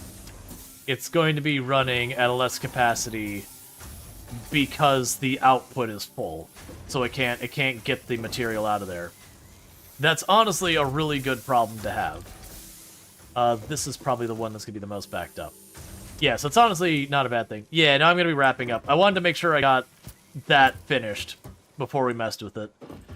So with that said, what's going to end up happening to here, chat, because we are about to hit an ad if I don't wrap up stream here in the next 5 minutes and I can't stop it. So what I'm going to go ahead and do is be wrapping up the stream here. So as a reminder, if you have enjoyed tonight's content and you're not already following the channel, don't forget to drop a follow. That way you can find your way back here in the future. No, that timing. That timing. Hey, Italics, how's it going? You know what? I'm going to go longer. I'm going to go longer. I was actually literally rapping. But yeah, I'll go longer. That said, we are going to get hit with an ad block here, or not ad block. We are going to get hit with ads here in just a moment. I've already snoozed it 3... Yay! That's a lovely problem to deal with. But, welcome in, Raiders. For those who don't know Italics, can I get a shout out for Italics? For those who don't know Italics, absolutely fantastic content creator on the platform. Someone I highly recommend checking out. Plays a variety of games and all that good stuff. We will go a little bit long, because why not? Why not? We brought out Italics and power issues. It's going to be my coal. But thank you so much for the follows. Welcome to the stream. I can actually fix this here because I left my surplus bio generators not doing anything, so I could hit this little switch here and go like that, and we're back. Okay. So, yeah, so we got it back online, because I am switched over to coal now. There's a bug with coal that you have to keep coal in your inventory for coal to work. It's really weird. It's really weird. But yeah, so definitely check out Italics. Plays a whole bunch of games, plays like RimWorld, plays this, plays a whole bunch of things. Good times over there, definitely check them out. But thank you so much for that raid, I really do appreciate it.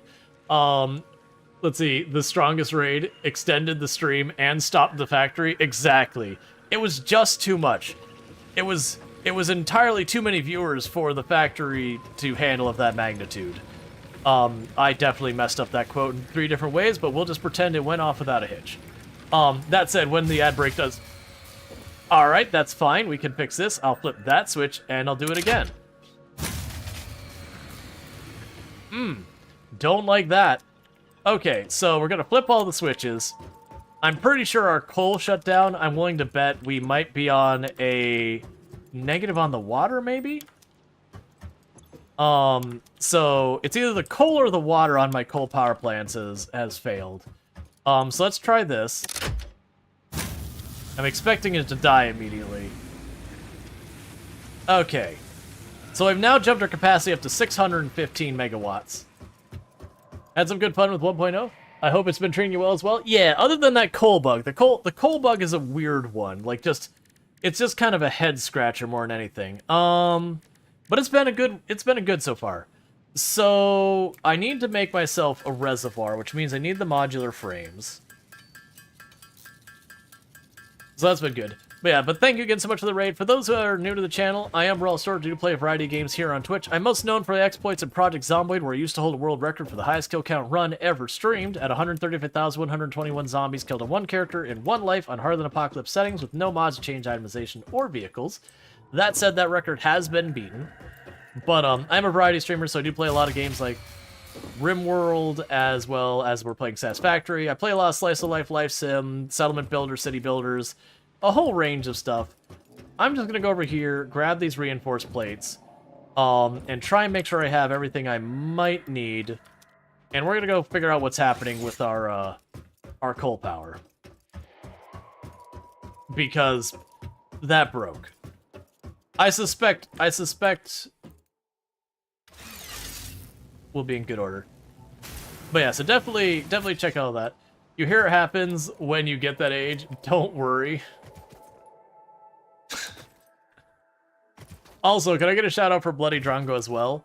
I would say nice things about Bloody Drongo, but we're about to go into an ad, so I mean, it is what it is. No, but seriously, Bloody Drongo's fantastic. You should also check out Bloody Drongo. Also plays a lot of RimWorld among many other games. What did I see you playing the other day? You've been doing your RimWorld run, and you had another thing going.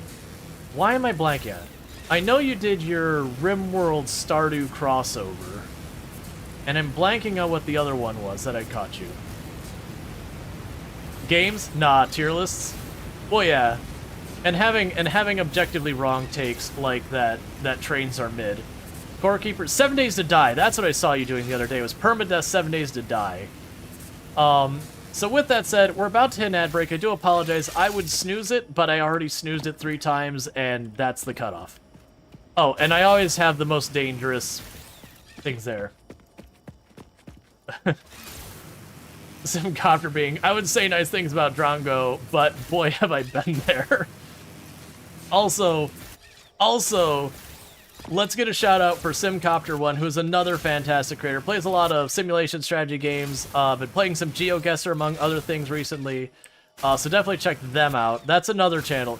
Like, after I finish up stream, it's usually FG Squared, Bloody Drongo, and Simcopter1, and Ultrasource, which he's on that late. Those are my go-to post-stream channels.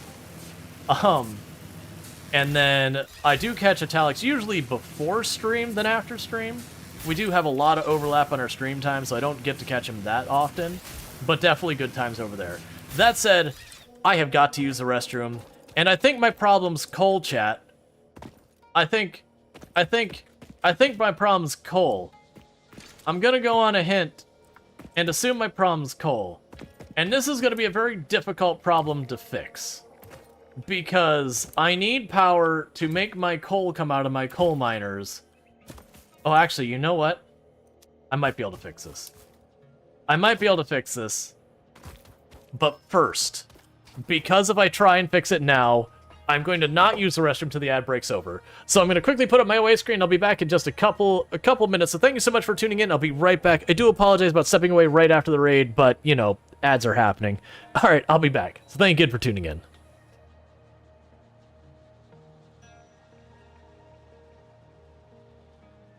Magic. The real money is over here.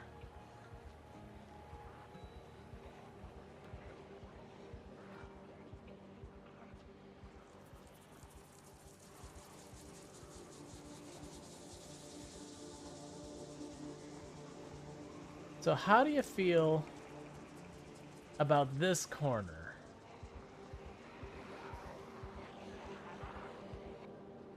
5:10 p.m.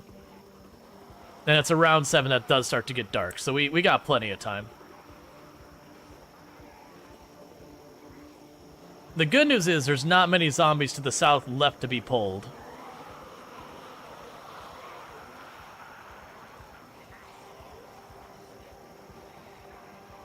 We kind of got the whole neighborhood.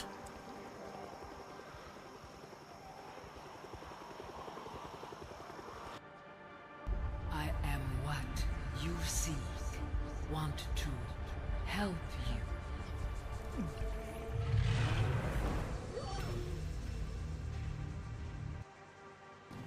It's El Pastor in a tortilla shell. And if I let it sit here for too long, it's going to be mush. In a tortilla shell. Whoa! Look at those parts. I did hear that we had the clip from Project Zomboid where it was one of the what was. Thank you for the welcome back. For me, it's more like I would say good things, but and then Simcopter. Let's see. Right out the raid, plays ads, goes to bathroom. Classic. Yeah, no. The problem was I was going to end stream because normally I end at 4. My time, which is half an hour ago. But like I wanted to finish the thing I was working on, and so I kept snoozing the ads, and then the raid happened. I'm like, well, Twitch only gives me 3 snoozes, and they're gone, so I can't stop it. It's too late. Interestingly enough, there is coal in here, so what I'm gonna try to do is I'm gonna try to make this work by chucking not the whole stack in. That is bad. Don't do that. I want to chuck in half of that there. Oh, actually, that'll work fine. That'll also work. That'll work fine. I didn't realize I was putting in the drill. So I need to keep a little bit of coal in my inventory to prevent the bug from happening. Did you do this all night? It seems very complex for 9 hours. Yes, I did. And for the record, I still have COVID, so I'm not working in all capacity, and for some reason, this seemed like the great idea. So turn that on. Okay. So my suspicion of what's happened here is well, no, those both had coal in them. Is that we didn't have enough coal. Do we not have enough water? Now, that's actually one of the things I wanted to do when I got down here, which is why I made... Where are you? Organization. I made the fluid buffer. I made one too few modular frames. Alright, so I'm guessing what happened initially is I probably had just barely exceeded what the coal could handle by itself. And I had all my bio whatever the heck generators, those. I turned those off because cutting down trees forever is not the way. I can try doing a bad idea, which is, assuming that was the cause, just slapping down another one of these.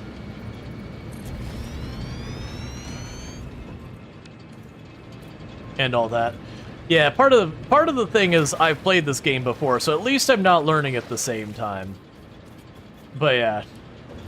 It's an excellent game. Highly recommend. And I'm going to need chat, once again, to please not look directly at the belts, for I'm about to commit atrocities. And I should apologize. I'm not going to, but I mean, I should. This needs to be cleaned up, but that is a later me problem.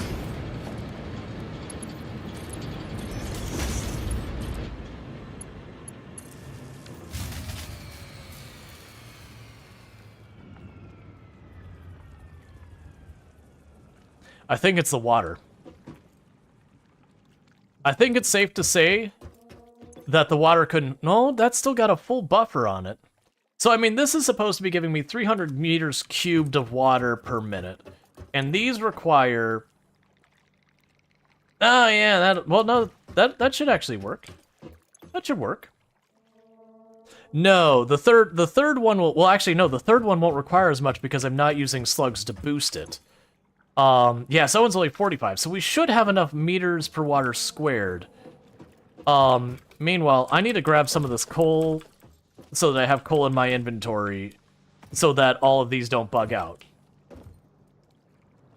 Just one more lane, it'll fix it, bro. Yeah, no, definitely. So what I think I need to do, I think I need to go back, get a modular frame, use the modular frame to put the buffer on there like I normally do. That way, as the water fluctuates up and down, that the buffer can absorb that. Because I think that's what's happening, because I think I'm hitting it where the water dips just enough that one of those starts to drop in efficiency, and then the whole thing just shuts down. Versus if they stay up, it should be okay. Or I'm completely wrong, and none of that's going to matter, but that's fine. That's what we're experimenting with. And I could certainly zipline safely near the ground, but what fun is that when I can clip wires through walls and go over, you know, harrowing pits and all that? Because this is way more fun than doing it safely. I'd survive the fall anyway, so it doesn't really matter.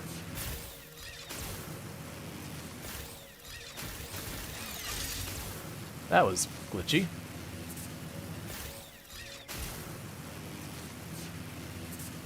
Alright. I keep forgetting I bottom out there. Hey, Cozy Vibe Games, how's it going? But yeah, no, so it's... Like, I've played this before. The farthest I've ever been was right about the point you set up nuclear. I had done that when that was fairly new, and that kind of is the last I did. And I've only done that once. And it's mostly just kind of waiting, you know, waiting for the next update. Oh, and I can show you, like, this is what we've got going with our factory so far. So all of that there is just my iron production stuff. Versus the platform to the left isn't quite wired up, but that's going to be all copper. That's, what is it, Catarium or whatever is that one, that platform over there in the distance.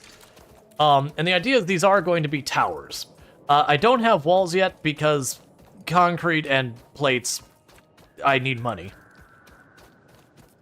And I was over here for... Right, the modular frame. That's right, didn't have a modular frame. I'm doing alright. I'm getting over COVID. The good news is this is the first day I've actually started to feel better than the previous days, whereas the previous days everything was just kind of a constant. So the modular frames... I can go ahead and knock out too. Yeah, no, I'm good. It was a bummer that I had to cancel visiting family. I'm still going to TwitchCon, but I had to cut the trip short. Which I'm not super happy about, but it is what it is. The family I'd be visiting, one of them's immunocompromised, so that's just not a good idea. And we're talking a cold is a dangerous thing for that person, so crap happens. This time next week, we'll be chilling? Yeah, I'm looking forward to it. I'm excited.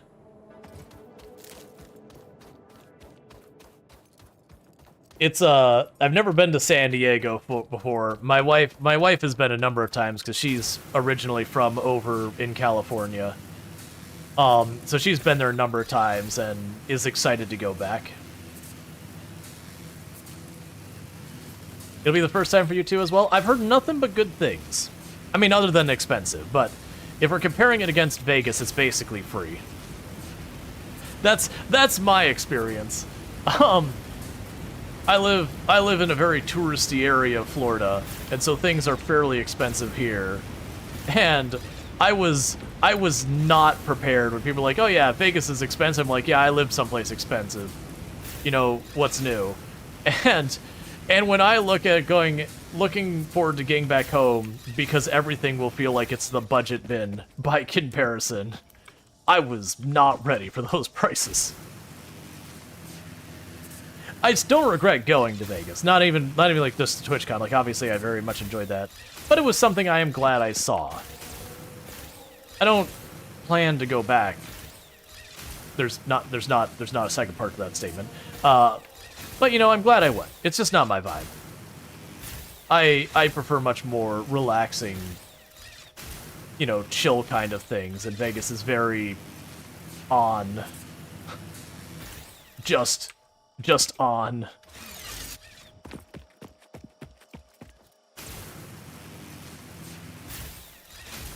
Alright. Like, not bad city or anything, just not a good match for me. Okay, so, let's get this water buffer here. My fear is I'm not going to have enough power to kick this thing over. Which might just mean I have to build a biomass generator here. So let's go ahead and put the buffer there. Oh, I'm gonna have to do one of these things. Alright, so let's remove that. And we can grab a little bit of pipe to get that. Oh, it's gonna want to connect somewhere. And grab that there. We can grab the fluid buffer. Why are you in... Okay, that's fine. We can change the approach. Grab the fluid buffer. So I'm trying really hard to not make this lower, because if I have to move it up, I have to attach a pump to push it back up. And that's the issue I'm running in here. We might be able to get around this by doing... Where are you at?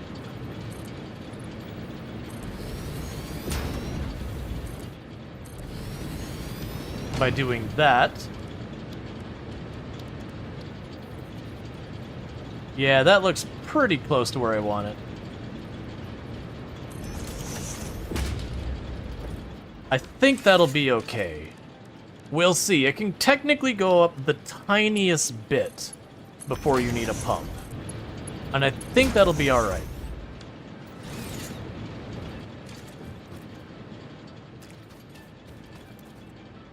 It's a long way to go, but it's worth it to both TwitchCons you've been to previously. Both from the business and social perspective. Yeah, no, I hear a lot of people go, oh, TwitchCon's just not worth it. It's like, man, I don't know. Like, don't get me wrong. In Direct, you get cash or something out of it. No, obviously. But at the same token, I wouldn't say I haven't benefited. Alright. Okay, all the power is back on.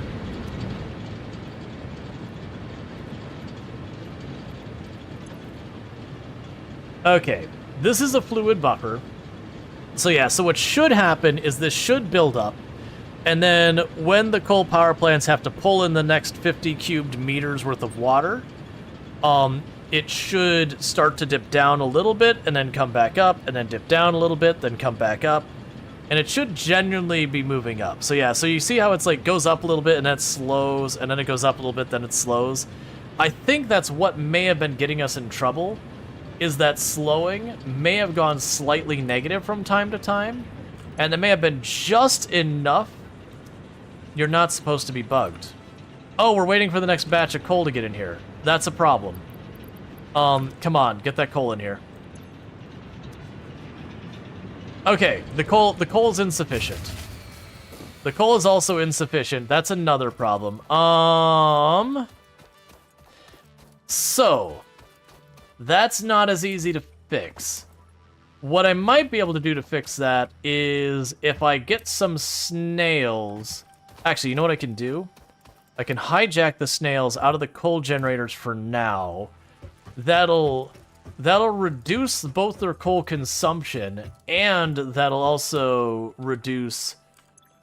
Yeah, so we're going to grab these out. That does mean I'm going to be running much, much heavier on my biofuel for the moment. But that's okay short term. So I grab all those out. Turn that back on. That should have a much reduced coal usage. I can put the increased coal production up here. Because pretty soon I'm going to get Tech 2 miners. And once I get Tech 2 miners, I think it like double or triples the yield of these things. But let's go here and say, yep, yep. And boom, 75. And I honestly shouldn't need to do both because I think we'll bottleneck on the conveyor belt itself.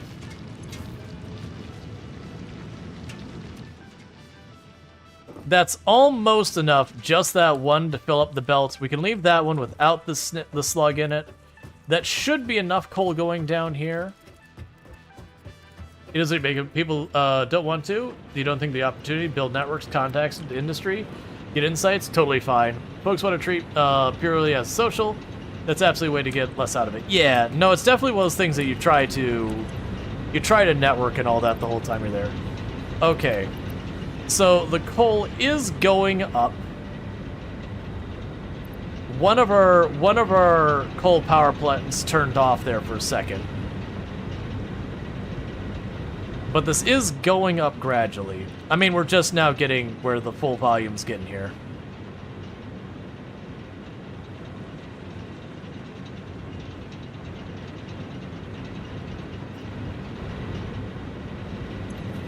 All right. So let's slap that up overclocked one notch. And how are you doing? You don't have enough coal to risk that yet.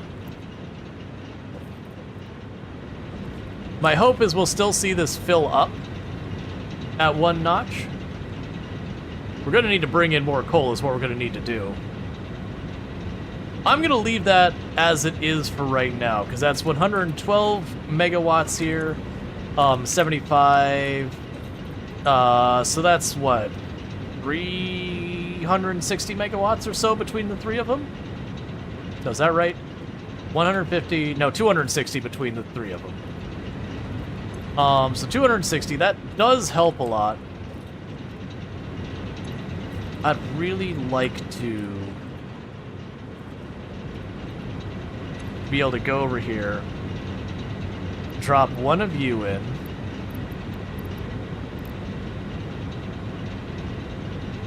because that'll increase its consumption a little bit. And are you getting enough to matter? You are. Okay, so we're just going to spread the love a little bit. So that should be about 350 megawatts, just shy of that, like 345 or so, between the three of them. Or 337.5. I'm probably off by one. Between the three of them.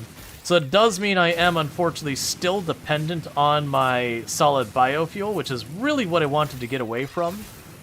Because that does mean I need to occasionally stop and do rounds to get biomass, which isn't the end of the world, but it's an easy thing to lose track of, and then suddenly your whole factory shuts down and you don't have solid biomass floating around. It becomes a problem. But let's check to see what our biomass supply is. You get that going. And what we can plan to do is get the modular frame production online, because that's holding up a lot of stuff. And with our modular frame production online, I can get steel production going, and that hopefully we can move ourselves into the Tech 2 mining drills, because if we move in the Tech 2 mining drills, then those coal nodes, I believe I could double to triple their production. We'll put like a, or whatever, it's like 1.5, whatever, it's more. And we should be able to upgrade to level 3 logistics. And oh, that's gonna hurt. Ow.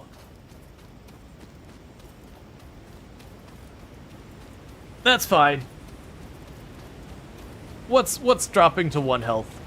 For the record, if you're at full health, you won't die if you from any height. It'll drop you to 1 health. If you're not full health, then you will die. But that's why I take the risky way of ziplining versus the safe way. It's more exciting that way.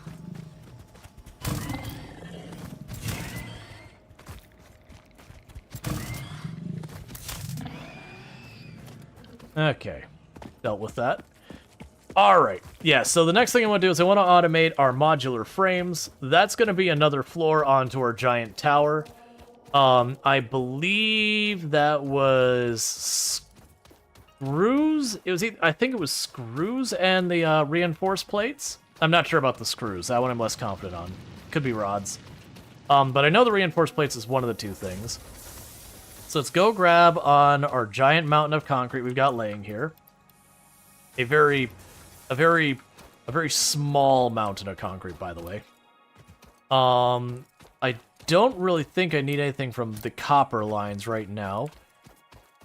But we'll go up here, grab the regular metal plates so I can put down more concrete floors, and continue to build our lasagna factory.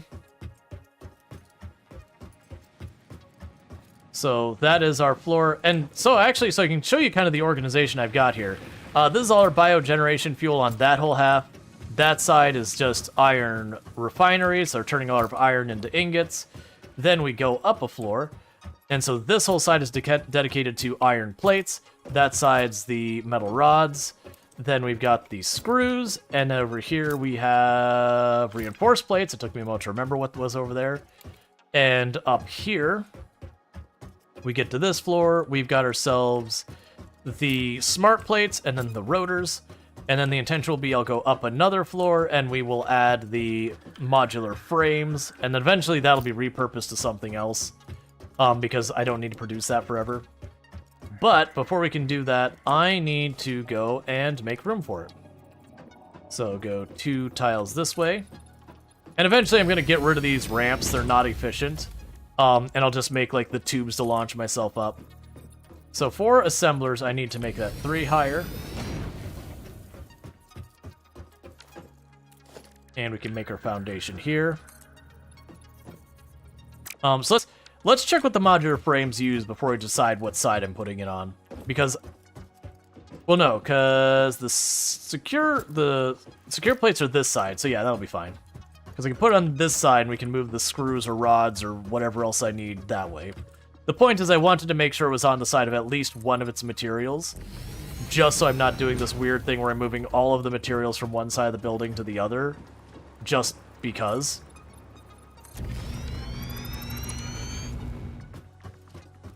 Alright.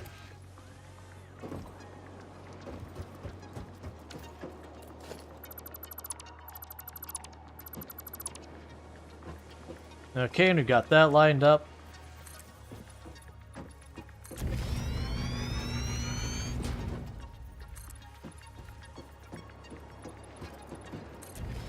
And that should be enough room to work with for now, so put our power pole right here at the corner. Connect those 2 up. Okay, so for production, we will need an assembler over here. And same exact layout we've been using. We've got you there. And you'll need modular frames, and that is reinforced iron plates and rods. Unfortunately, rods are on the other side of the building, but that's okay. I'm going to go ahead and drop a power pole right here at the corner. Tether you in. Okay. So let's run down here real fast. So I have the plates here, so I could branch off this spot real easy. So I could add a splitter here. This does not need to be a particularly good high-end belt. Any belt will do. So we can go here to logistics, conveyor 1.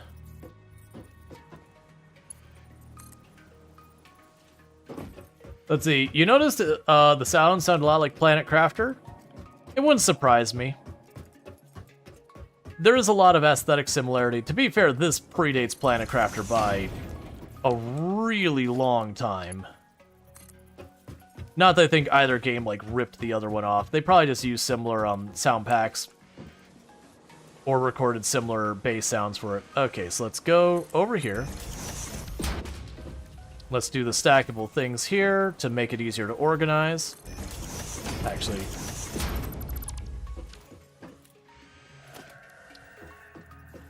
there we go with those two. And we can grab our tier 1 conveyor belts. I don't like the wiggle.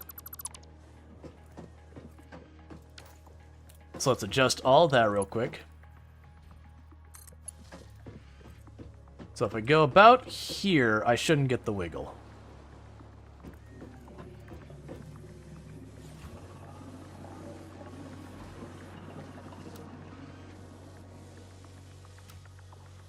There we go. That's about as good as it's going to get.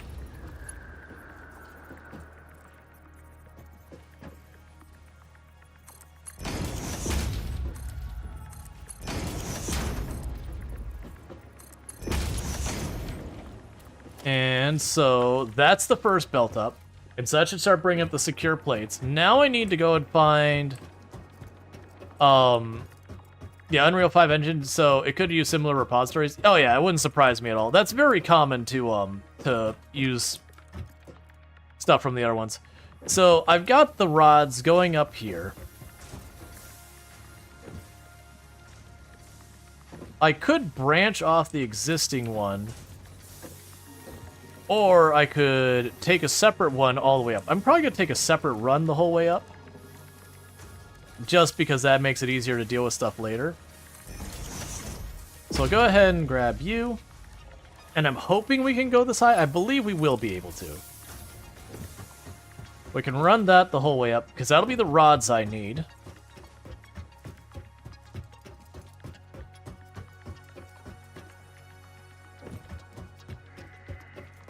And the downside is I need them up here. That should be about right. And we can grab our foundations.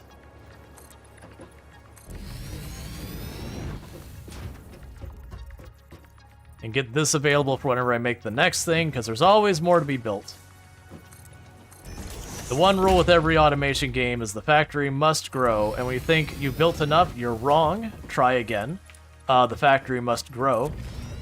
When you built everything, that's fine. The factory must grow. That is one tile too high, and I shouldn't care. You know what? It's fine, because I'm going to put it on the stilts to be on the second height, so that'll actually work out okay. So we can go like this, onto that height, and bring you... Let's go ahead and put another set of stilts over here, because it's just easier to measure that way.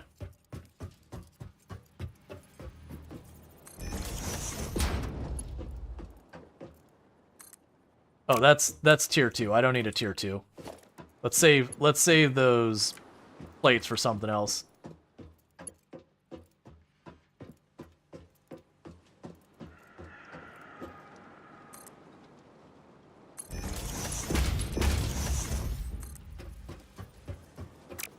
And we can add one more over here.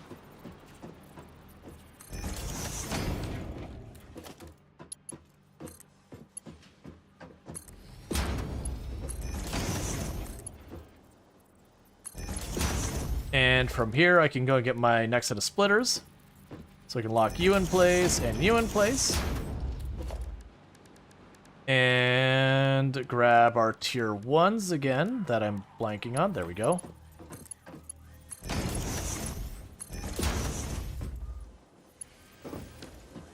And finally, organized storage.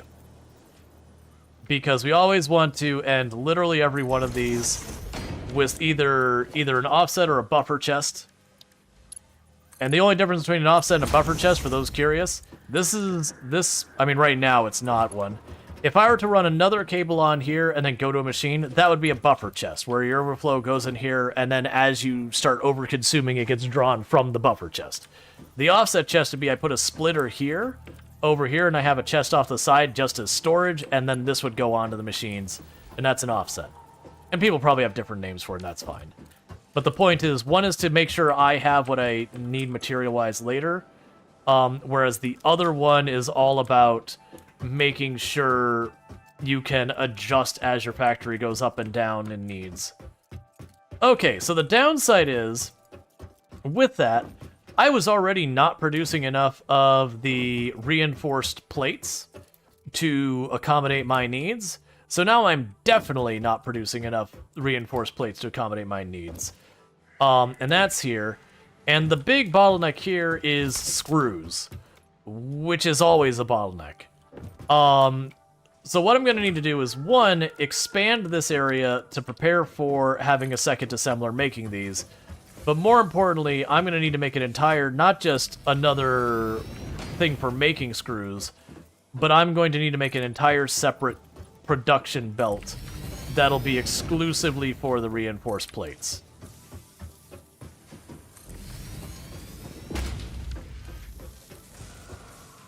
Okay, so I need to drop down to grab some more metal plates, just regular ones.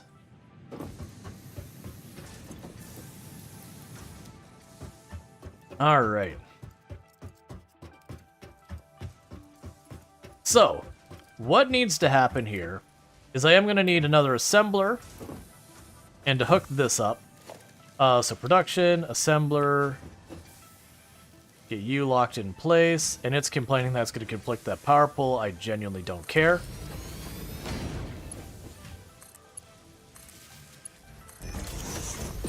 And we got you hooked up, and we can go ahead and say reinforced iron plates.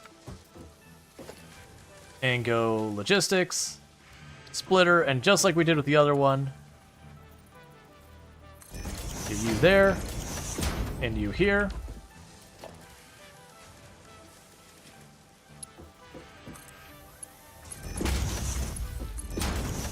Alright, so what needs to happen is right now, you see I've got a splitter over there. That splitter's gotta go. And the reason it's gotta go is that's taking whatever I'm putting through on this Tech 2 line and splitting it in half. So half goes up, half goes that way, and half is not enough to run that one by itself. So, I need to go over here to where I've got all of these machines set up. Oh, that's not good either. First of all, I need you off of this. That shouldn't be... Okay, so we got another problem before I worry about that, is I am not making enough iron ingots. So ignore all those things going on. Did I ever choose the recipe on you? I think I did. Let's make sure you're all wired up and running. Even though you're going to be running at like next to no capacity, that's fine. It just means when I get more materials on the line, we'll be good. So let's go here to logistics, do this, grab you, grab a merge block, line you up there, grab the spare conveyor, and wire you in. And that way we get the secure plates out of this into the merger, which goes into that merger, which goes into our box, which is where we're putting the secure plates, which then go up to the rest of the factory. So, I need to... Sound like it get complicated? Yeah, no, it's you keep running into bottlenecks and going, okay, where's my bottleneck? So I thought my bottleneck was on the secure plates themselves. It's actually looking like it might be on the iron ingots, because as you can see, this line is not getting filled up. And as a result of that, we're not getting that over here. Because this isn't being split. That's a straight... Wait a second. Wait a second. Okay. Right. Because we are now splitting that to go up top to make the screws. So, okay.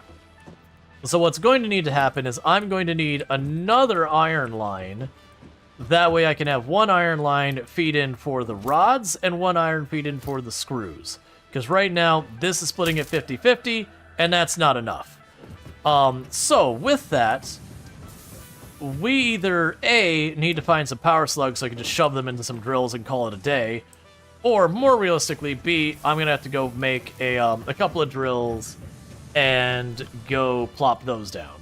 So let's run down here real quick and make ourselves 2 portable drills, because that's material for making the bigger drills, and then we'll make the bigger drills and go from there.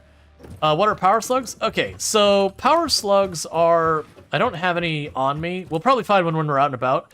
But what they let you do is they're like these glowing slugs you find on the map. And you take them to this machine, and I can turn them into power shards.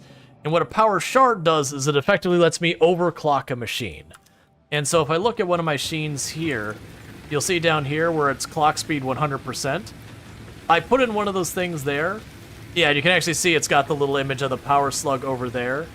I can go and take that and lets me crank it up to 150%, which means it uses the resource going in 150%, but it also puts out more material at that rate.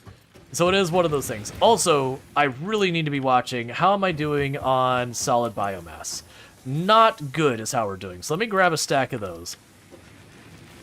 Yeah, that's what overclock does. Yeah, and it can sometimes also be worth underclocking. If I have a machine that, like, I'm just, like, I need the machine on, but I'm really only using it at 10%, I can go here, and as you can see, like, when I lower that clock speed, it will reduce the amount of power it's producing, but it'll also reduce the rate it's consuming its materials. I actually want that turned the whole way up, but that's the whole thing. That said, a lot of those machines will do some adjustments themselves. But overclocking lets you take a machine and kind of make it act like more than one of it. So let's drop off some of these. I need to keep the coal in my inventory. I need to not forget that because of a bug. So coal has to stay in the inventory. Let's go down to the hub real fast and shove a bunch of stuff into it to clear up some inventory because I need to go murder nature for a minute. But we're going to go murder nature in the general direction of things I need. So you can drop some modular frames, you can drop some concrete, we can drop some electrical wire. I am going to need to grab... I'm going to need to grab more electrical wire, though, because I'll need that to run power lines. But yeah, so the slugs are hidden on the map. They are a finite quantity, but it's a very large finite quantity. Yeah, overclocking becomes important later on when you start getting, like, tier 3 belts and all that. You're really just trying to get, like, the most mileage you can out of what you're working on. That should be plenty. Okay. So, iron ore. So, Drongo, do you think you'll be playing this, by the way? I'm just curious. Because I know a lot of people who have been holding off on it. Or you might, maybe you're debating it. And also, don't feel pressured to answer if you haven't decided. Yes, they're playing it for the first time tonight? Nice. Well, I assume with your start time and all that, that's probably soon. Because that might work out for me. And thank you for the follow. Welcome to the stream. Because then when you start, you might suddenly find yourself with a slightly increased audience at the beginning of your stream. I don't know what it's going to be about.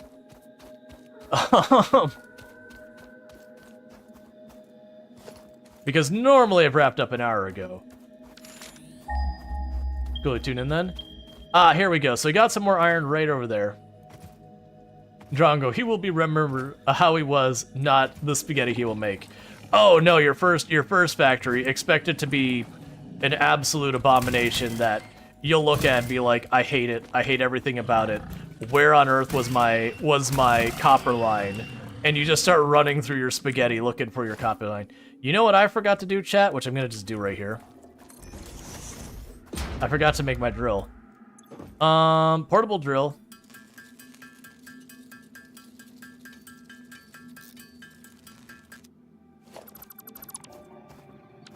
Because now I can go here and say production. There's a Mark 1 drill. But that's not going to do enough. I need a second one. There's another one way over here. This is going to suck is what this is going to be.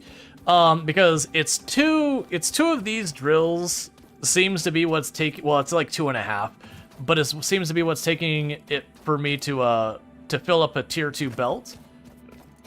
Which is what I need to realistically get what I need out of this.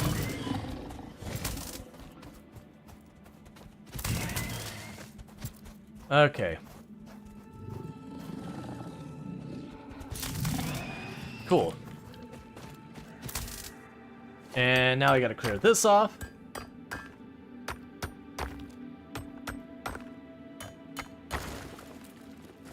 And plunk a drill on you.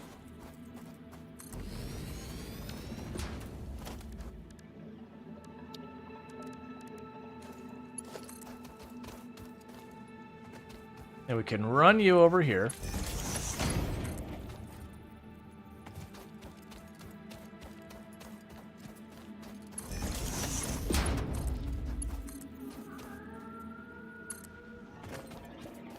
All right.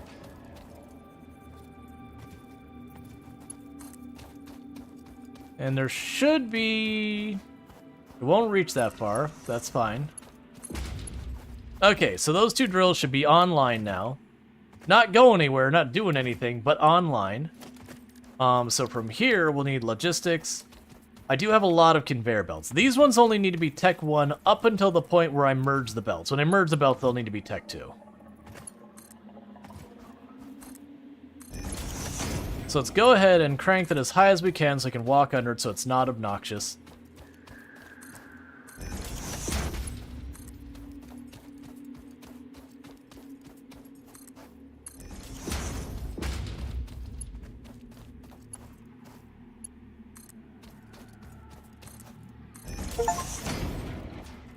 Build 5 kilometers of conveyor belts. All right. This is going to be a lot. A lot. Oh. This is going to be a lot of Tech 2 belt. Like a lot of Tech 2 belt. Because I don't want to run it the whole way like this. So I'm going to go ahead and do... This is going to get expensive. That's the wrong one. I need a merger.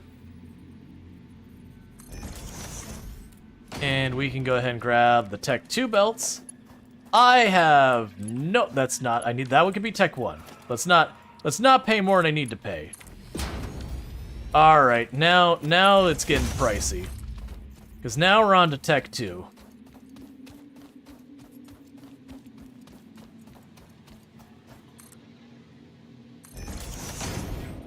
And I gotta get all the way over there.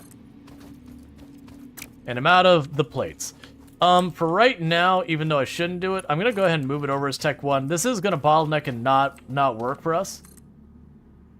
Why merge close? Not merge closer to home? Mostly, I don't want two separate belts going.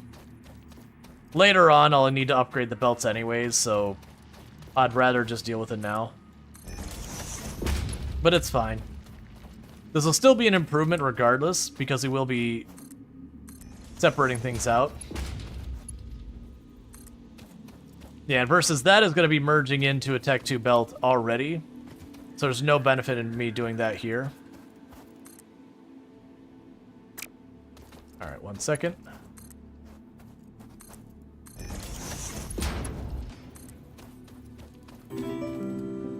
Thank you for the follow. Welcome to the stream. Okay, so this is where we start getting to some major spaghetti happening. Let's drop this to half height. Because we're going to snake it under here.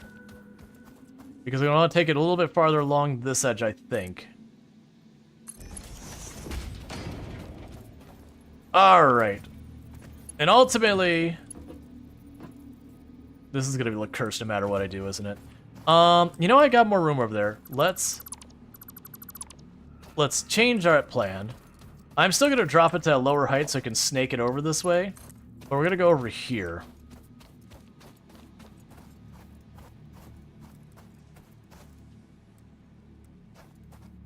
And maybe there.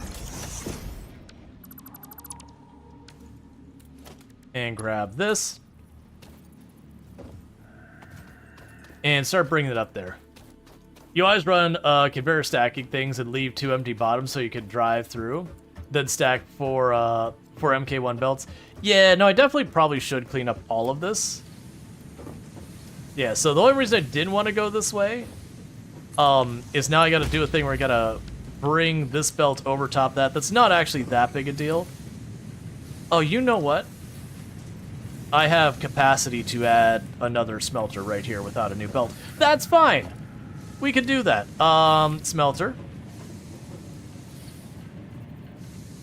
We can go right here.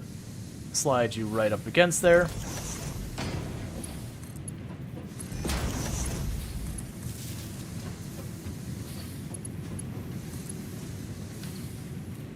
And this one doesn't have to be a Tech 2 belt. That'll improve our yield a little bit on that line. I still do need to run another set of 3 smelters. But yeah, so that'll be 3 smelters for iron plates, 3 smelters for rods, and 3 smelters going towards our screws. That said, what is probably going to happen here, chat, is let me just check one thing before I say the next thing I'm going to say. Just ignore if you hear anything. You don't hear anything if you do. Because I'm guessing it's going to be about that time. Alright, so what is going to be happening here, chat, is we are going to be raiding out for the night. I do really appreciate that really late raid for me from Metallics. That really does mean a whole heck of a lot, but I need to get to sleep. So I'm going to do my second round of my outro for the stream, which is, if you have enjoyed tonight's content, you're not already following the channel, don't forget to drop a follow. That way you can find your way back here in the future. Did I already end the YouTube side of things? No, I didn't. Alright, so YouTube, if you're watching over there, the stream's going to be ending abruptly because I can't raid over there. But if you're over here on Twitch, you're going to want to grab that raid message that Ianek just posted in the chat.